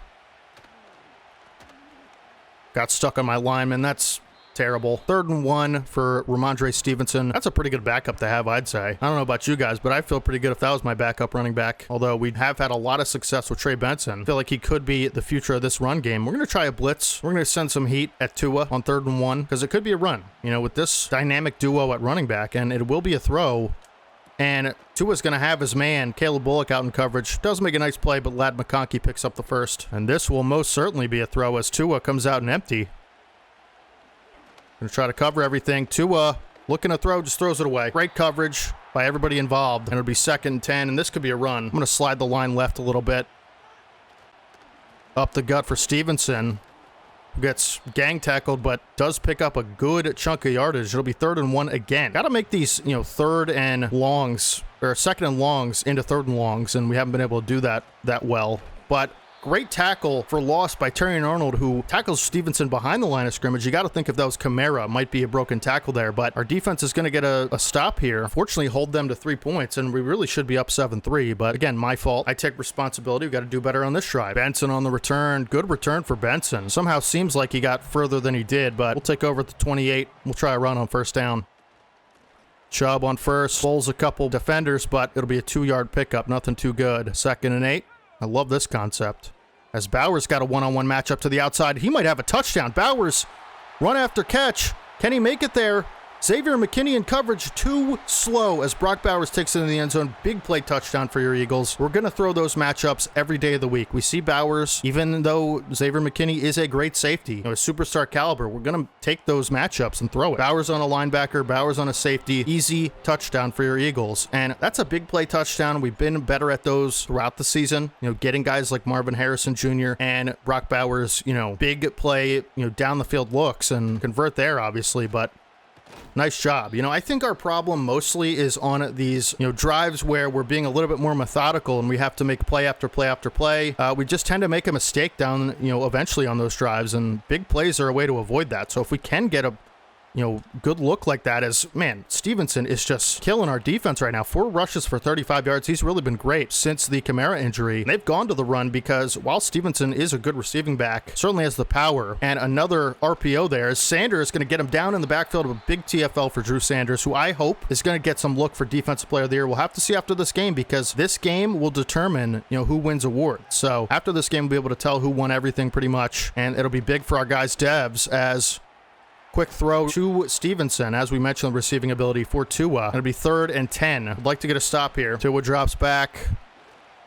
Good coverage down the field, and Tua just throws it away. Wise decision there. That's something we have to do more on offense. The Giants will punt. Our defense stands tall again. We've been doing a pretty good job on good teams, Like, there have been a few teams that have given us a ton of issues, right? The Commanders, for one, are impossible to stop. The Panthers, who are going to be in the playoffs, we had a lot of trouble against. But, I feel pretty good about most teams with our defense, as Fred Warner's just all over that. And these linebackers, it's always a linebacker that gives us issues in the run game. If a team has good linebackers, we're in trouble in that regard. Try to work out play action on 2nd and 11. As Williams going to look to take off, and he's going to try to make a big throw down the field. Probably good that we didn't get that throw off, because it probably would have been picked. I'd like to utilize Caleb Williams' legs a little more. I've talked about that. 3rd and 11. And nobody's open. Just going to take a sack. I tried to get rid of it. Couldn't make anything happen. And we'll punt in our own end zone. But as we know, and 2-minute warning, actually. But Ryan Stonehouse has a leg on him. And so we'll really look to make this a nice punt. Hopefully Caleb Farley can force another fumble. Stonehouse with a boomer. And here is Caleb Farley. He's going to try to make something happen.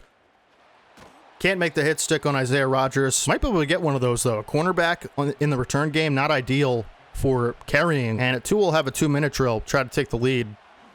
Underneath. Was completed, but good stop by the defense there.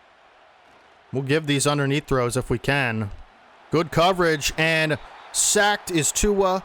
It'll be 3rd and 16. We're actually going to call timeout. 3rd and 16, and Chris Jenkins Jr., who's been a pretty impressive rookie all season long, one of our better rookies for sure, gets the sack, and they're just going to run it.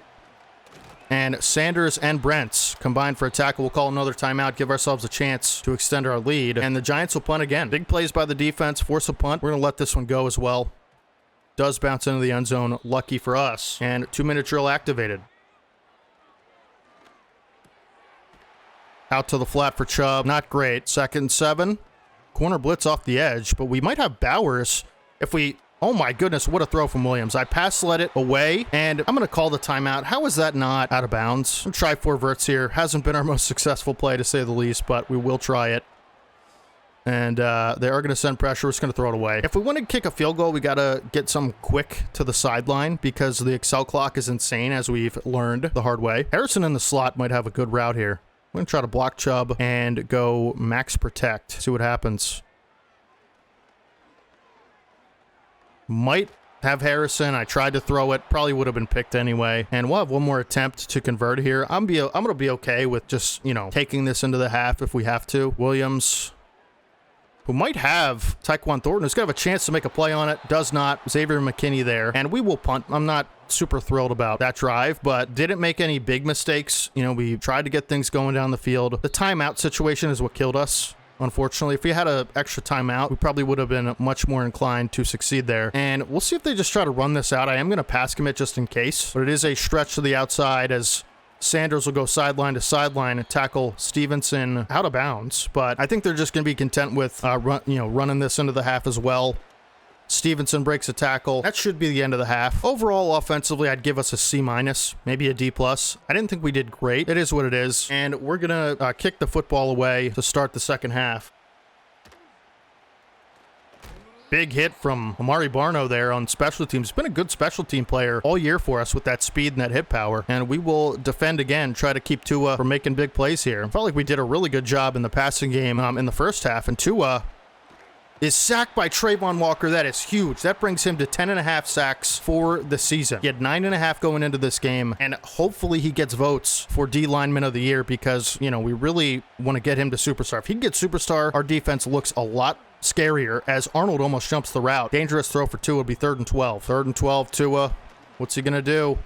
Good coverage, but Tua has time and unfortunately finds Ladd McConkey. It's a good route by McConkey, good catch and run, but, you know, thought Brents would have been there in the zone coverage to help that out a little bit. And we're actually going to switch things up a little bit, go man. I know they have some speed and some good talent, but over the middle again. You know, these medium over-the-middle throws give us issues a lot in man coverage, as I believe that's Hollywood Brown. And it'll be 1st and 10 in the red zone. You know, they're knocking on the door, scoring the first touchdown here of the game for them. And Stevenson, that's why we blitzed, you know, to stop this run, because the run has given us issues. It'll be 2nd and 6. We'll come out in 3 D linemen, and we'll pinch them. I want to cover well in the red zone. You know, if they run it in, they run it in. I feel like we have the athletes to stop a run, and it is a run. Sanders makes a nice play on it. It'll be 3rd and 4. Will they pass on this one? They certainly should, and Tua will pass, as he has a tight end over the middle. I believe that's Cole Kmet for the touchdown. Very unfortunate end to that drive. We haven't been all that good in the red zone defensively, I will say that. The extra point is up and good. They have the lead now. We have to be a little bit more proactive on offense and make some big plays. Benson loves this left side on the return, and he has a good one up to the 37. That's going to set us up nicely to have success on this drive. Good job by Benson all year in the return game. We're going to go empty look again. And we're just going to dump that off to Chubb, who, you know, if we can get the ball in his hands in space, even through the passing game, as we know, we're going to have a lot of chances for broken tackles. Nice catch by Chubb. 2nd and 2, we're going to go with a run, and Chubb has a lot of space. Warner there, like he always is, but big first down for Chubb. Good balanced attack so far on this drive. 1st and 10. And that is Legette's route if I've ever seen it. Good tackle there in space by the corner, number 4. I'm not sure who that is, but really nice play by him. Good coverage in general. I thought he did a nice job on that tackle, as Chubb's going to cut back and actually, you know, have a really great individual effort to get it up to a 3rd and 1, and we'll have a chance to convert here. We're going to run it to Chubb. Actually, you know what? No. We're going to go with a little short route concept. And don't love my options. We're going to try to throw that for Bowers. As really dangerous throw there. We're going to go for it. Why not? 4th and 1. Can Caleb Williams make something happen? And try to throw that for Harrison, who makes a great catch in traffic. That's the short elite ability. Harrison, what a great year he's had. A franchise receiver. And they're stacking this line of scrimmage as we'll try to dump it out for Chubb, who makes a nice catch. Didn't want to do catch and run because, you know, Fred Warner was lurking there. So we just decided to possession catch it. Williams slinging the ball nicely this half. And open on the sideline is Nick Chubb, who makes a nice catch on the sideline. Good footwork there to hang on to the football. He's been so good in the receiving game, you know, and you just don't really expect that all that much. As House of Chubb. Nick Chubb takes it for a 3-yard gain. It'll be 3rd and 5, and that'll take us to the end of the 3rd. We're going to come out and, you know, look to throw the ball, but if nothing's there, I don't love this look, if I'm being honest. We might just go with a short concept because this is 4-down territory, as we do have Tyquan Thornton on the sideline, 2-yard pickup. I think you just take the points now at, you know, 4th and 3. But good catch by Thornton. Probably should have rack caught that and see what he could do. But we'll tie the game. I got no issues with that. It'll be 10-10. Our defense is unbelievable, so I feel pretty good about this. Solid return to the 27 for the Giants, and Tua will take over. You know, I think the thing I'm most worried about on this drive for Tua is, you know, not even Tua. It's just going to be the run game in general. They've ran the ball effectively all game, and, you know, there goes Stevenson again. Despite losing Alvin Kamara, one of the best running backs in the league, it's great to have Stevenson as a backup and makes us pay there with a big run. And this is the kind of stuff we got to watch out for in the run game. RPO, good play by Kalen Bullock to read that. 2nd and 6. Good stop by Bullock there. He's been awesome all year. I say it every week, but he's so reliable back there. Franchise free safety, if there ever was one. And Stevenson, it'd be 3rd and 2. This is a big 3rd and 2. We have to be better at getting off the field in situations like this, you know? We're going to blitz Richie Grant and Drew Sanders and try to get a stop, which might be able to, as Tua looking to throw, and he has a great one to the outside. I missed the tackle with Juju Brents, and that's going to be a touchdown for Ladd McConkey. That's so unfortunate the way that play ended up. I thought I had a chance to sack Tua with Drew Sanders. I kind of bit a little bit on the play action, and it'll be 17-10, man. Now we're going to have to back up against the wall a little bit. As we know, Williams does not always operate perfectly in that situation. We don't want to be going into the playoffs with a 7 seed and playing someone like the Commanders. And so this is a very, very crucial drive for our season as Benson, another great return, makes a man miss, and he'll be up to the 40-yard line near. Darn near the 40-yard line, and we can run the football. That's the best thing about having 4 minutes and 30 seconds on the clock. We're going to try to do that as Chubb has a lot of space to the outside, but Warner, man, without Fred Warner, I think Chubb might break a couple of these. He has been a problem all day in this run game. 2nd and 3, going to try a run again as Chubb bowls over a defender, and Warner's there again, but not before Chubb picks up the first down, and looking pretty good in the run game to start. And you know what? I feel like with the look they're giving us, we might be able to take a deep shot here. It is a blitz. We're going to chuck it up. We were going to chuck it up for Harrison, who probably would have caught it. As we know, so lethal in those jump ball situations. Unfortunately, can't make anything happen. We'll have to throw on 2nd and 10. I don't feel good about running it here. And Leggett with another big whip route, and Leggett makes another man miss, and Leggett, oh my goodness, Xavier Leggett will not be tackled. Such a threat with the ball in his hands in space. He'll juke you out. He'll break a tackle. Xavier Leggett with a monster catch and run. When you need him most, he's just always there. Not only is he Mr. Reliable on 3rd down with some of the softest hands we've seen, always going to make the catch, but just runs that route so perfectly and makes people miss after the catch. Potentially his best play all season, even counting the big throw down the sideline we had a couple weeks ago, right before a half, and then, the first game of the season with that double juke move. He's just so good. Wide receiver 2 of the future, but Leggett makes it possible for us to tie the game, and underneath, whipped on a hit stick with Sanders, but it'll be 2nd and 7, Stevenson with the catch.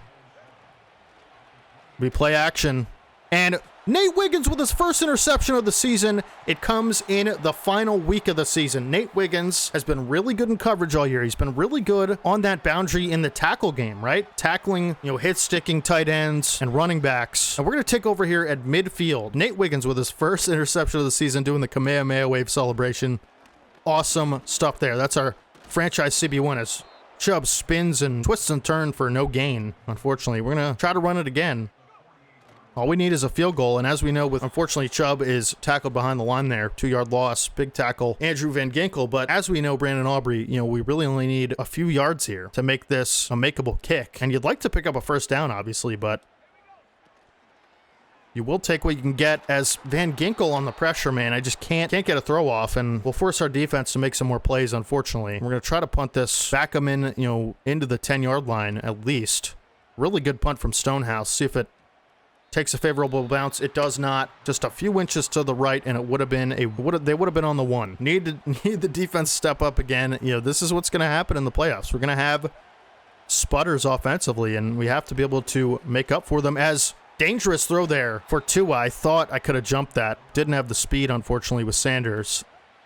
Tua's going to have to make some magic happen on this drive, as he's flushed out, and Trayvon Walker will get him again. 2nd sack of the day for Trayvon Walker. That brings his season total to 11.5. Beautiful, beautiful stuff. Was really hoping he'd have a big week. That helps his case for superstar, and Tua will throw on 2nd and 18. Quick underneath route, picks up 4. Giants call a timeout, and I'm feeling pretty good about 3rd and 14 here with the way our defense is playing. Nothing deep. We should be fine, as Tua has a lot of time there, and he's going to take off and slide, and we're going to call a timeout. It'll be 4th and 10. They're going to have to punt, and we're going to have a chance to, we have 2 timeouts. We're going to have a chance to kick a field goal with the best kicker in the world and make this game, please go out of bounds. Please go out of bounds. It does go into the end zone. Chance to win this game with Caleb Williams, who's played pretty well today. Offensive line has struggled a little bit to block some of these Giants blitzes, and we're going to make sure we have a lot of time with Williams here because I want to get a shot down the field if possible. And we might just get it, as that's the worst thing ever. My goodness, what is wrong with me, man? Why do I think I can make that throw on the run? Unreal. Giants are going to win the football game. Yeah. All right, can't do that in the playoffs, but this is why you have Week 18 to sort out your issues, man. I cannot believe how many times have we made a mistake like that? Unreal. How many times can we make a mistake like that to lose a game and still make the playoffs? It's absolutely insane. As Stevenson just Should have let him score, honestly. We're going to call our last timeout, and they're just going to probably kneel one and look to kick the field goal. They will come out in shotgun, as this will certainly be a run. It is, and Stevenson is taken down. Can't ice the kicker, unfortunately. And they'll take a timeout with 2 seconds left. We could try to block it with Farley, but I doubt that we're going to be able to, as the Giants will most likely win this game.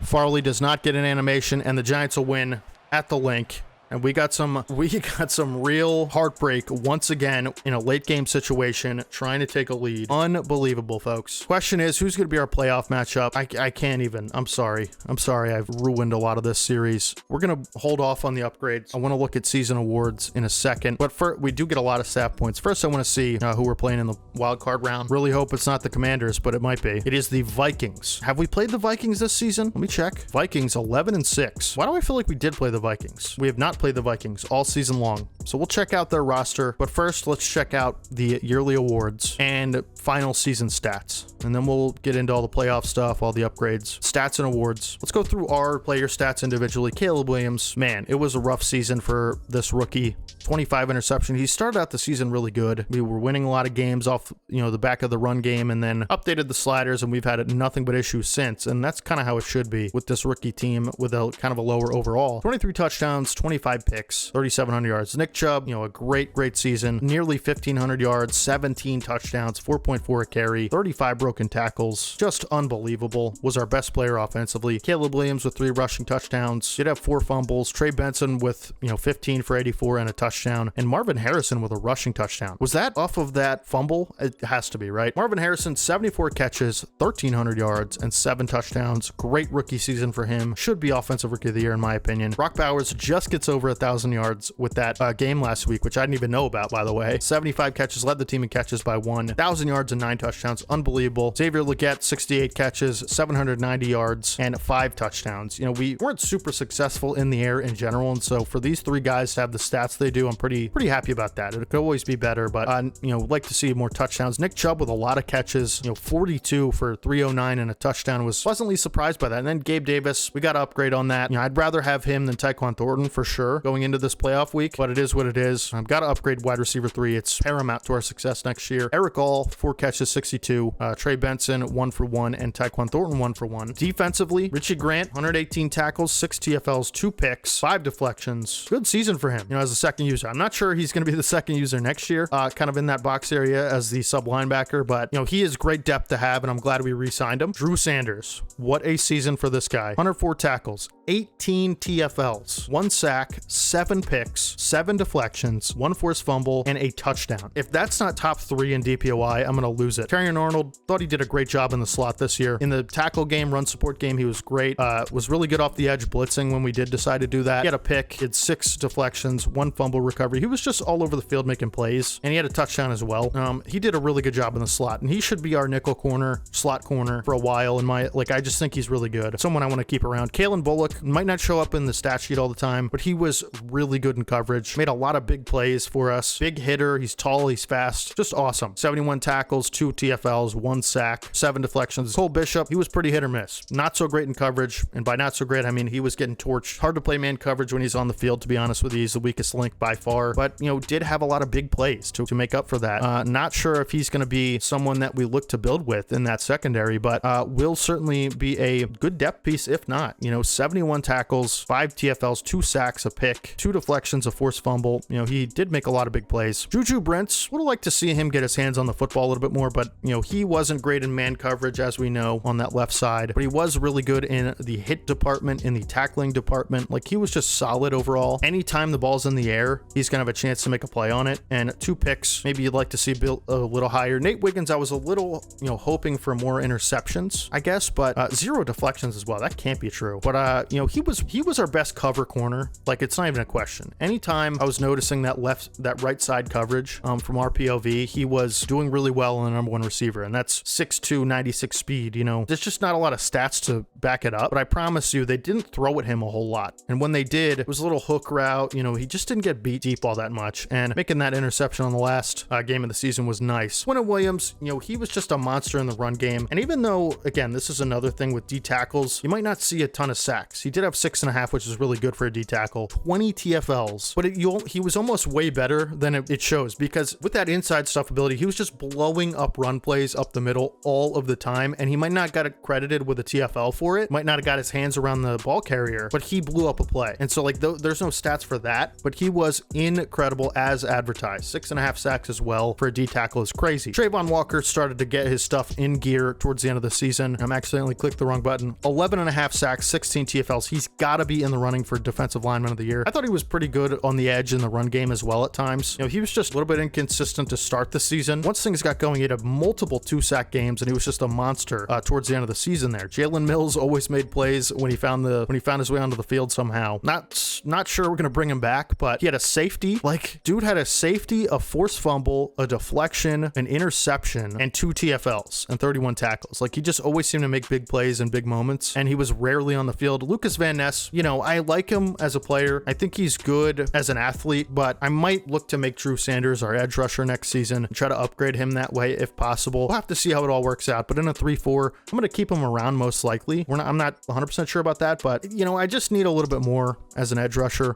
Caleb Farley was great towards the end of the season in the gunner position on special teams, 2 forced fumbles and a recovery. Julian Okwara, special teamer. Amari Barno made some big plays in the special teams. Chris Jenkins had 5.5 sacks, 7 TFLs, and a forced fumble. I like Chris Jenkins. I think he's someone I might keep around for a little while. He had a good season as a rookie, not rated super highly, and so he was kind of set up for failure, but playing next to Quinnen Williams, I don't know, I thought he had a pretty good season. BJ Ojulari made some big plays in the run game, getting sacks when we put him on the field in those 4-3 sets. Marco Wilson, Dave Long Jr., and that's it for the defense. And then Brandon Aubrey was 22 of 23. Only reason he missed a kick was because I butchered it. 62-yarder, 47 of 47 on extra points, 11 of 11 on 50 plus. Just unbelievable for him. And that's the stats. Let's check out the awards and see who might be getting an upgrade. Nobody for MVP. I kind of want to see if we won like anywhere close to Coach of the Year. Not even in the running. Understandable with the way we finished the season. Offensive Player of the Year, Nick Chubb finishes 4th. I hope he doesn't lose his X Factor next season. He is getting older. That'd be really unfortunate if we lost Chubb's dev with the season he had. DPOY, Drew Sanders is 5th. I really hope he gets an upgrade to superstar after that season, man. He better. He really better. That kind of stinks. Thought he'd be much higher than that. It's a lot of times they go off sacks, and so Fred Warner and these guys, they had sacks and picks and all that. So Offensive Rookie of the Year, how was Marvin Harrison not number 1? Please tell me. Brock Bowers, Xavier Legette, all in the running, but Bowers and Harrison top 5. Bowers could go up to X Factor realistically after that 1,000-yard season. Legette to superstar would be fun, but I don't think that's going to happen. Defensive Rookie of the Year, Terrion Arnold sneaks into the voting, as well as Cole Bishop and Chris Jenkins. Could see one of those guys go up to superstar. I wouldn't bet money on it. Quarterback of the Year, Running Back of the Year. Nick Chubb does win Running Back of the Year, so that's really good for him. Definitely deserved it, like I said. Receiver of the Year, we had a monster year with Harrison. Somehow don't get any votes for that. Offensive Lineman of the Year, we have quite a few. Evan Neal, who didn't play, so not sure how the voting works, if that's going to be the criteria, because he literally wasn't a starter. Matt Pryor as well. What the heck? Well, can we get Landon Dickerson as superstar, please? That would be really awesome. Okay, interesting. Best D lineman. Trayvon Walker was 3rd. Oh my goodness. He has to be a superstar. Please, Madden gods, John Madden, make Trayvon Walker a superstar. That was such a big plan. And if he gets abilities next year with that, the way his overall is and just the type of athlete he is, he's going to be the best edge rusher in the league. Top 3 in best defensive lineman, had 11.5 sacks, 16 TFLs. He's got to be up there. Drew Sanders 4th in best linebacker. Did we have Quinnen Williams also in here? We did not. Okay. Drew Sanders 4th in best linebacker. He's got to get upgraded, please. Best DB, we're not going to have anybody. And Aubrey wins best kicker. So it's going to be iffy on some of these guys going up to superstar, but the main one we're hoping for are Trayvon Walker and Drew Sanders. Anybody else, I wouldn't expect them to. Maybe Landon Dickerson, but we have a ton of stuff to do this week. And of course, going into our wild card playoff game, this is where, this is what the season is all for. So as you guys know, this season has been a lot about development for our young players. This is season 1 of the franchise. We're going to do a lot of seasons, and I've been pretty happy with the development, but along the way, we won a lot of games. And, towards the end of the season, we totally collapsed and broke down. But this season has become something more than just about development, because we're in the playoffs and we're going to be taking on the Minnesota Vikings, who are the 2 seed. We'll be the 7 seed at Minnesota in the wild card round. Cardinals 1 seed, Commanders and Giants will take on each other 3 and 6 seed. That's going to be fun. And so if we win, we're going to take on the Cardinals. But if we lose the season, I wouldn't say it's a failure, but it's going to be tough to lose this game. Panthers and Lions also haven't played the Vikings this season. Let's go into the storylines here. We have 2 of them. Nick Chubb, just wanted to reach out and talk about that goal we set in midseason. I had the hot start start. Didn't meet the goal. Feel like I let the team down. Dude, you had an amazing season. What are you talking about, Nick Chubb? Come on, man. Another storyline, early season reporter. Ryan Clark talking about our rushing attack this morning, mentioned that. Start of the year, 10 rushing touchdowns. Well, good. Okay, cool. We should get some XP out of that or something. All your halfbacks earn 2,500 XP. That's nice. Actually complete a goal there. We are going to have a lot of upgrades here because players were on award ballots. Chris Jenkins has 4 upgrades. Probably, like I said, because, you know, him being on award ballots and stuff like that. I like Chris Jenkins a lot. We're going to try to upgrade his speed rusher a little more. I'd like those finesse moves to be a little bit higher. Does get +3 finesse moves there, and we'll try to get those as high as we can. Speed rusher again gets a lot of stuff here. +1 block shed, finesse move, hit power, play rec, power moves. What a great upgrade there. And a couple more upgrades to the speed rusher for Chris Jenkins, +1 finesse move. So where are we at now? Pretty good. I'd say now we should probably go 1 more speed rusher and hopefully get close to that 80 overall mark. 3 speed rusher. So now he is 79 finesse moves, 78 power moves. He's looking much better after those upgrades. Good year for him. He was on the defensive rookie of the year ballot. Trayvon Walker gets 2 upgrades. You know where we're going with this one. Got to get those finesse moves up into the 80s. Give me +3, +2, +1 block shedding. So he's into the 80s. Actually, no. With morale, he's 79. So hopefully we can get up to the 80s here. +6 block shedding, 2 finesse moves. Oh my goodness. Let's not forget, he's still 23 years old, man. Like, he has so much developing to do. And I really just hope he gets superstar. Now playing up to an 83 finesse move, 87 power move. Unreal. Caleb Williams going to get 2 upgrades. We're going to go strong arm for both of them. We're just trying to get to an 85 overall and then, you know, 95 overall. Hopefully next season we can get that gunslinger ability. These will be his abilities going into the playoffs. Drew Sanders gets 2 upgrades, and I think we're going to go run stopper for both of them, just because if he is going to play on the edge next season, I'd like for him to be better at block shedding. +2 tackle, +1 zone coverage. His coverage skills are already amazing. +3 block shedding. There we go. So, and still only 22 years old. And then finally Braylon Allen with an upgrade. And for him, I'd like to go elusive back, I think, for Braylon Allen, as he gets +2 juke move. And those are the upgrades. You're going to check out mock draft 3. However the season ends, I'm going to do an off-season preview. So we'll go over all the prospects we're looking at. And then I think I might do a separate video for the off-season. I really want to take my time on the off-season. And so we'll do a full season, obviously, for season 2 as well. Currently with the 18th pick, projected to take Kenny Parks. But yeah, probably be a separate video coming soon for the off season. Definitely be, you know, at least an hour long. We'll do the draft, free agency, all that stuff. And then, you know, season 2 will just be season 2, full season 1 video, same as this. Spend our staff points on some of these off season things, like, let's see, +2 trade value for user draft picks. Definitely want that. Trade discount for CPU draft picks. We might want that, but I'm actually going to go guaranteed trade package for current user pick during the draft. So any pick we have, we're going to have offers to either trade down or whatever. So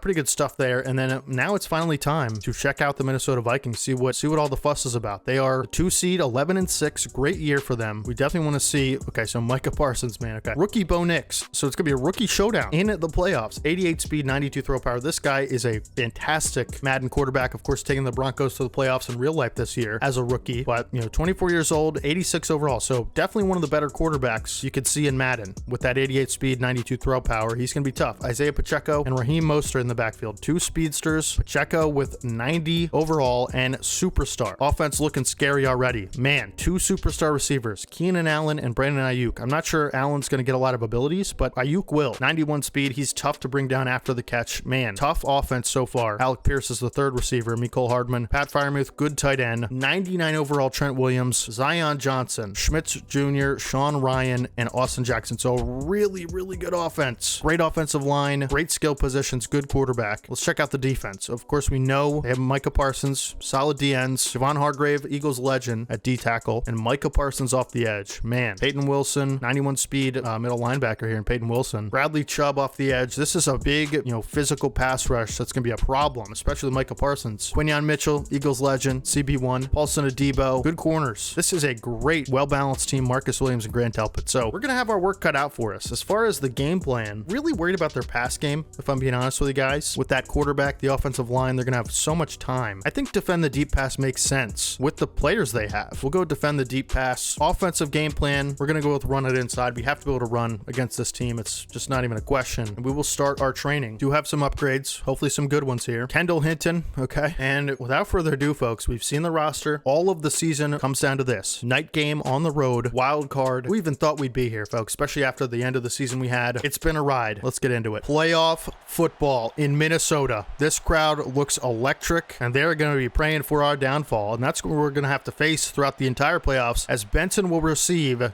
for the Eagles. And Benson with some space and a decent return. And we'll take over at the 31. Good return there for Benson. And Caleb Williams, of course, we've known this offense has absolutely collapsed down the stretch of the season. Got to get Nick Chubb going. First snap of the playoffs. It's going to be a run to Chubb. He's going to pick up 3. 2nd and 7. Be another run to Chubb as he has a cutback lane. And Chubb pulls over a defender and picks up the first down. Great run for Chubb. Good job for the line as well. And a steady dose of the run is what the Vikings are going to get. Chubb again. Good blocks. Chubb, big run to the 45, and we're up to midfield now. And why stop running when it's working so well? Stretch to the outside. I like the way the defense is lined up, as we're going to have some blocks. And Chubb to the outside. Chubb's got speed. Outrunning Wilson down to the 15-yard line, and we're officially in the house of Chubb. Chubb showed up today, folks. Nick Chubb running this defense ragged. 1st and 10 from the 15. We haven't thrown a pass yet. And Chubb, another good run up to the 9-yard line. We're officially inside the 10. It'll be 2nd and 4. And we're just going to keep doing it. We're going to keep running it. Chubb, good blocks. He's going to take multiple defenders down to the 1-yard line. Wonder what we're going to do here. What do you guys think? Throw the football? I don't know. They have 3 down linemen. Are they kidding? Chubb, unblocked up the middle is Fowler. Be 2nd and 1. How does that happen? I have no idea. Unreal. If we can't get this, I mean, we're in trouble. Chubb cuts back, walks into the end zone. Touchdown, Eagles. That is how you start a drive, folks. How many runs? Like 15. Aubrey's extra point up and good. 7-0 Eagles to start the game. We go out and you punch them in the mouth and see how they retaliate. Kevin O'Connell can't believe it, as Nick Chubb is certainly who they game plan for, and they could not stop the freight train. Minnesota receive. And that's exactly what we wanted to do offensively. Now, a good drive by the defense makes this one pretty interesting for us. And it's all eyes on Bo Nix and these receivers, especially Pacheco as well. Could be a real problem for us. And it is play action on the first play. Nix looking to go deep. Brent's there in coverage, and it is picked off by Cole Bishop on the first play. Cole Bishop with running room down to the 41. Oh my goodness. What is happening? And Cole Bishop decides to go with the Goku celebration, just like Nate Wiggins on his first interception. Cole Bishop with a big play in the playoffs here. And Chubb is getting close to freight train, actually. And Chubb's going to have a huge run here. Tries to pull over the defender. Marcus Williams, the safety. And Chubb will have 9 rushes for 84 yards. Williams has not thrown a pass, and we're not going to start now. Chubb cuts back in the middle. 2nd and 7, and now I think we start to try to open the pass game up a little bit. What the heck is happening? Williams looking to throw. We'll have Tyquan Thornton on the whip route, and Thornton's got speed to the outside. He'll take it out of bounds at the 31. No need to reinvent the wheel here, you know, like Chubb tries to break some tackles, but ends up taking it to the 28, almost in his house. He needs one more run for... They have no middle linebacker in the middle of the field here. This box is empty. One more run to activate freight train, and need one more of 10-plus yards to be 3rd and 6. And finally, Minnesota makes... And Fuaga's actually hurt. I believe it'll be Evan Neal come into the game to replace him. That's not good. But finally, Minnesota makes something difficult for us on a 3rd down. And guess who we're going to? Nick Chubb, who fumbles the football, puts the ball on the ground. Recovered by Minnesota. And another turnover happens. This time out of my control. But Nick Chubb, after all of the great start and success he's had, puts the football on the ground, and can't be too upset with him. He's touched the ball 15 times. And another play action. And it's nearly intercepted again for Bo Nix, who's just putting the ball in harm's way. Fuaga, high ankle sprain, will not return. Matt Pryor's going to come into the game and replace him. Big loss there. Stalwart right guard. And, you know, Minnesota should consider running the football, because Bo Nix is just putting the ball in harm's way over and over as Sanders whips on the tackle. That sucks. That sucks. I'm sorry. It'll be a big gain for Pacheco. That's my fault. Sanders had a tackle and drank a stupid potion on the sideline.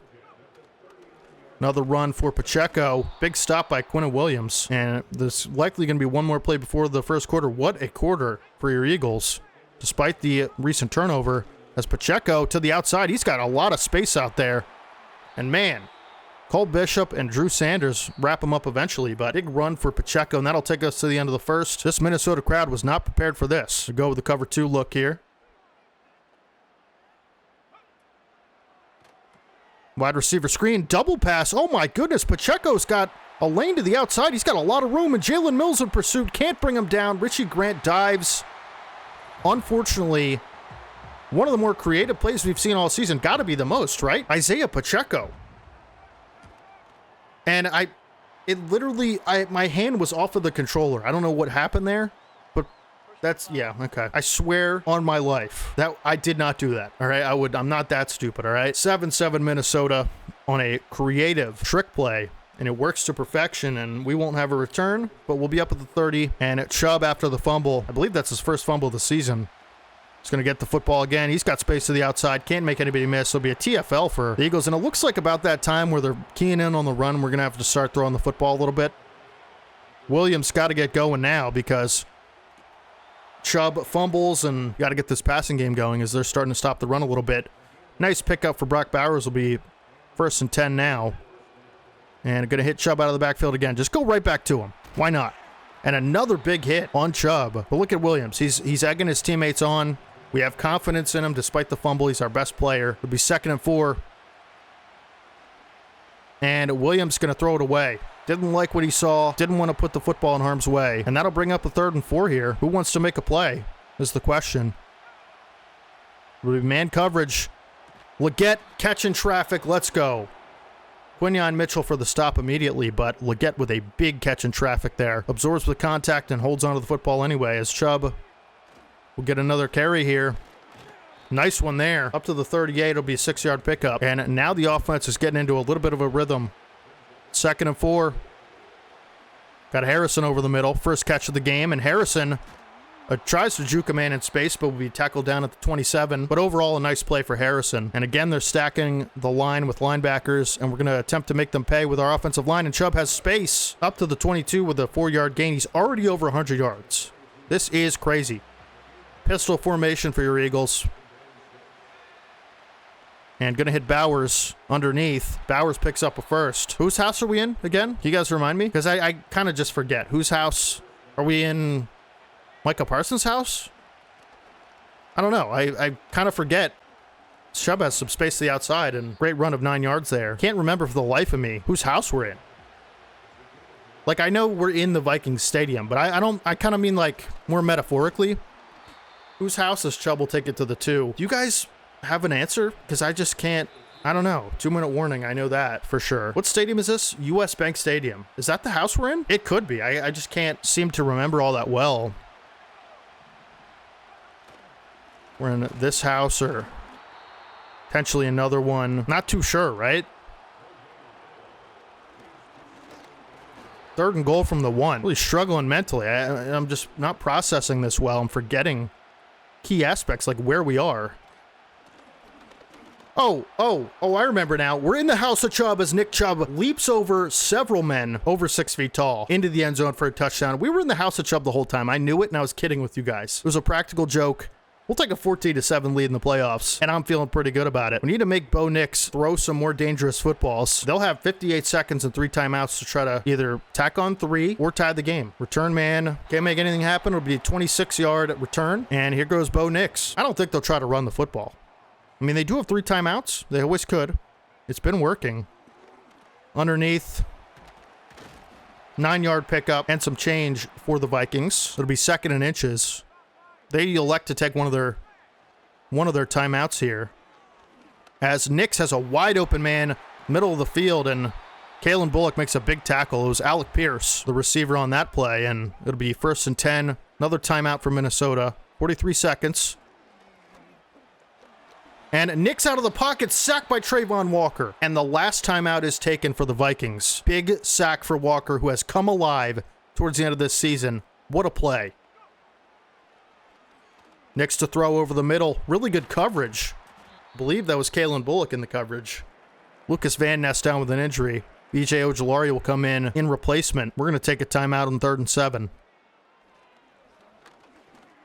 And Nix lost the football. Trayvon Walker recovers. It was B.J. Ojulari with the pressure. with the forced fumble, the strip sack on Bo Nix, who's had a rough day. Was that on Trent Williams, too? Trent Williams gets beat by B.J. Ojulari off the edge. This guy just comes in and makes plays, I'll tell you what. Strip sack on Bo Nix, and Trayvon Walker recovers. You cannot make this stuff up. And just to show you guys what the situation is, I have not tweaked a slider. I have not tweaked anything. We're an all Madden competitive. I almost can't believe it myself because this has been unreal. We'll have a chance to make it a 10-point game. Still have timeouts as nothing's really that open, and Williams is going to throw it away. Didn't like any of the matchups necessarily. We're going to keep Lucas Van Ness in the game. He is our starter, but it's hard to not replace him with Ojulari after what just happened there. Williams had a lane to run. He had Chubb over the middle of the field too, and we'll take a timeout in 3rd and 19. Probably shouldn't. An arm punt is just as good as a punt. I'm not looking to throw an interception, but if it happens, it happens. And we're going to try to take a shot. I mean, we have to be aggressive here. You know, this is the playoffs after all. Nothing's there, we'll check down, but as Williams fumbles, as my decision proves to be, actually that should take us to the end of the half, right? Or no, turnovers is, yeah, well, they don't have timeouts, so good thing the CPU's brain dead, and they're going to run a play here. Unreal. And they actually score a touchdown. Oh my goodness. A one-play walk-in touchdown, and my decision proving even worse at this point, as Minnesota ties the game, and they will receive to start the second half. I can't believe any of this. Williams fumbled, puts us in a tough spot here, and we're going to do a running back screen. My goodness. Chubb has blocks, and going to take it to the 41. 3 seconds left. We're going to try a Hail Mary. Why not? I don't know. I think I'm going to go to Harrison, assuming we have time. Williams going to take a shot for Harrison down the field, who nearly makes the catch. That'll take us to the end of the half. Weirdest half of all time. Absolutely nuts. We're going to try to run the football. Keep defending the deep pass has not been successful for the Vikings. And we will kick. I'm going to make an effort to relax a little bit. There's so much emotion going on. As really nice hit on the return, but a lot of highs and lows. I got to pull myself together, be a little bit more even-keeled here. And we're going to try to send some pressure on the first play at Bo Nix, who has made some questionable decisions. We got to make him continue to do that, as over the middle for Keenan Allen, complete for a 4-yard gain. Got to commit there with my user. And I would expect to see a little bit more of the running game. We're in a 3-3 nickel. And this is a run. Pacheco, nice pickup. Jalen Mills takes him down. We're going to try man coverage. I don't love it. Quinnen Williams just blows that play up behind the line of scrimmage. Pacheco somehow sneaks 1 yard out of it. That's why you go out and you get a superstar X-Factor D tackle in the fantasy draft. As to the sideline, good tackle by Jalen Mills. But Keenan Allen with the pickup, and it'll be 3rd and 2. And this could certainly be a run, and we're going to send all we have at the offensive line of the Vikings. It is a run. Pacheco cuts back, but Cole Bishop makes a brilliant stop, and they'll punt. 4th and 1 from midfield. Questionable decision from O'Connell, but can't say it's necessarily a bad one. It's definitely a conservative one, but here comes Nick Chubb back on the field. He's going to see the football plenty of times. Need a touchdown on this drive. We just do. Run's been successful, and Chubb's going to cut it to the outside, and he has a ton of space. Pulls over a defender, stays in bounds, and takes it up to the 39. He is a man on a mission today, folks. He will not be denied, and he's now in the zone. Freight train is activated. Let's go. Chubb with a lot of space. Pulls over one man, and another first down for the Eagles. He might break the playoff record. I don't know what it is, but he's certainly going to run over 200 yards. This is an all-time historic performance we're seeing from Nick Chubb, who has a lot of space out of the backfield, and another first down carry for Chubb. 23 for 158. Unreal. And we're just going to keep it rolling with him. Safety, blitz, can't make a play. Another first down for Chubb. It's just laughable at this point how great he's been. And now they're going to stack the box, and this is where you potentially look to take a shot. As we have Bowers going to make a run after the catch. Down the sideline, Bowers stays in bounds up to the 14. Great run after catch for Bowers. And, oh yeah, it's time. In the red area, House of Chubb. Chubb. Another first down pickup, another 10-plus yard run. You can't even put into words how dominant. And that should be a free play. And Chubb's just going to walk into the end zone anyway. We're going to 100% take the touchdown on that. See what the call is. Offside defense. Barring extra point, it'll be 21-14 as Nick Chubb continues his historically great day, tacking on another touchdown. Caleb Williams hasn't had to do much, and I think that's going to be our recipe for success. If we can just keep him in a manager-type situation, we'll be perfectly fine. We need another stop here. Defense has come up big in multiple situations. The end of the half, they kind of got lost after that Williams fumble. Return man on for Minnesota. Take it to the 28, and they need to score points. I like this 3D lineman set. It's been pretty effective in the pass game. And we're going to continue it here. This is a 3-2 dime look. And Nick's looking to scramble, and he's tackled. The injured Lucas Van Ness makes a 5-yard loss. Big sack for Van Ness as Nick looks to escape the pocket. And an empty look here for the Vikings. Out of the gun. Keenan Allen, nice pickup of 11 yards. And it'll be 3rd and 4 for Bo Nix, who's been pretty hit or miss today. And we need that to continue on a big 3rd and 4. Vikings need points. It's as simple as that. We're looking a lot more, I gotta say, we're looking a lot more like the... As Nix looks to scramble, and Arnold with a big hit, Nix will not fumble the ball. Big scramble from Nix to pick up the first down. We're looking a lot more like the early season version of ourselves on both offense and defense, in my opinion. Run on first down, Pacheco to the outside. They love these outside stretch runs. And Brent's there with a big tackle. And that'll take us to the end of the third. 4th quarter. All the money on the table. Season on the line. Which team wants it more? Looks like we'll have to see. We're going to mix up our coverage here as Quinnen Williams blew up the play but couldn't get his hands around Pacheco. But Drew Sanders makes a nice tackle. Only a 3-yard pickup. And it'll be a big 3rd and 6. And intercepted by Richie Grant over the middle. Lurk from Richie Grant, who's had maybe arguably top 5 season on this defense. Guy comes in as a fringe starter, makes the starting lineup week 1, and just balls out. Richie Grant, the veteran presence on this team, makes a play when we needed it most, and here goes Chubb to potentially ice this game. We're going to have to make plays eventually in the passing game, but it's not going to be on 2nd and 7 here, as we'll try to run again, and Chubb has good blocks. Takes it to the 48, and it'll be 3rd and 4 for your Eagles. Big play here. Williams in the empty set. Williams looking. He's going to try it for Thornton, who can't catch the football. It'll be 4th and 4 from the 48. If it was 4th and 3 or 4th and 2, I might go for it. We're going to punt. Nobody was really open on that play, unless I missed something. We're going to try to punt it out of bounds. And pin him pretty deep. And that's exactly what Stonehouse will do. It'll be a 92-yard drive for the Vikings to tie this game. And let's see what they do. Backed up to their own 8-yard line. Going to need good coverage. We'll go with a man look. Nix to throw underneath. He's got the tight end on a drag route. Big catch and run as Quinnen Williams is down, and that's very devastating. That's the best player on our defense. You cannot afford to lose him in the run game, and they notice that he's out, and Pacheco makes him pay early. Bruised ribs will return soon. We're going to have to keep him in the game despite the high re-injury risk. This is the playoffs. And unfortunately for Quinnen Williams, our season is on the line, and he's a big part of it. And we really just hope he doesn't get re-injured, but we have to do what we have to do as Allen, wide receiver bubble screen, picks up the first down. We need to keep this team out of the end zone. We have a dominant run game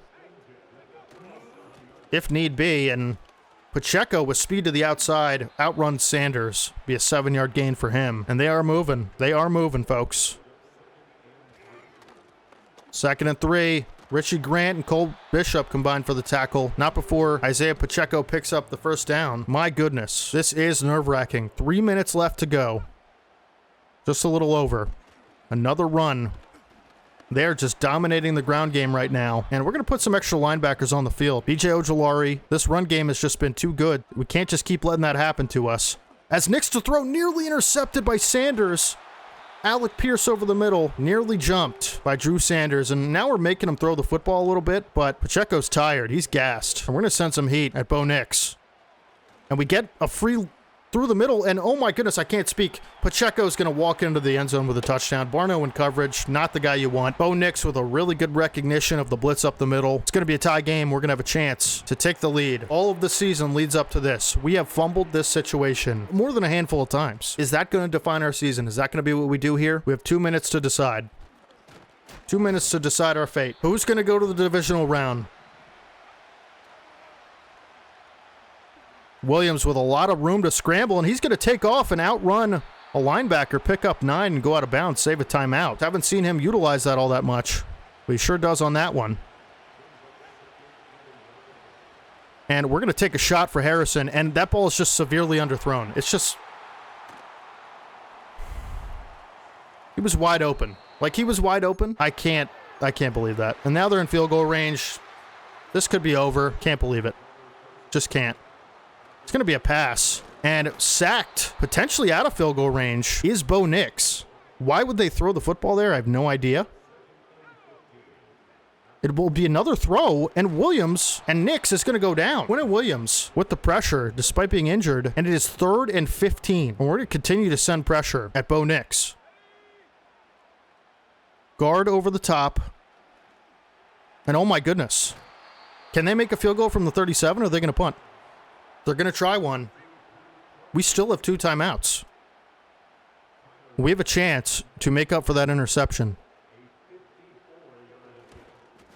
Can we? I'm not sure, and he missed. He missed the field goal. Oh my goodness, I was trying to block the kick. He missed the field goal. We're going to get the ball at midfield. Unbelievable. We're going to get the ball at midfield with 2 timeouts to get in field goal range. I'm running the ball. Like, I'm running the ball. I don't care. Still have 2 timeouts. Chubb up the gut. He nearly has field goal range. Picks up a first down. We're going to save our last timeout, which I have learned to do. Braylon Allen into the game to block for Chubb, who's still activated.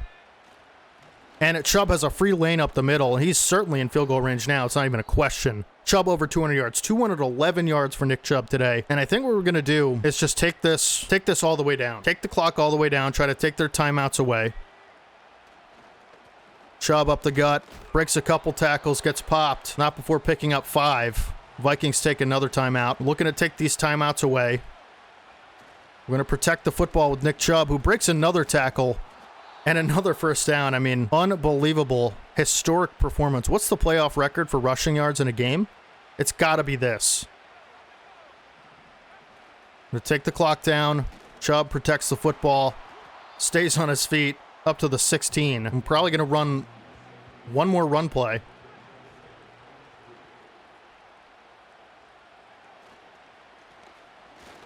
Chubb breaks a couple tackles, and he'll be up to the 11. We're going to take this clock all the way down to 3 seconds and kick this field goal to move on to the divisional round against Arizona. This was not on my bingo card today, folks, I got to say. O'Connell not liking it.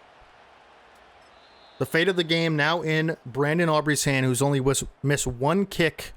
No, what just happened? Why am I running it?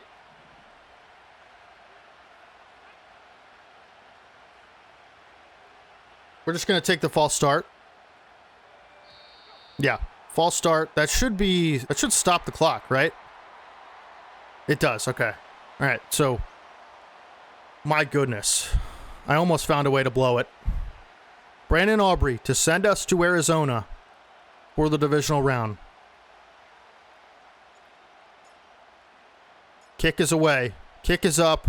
Kick is good, and the Eagles are going to the divisional round. They come into Minnesota. They handle their business on the back of Nick Chubb and the defense. Nick Chubb with potentially the greatest game of any running back ever in a playoff game. Over 200 yards, multiple touchdowns. And this crowd is completely stunned and silent as the Eagles come into their house and dominate on the line of scrimmage. Multiple sacks on Knicks. Too many turnovers for the Vikings. We did our fair share of nearly blowing the game as well, but ultimately for naught. Caleb Williams with just a putrid stat performance. Almost ended the season with an interception at the end of the game. 9 for 14, 86 yards, and an interception. Brandon Ayuk with a 41-yard touchdown pass. That was a cool play. Nick Chubb, 34 carries for 233 yards, 3 touchdowns. He did have the fumble in the pass game, but how could you be mad at him for that? 8 broken tackles, 30-yard longest run of the day, 90 yards after contact. Receiving wise, nobody really stood out because they didn't have an opportunity to, but the defense balled out as well. 7 tackles for Drew Sanders, a TFL for Lucas Van Ness, Trayvon Walker, Terrion Arnold, Quinnen Williams, who played through an injury. Also, Lucas Van Ness played through an injury. A sack for Lucas Van Ness, a sack for Trayvon Walker, a sack for BJ Ojulari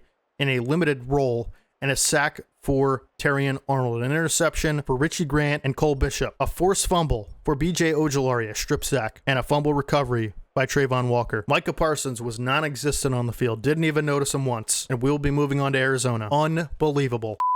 So I actually looked it up because I needed some receipts. I was thinking that had to be a playoff record, right? The 233 rushing yards that Nick Chubb had in the Vikings game. So I looked up, single game rushing record for the playoffs, and it turns out it's Eric Dickerson because, of course, the man is a legend and he has like all of these records. 248 yards is the top with Eric Dickerson in 1986 against the Cowboys. So Nick Chubb is second with 233. The third place is actually Raheem Mostert now with 220 yards. And of course, Saquon with 205 this year in real life is in the top 5 against the Rams with 205 yards. And so I just had to look it up because I wanted to make sure, we didn't set a record or anything like that, but it was second. So I feel pretty good about it. Nick Chubb carried us that day. We have some staff points to spend, and we know next round we'll be playing the Cardinals in the divisional round. And we're going to go with the quite the sales pitch ability because non-X Factor user players will be valued 1 dev trade higher. That's going to be really valuable in trades come off-season time. Now, as I mentioned, we'll be playing the Cardinals.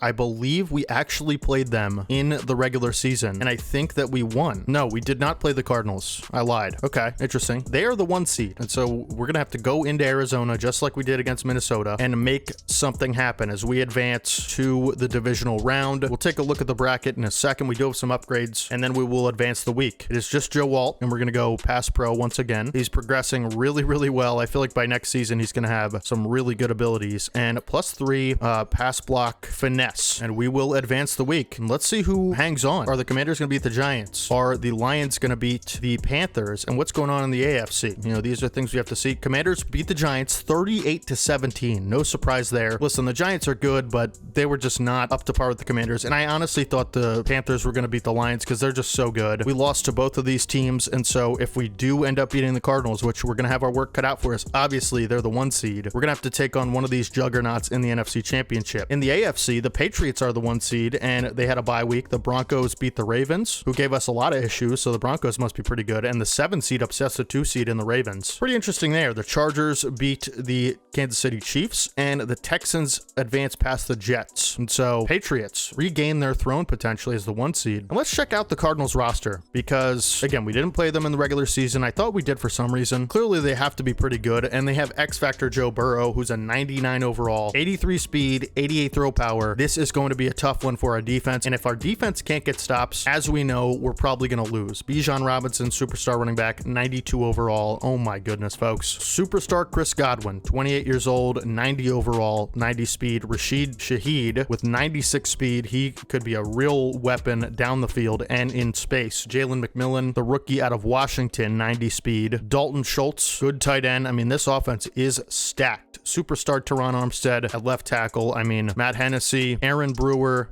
Will Fries, and Braden Smith. Offensive line is insane. Leonard Williams, left end. Superstar Jeffrey Simmons, right end, 92 overall. Michael Pierce. This team is loaded, folks. Arnold Ebiketie, Zaire Franklin. Linebackers look good as well. Demarion Overshone, Devon Witherspoon, Roger McCreary, and Trey Brown at corner. No superstars, but this is a good cornerback room. 280 overall plus safeties. Malik Hooker and Javon Bullard, who's a 84 overall rookie at 21. That's pretty good. And Cameron Curl. I mean, 3 starting caliber safeties. Jake Bates as the kicker, one of the best kickers in the game. This is the best team I think we've seen all year, and it's pretty close between them and like maybe the Commanders, and also the Ravens were insane, but this team is excellent on paper. And weekly strategy, we're gonna have to do what we can to stop Joe Burrow. Our run defense is really good. Contain QB scramble, huh? I don't agree with that. We're gonna go defend deep pass. That just seems like the way to go. And against this team, we're gonna go run inside again because we have to be able to run against Jeffrey Simmons and that front. I'm gonna hop into a mini game, get some extra XP and warm up with my,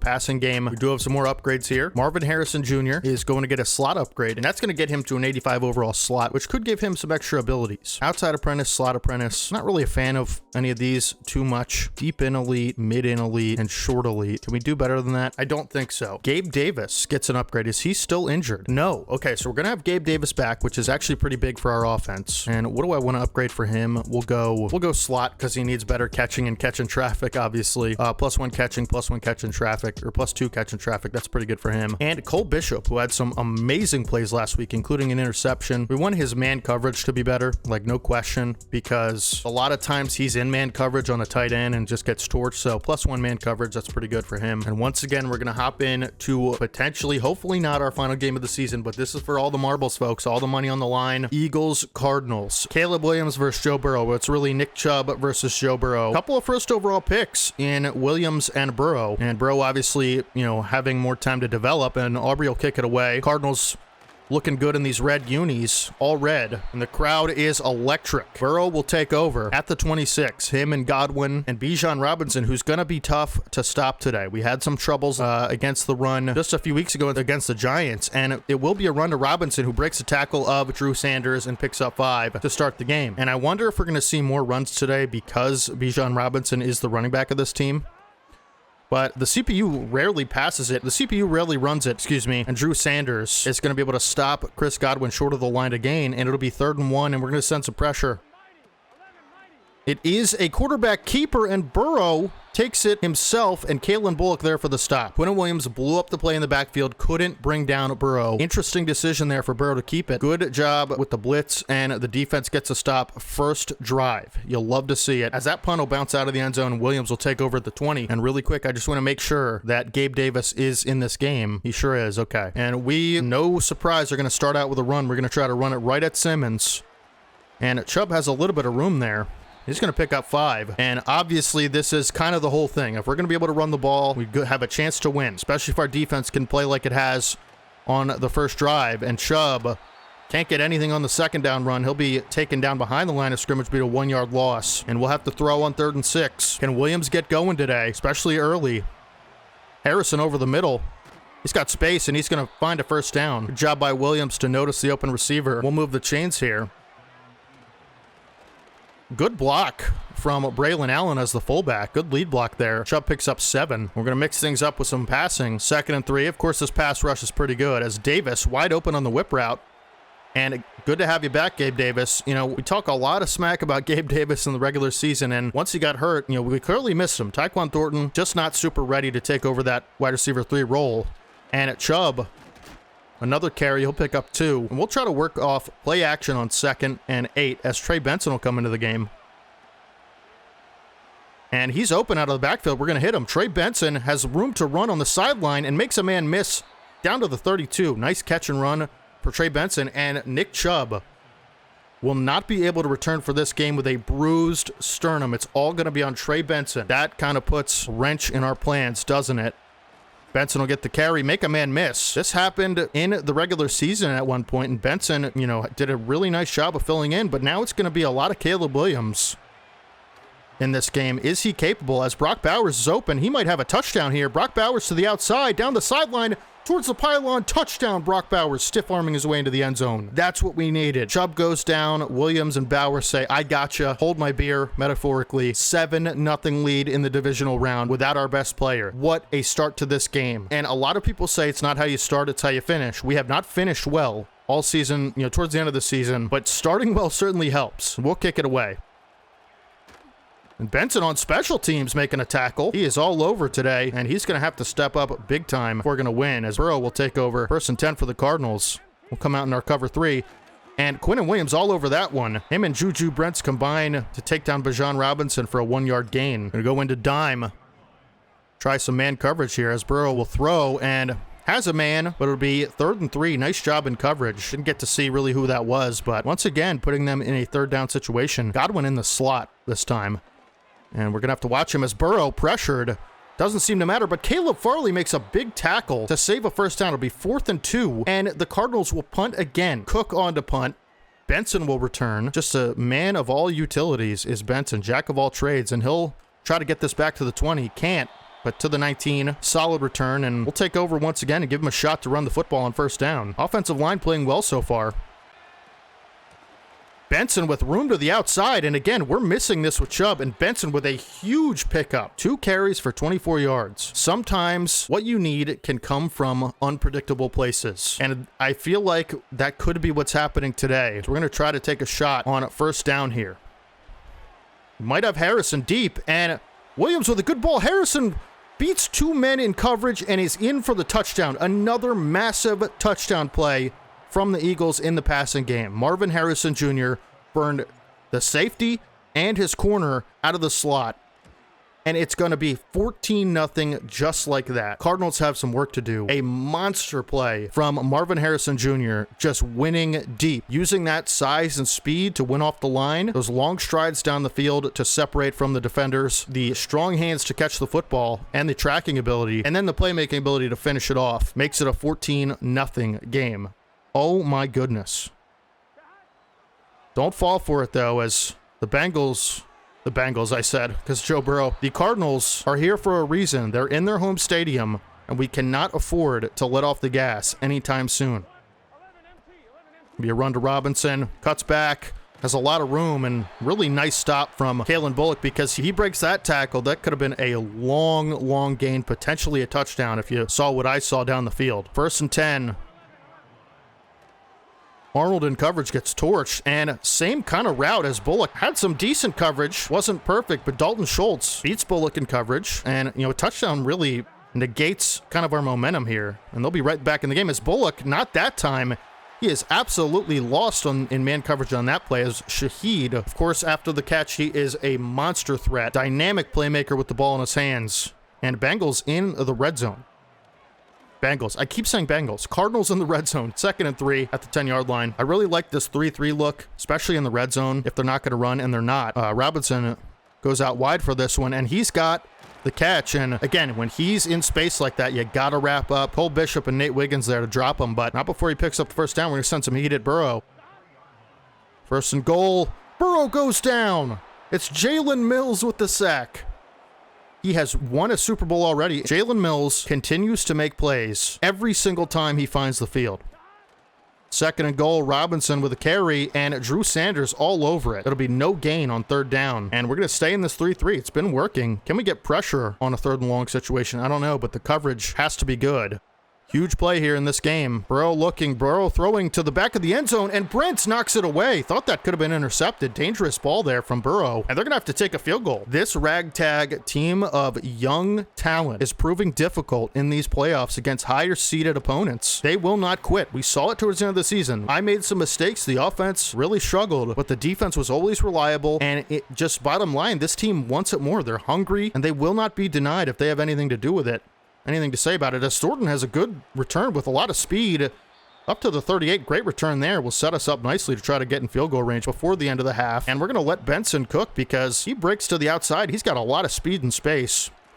And it got a nice hole there as he breaks a tackle. Spins his way down to the 46 for a 8-yard pickup. Nice run there, man. Benson has been really good in his limited role. I think this guy's the running back of the future. I don't know about you guys. Benson, good blocks from the line. We'll take it up to about midfield, and he'll have a first down. And 2-minute drill activated, folks. Can we achieve something big here? This would be a massive lead to take. As we have Gabe Davis. Can't get a block from Benson underneath, but nice catch from Gabe Davis. Sure hands to hang on to it. 2 catches already for him. I'm going to try a run here. And Benson going to cut back. Can't find anything, but doing his best LaShawn McCoy impression there. Shout out Shady. It'll be 3rd and 3. This is a big one, too. Williams will throw, find Bowers over the middle, complete. He'll pick up the first down and just go down with it. We'll call our first timeout. Just looking to make this a really easy field goal, but if something's open over the top, I'm going to take a shot. And Benson out of the backfield, wide open. So he'll try to get out of bounds, and does. Stops the clock. Of course, Benson with that speed, and after the catch ability, he's going to be big in the receiving game. Maybe a little more so than Chubb, as Bowers over the middle, open again. And they're giving that up because we have to call timeouts, but we'll take it. Inside the red zone now. My goodness, folks. Don't love the options, just going to throw it away. Can't turn it over in this spot. You have to come away with points. And on a field goal, really, it keeps it at a 2-possession lead, and so that's kind of priority 1. We're going to streak Harrison here. Leggett, open. Good read from the safety, and it'll be incomplete. And we're not going to try to do anything crazy here, but we are going to try to pick up the first down, obviously. But if nothing's there, I'm confident to throw it away. As Bowers open to the outside, he might have another touchdown. Bowers stays in bounds, but is tackled out at the 3-yard line. Great play from the safety there. And we'll try one run. We have a timeout. Offensive line blocking well as Benson going to dive and fumble the football. Thank goodness Powers Johnson is there to pick it up, because that would have been a disaster. And now you can't take a sack. Man, Benson almost jeopardized the whole thing as Bowers open in the flat and can't get into the end zone, as we're going to try to spike it, and we do, saving the field goal opportunity. Not what you want to see on the 3-yard line there with a timeout. You don't want to come away with a field goal, but we have to. Aubrey's kick, up and good. Thought Bowers could break that tackle there. He was open in the flat. You trust one of your best players. All good, but Benson with the fumble, man. Can't be diving like that with him. I'm so used to Nick Chubb. And with 3 seconds left, Aubrey will kick it away. Apologize if you can hear my neighbors once again. We'll go into prevent defense here. 3-man deep. You know, the Cardinals might take a shot because they're in a pretty messed up situation here. Does look like Hail Mary is the play call. And Burrow is going to try a deep shot. Incomplete, knocked away by our DBs, and that'll take us into the half. 17-3 lead. Got to continue to run the ball, take some time off this clock, and keep playing defense like we have been. Burrow has no answer for this defense. We will receive to start the second half. It's going to be a steady dose of Trey Benson, I can tell you that right now. Benson will return this kick as well. Nick Chubb, aiding to his wounds on the sideline, has to watch from afar as Benson tries to replicate his success. Not that time, as Jeffrey Simmons is there. Great shed, great TFL for Simmons, and we'll throw on 2nd and 11 here. We do have Leggett over the middle. His first catch of the day, I believe. Going to be 3rd and 2. Big play here. Gabe Davis open, makes the catch. After the catch, has some good room to run on the sideline, and Williams already with 200 passing yards and 2 touchdowns. No turnovers just yet, but if you want to see one, wait a while, as Benson will take the carry on 1st down and can't get much. It'll be 2nd and 10. Passing game has been good. We're going to continue to try it. Play action doesn't really fool anybody. We do have, that's a terrible throw on the run there across the body. If I set my feet, that's a big completion there. It'll be another 3rd down. Would really like to get in field goal range. And that's, I thought Bowers was on a post. Doesn't really make it a lot better. And what did I say? If you want to see a turnover, wait a while. Javon Bullard with the interception. Great play, just bad read by me. A touchdown here makes this game really interesting, I must say. Awful. Run to Robinson. Couldn't really establish too much of the run game in the first half, although when they did try it, it was somewhat effective. We'll try to continue to send heat at Burrow. It has been a pretty decent strategy. It's going to be a run to Robinson. Great edge from Wiggins, and Bullock there with the chase down tackle. Nice job to save a big play, but nonetheless, Robinson takes it to the 43, and across midfield go the Cardinals. This will be a throw on 1st and 10. And really good job by Terrion Arnold. Eyes in the back of his head to read that and knock that ball away. Huge play there. 2nd and 10, another stretch to the outside for Robinson, and really good awareness and tackle by Sanders. He's got 5 tackles on the day. It'll be 3rd and 8 for the Cardinals. Looking to convert here, getting a field goal range. Can they do it? Good coverage down the field. Burrow's going to take off, and Burrow takes a big shot from Jalen Mills, but hangs onto the football, and he is taking some shots today. They'll try a field goal on 4th and 1. Not the best decision, in my opinion. You have Bijan Robinson, you have a good offensive line. Bates will knock it through. He does have the leg, but I don't know what 3 really does for you there. Maybe you're super confident in your defense, but from 4th and 1 there, I think you give it to either Burrow or Bijan Robinson, and they will take their points, though. Still a 2-possession game now. We got to get this ground game going with Benson, or we could be in trouble. As behind the line of scrimmage, he is tackled once again. Tough scene there. And it'll be 2nd and 11 here. Going to hit Bowers on a quick slant. Good job hanging on to that one. He's been huge today. 6 catches for 71 yards and a touchdown. It'll be 3rd and 4. Over the middle for Harrison, and pressure off the edge. Just had to get rid of that ball. Witherspoon on the blitz, and we'll try to, that's unfortunate. We'll try to have like a 30-yard punt is what I'm really trying to say. Tough break there. I clicked the button too many times, and it'll be from the 33. Cardinals turn again on offense. Burrow completes it. It's going to be McMillan for an 8-yard pickup. And if they get a field goal in this possession, it makes it a one-possession game. But they're really looking for a touchdown, I would imagine. And I dove by accident. But luckily, Trayvon Walker is there to provide some type of pressure on the ball carrier. Really nice job. Couldn't finish the play, but it'll still be a 3rd and 1. And that's because of Trayvon Walker's block shed. We're going to send some pressure. This looks like a run to me, but could be fake. And Lucas Van Ness unblocked through the left side of the defense, as well as Quinn Williams. It'll be 4th and 2, and they'll punt again near midfield, down 2 possessions. Interesting decision-making from Jonathan Gannon and his staff. Not sure if I love it, but hey, we're on the other side of it, so I'll take it. And Benson has been wrapped up all half.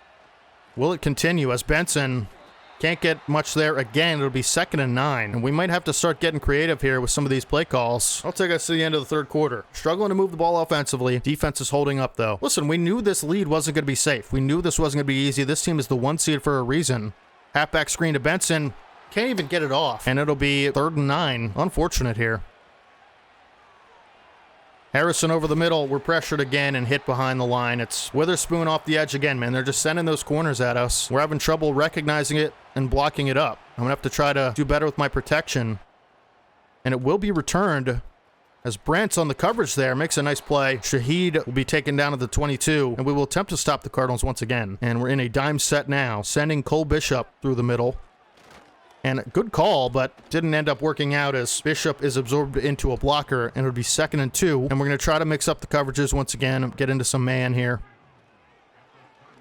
Burrow looking, good coverage as Wiggins there to force the incompletion. Really good play on McMillan. Huge stop there, giving us a chance on 3rd and 2 to potentially get off the field once again and give our offense another opportunity to extend the lead as Burrow will throw. Looking, rolling, intercepted by Kalen Bullock. Hasn't made a pick all year. He's going to take it all the way to the house. Pick 6. Kalen Bullock potentially seals this divisional round game. First interception, I believe, of the season. Kalen Bullock, who I have been raving about all season with his coverage ability, reads that one like a book. Burrow had nowhere to go with the ball and just forced something short that he shouldn't have. And Kalen Bullock takes advantage all the way to the crib. 24-6 for your Eagles. And they're going to have a lot more ground to cover now, as that, like I said, potentially makes this game out of reach. Still up 6 minutes left, and some of the best talent in the league. Will that be enough? $1 million question. And that's why I've been mixing up coverages. They're not going to be able to run the ball much anymore. Burrow to throw underneath. Good tackle and coverage by Arnold on Godwin, and we really have done a nice job on defense all the way around. The run game's been decent, but they have not been able to throw the ball like they want to with this talented group of weapons they have. Shaheed, Godwin, and another underneath throw for Godwin as Arnold is there again. He is so good in that slot. 3rd and 3. Somebody make another play. Burrow trying to draw us off sides. Can't. And another underneath for Godwin. Listen, we'll live with those, dude. Keep taking those, Godwin picks up the first, but another underneath route and tick, tick, tick, You're down. 3 touchdowns as Richie Grant in coverage. Going to get Godwin out of bounds at the 48. 4:18 left to play. And we're just going to play conservative coverage. There's no reason not to on this drive. To the flat. Tight end. Good tackle by Wiggins. He's been good today and really should consider coming out in dime because it's been working. Screen to Robinson. Gang tackled up to the 38. 2nd and 3. They're taking a lot of time on this drive. Too much, in my opinion. Burrow going to take off. He's got a lot of room to run, but he's going to slide it wisely as Sanders was there, and we'll try cover 2 again. Hopefully nobody gets us deep. And underneath again, we'll live with that.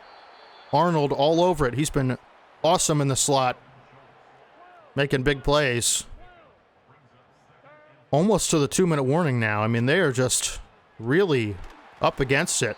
That should take us to the 2-minute warning. Sure does. Cardinals with 2 minutes to erase a 3-touchdown deficit. My money's on they can't. Defense is unbelievable once again here for us. in coverage. And Godwin, another underneath route, and they take a timeout foolishly. I don't get that one at all. They're going to need several onside kicks if they want this thing to work. Cover 3 has just been so good. Looking for McMillan underneath on the slant, and he has it. But is it too little, too late? Cardinals will make it a 24-13 game, but still down two scores, 2 touchdowns. We're going to need to defend this onside to seal it. They only have 2 timeouts. Not even sure we need a first down. And they get the onside kick. You gotta be kidding me. All right, let me chill. Maybe I spoke too soon. Come out and dime. Not sure who that was who dropped that, but unreal. And they're going to get out of bounds at the 44. Again, more conservative coverage. It's been working. We're just trying to take away, the sidelines and the deep ball. Make them, throw it underneath in bounds, as incomplete to Robinson on a screen pass is Burrow. 3rd and 7. Would love to force a 4th down here. And over the top is Godwin through the seam, and that's what you risk on a cover 3. Arnold and Bishop are torched, and they're going to have to rely on another onside kick, and they're going to go for 2 to make this a 3-point game potentially. Burrow underneath. Barno in coverage, I believe. Can't make the play. Schultz walks in for the 2-point conversion, and we really need to recover this onside kick. Come on. If I lose to 2 onside kicks. Gabe Davis effectively saves our season there, potentially. We talked a lot about his hands. That time, we can't say anything other than thank you. We'll try to pick up a first down to end this game, as Benson already fumbled once today. So we're actually going to put the ball carrier on conservative. We don't need broken tackles. We just need him not to fumble, honestly. 2nd and 8. Run to Benson. He's absolutely blown up behind the line. And I'm not, if you think I'm passing here, you're crazy. You're nuts. Nuh-uh. Not today. They have no timeouts left. We just need to get in field goal range, a little bit more yardage for field goal range. And Benson has a little bit of room, only a 1-yard pickup. Can we make a field goal from here? We're going to try. We're going to take the clock all the way down. Probably should have passed, realistically. Cardinals will have, 30 seconds maybe with no timeouts to score a touchdown. Not sure they're going to be able to do it. Aubrey's kick. Up. And good from 60. Makes it so that the Cardinals need a touchdown. And we're going to try to kick it in bounds to waste a little bit of time. So he's going to have to return this. That'll take some time off the clock. Brings it to the 26. They'll have 38 seconds, no timeouts to score a touchdown. And I want them to play over top. How is this even happening? How is this even a thing? Looking down the field, Robinson hangs on, but that's going to be inbounds, and they're going to have one more shot, potentially.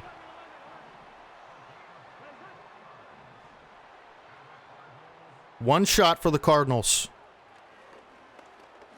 Burrow going to take off. Throw it away. And they'll load up for one final play, a Hail Mary. We're going to go 3-man deep. We're going to back everybody up. Here we go. Please. Please. Do not let this happen to me. Do not let this happen to me. Burrow can't get the throw off. Pressure was there, and we're going to win. It got a little sketchy at the end, but we are going to the NFC Championship. This team has so much fight. It's crazy. Second half was a little bit lackluster. I get it. But the way we started off, losing Nick Chubb, this team has resilience. Caleb Williams with an excellent day overall, especially in the first half. 14-22, 209 yards, 2 touchdowns and a pick. Burrow with a very similar game, actually, but was very inconsistent, I felt. Trey Benson couldn't get it going in the second half. Luckily, that fumble didn't result in a loss of points. Chubb with 4 for 12. Hope he's healthy next week, because we're going to need him. Bowers with a great day, 6 for 71 and a touchdown. And Marvin Harrison with that giant play, 2 for 70 and a touchdown. Gabe Davis was huge today, coming back from that injury. Leggett with 1 for 10. And the defense, of course, the star of the show collectively. 12 tackles for Sanders. Arnold was incredible in the slot. 1 pass deflection. Cole Bishop, pass deflection, 6 tackles. Bullock with a pick 6 that if he didn't have that, we lose. Huge play for Bullock, the ball hawk safety. Richie Grant, some nice tackles. I thought Nate Wiggins had a good game in coverage and in the tackling game. Juju Brents had some big plays. 1 sack, and it was Jalen Mills. He also had a TFL. What a day. What a day, folks. We're moving on to the NFC Championship. It'll probably be the Commanders, and we're probably going to lose. But the fact that we even have made it there is incredible to me. So we get 10 staff points, and Olu Fashanu is going to get an upgrade to his pass pro once again. +1 pass block and pass block power. We're going to spend our staff points, and I will catch you in the NFC Championship, again against most likely the Commanders. Although we did get wrecked by the Panthers as well, but I'm kind of hoping to see the Panthers, honestly. 2% trade discount. We're going to go with this one, and we're trying to work our way down to reduce cost of trading up during the draft. Hopefully we can get that by the time the draft actually starts, and we'll advance the week and see who our matchup is. Please don't be the Commanders. It is the Commanders. We're gonna have to go into Commander Stadium in the NFC Championship. Who would have thought we would have made it here just a few weeks ago? You know, like, we really did everything to try to give this season away, and our players just weren't having it. They're just too locked in. I'm nervous for this game, though. I will say, man, this team is a problem. Texans and Broncos will face off in the AFC Championship, as the Broncos, another 7 seed, making it to the conference championship on the other side of the conference, and the 4 seed Texans. Pretty interesting stuff there. I always kind of thought the Commanders were going to be here, but I'm not so sure we would, as I will catch you guys in the next recording for the conference championship. Last week, the situation was no Chubb, no problem, as we get the win. This week, he is back in the lineup. It was just a 1-game thing. Thank goodness we will have our best player. Weekly awards for the divisional round, as Kalen Bullock is the NFC Defensive Player of the Week in that game with the interception return for a touchdown. We have a defensive coordinator storyline. Go ahead and check this out. Bill Summers, our D coordinator, letting us know. Gonna focus on the D line, okay? Interesting. Team meeting room. Who would have thought we'd be here, man? Does it get any better than this, folks? NFC Championship. Coach in film study this morning, we talked about our D-line needs to get after the quarterback this week. That would be nice. Jalen Hurts. Our D-line needs to get off blocks, power moves, finesse. I want to boost our finesse moves. This team just isn't a finesse pass rush yet. Key emphasis on yet. And we'll get +5 finesse moves for the entire D-line, which is amazing. And we know about the Commanders' incredible defense, their incredible, powerful offense, starting with that offensive line. And Kalen Bullock gets an upgrade for winning Player of the Week. He has great coverage skills already. I'm gonna go run support. Feel like his tackling could be a little bit better. +2 tackle, +1 pursuit, and +1 play rec. Pretty good upgrades there. Now the Commanders, just to refresh you guys real quick, are probably the best team in the league. Jalen Hurts, Antonio Gibson, who's dynamic in the pass game, Nico Collins, Chris Olave, and Josh Palmer. 2 superstar receivers with 93+ speed. Cade Otton as the tight end. Christian Darrisaw, Elton Jenkins, Lloyd Cushenberry, Kevin Zeitler, and Lane Johnson. 2 superstar tackles and 2 incredible guards and a solid center. Defense is incredible too. This team is a little bit older, but they are the best team by far in my opinion. DeMarcus Lawrence, superstar. Milton Williams, Osa Digizua, and it does not get much easier the more you go on. Devondre Campbell, Bobby Wagner, who's given us nothing but issues. Alex Anzalone, great linebacking group. Cornerbacks are a little slow. That's really the only thing I can take advantage of other than Keshawn Nixon, Micah Hyde, and Xavier Woods. 2 great safeties. I don't know how we're going to beat this team. We have been dominated by them twice this season. Do I really want to negate pass rush and make Jalen Hurts a more accurate passer in the pocket? Not so sure. I'm going to try defend deep pass. I don't know. We'll have to change it at half if it doesn't work. And we're going to try run inside for us, of course. Got to get Chubb going. Weekly game plan. We're going to try to go for some easy ones here because we need the points. We're going to go allow 2 or less pass touchdowns. We win the game if that happens, in my opinion, because our defense is pretty good in the run game. We're going to go 300 offensive yards, 30 points or less, and 15 first downs. We should be able to do that. Start our weekly training, see if we have any upgrades before the game. That would be nice. And I'm really hoping this time we can take down the boogeyman. Our boogeyman has been the Commanders all season. Do have some upgrades. 3 big-time starters with an upgrade. Brock Bowers. I'm going to try to get him to a 95, of course. Get that extra ability slot. Huge upgrade there for Bowers. Caleb Williams gets an upgrade, and we're going to keep going strong on for him. Just trying to get that gunslinger, man. Hopefully next season we'll have it. And finally, Terrion Arnold, who has been so good in the slot. And I gotta say, I think he's going to be our franchise slot corner. We could upgrade on Juju Brents potentially, +3 man coverage for Terrion Arnold. This is it, folks. How could the season have a better potential ending than us taking on our kryptonite in the NFC Championship with a trip to the Super Bowl on the line? Let's hop into it. It's almost like this was our destiny all along. We'll have to go on the road into Commander Stadium. These fans are hype as can be. Of course, the Eagles in real life this year dominating the Commanders in the NFC Championship. So same thing happening here, but will the result be the same? I doubt it, as I believe that's Cordero Patterson on the return. Dangerous return man, one of the best in NFL history. Takes it up to the 29, and Jalen Hurts in the offense will come out for the first time. Listen, this team, about as dangerous as it gets in the passing game. We know that. In the run game, they have a really interesting scheme that allows them, not only with their offensive line to dominate up front, but Sanders with a nice play on Gibson on the first play of the game, and here we go. Got to get this team off the field. Our offense has really struggled against this defense, though. That's kind of what I'm mostly worried about. As interesting, dangerous throw there for Hurts is, man, Chris Olave bounces off a couple guys. Hey, yo. And it'll be 3rd and 4. They love this 2 running back set with Gibson and Eckler. And Hurts is going to take off. Lucas Van Ness there with the sack. Jalen Hurts nowhere to go. Lucas Van Ness with the speed on the outside and the strength to tackle Hurts. Of course, maybe the strongest quarterback physically in the league. To start off 3 and out against this team is beautiful, as Benson will return. Can't make a man miss. We'll get it up to the 20. We need to start off the game like we did last week against the Cardinals. Put points on the board and take a lead. I feel so good about this team with a lead. And it starts with Chubb, who's going to pick up 2. And we're really hoping he can go the distance in this game because, man, last game, if we don't have him today, it's going to be tough. We're going to run it again on 2nd down as he bowls over Bobby Wagner. He's been itching to get back on the field. It'll be a 3rd and 3, all because of that trucking ability of Chubb. Here we go. 3rd down. And Bowers open over the middle. Caleb Williams finds him. Bowers up to about midfield. 20-yard gain. Great start offensively. Got to keep it going, though. And it's, again, it all comes back to Nick Chubb, how we're able to run the ball against this team with these really good linebackers, as Chubb can't find space. It'll be 2nd and 9. We're going to try a pass play. And again, with a lead, we're very dangerous. Playing from behind, not so much. Going to try to hit Bowers again. Has the catch, and it'll be another 3rd and manageable. 6-yard gain for Bowers. Can't let the moment get to us, though. You know, this is a big moment. Leggett over the middle, another underneath drag route for the Eagles, and Leggett with a, really good run after catch ability. He's going to get it to the 29. We're almost in the house of Chubb. And Chubb, good ball carrier vision and awareness and elusiveness. Bounces off his guard and will take it to the 18, and we're officially in his territory. Of course, we all know what that means. Ball's going to him. It'll be 2nd and 8 after a 2-yard pickup. We've been successful this drive. Can we keep it going? We're going to try another run on 2nd and 8. You have to with Chubb, and Chubb has a hole through the middle. It'll be 3rd and 1. We're going to go hurry up. I like this situation. Can Chubb pick it up? We need 1 yard.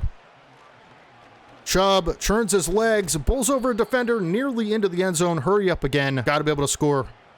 Can't allow them to get extra linemen on the field as Chubb nearly breaks the plane. It will be tackled short, and a big hole in this line to the left. That's where we're going to run it.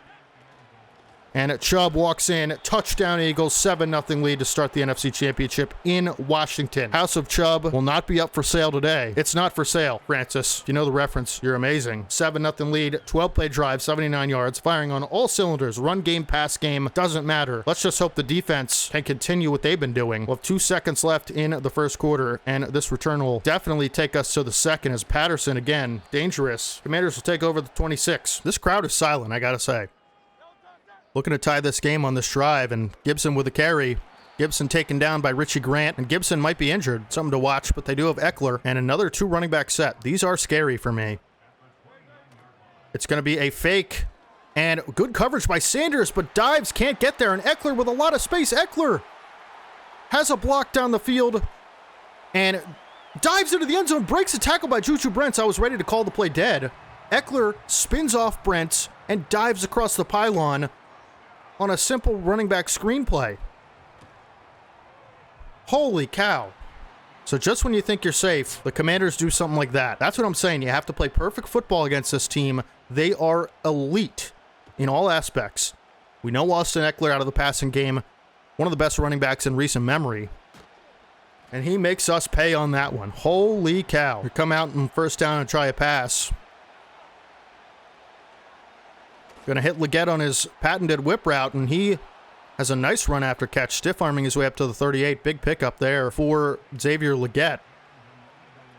Chubb on 1st and 10. Got space to the outside. Picks up 5. Decent run for Chubb. We're going to go empty on 2nd and 5. See if someone can make a play here.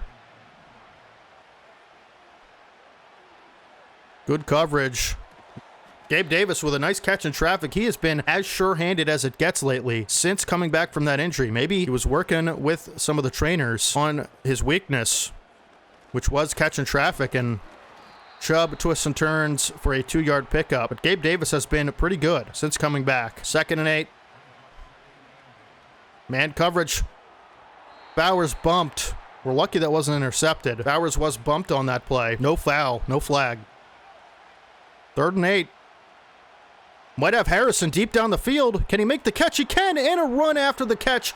Tackled into the end zone. Touchdown, Eagles. When you see Marvin Harrison Jr. in press coverage against a slower corner, you just throw it. Great ball from Williams to put it where he could, run after that catch. Didn't have to go up for it and make it a jump ball situation. 14-7 Eagles on a big pass play to Marvin Harrison Jr. He is a big play machine. Huge touchdown there to extend, what was once our lead. They'll be down 7 points again. How will they respond? Certainly, we're going to have to tackle better in space. We're going to try some different sets here defensively. And another interesting formation for the Commanders. And Gibson's got a lot of space. Breaks a tackle.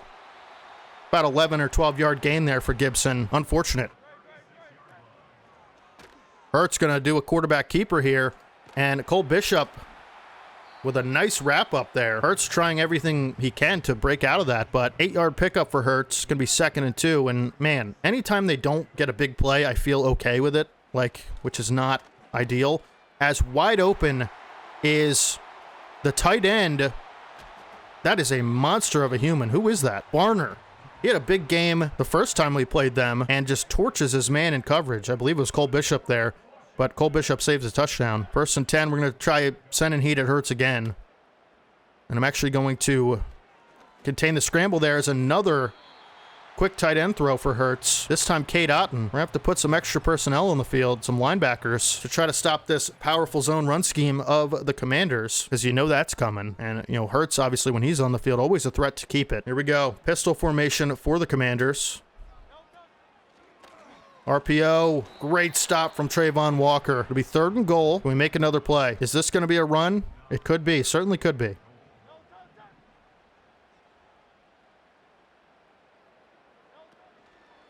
Hurts going to hand off. Drew Sanders there to tackle Gibson behind the line of scrimmage. We're going to call a timeout and let them take their field goal. But they're going to go for it.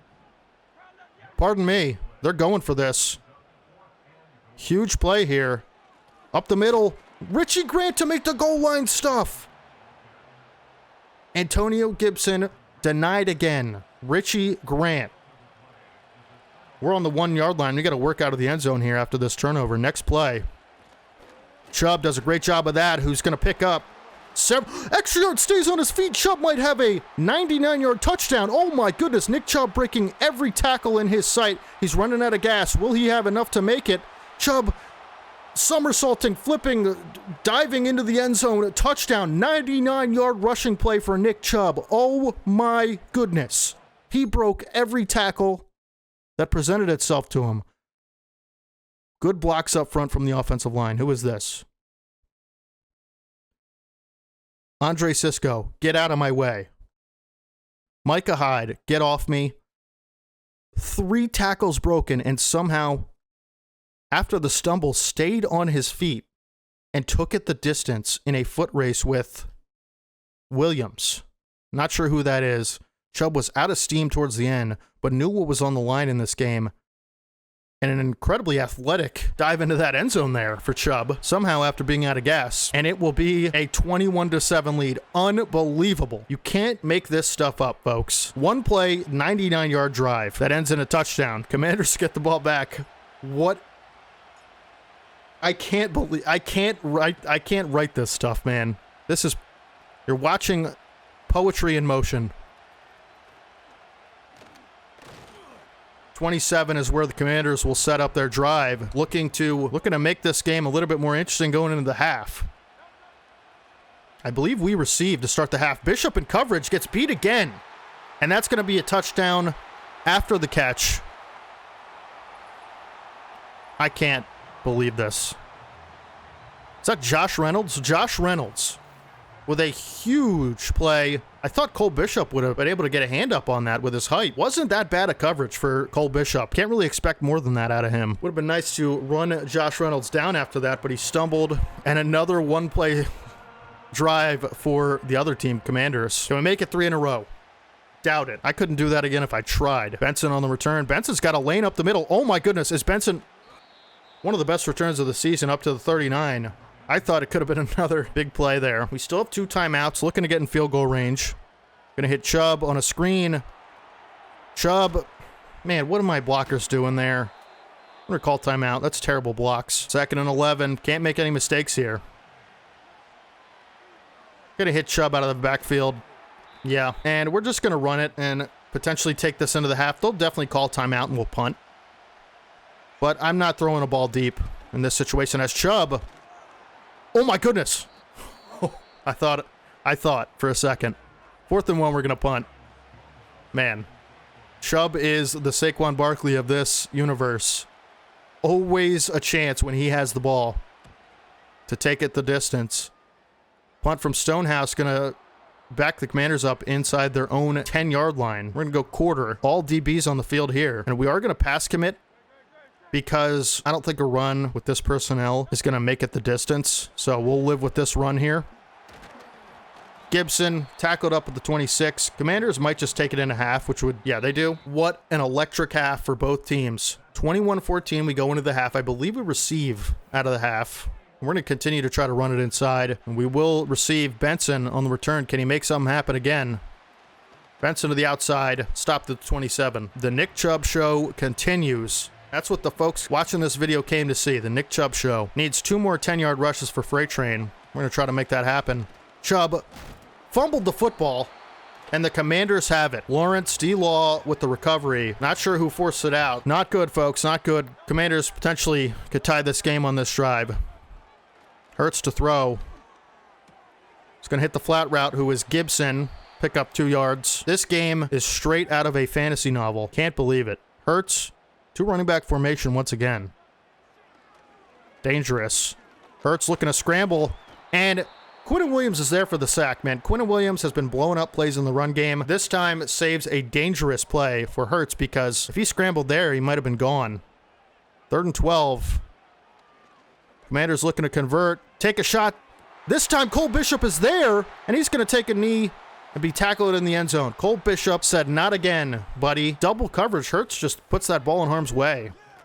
Really poor decision-making from Hurts. Cole Bishop takes the football away. Beat last time on a deep ball. This time makes up for it with a turnover and an interception. Not a great read from Hurts as Chubb. We have full confidence in him, of course. We're not worried about a fumble. We're going to give it back to him as much as we can. 2nd and 9. They're looking to rip the football. I can see it. 3rd and 8. Be nice to convert here, huh? 3rd and 8, folks. Who wants to make a play? We're going to have Davis. Can he stay in bounds? He can't. It'll be 4th and 4. We'll punt again. Just threw that a little bit too late. He was wide open. A little bit too late on that. Stonehouse looking to have a monster punt here. Can he pin him deep again? Can he do it again? It is going to be out at the 11. Patterson tried to return it. Couldn't get there. And momentum takes him out of bounds. And I'll tell you what. We're going to try some man coverage because I worry about the zone a little bit at times. And Hurts looking to take off again, and it will be sacked at the 4-yard line. Lucas Van Ness has had a great game. 2nd time he's tackled Hurts without a QB contain on the field for a sack. And really those are counted as sacks, but they're almost like TFLs for me because it's like almost a run play at that point. This has got to be a run, right? It is. Gibson will take it. Gibson makes Sanders miss, but Lucas Van Ness there again. What a game he's having. 3rd and 12. Need somebody to step up and make a play. Defense usually pretty capable of that as Hurts will look to take off again. Richie Grant and Lucas Van Ness there, man. Lucas Van Ness has activated something. 4th and 5, Commanders will punt. Can we score? Can we extend this lead? Like, I'm tired of them just hanging around. Like I said, you got to play perfect football, and I'd almost rather keep punting and pinning them deep than, try to force an interception as Benson makes several men miss, and I'll take it up to the 48. Great punt return, probably the best of the season. A lot of guys stepping up that we're not expecting to. Benson has done it all season with when he's been called upon as Chubb. Nearly broke another one. It'll be a 7-yard pickup for him. Just get me to field goal range. We're almost there with Aubrey's leg. Chubb, be 3rd and 1, and I think I'm going to go run again. This is 4-down territory for me. They're really spreading that line. I feel like we can pick up a yard here. And we sure do as Chubb, speed to the outside. Chubb down to the 31. Big run there. And we're going to continue to pound the rock. They can't stop it. Other than that fumble, they just can't. They don't have an answer. 193 yards for Nick Chubb. Of course, that 99-yard touchdown run makes that look a little bit better. But another fantastic game for Chubb. And 3rd and 6, we're going to try a throw, obviously. We have playmakers on this team. You know, they're there when we need them. We have Harrison over the middle, speaking of playmaker, and thought the forward progress would be able to carry him over the line there. And it'll be 4th and inches. What do we do here? Do we take the points? Try to play it conservative, take the points, take the lead? I think we do. I think against the Commanders, you know, on the road in an NFC Championship game, you don't get stupid with this lead. You just extend it to two possessions. Aubrey's kick, up and good. You know, if it was a situation where we're going up 6 or we're going up, I don't know, it extends it to 2 possessions. So it's effectively as good as a touchdown in that regard. But obviously, if they score here, it's a field goal game. But I feel pretty good about that decision, especially when you know you can make the kick. Decent return for the Commanders. Try to look to make something happen once again. We've been really doing unbelievably defensively. I can't understate that. Did not think we'd be holding them to 14 at this point. But again, can't feel comfortable against a team like this, as deep shot for Nico Collins, and Terrion Arnold is torched, doesn't have the speed to keep up with him in a foot race. And just like that, it's a field goal game. What did I just say? You can never be too safe with a team like this, who has explosive offenses. Another deep shot, man. We haven't been beat down the field like this. You know, another one-play touchdown in this game. This has been a high-flying affair. Benson will try a return. He's been good all day in this return game. Looking to get another one here. Up to the 30, pretty solid. I believe that's Tyquan Thornton who's injured. Now we need to score a touchdown. This is, you know, big boy offense time, as Chubb has a cutback lane, and Chubb has space. If I didn't truck there, I might have had a big run. Be a 4-yard pickup for Chubb. Tyquan Thornton, broken ribs. That's unfortunate. We'll put in Hinton in his place. 2nd and 6. Harrison on the drag. Harrison's got room to run, but nice play from behind from the player in coverage. Got to get this, you know, wake up this passing game as best we can. Leggett on a whip. Leggett can't juke his way forward, but 5-yard pickup, we'll take it. We're going to run on 2nd and 5. Again, we're taking a lot of clock here, and if we can score a touchdown, I feel pretty good about our chances to go to the Super Bowl, which I haven't even processed we could be going to the Super Bowl yet. But first, we have to score points here, and by points, I mean 7 of them. 3rd and 5.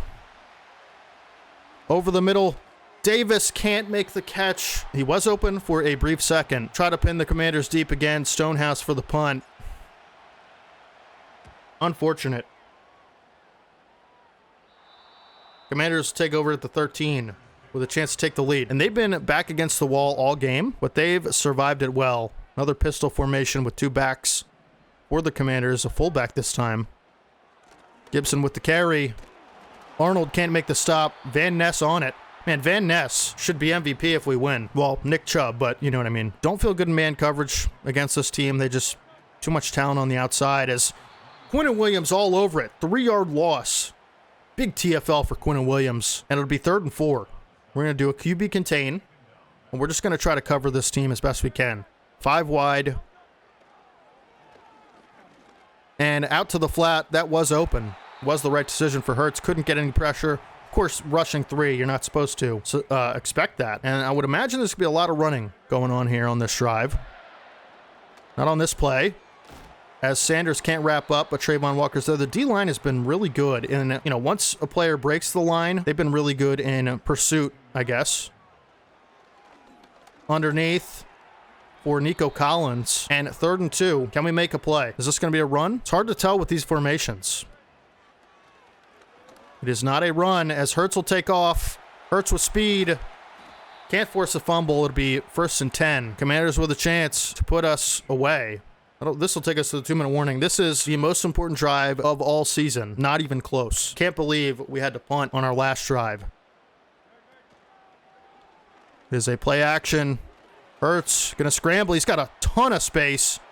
Hurts going to get into the red zone here. And a fumble! Quinnen Williams all the way down the field to recover the fumble. That could end the game, folks. Quinnen Williams ran, 40 yards. 40 yards. We might be going to the Super Bowl here. We might be going to the Super Bowl. Nick Chubb with a chance to take away the Commanders' timeouts and take us to Louisiana in the Caesars Superdome for the Super Bowl. against our Commanders' rival. Chubb breaks a tackle. It'll be 3rd and 7. We have to throw. I mean, this is it. This is for everything. Williams looking to take off. Can't get the throw away, and we'll have to punt again. DeMarcus Lawrence was there. We'll try to pin him deep. My goodness, this is nerve-wracking, folks. At least we didn't throw a pick. We'll have a chance to stop him defensively as Farley makes a nice play on special teams again on Cordero Patterson. We'll come out and dime and just try to keep him out of the end zone. Hurts trying to send his team to the Super Bowl. Underneath for Josh Reynolds. Hurts over 300 yards today. Does have a pick and a fumble, but he has been really good, especially deep. Hurts throws it away. 3rd and 1. They could tie the game, send it to overtime. I'm more worried about the alternative, which is scoring a touchdown and having a 30-second drive to match. And it is underneath. Nice gain up to about midfield. Chris Jenkins Jr. injured. Big loss there. Hurts rolling, and it's sacked for a 14-yard loss. Lucas Van Ness, 3 sacks today. This time, a loss of 14. Oh my goodness. We might be going to the Super Bowl. We might be going to the Super Bowl. Play over top. Spread out. No deep balls. Underneath, Bullock tackles the player inbounds. Washington has no timeouts. My goodness. 30 seconds. What's Hurts going to be able to do here? Hurts looking, roaming. Dangerous throw, nearly intercepted by Caleb Farley. Substitute for Chris Jenkins. Final chance for Hurts and the Commanders. The Eagles looking to go to the Super Bowl for the first time since 2018. It's picked off by Nate Wiggins. The Eagles are going back for a chance to win the Lombardi, the first time since 2018 in this universe. And Jalen Hurts, their former quarterback, gives them the opportunity. I guess he's the greatest Eagles quarterback on the field after all, huh? The Eagles are going to hand the ball to Chubb one last time. And that will do it. The Eagles, an up and down season all across the board. Start off hot, as a lot of young teams do in the NFL, having nearly knocked themselves out of the playoffs with one of the worst collapses since the 2023 version of the Eagles in the NFL. Take down the team that they couldn't beat all season, and by a lot. Lucas Van Ness, 3 sacks, defensive MVP. Everybody stepped up when they needed to, and we're going to the Superdome to face either the Texans or the 7-seed Broncos. If we had 2 7-seed matchups in the Super Bowl, that'd be insane. Caleb Williams did a nice job of not putting the ball in harm's way. He threw it away when nothing was there. 12 of 15 for 128 yards and a touchdown. Might not look flashy, but it didn't need to be when you have this man, Nick Chubb, rushing for another 200-yard game. 26 carries, 204 yards, a touchdown. Did have the fumble, but had a 100-yard touchdown run. Marvin Harrison Jr. with a big play, big streak down the left side of the field. 3 for 62 and a touchdown. Leggett, 3 for 37. Chubb, 2 for -7. Gabe Davis had some big plays, but he also had the drop.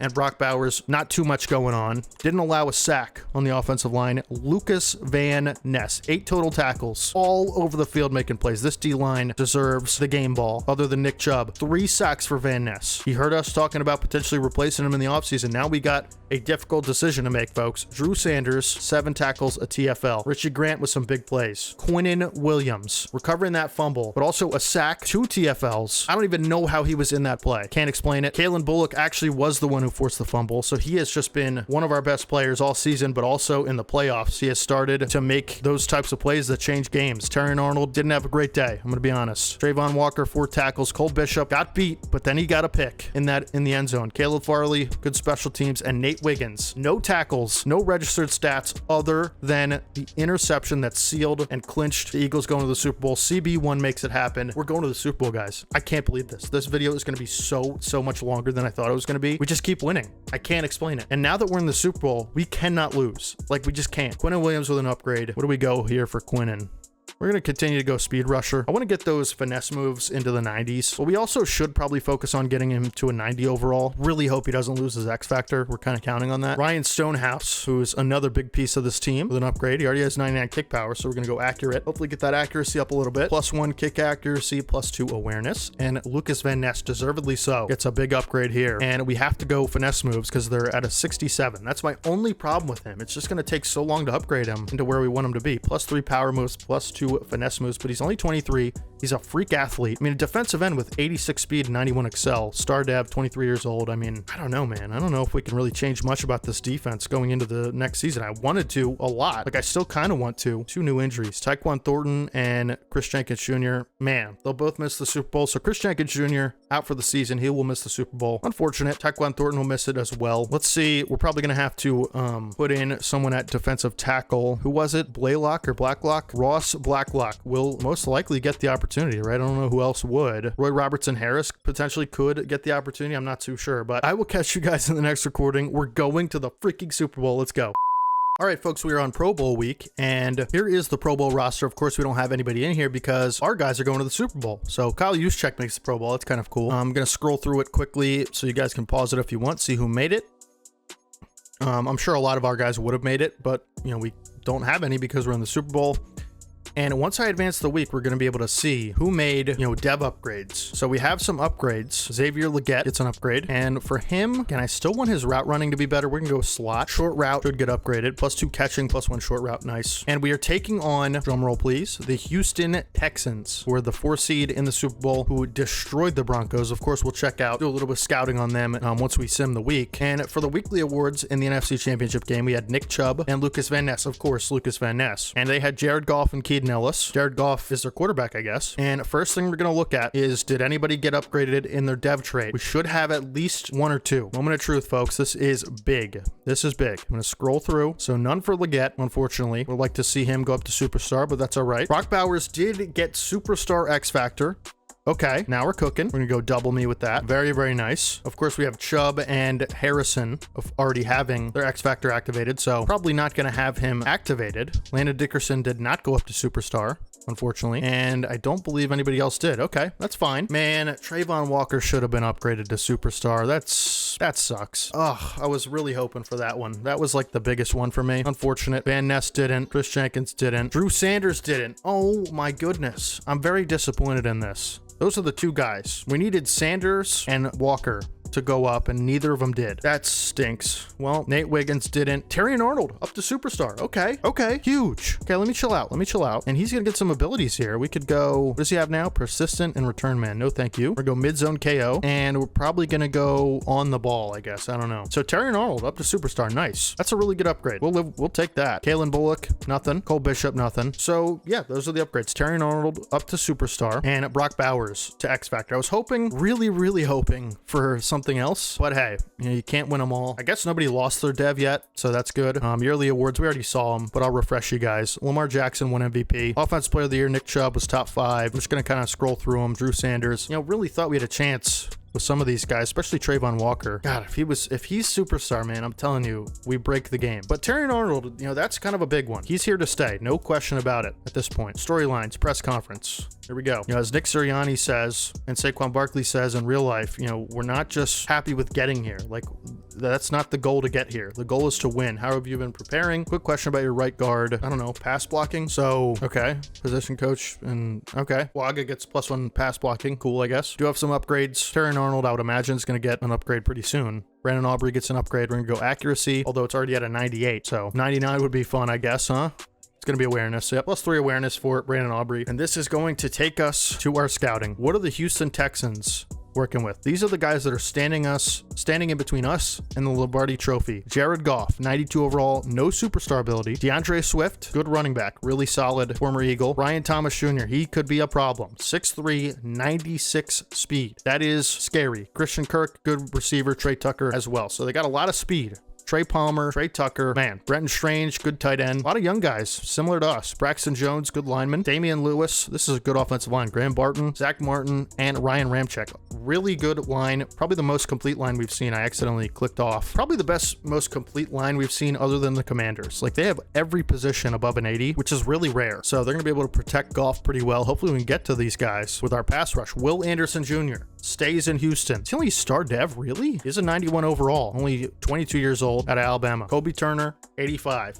This is a very well-balanced team. Dexter Lawrence up the middle. Probably the best D tackle in the league right now. Maybe Chris Jones, you can make a case. I don't know. Quinn Williams up there as well. That's going to be an issue. Eric Wilson, Keaton Ellis, who had, he's already an 84, but 85 speed, good linebacker. He had player of the week. Nick Herbig, cornerback room. Teron Johnson, not the fastest corners. So Harrison should be able to get open a little bit. Javon Holland and Von Bell. This is a very complete team. Not overwhelming in top-end talent, I'd say, but like guys like Dexter Lawrence, guys like Will Anderson Jr. This D-line is going to give us issues, right? It's a very well-balanced and really, really good team. It's just not as good as like the Commanders on paper, right? Oh my goodness, folks. Weekly strategy. I'm so nervous. I'm so nervous. We're going to continue to go with defend the deep pass. It's just been working for us. And of course, we're going to go run it inside. It's going to be tough to run against guys like Dexter Lawrence and Will Anderson Jr., but we're going to have to find a way. And we say that week after week, and Chubb just finds a way to get 200. Oh my goodness, folks. This is what it all comes down to. Who would have thought we'd even be here? Not me. I got to tell you, going into the playoffs, I was expecting a one and done. Can't believe we beat the Commanders either. Can't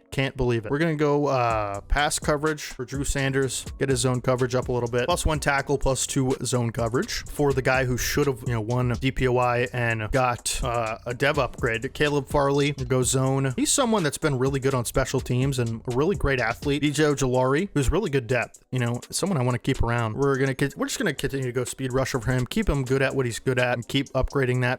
He's only 22 years old, and he's come in and made plays for us when he needed to. We're going into this almost fully healthy. Of course, we have Chris Jenkins Jr. is the big loss for us. So, I want to make sure we have all that stuff sorted out. Tyquan Thornton as well. So, who's going to be our backup return man, first of all? Like, who's going to be out there with Benson? Something definitely we have to figure out here. I think we're going to keep the X factors we have. I like, we never activate with Caleb Williams, so maybe we will go ahead and go with Brock Bowers. But I don't know. I think we just keep it the same for now, just in case Williams does get Omaha. That'd be crazy.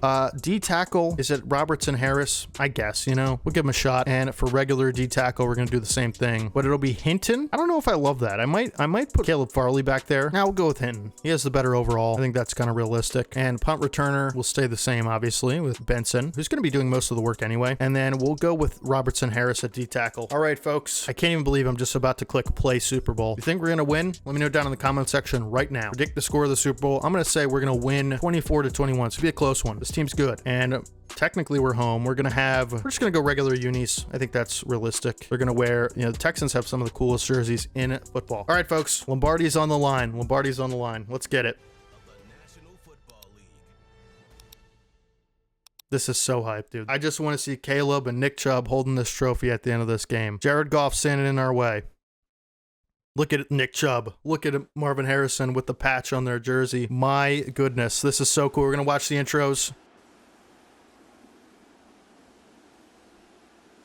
Are they booing the Texans? Of course. Here are your Eagles. Coming out in the midnight green. Super Bowl in New Orleans. We've been ready for this, but did not expect to be here. We're not going to be one of those teams that, if I have anything to say about it, fall short making it to the Super Bowl. We're not one of these one-and-done young teams, in my opinion. Could be. Season 2 is very far away at this point, but a lot of Texans fans here. I'm seeing a lot of red in this stadium. Too much red for my liking. The Eagles fans travel well, but apparently not in Madden, as Jared Goff will take over. This is loud, folks. Man, they are loud. Goff and the Texans will take over at the 29. I can't believe we're on this field right now. I'm getting like goosebumps, butterflies, man. This is so cool to see our guys that we've worked with all year in this moment. They freaking deserve it, man. DeAndre Swift has a nice run, picks up a first down. All right, let me lock in. I got to absorb the moment and lock in. We got to win. We got a job to do here, folks. This is a business trip, but it's just so cool. I can't help it. Stover with a 6-yard catch. So happy for these guys, man. Especially the defense. They earned it, man. Oh, big play. It was a deep hook route. for Christian Kirk, and Goff finds him. And now we got to lock in. They're already near the red zone, already in field goal range are the Texans. And Quinnen Williams just blows that play up before it even starts. 4-yard loss for DeAndre Swift. Quinnen Williams is not going to take advantage of this. Excuse me, he is going to take advantage of this opportunity, as underneath on a little comeback, he'll find Christian Kirk again. Will Goff. And Drew Sanders there for the stop. He's motivated after not getting superstar, folks. He wants this bad. 3rd and 8. Can we hold him to 3? I sure hope so. Goff looking all day to throw. He's going to try to take off with it. And he will pick up the first down. No fumbles. As Quinnen Williams, Drew Sanders, and Kalen Bullock are there to make the stop. And we'll try to send some pressure here on 1st and 10. It will be a run. And a lot of room for DeAndre Swift. This big hit from new superstar Terrion Arnold. Goff was supposed to be teammates with him, IRL. But Goff already was teammates with DeAndre Swift. And a big play from Cole Bishop. 3rd and 5, huge TFL for the young safety. And I like this 3-3 coverage. It's really good on downs like this. We just have to be able to get pressure, obviously, which is tough with 3 linemen. But Sanders with coverage. Goff just throws it away. He was going to take off again. Probably should have. Would have had the first down, in my opinion. They'll take 3. We're going to have an opportunity to go up a touchdown. Hopefully these young guys are ready for this moment, and hopefully it's not too big for them. As Eddie Pinheiro knocks it through, it'll be 3-0 Texans. Hinton, first return of the season, I believe, and Hinton's got a lot of space. Take it to the 33. Good return for Hinton. Good blocks all the way around. And this is where the Nick Chubb show begins. And hopefully the Texans season ends. We're going to get a good idea on this drive to see if we can really run the ball today. 3-yard gain for Chubb. Tough to tell on that play, but going to the pistol formation. We're going to try a throw on 2nd and 7. Bowers open underneath. We're just going to take what we have there. And Bowers, run after catch, picks up the first down up to the 46. It is loud in this stadium, folks. I don't know if you can hear it as well as I'm hearing it, but it is loud. Hard to even hear myself. That's how loud it is. Try to get this pass game going. Williams looking to scramble a little bit. Just going to try to chuck it away, but it'll be a sack as he's run down by Will Anderson, who has that kind of speed. Very realistic. 2nd and 16, big loss. Chubb open out of the backfield. Going to catch it and run, and Chubb break a couple tackles. He'll be up at the 45. It'll be a 3rd and 1 after that awesome Nick Chubb catch. We're trying inside zone here. A little bit of a run on 3rd. Chubb can't get there. And you know what I say? What do we do on 4th and inches from midfield in the Super Bowl? We hand this thing off to our best player, and Chubb is stuffed. Marco Wilson with the tackle. Huge momentum shift in this game. I really thought we'd be able to have that. Man, that is a tough break for your Eagles. Goff takes over at midfield now. Chance to make this a 2-possession game. And as we know, we're not the kind of team that's built to come back from big leads. And let's hope this isn't a Eagles-Chiefs situation. We could be in trouble here. Need a stop. 2nd and 3. We're going to send pressure again. I like our odds in man coverage. Hand off to Swift. Another big play from Bishop on the outside to make that stop there. It'll be 3rd and 3. Texans need to convert. We need to stop. And Swift is open out of the backfield. He's dangerous in the pass game as well. Couple tackles bounce off of him. And already near field goal range for the Texans. Another run. Great play behind the line of scrimmage from Richie Grant to get in the backfield and wrap up DeAndre Swift. Huge play there. 2nd and 13. Of course, we're going to be missing Chris Jenkins in the run game and the pass rush. Swift to the outside. A lot of runs from the Texans so far. Trayvon Walker reverses all the way across the field to make that stop. It'll be 3rd and 8. Big one here for the Texans. Would love to hold them to another long field goal and keep it at a 1-score game. Over the middle. Sanders diving, can't make the play. And Christian Kirk, 3rd play like that of the game where he's found some open space in the zone and just sat. High IQ players make high IQ plays, and that's what that was. It'll be 1st and 10.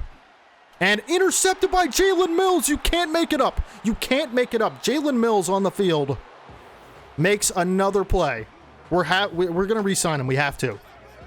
Jalen Mills already has won a Super Bowl with this franchise as a starter. This time as a rotation player, and he comes in and intercepts Goff to give us back the football. I just can't. I can't even believe it. 1st and 10. Williams looking to get outside of the pocket. Finds 4 yards on the scramble. Mention how we want to use him more as a runner. Jalen Mills, pay the man. I will. Still just finding ways to stay, in games and make them interesting. That's what this team does. They're fighters. Bowers with a diving catch through the middle of the zone. Williams threads the needle over the middle of the field. Great catch from Bowers. Could have easily been dropped with a lesser tight end back there. 1st and 10. And Dexter Lawrence just absolutely, I don't want to say the word, but Fuaga was not equipped for that one. 2nd and 7. Leggett underneath. Leggett picks up the first down. Good way to fight for those extra yards there. We're going to go hurry up. Leggett again underneath. He has a lot of room this time, and Leggett stiff arms his way out of bounds to the 34. Big play there. And a 2-minute drill activated. Still can run, though. As Chubb gets it on the RPO, pick up 4. Love to score a touchdown here. Looking to maybe take a shot on this play. 2nd and 6. Another catch underneath for Leggett. And we're going to call a timeout. We're driving Hinton into the game. Is Leggett injured? That would be devastating as we get that in there. Harrison diving touchdown. Beat several men in coverage and just turned the corner on that route after the catch and had the speed to break the plane. It is a huge play there. Leggett could possibly be injured for the Eagles, but we'll have to see. 7-3 Eagles. We'll go up 4 points. Leggett has broken his wrist, and one of our heroes this season will be out for the rest of the game. Tyquan Thornton down, as we know. It'll be Hinton to replace him. Man, we're getting spread thin here. Gabe Davis is going to substitute, but it's really going to be Hinton. That is a big loss. One of our dynamic playmakers down, and no Tyquan Thornton to back him up either, so made some great plays on that drive. Let's hope we can avenge him with a win. 1:18 minutes for Jared Goff and company. Let's see what they can do. Hopefully nothing. Hopefully another interception to Mr. Jalen Mills. Going to send some pressure at Goff on this play underneath for Christian Kirk, who's had a nice day as a receiver today. And 2nd and 5. Goff pointing out potential blitzers. And a nice play from Jalen Mills. We got to keep him on the field, huh? It'll be a timeout for Houston. They have 2 left, 48 seconds. Plenty of time to get something done here. And good throw from Goff in the middle of the zones to layer that over Kalen Bullock, who was the underneath defender in that zone coverage. And we're going to try it. No. Stupid. Cover 2. Another good read from Goff. Gets Houston down to the 30. Certainly in field goal range. And we're going to go 3 down linemen here. Hopefully they don't try to attack the seams here. So I'm going to bring my user back a little bit as Brian Thomas Jr. Another catch. 6-yard pickup. Gets out of bounds so they don't have to waste a timeout. And it'll be another set of downs for Houston. Goff looking to make this a lead for the Texans. Another throw. Quick one for Kirk. And he's getting the ball out of his hands very quickly, I got to say. It's tough to get pressure on him, too, with 3 down linemen. And another underneath throw for Thomas. They're going to have to take a timeout and take their points. And no touchdowns allowed in this half for your Eagles. It'll be a 1-point gain going into the second half, despite last week being a high-flying affair offensively. This one, not so much, at least in the first half for the Super Bowl. Halftime show will happen pretty soon. Kendrick Lamar will shock the world with his arguably best Super Bowl performance ever. And we're going to try to take a Hail Mary on the last shot, because why not, you know? Going to go max protect. And I'm looking mostly Harrison, if I'm being honest. Taking a shot. Probably out of reach for Harrison. Yep. Over their heads. But that will take us to the half. We are up in the Super Bowl at the half. D'Amico Ryans hating it. Hating every second of it. Have to be able to run the ball. Hasn't been super effective today. Going to continue to defend the deep pass. We will receive to start the second half of the Super Bowl. Everyone energized from Kendrick Lamar's amazing performance. Hinton will return.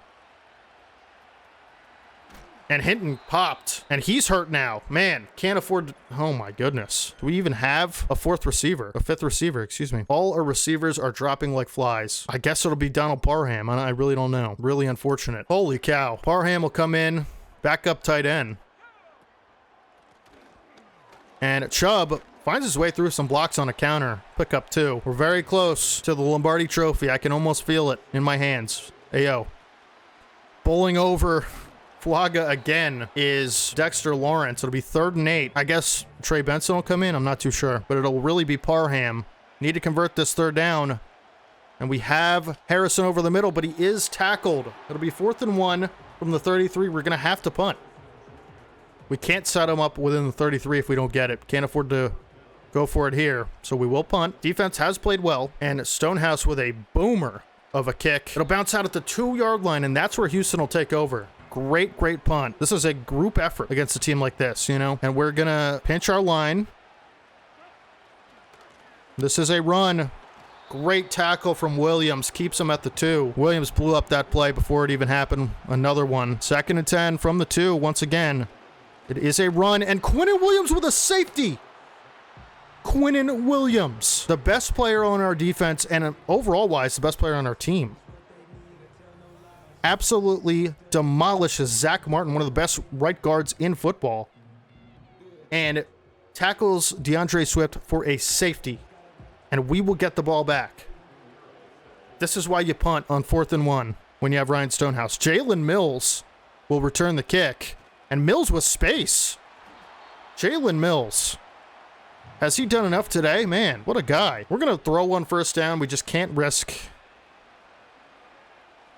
setting ourselves up with these 2nd and longs, 3rd and longs, you know. And Gabe Davis with a nice play there. And I believe Gabe Davis is now injured. Are you kidding me? My goodness. Chubb. We just know that Dexter Lawrence is going to bowl over Fuaga all day. So we're just going to try to avoid it with cutbacks and stuff like that. And a nice run from Chubb there. Unreal. Our receivers, though. We just are so thin now. Bowers over the middle. Still a Brock Bowers and Marvin Harrison Jr., though. Substitute with Parham. But yeah, still have Bowers and Harrison. So, you know, it could be worse, right? And Nick Chubb. And he's going to have to get a little bit more work here. As Chubb, with one of his patented monster runs... We're almost in his house, and I personally think a touchdown makes this game a lot more difficult for the Texans. And Chubb is going to try to make that happen as we're now inside the 20. Sound the alarm, folks. We are inside the 20. Can't get a block, though. Be 3rd and 6. Who's going to make a play? Donald Parham on the whip route makes the catch. And it'll be 4th and 1. Let me think about this. We're going to have to go for it because, let's see, 4th and 1. I don't feel confident throwing it with the receivers not being here. Spread line look for the Texans. And Chubb has it, and he's going to dive into the end zone. Gets a lead block from Braylon Allen, who's played really well at fullback. Chubb makes it a bigger lead. I don't know how many points. I'm so bad at math. It's going to be a 16-6 lead. They're down 10 points. They need 2 scores and 2 stops to win this game effectively. And Nick Chubb doing what he does all season long, delivering when we need it most. 4th and 1, we had to have that, and Chubb made it happen for us. So after the safety, we followed up with a touchdown off of the punt. Goff hasn't touched the ball in nearly a quarter at this point. And your Eagles are almost a quarter away from hoisting the Lombardi Trophy when everything felt so insurmountable towards the end of the season with that collapse. Unbelievable the way we played today, despite losing so much on the offense. And Goff nearly sacked, gets the throw off, but Lucas Van Ness was right there. And if you didn't think his playoff, performances could get any better, that was a big play there. 2nd and 10 for Houston. And this will be a run to Swift. Good job to fill the lane from Sanders. And it's going to be 3rd and 6. Huge 3rd down for the Texans. They needed to convert in the worst way. And over the middle, I thought he was going to sit, but Brian Thomas Jr. gets a big gain. And Goff finding his man through the zone. Nice play there for the Texans. And we're going to send some heat on them this play. 1st and 10 from the 39. Motion. It is a outside run. Swift breaks a tackle on Arnold, but ultimately gets stopped for a 2-yard loss. This defense is swarming today, folks. Texans looking to get in field goal range, make it a 1-score game. And it is a design screen, and Goff overthrows Swift as the pressure was there from Trayvon Walker. It'll be 3rd and 12. I'm not sure they're going to be able to make a field goal from here. And Goff going to hit Swift over the middle, who's tackled promptly by Drew Sanders and Cole Bishop. These are some of the highlights you're seeing going into this 4th quarter. Quinnen Williams with the safety, Nick Chubb with the touchdown, Marvin Harrison with another one. It has been all Eagles, not only in this second half, but in this game. This could be a long, long field goal. Not sure who the kicker is. And it is no good. Never had a chance. Wide left. Eddie Pinheiro just wasn't close. And now it's still a 2-possession game. We get the ball at midfield.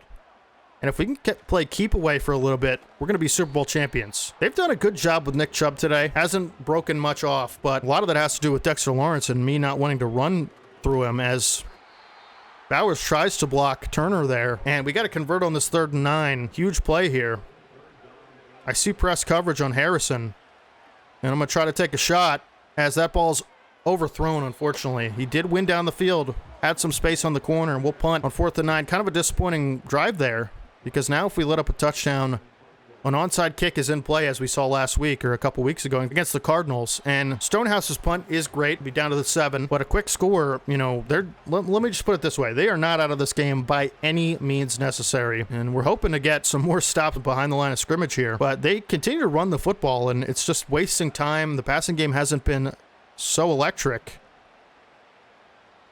Goff will throw on 1st and 10 and find DeAndre Swift, who beats Wiggins down the field, and DeAndre Swift has a lane, and 10-5 touchdown. DeAndre Swift takes it all the way off of a basically blown coverage by Nate Wiggins, who thought he was going to be able to make a play on that, but Swift smartly takes the inside leverage, and Goff puts it where only he can get it in that situation. And DeAndre Swift, what did I say? Quick touchdown makes this a field goal game, and offense hasn't been able to move that well since losing our receivers. 1 play, 93 yards. Of course, we've seen a lot of that over the last couple weeks. They're right back in it, man. Trey Benson will return. We need points bad. Need a touchdown. Benson with a lot of room, and Benson makes a couple man miss. 35-yard line for Benson on the return. And it's now time to put up or shut up.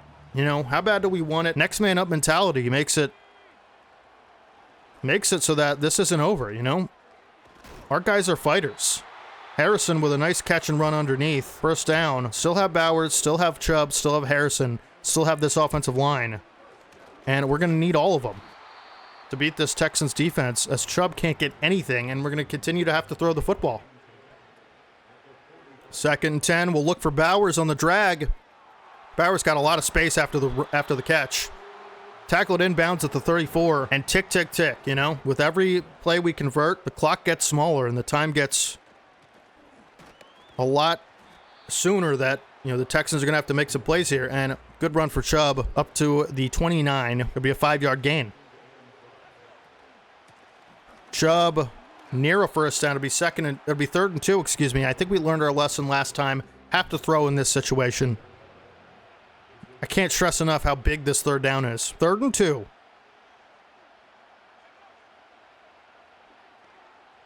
Parham's open. We have him. Donald Parham. I don't think he's had a catch all season. 2nd catch of the day, and that is a big one.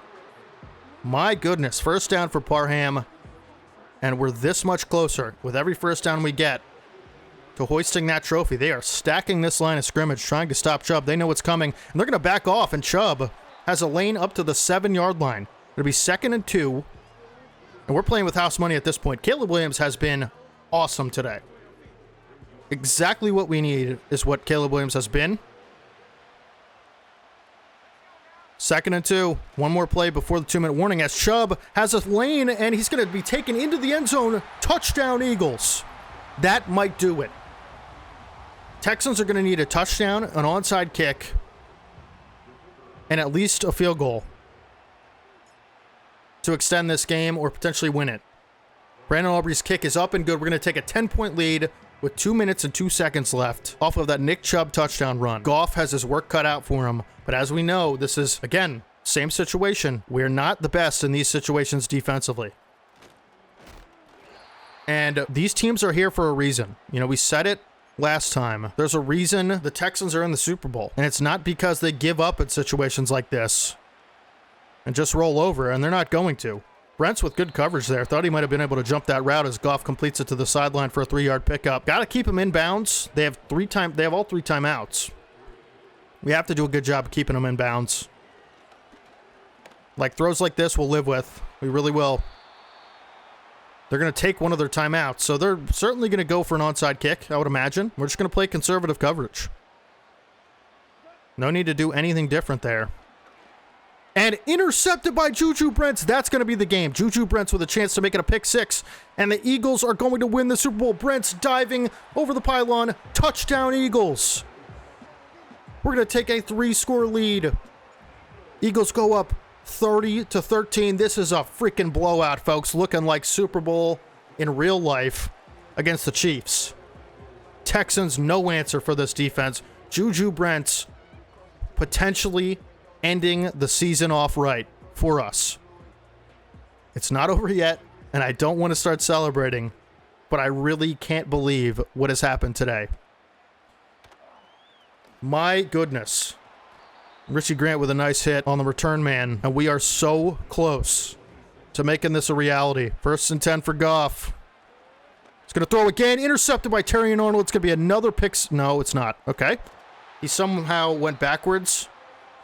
It was going to be another pick 6. New superstar Terry and Arnold seals the game for us. All we have to do is run this clock out, and we are holding that Lombardi trophy for the first time in this universe since 2018.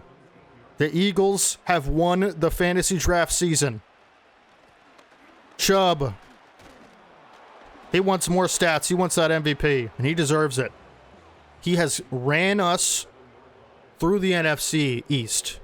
Ran us into the playoffs. Ran us into the Super Bowl, and now has potentially ran us to the Lombardi Trophy. How does it feel, Chubb? How does your back feel after all this carrying? I don't know. But certainly, it has to feel good at this moment, where he'll get to hold that Lombardi Trophy for the first time in his career. And really all the guys other than Jalen Mills are going to be able to say that as the Eagles will celebrate as a team with their confetti. Goff walks off the field upset. Cole Bishop says, "Put it on my finger." Gatorade toss for Dehave the third. He is feeling good. Can't even feel it. He's just so much adrenaline. The linemen getting after it. Caleb Williams, 1 year, 1 Super Bowl in the NFL. 1 for 1. Can we make it 2 for 2? I want to make this a multiple year dynasty as Hall of Fame wide receiver, 2nd greatest of all time, Randy Moss, will take the Lombardi Trophy to Roger Goodell, who will present it to your Philadelphia Eagles. I'm going to move my face cam so you guys can see this picture. Dehave the third, 1 year, 1 Super Bowl. Here are the highlights.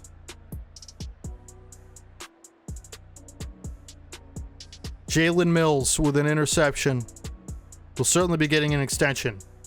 Juju Brents with a pick 6. Terran Arnold with an interception to seal the game. Nick Chubb with 2 touchdowns. Quinnen Williams with a safety. Everybody played their part this season. We didn't get here without getting every ounce out of all of our players. Every single one of them is a champion. And not literally, not like, factually. I mean, these guys are champions the way they've played. I can't believe it. We did it. We really did it. I was not expecting this. I can't tell you. Caleb Williams with a masterful surgical performance. 14 for 16 in the Super Bowl. 131 rating, 167 yards. Every time we needed something, he stepped up and made the throw. 87 completion, 1 touchdown, and it was a big one to Marvin Harrison Jr. Jared Goff, rough performance today. 3 picks towards the end of the game. Kind of choked it away, in my opinion. Nick Chubb. Didn't have a, 200-yard record-breaking performance that we're used to from him, but I'll take 90 yards and 2 touchdowns. I'll take it, all right? Can't be upset with that. Brock Bowers, one of the greatest rookies I've ever seen. IRL and in this game, but he is so good for us. 4 for 51, our leading receiver today. Marvin Harrison Jr. had that big touchdown run after catch. Took some shots to him, couldn't find him deep, but it didn't ultimately matter. 3 for 38 and a touchdown. Leggett with 3 for 40. He potentially was going to break some records today. 3 for 40, I believe, in the first quarter. Unfortunately, broke his rib, I believe, or something like that. Broke his wrist, I think it was, and didn't get to finish with his teammates, but he will be a champion in all of our eyes, certainly. Donald Parham comes in after not playing any snaps all season pretty much, and has 2 big catches on late downs. That 4th and 1 or that 3rd and 1. Big catch over the middle. Gabe Davis was injured, but did have a nice catch. No drops today for 7 yards. And Nick Chubb with a 1 for 15. And how can we not talk about this group, this ragtag group of guys thrown together, young, inexperienced? Jalen Mills says, don't worry, I got you. I'm the leader, and I got the hair to prove it. I'm an Eagle for life, baby. And he certainly will be. 3 tackles and a pick for Jalen Mills. And a 2nd Super Bowl. How about that? Richard Grant, of course, always leads the team in tackles.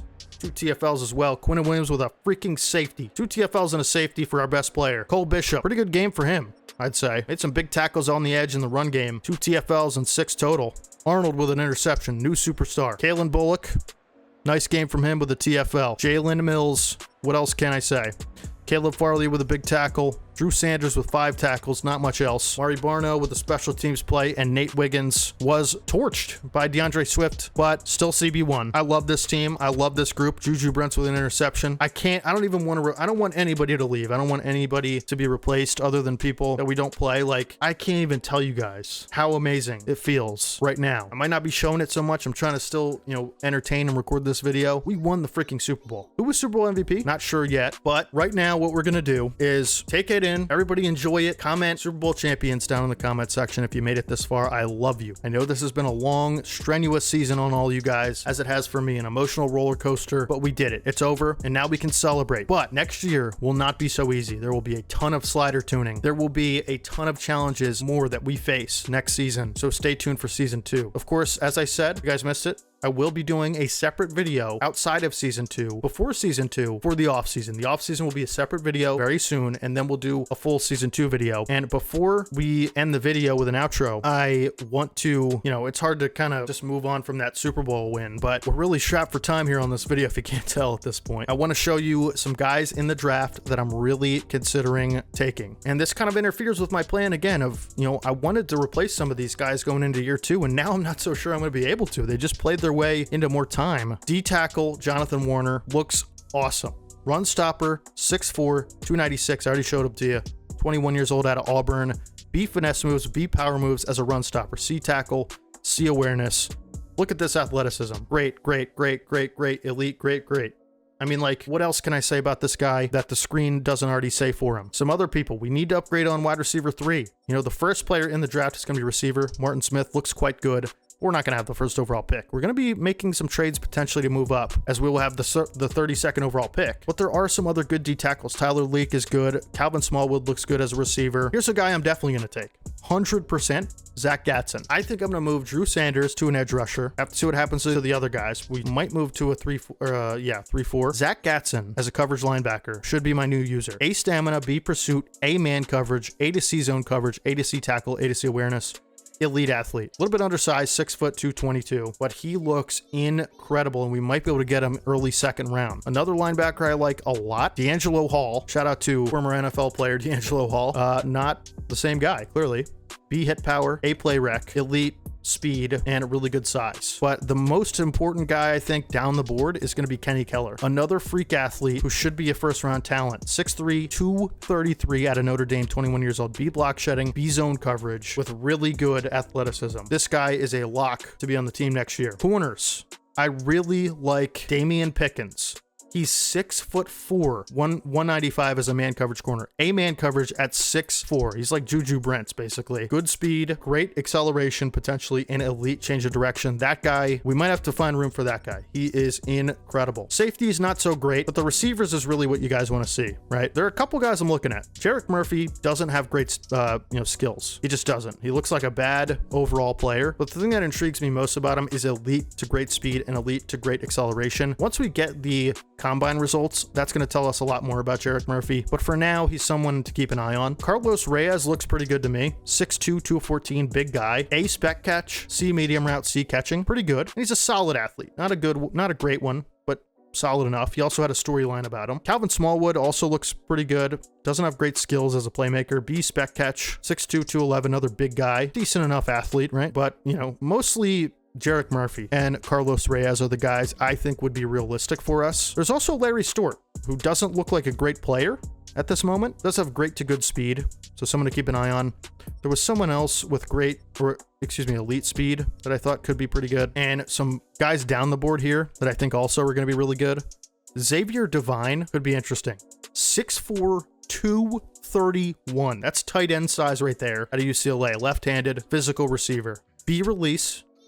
D catching traffic, but B spec catch. He's not going to be a great athlete or anything like that, but he's he's day 3 projected. I thought we might give him a shot in a later round, potentially. There's another receiver with elite speed, I think. James Grant is who it is. Another deep threat, 5'10". Again, the skills are really underwhelming, but elite to great speed. We'll have to see how a lot of it shakes up. And tight ends, I gotta say, this is a stacked tight end class. Stacked. Delvin Ferris looks like he could be an X factor or something like that. Like, this dude is crazy. A deep route, elite to great speed, elite to great excel, elite to great agility, 6'3", 250. Same with Mark Cantrell and Jeremiah Zimmerman. This whole tight end class is insane. But the positions we're targeting, obviously, our linebacker, potentially Jonathan Warner, if we can sneak into the top 10 for him. It's going to be an early pick. Need to upgrade on third receiver. We could always look to free agency to plug some of those holes, but for now, that's kind of my thinking. And then we like a lot Damian Pickens as a corner, but those are the guys I'm definitely looking into drafting for the most part. We'll get into it a lot more in our off-season deep dive video, which will be, again, a separate video. Can't believe we just won the Super Bowl. I'm still processing it. It's hard for me to like finish the video after that just happened. We're gonna just end the video now because if I go any longer, it's just gonna be so difficult to edit. So thank you for watching all the way through. You guys are the best. If you want to see more videos like this, if you want to see season 2 and the off-season video, leave a like. I really appreciate all your support. We won the Super Bowl. This team was up against all odds. We almost had a 2023 Eagles collapse down the stretch of the season, found a way to win it all. Next season will be much more difficult. We're going to up the sliders a ton, like so much. Will this be a one and done, team? Not so sure. You'll have to follow along the series. But again, thank you guys for watching. I loved making this video. It was an absolute blast for me. I can't tell you. All the way from the fantasy draft introduction all the way to now. We just manifested so much in this video, and it's just unbelievable feeling to finish the way we did. And season 2 is going to be even better. And the off-season video, I know I'm excited for. It's like one of my favorite parts of doing, franchise and stuff like that. So make sure you guys stick around. Eagles Fantasy Draft full season franchise episode 1 is now complete, and it ends with a Lombardi trophy. Couldn't have scripted a better way for this season to go than just the way it did naturally. Unreal. Again, please leave a like, subscribe, comment down below if you enjoyed it or not, and I will catch you guys in the next one, which will be the off-season video, and then we'll do season 2 in a separate video. Hopefully you guys have a fantastic rest of your day today. Go Birds, and this is your boy D Haven as always. Peace.